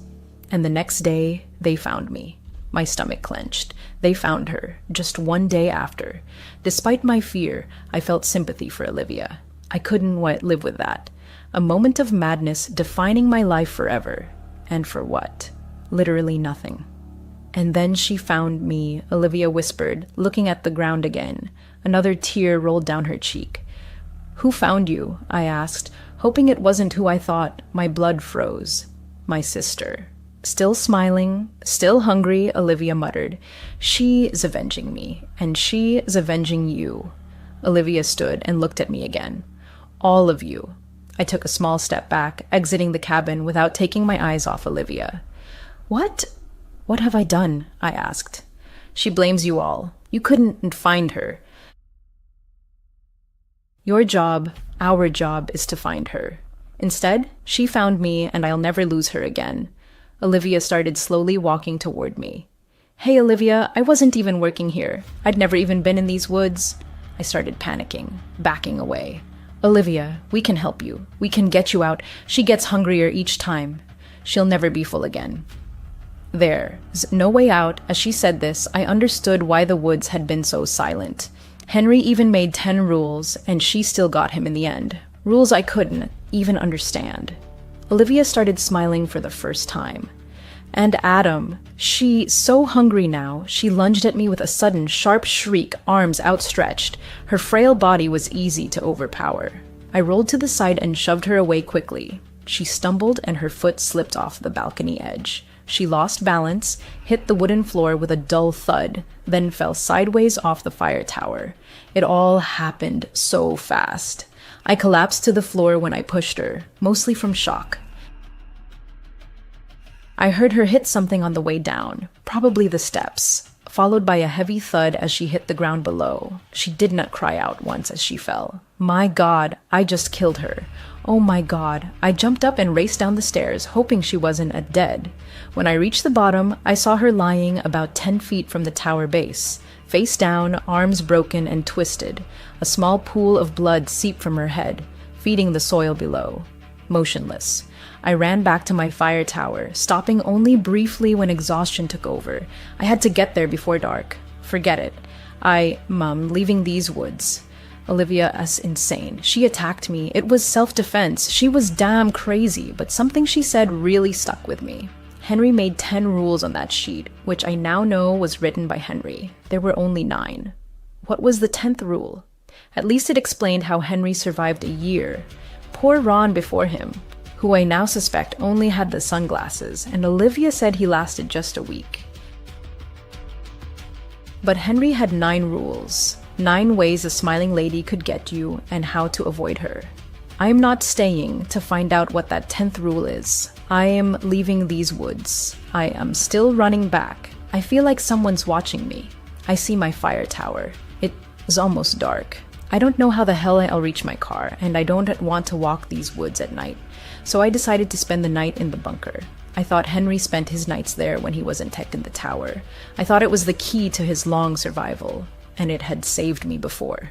I'll run to my tower, grab my main backpack, and head to the bunker. I am on the verge of passing out from dehydration, so I need water, which is also in my tower. I'll grab my stuff and be in and out. In my tower, I frantically gathered my things. I turned to leave. I heard something. It was faint, easy to miss, but it was there. I held my breath and stopped, listening. Long, slow, quiet sounds. I heard scratching. Rule 7, if you hear any scratching inside your cabin or near the outhouse, turn off all radios and hide under the blanket until it stops. You've got to be kidding me. She knows. She knows I am trying to leave. I froze in place, hoping the scratching would stop, knowing that if it didn't, I'd have to follow the rules. I turned to my radio. In the woods below, I saw a pale white face staring up at me. Same stringy, dark hair hanging from her head. Same wide, sinister smile frozen on her face. Her white skin lit by the surrounding darkness. I couldn't see her body, just her face emerging from the black night. She stared at me, her excited eyes locked on mine. She knew I was trying to escape. I'd have to spend another night here, and I felt she'd do everything to catch me. I looked away and turned off the radios before diving under the blanket. Olivia, words echoed in my head. She so hungry now. The scratching stopped soon after I got under the blanket. I literally felt her hunger in the air, hovering over my tower, focused on me. I peeked out from under the bed once I was sure the scratching had stopped. I didn't want her to catch me off guard. I wanted to be ready for anything she threw at me. I stood and walked around my cabin's balcony, scanning the area where she'd stood, but she was gone. I knew she was fast. She'd outrun me back to my tower before when I found her crying in the woods. She could be anywhere. I turned to enter my cabin. I looked out one of my windows when the dim lamp's reflection started flickering behind me. Damn. Rule 4. Always sleep with the lamp on at night. If it starts flickering, quickly run to turn on the main light until morning. If your lamp goes out completely before you can do this, hide under the bed until morning. My eyes adjusted as I watched the lamp's reflection, and there she was, right in front of me through the glass, standing on my balcony. It was her. Her broken arms twisted, her wild hair white, her eyes wide, her smile broad. Rule 6. If you wake up and see a smiling woman staring at you through the window, hide under the blanket and hold your breath. She'll enter your cabin and you'll feel her breath right above you as if she is hovering. Don't breathe. It'll last just seconds. As soon as you feel she is gone, turn on the main light until morning. The lamp flickered again, then went out, plunging me into total darkness. 2 conflicting rules tore at me. I couldn't look away, but I had to turn on the light. Suddenly, her neck cracked to the side and she lunged forward, fast, very fast, each step echoing loudly as she crossed the balcony toward the door at the other end. Oh crap! I spun and dashed to the switch. She was about halfway to the door when I flipped on the light. Now I faced a choice: hide under the bed or under the blanket. I chose the blanket. Rule 6 said, she'll enter your cabin, and she was about to. I leapt to the bed and pulled the blanket up to my eyes. Instantly, my cabin door burst open. I heard loud, fast footsteps charging toward me, but now, under the thick blanket, I saw only darkness. I held my breath. I felt her, just as the rule predicted. She was right above me. I felt her breath, cold, icy. My eyes were closed, but I knew she was there. I desperately tried not to breathe. My heart hammered like a trapped bird, my stomach clenched with fear, but I refused to inhale. And yet, she waited with manic impatience for my mistake. What happens if I breathe? Will she kill me right here? Claim my soul? My chest burned. I couldn't hold out anymore. She felt it, felt me struggling. Her ragged breaths grew more excited. I felt her hair hanging on both sides of me under the blanket, wet and cold. I can't. I need to breathe. That's it. I give up. My mouth opened. She vanished, just disappeared. I held on another 3 or 4 seconds, longer than I physically could, before coughing and gasping for air, but she was gone. No cold breath, no presence. I was alone again. I threw off the blanket. My cabin door was wide open, swinging in the wind. The main light was still on, as was my lamp. Was the lamp's flickering her way of tricking me into choosing the wrong rule? If I'd hidden under the bed, would she have killed me? Hours of silence passed. My main light and lamp still burned. I felt a bit safer, but suspected it was part of her game to lull me into complacency. I didn't let my guard down, and thank God. I saw a campfire right by my tower. The cabin, as light made it hard to see, but I spotted it. Actually, I saw not one campfire, but campfires everywhere around my tower. I walked the balcony edge. I counted 6 campfires. At each stood a dark human figure back to me. What the hell? All stood alone, staring into the flames. The figures varied in size. One looked like a child. I couldn't make out specific features in the dark, just their outlines. The 6th campfire had no figure. Why? As my eyes adjusted to the darkness below, the figures began falling into their fires one by one. The first, resembling a man. He was tall and thin. He collapsed face first into the flames, almost willingly. As the fire consumed him, his features became indistinguishable. His screams pierced the air as I watched in horror. Another figure, a woman, then fell into her fire. She screamed as the flames covered her, writhing but not trying to escape. Next, a smiling figure, a child, a boy, as he fell face first into the fire. I gasped. I couldn't scream. My whole body was in shock.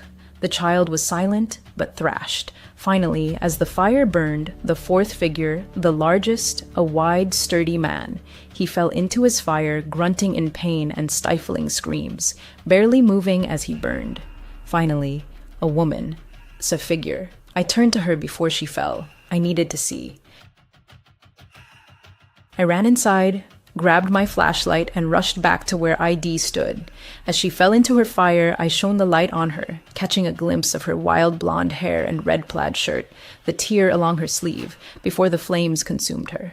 One campfire remained, the sixth, burning without a figure.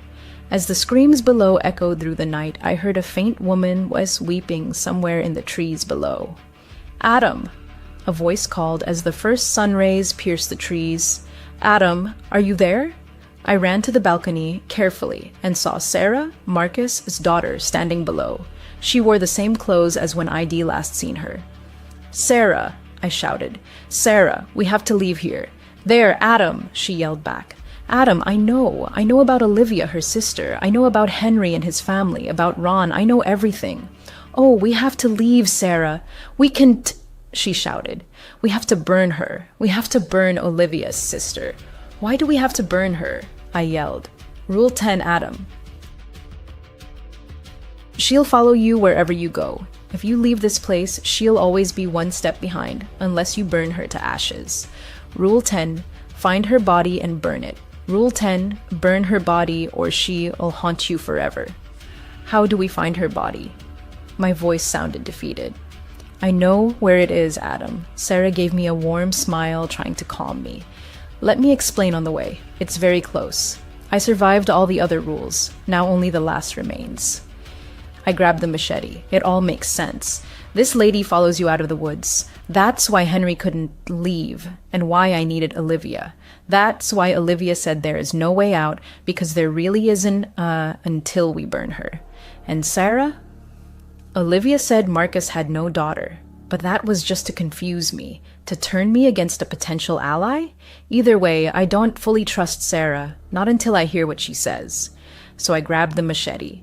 I carefully descended the steps, approaching Sarah. She looked at me. Her gaze flicked to the machete, but she seemed to understand my caution. "Why didn't you tell me all this before?" I asked. "If you knew everything, why not tell me when we first met?" "I didn't know who to trust, Adam," Sarah explained. "I knew Henry, and we didn't trust anyone, not fully, except each other. And Henry is dead now." Her words struck me. "How did you know him?" "Yes," she looked down. It was confirmed last night. I befriended him when he worked here. I brought him extra food and just ran by to see him. That's why I'm in these woods. I was looking for Emily. But after last night, it's clear. Yes, he's dead." "How was it confirmed last night?" I asked. She looked genuinely heartbroken. "The lady, the smiling lady, she seems to focus on one victim at a time. While she hunts someone, she ignores everyone else. That is why Olivia kept feeding her people, to keep her sister from turning on her," Sarah explained. My breath was heavy, my heart racing. She continued. "Last night I was looking for Henry as usual. I saw the campfires around your tower and watched those figures fall into them. People she had taken. One looked like Henry, others like his family. I saw the sixth campfire, the one she made for you, and heard her crying, trying to lure you out. She focuses on one prey at a time, which confirms you were her target. She already got Henry. She never gives up until she gets her prey. And now you have to burn her. But I killed Olivia, not her. I pushed her when she attacked me, so why did I see her fall into the fire last night?" I trembled. I hadn't actually said aloud that I'd killed her before. "Yes, I thought you might have. The smiling lady wouldn't have attacked her while focused on you. But that doesn't mean she didn't take Olivia after her death, didn't eat her. She's always hungry. That is all she cares about. Why don't you just burn her body yourself?" I shouted. This was madness. I desperately sought a way out of this nightmare. It has to be you. It has to be the one she is hunting. I tried, but I only found her body after Henry disappeared.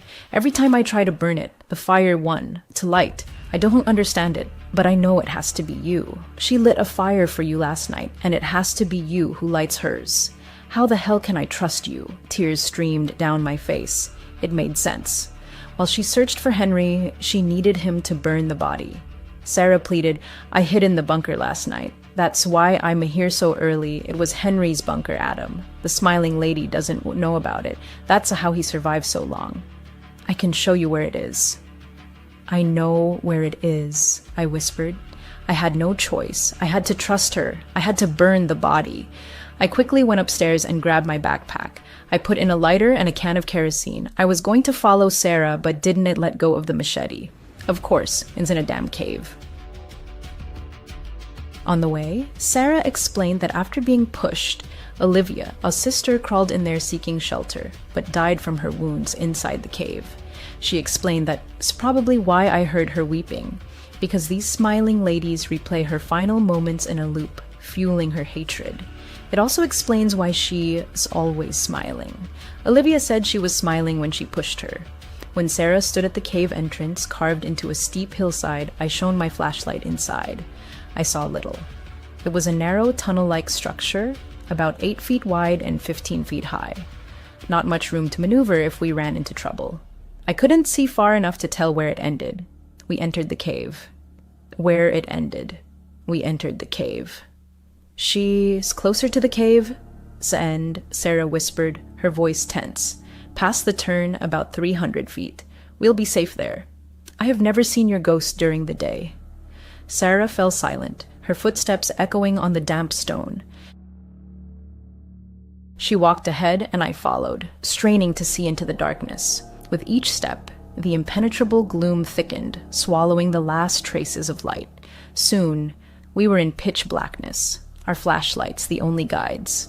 When daylight vanished behind us, sounds faded too. Only our footsteps and shallow breaths broke the eerie silence. Suddenly, as if from nowhere, we hit a wall. To the left, in the dark abyss, a steep descent led even deeper into the cave's depths. Why the hell did she go so deep? I whispered, feeling my anxiety rise. If she wanted to be rescued, she didn't, Sarah said softly, her voice barely audible. She died at the entrance. Something moved her deeper, to protect her. I think it was Olivia. We kept descending. 10 minutes later, the cave widened. Normally, eyes adjust to darkness, but mine couldn't. It was some other darkness, unfamiliar, or perhaps the smiling lady's strange, eerie influence. I don't know. I just knew that, aside from my flashlight's beam and Sarah's silhouette ahead, I saw nothing. Suddenly, a sharp, quick crack echoed behind us.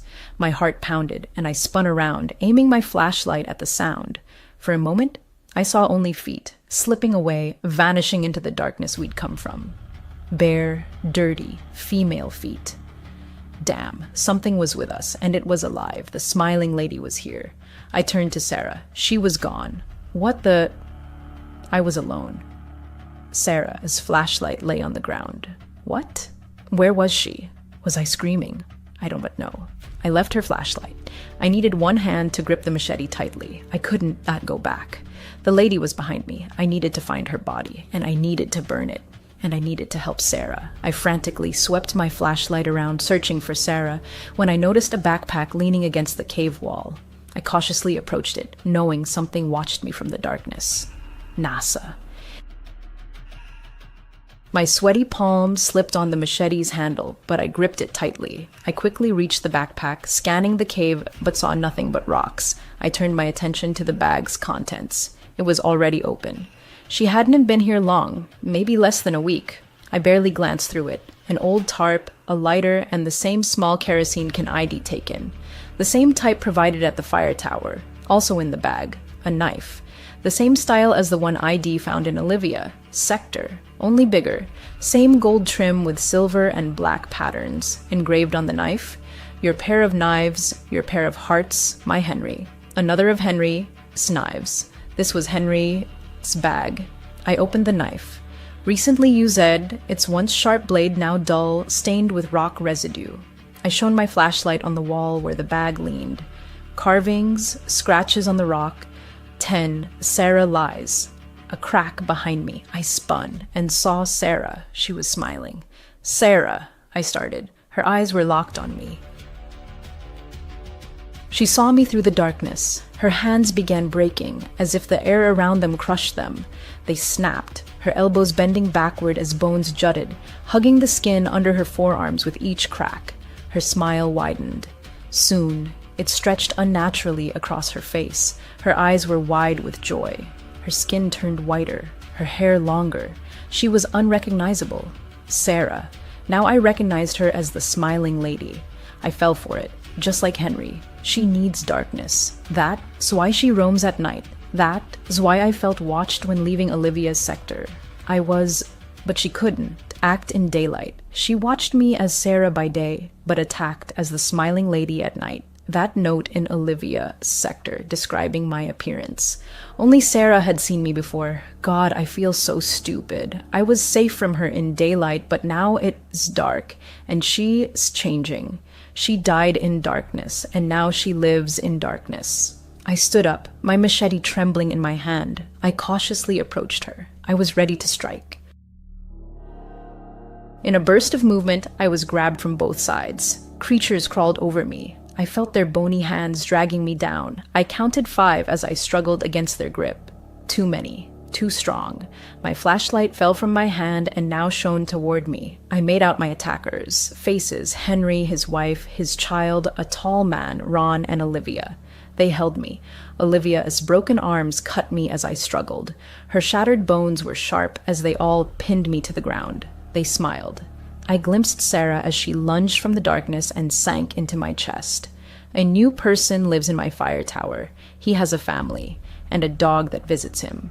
We leave the darkness only when she tells us to. She doesn't and want to lose us. I smile now, and when she tells me to burn, I burn too. I am writing this to warn you about the smiling lady in the woods. Dawn, to try to find me. This will be the last time I speak to you. Dawn, and look for me. I belong to her, and she'll never lose me. When people head out hunting, they often find themselves deep in the woods, far from civilization and other human beings. It seems like the perfect setting for a chilling tale, doesn't it? The following 3 stories, allegedly based on real events, illustrate just how badly a hunting trip can go wrong. Here's the first story. The protagonist had been passionate about hunting ever since his father began taking him on weekend hunting trips. He decided to pass on this tradition to his own son. At the time of the events described, his son Peter was 10 years old. The father felt this was the right age to introduce him to the world of hunting. He armed both himself and Peter with Remington Model 798 bolt-action rifles, but carried his son's rifle himself until they reached an area where game was usually abundant. They could have used a hunting blind hidden deep in the forest, but the father decided that wouldn't be ideal for a first experience. As soon as they took up position, he handed Peter his rifle. He'd already taught him the basics of firearm safety, so he hadn't brought him unprepared. He opted to stay in one spot this first time, thinking it would be easier for his son. They could move on to more advanced hunting techniques later. But the wait dragged on longer than usual. The father noticed Peter growing bored, yawning and sighing, which frustrated him. He didn't want his son to think hunting was dull, so he gathered their gear and announced they'd move to a different location. Peter seemed to perk up a little at the prospect, which pleased his father. As soon as they started walking, the father heard footsteps. He silently placed a hand in front of Peter and gestured for him to raise his rifle. Peter obeyed eagerly, but then the father spotted a figure peeking out from behind a distant tree. He immediately lowered his son's rifle, feeling both disappointed and relieved that Peter hadn't fired. With a quick, slightly apologetic wave, he acknowledged the stranger, who then vanished behind the tree. Was it another hunter? The father couldn't tell. But there was something unsettling about the man even from afar. He couldn't quite put his finger on what bothered him, but encountering anyone in such a remote area was unusual, and this person didn't look like a hunter. As a precaution, he steered Peter in a different direction. Still, no deer appeared. Predictably, Peter asked who the stranger might have been. His father admitted he didn't know and advised they keep their distance. He didn't want to lie to his son. A few minutes later, Peter complained of hunger. His father was hungry too, so they stopped to eat. He was deeply disappointed that nothing had happened so far. During their meal, he heard footsteps again. Peter heard them too and instantly raised his rifle, aiming in that direction. The father's heart raced as he spotted the same stranger peering from behind another tree.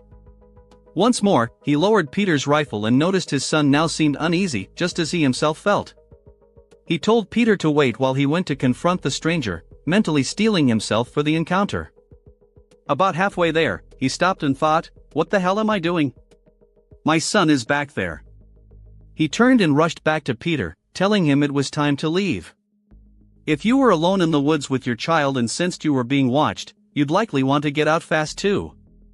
They didn't run, just headed straight back toward the road. The father kept expecting the snap of a twig or the rustle of leaves behind them. When it finally came, he shoved Peter forward, spun around angrily, and marched toward the stranger, who was again peeking from behind a tree. At about 10 meters away, he saw the man disappear behind the trunk once more, followed by a dull thud, as if something heavy had hit the ground. Gripping his loaded rifle, the father cautiously approached the tree. He didn't utter a word, not even knowing why, and simply crept forward slowly. When he reached the tree, it felt as though the entire world collapsed, or rather, ceased to exist. All his attention focused on the head lying face down on the ground. There was no body, just a severed head. He didn't even look around the tree to see who might have left it there. He dropped everything and sprinted back to Peter, shouting for him to run. They made it safely home within 5 minutes, and the father was certain no one had followed them. Still, he didn't sleep all night, guarding his family. The next day, his wife told him 2 local hunters had gone missing. That's when he called the police. 4 months afterward, he remained extremely cautious before taking his son hunting again. He's still baffled by how that man managed to kill 2 hunters, men who were surely armed. Since then, he has resumed hunting with his son. This next story blends youthful adventure with hunting misadventures that befell the narrator in his early 20s. He was just 21 when he joined his friends Anthony, Christian, Tom, and Tom's girlfriend Diana on a hiking and moose hunting trip to a Colorado state park. The group brought 2 spacious tents, warm sleeping bags, 2 days' worth of food, and, of course, hunting rifles. The narrator carried a standard hunting rifle, its brand long forgotten, lent to him by Anthony. He admitted to mixed feelings about the hunt. The idea of taking the life of a creature driven by the same will to live, all for the sake of questionable entertainment, didn't sit well with him. But this was Anthony's 5th invitation, and he felt obliged to accept. En route, about halfway to their destination, he resolved not to shoot any animals. Upon arriving at camp, Anthony, who had been driving, carefully parked the car, and the group immediately began unloading their gear. After hiking about 1.5 miles into the dense forest, they found a suitable spot and set up camp. Once settled, everyone instinctively followed Anthony, who proudly shared his extensive hunting knowledge, showing off his skills with evident seriousness. The narrator longed to crack an ironic joke about the whole affair, but everyone else was completely earnest. He tried teasing Anthony, asking if he should stay quiet so as not to scare off game. Anthony snapped, and the narrator instantly realized hunting wasn't just a pastime for him, it was a solemn pursuit. From then on, he decided to stay out of it. That period of calm, however, proved short-lived. During the hunt, the group unexpectedly encountered 3 burly, unkempt men with long, greasy hair. They looked like descendants of some inbred, isolated clan living deep in the wilderness. As they passed, the men gave odd, jerky nods, perhaps a form of greeting. The group was genuinely frightened. It might sound exaggerated, but the situation felt ominous. They were far from camp, which itself was completely empty, and these strangers radiated the aura of dangerous outcasts. Thankfully, the men didn't follow them, allowing the group to continue without further incident. In the end, Anthony managed to shoot a deer, though they never saw a moose. They dragged the carcass back to camp, where it became their dinner. Anthony and Tom handled the messy task of skinning and gutting the animal, while the narrator avoided watching, stealing only quick glances. Anthony expertly prepared venison burgers, complete with buns and all the fixings. Though the narrator disapproved of hunting as sport, he was genuinely impressed by Anthony's cooking. As night fell, everyone turned in, leaving the campfire burning outside. The narrator struggled to get comfortable in his sleeping bag. Anthony and Christian seemed to fall asleep instantly. While he tossed and turned for at least 2 hours, he'd always found sleeping bags uncomfortable. Just as he was about to get up and step outside the tent, he heard footsteps. He opened his mouth to call out to Tom or Diana, but then a chilling thought struck him: what if it wasn't them? Pretending to sleep, he held his breath and listened. Suddenly, the tent zipper opened. He turned his head slightly, still feigning sleep. After a brief pause, the zipper closed again. Once the footsteps faded, he realized they were heading toward Tom and Diana's tent. He assumed it was them, probably checking if everyone was asleep so they could be alone. Deciding to play a prank, he waited about 5 minutes before slipping out of his tent and creeping toward theirs. But then he noticed their zipper was still open. That's strange, he thought. As he drew closer, intending to scare them, he instead saw two men doing something horrific to Diana. He screamed, mostly out of terror, but also to wake the others. Anthony and Christian burst from their tent, rifles in hand. When the two attackers fled, the narrator recognized them. Instantly, they were the same strangers from earlier. Tom and Anthony fired shots into the air to scare them off. But then something even more terrifying happened. After the shots, everyone turned in horror to see dozens of men emerging from the bushes and from behind trees, where they'd been hiding all along. They tried to rouse Tom and Diana, but the couple seemed drugged. They had no choice but to wait until they regained consciousness, which took about half an hour. Their escape through the dark forest back to the car remains one of the most terrifying experiences of the narrator's life. No one knows who those men were, perhaps members of an isolated, inbred family, or even cannibals. It's unclear what they intended to do to Tom and Diana, but everyone was just grateful to have escaped alive. The final incident, still vivid in the narrator's memory, occurred during a night hunt. An avid hunter with 10 years of experience, he was sitting in his tree stand on forested land adjacent to his property. Equipped with a night vision scope, he was waiting for wild boars, but instead witnessed a horrifying scene.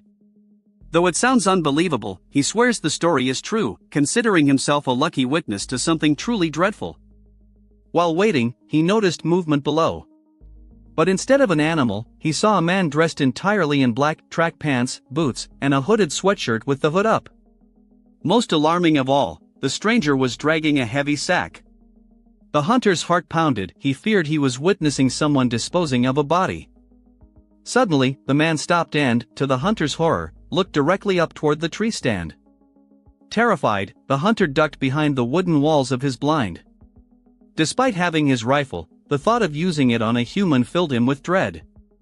He stayed low, praying not to be seen even though, in the pitch-black darkness, that seemed unlikely. Tense moments dragged on as he held his breath, waiting for the stranger's footsteps to fade. Instead, he heard approaching steps climbing the wooden ladder of his stand. Each footfall sent vibrations through the structure. In his mind, a single question echoed like a drumbeat: can I shoot a person? Yet, for reasons he couldn't explain, the intruder never reached the top. The hunter heard him jump back to the ground and, judging by the sounds, dragged the heavy sack away. Paralyzed with fear, he remained motionless for at least 10 minutes before daring to peek out. Convinced the threat had passed, he resolved to return home immediately and call the police. Descending the stand, he carelessly switched on his flashlight, a reckless move he later regretted. He began running toward his house but hadn't gone 10 seconds when he heard swift footsteps crunching through fallen leaves behind him. He turned and came face to face with his pursuer, now just centimeters away. Reacting instantly, he spun and shot the man in the shoulder. The attacker let out a piercing scream of pain, and the hunter seized the momentary pause to sprint toward his home. He now realizes he should have tried to detain the criminal, but the chance was lost. 15 minutes later, police arrived and accompanied him back into the woods. There, among the trees, they found a clear blood trail leading first to the sack, containing a body, and then to the wounded suspect, who had tried to hide beneath a fallen log. It turned out the man was the murderer of Gen-Kwan Sakakani, owner of a local Japanese shop. While the full details of the crime remain unexplained in this account, the hunter is certain the experience is forever seared into his memory, and he'll retell this astonishing story for the rest of his life. After my divorce, my life collapsed, and I longed to start over from scratch. I moved to an unfamiliar, unremarkable town where emptiness awaited me. No decent job, no cozy home, no family. I was alone, cut off from the world, merely existing. Desperately, I sent out resumes for any vacancy I could find, and eventually ended up in a shabby cafe, pouring terrible coffee for equally gloomy customers.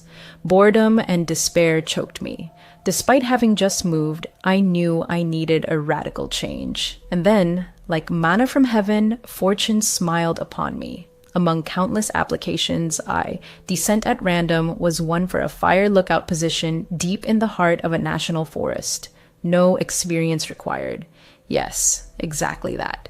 A fire lookout, one of those hermits living in a 70-foot observation tower, scanning for smoke and keeping an eye on hikers. I remembered this listing because of an odd note.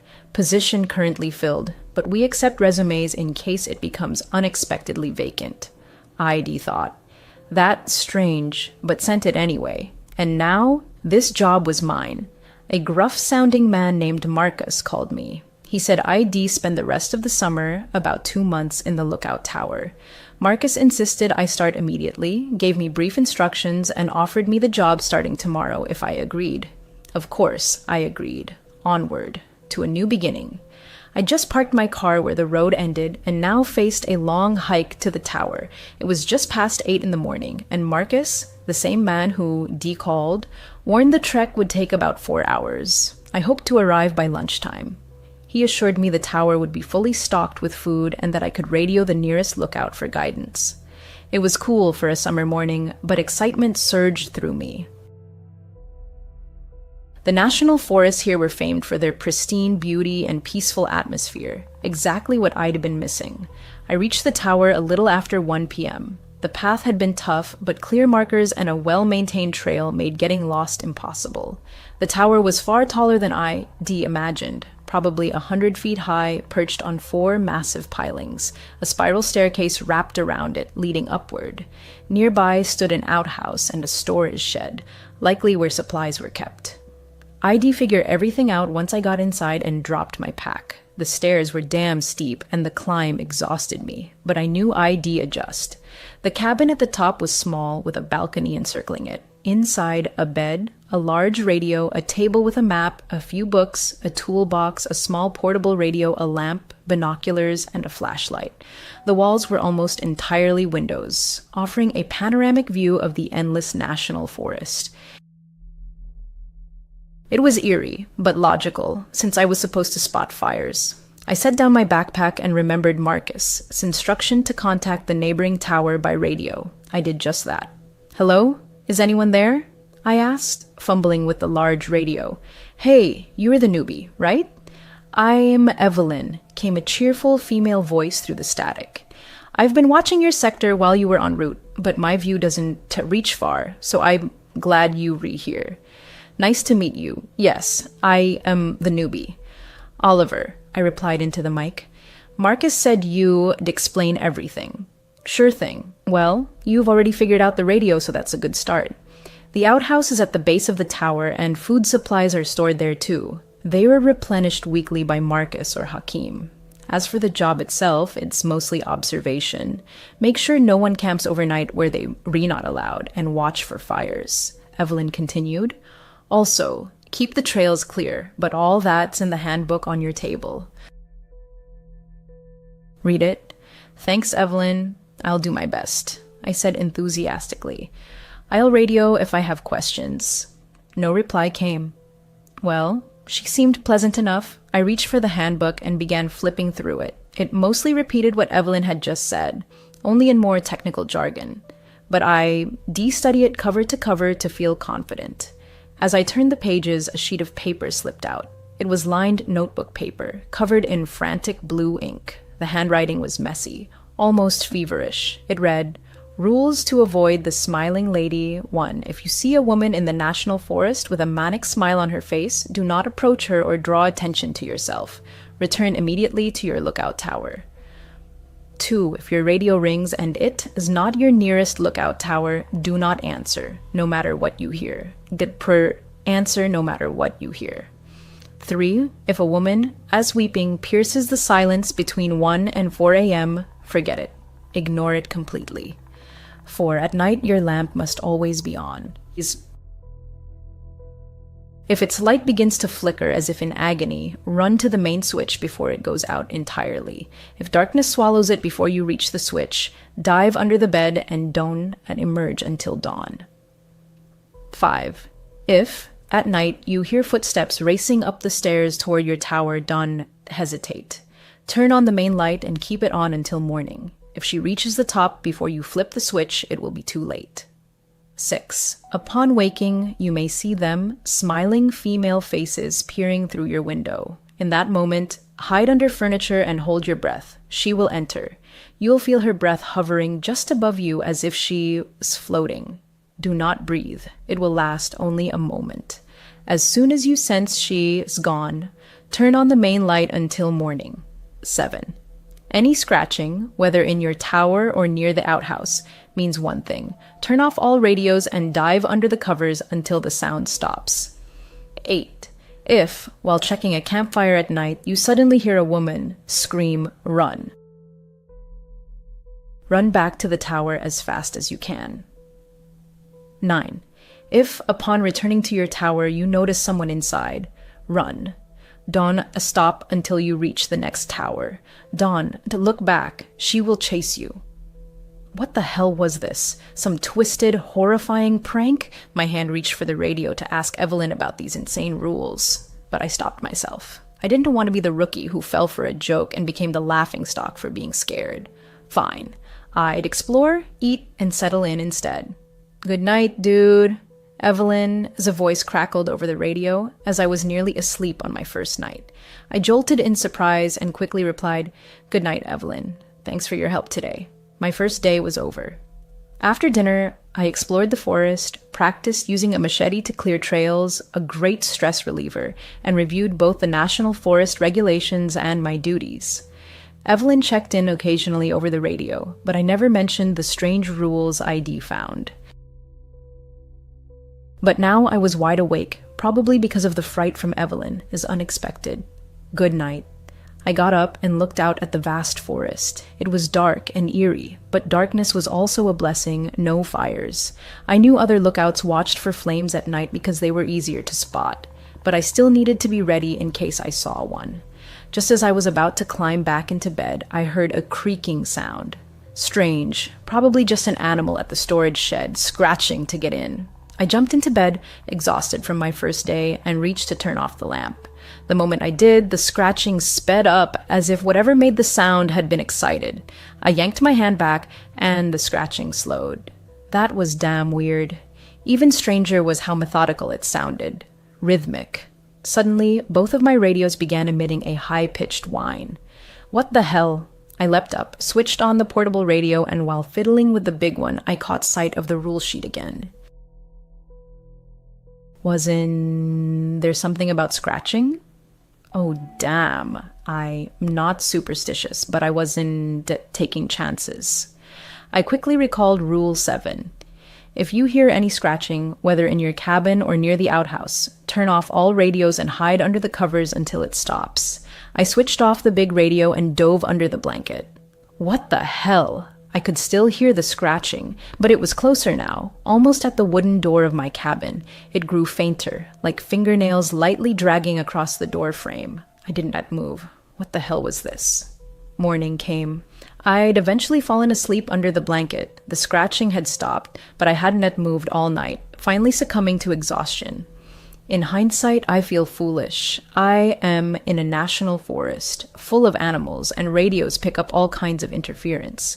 I figured the first night would be the hardest, adjusting to life 100 feet up, alone in the middle of nowhere. Today, I'd make the most of it, and I was sure the coming nights would be far less eventful. But I couldn't stop thinking about that scratching. What was it? Had to be an animal, right? God, I hope it was just an animal, and I kept trying not to think about that list, but damn, it was hard. ID brought it with me just in case, though I felt a little silly doing so. I was sure it was a prank. It's only my second day, and they were already messing with me. Day 2, the mysterious forest, and red scarves. On my second day, and they are already pranking me. My mind raced, trying to make sense of it all. I was on patrol, walking familiar trails, ensuring no one had illegally camped. Dusk was falling, and I was about to head back to my tower. Just as I turned onto the path leading to my post, I caught something in the corner of my eye. A campsite. There it was. My first real duty, politely but firmly tell the hikers they had to pack up. This area was for day hikes only. I approached the camp. It sat in a large clearing surrounded by trees, just one reddish-yellow tent and a cold fire pit. "Hello," I called, trying to sound confident. "You can decamp here. This is a day-use zone." Silence. No reply. I stepped closer to the fire pit, just in case someone burst out of the tent. What a coward I am, I thought. "Hello? Is anyone here?" I called louder. Still nothing. That is when a strange feeling gripped me. Something was off. I couldn't explain it, but deep down, I knew something was wrong. Sure, maybe the campers had just stepped away for a walk and would return soon, but the encroaching darkness made me uneasy. Wait, wasn't there a rule about this? I frantically pulled the list from my pocket and scanned it. Yes, Rule 8. If you check a campfire at night and hear a woman scream upon arrival, run back to your tower as fast as you can. Well, okay, not exactly. Okay, but okay. I hadn't heard any screams, just an empty camp and no fire. I should radio Evelyn. "Evelyn, hey." There's a campsite. No fire, but no people either. What should I do? "Where?" Evelyn replied instantly. I gave her my coordinates, checking my map by flashlight as it had grown fully dark. "Got it. That? Right on the edge of my zone," Evelyn said. "I'm heading there now. You just head back to your tower, okay?" "Okay. You sure?" I asked, feeling uneasy. "Positive. Go back. Stay safe," came her calm voice. Fine. She was a pro. I decided to radio her once I returned to find out what happened. I walked about 30 minutes, nearly back to my tower, when I noticed a distinct trail veering deep into the forest. Strange. I didn't remember it on the map. I thought the path ID taken had no branches. Figuring ID missed it that morning, I promised myself to check it tomorrow. With a tired sigh, I trudged back to my tower. Back inside, I slumped at the table and stared at the rules. I hadn't asked Evelyn about them. I didn't want to. Not until something even stranger happened. Tonight hadn't been that weird, just an empty camp. No screams as the rules warned. I'd been reading the rules for about 20 minutes when my main radio rang. "Hey, Oliver," Evelyn's voice came through. "Sorted out the camper. He says he was relieving himself in the woods and didn't know camping was banned here. He must have been behind a tree when you showed up. I'm walking him to his car now." "All good." "Good. Thanks for handling that." "Good night," I replied, feeling a bit awkward that she'd gone to all that trouble over nothing. I lay in bed, trying to sleep. The next day arrived. Last night had been quiet, uneventful. I felt far more confident and left the rule sheet on the table. This morning, I ate a lot. Apparently, all this walking was boosting my appetite. I sat in my tower, enjoying the view of the forest, and it calmed me. Time for my afternoon patrols to ensure no one was breaking rules. But first, I decided to check that strange trail not on the map. I reached it quickly. It was fairly close, and sure enough, it was as clear as any main trail, seemingly maintained just as well. I walked slowly down it, expecting nothing special. The path sloped gently downward, but was easy to navigate. After about 5 minutes, I thought I saw the end. A dead end, oddly, just a wall of trees. I was about to turn back when something caught my eye, a small red scarf tied to the branch of the nearest tree. Interesting. I stepped closer, and immediately spotted another, deeper in the woods. Then another. What the hell? Was I about to be an idiot and follow them straight into a serial killer's trap? Almost as if to prove I wasn't a coward, I decided to follow. I passed 5 scarves, each bright red, plain, no markings. Then I reached another, but this one lay on the ground. All the others had been hanging. Beyond it, I saw nothing. That was annoying. I bent to pick up the last scarf and froze. It was tightly fastened to something wooden and heavy. I lifted it. Dirt crumbled away, revealing a small underground hatch. Cool. It was about 10 feet deep and wide. A ladder was bolted to the wall beside the door. I shone my flashlight down and saw a sleeping bag on the floor and a camera. That was it. Just a sleeping bag and a camera. I carefully climbed down. The ladder was surprisingly sturdy. The whole bunker looked neat for such a place. But as I said, only a sleeping bag and a camera plugged into a charger, though the charger wasn't connected to anything. It was an underground bunker after all. I picked up the camera and tried to turn it on. The battery was dead. It was a fairly modern model. The screen showed 3 options: photos, gallery, settings. I chose gallery. The first few images were boring. A lake, someone, his house, a random car, nothing helpful. I scrolled quickly, almost missing one, a photo of my own lookout tower. At its base stood a family, 3 people. The father, dark-haired, tall, an experienced-looking hiker, strong. The mother, blonde, with a charming smile, her hand on her husband's shoulder. The third, a boy with short chestnut hair, strikingly similar to the man I assumed was his father. I kept scrolling but saw no more group shots, only the man. He took selfies inside my tower, photographed the views, the outhouse, some trails. Was this Henry or Roy? If it was Henry, why wouldn't he leave the forest to see his family? Then the photos grew stranger. Next, the underground bunker itself, the one I.D. just found, half-built, with a sleeping bag and his camera. He was building it. Evelyn had said Henry was handy, right? Why build a bunker so close to the tower? Then, a random tree in darkness. The next 4 or 5 photos were the same tree. At its base, a shadow, distorted, meaningless. What was Henry, or whoever this was, trying to photograph? Was he trying to capture the smiling lady? What was that sound? 2:13 a.m. Something woke me. I heard nothing now, but something had definitely pulled me from sleep. I'd been so exhausted I wouldn't have woken on my own. Maybe it was. I heard faint weeping. A woman, weeping. Not too close, but I sat up in bed, listening to long, mournful sobs. I knew Rule 3, if you hear a woman weeping between 1 and 4 a.m., ignore it. But I couldn't ignore it. It sounded so sad, so broken. Part of me wanted to help, another part wanted answers. None of me wanted to ignore it. As quietly as possible, I geared up, grabbed my flashlight and radio, and opened the cabin door. I carefully descended the stairs, lighting my way to avoid tripping. The weeping came from off the trail, so I crept toward a dark cluster of trees. The cries were filled with such pain, such grief, I could only compare them to a mother who'd lost her child, howling in utter despair, losing a piece of her soul with every anguished breath. I turned off my flashlight as the weeping grew louder. Crouched low, I moved from bush to bush,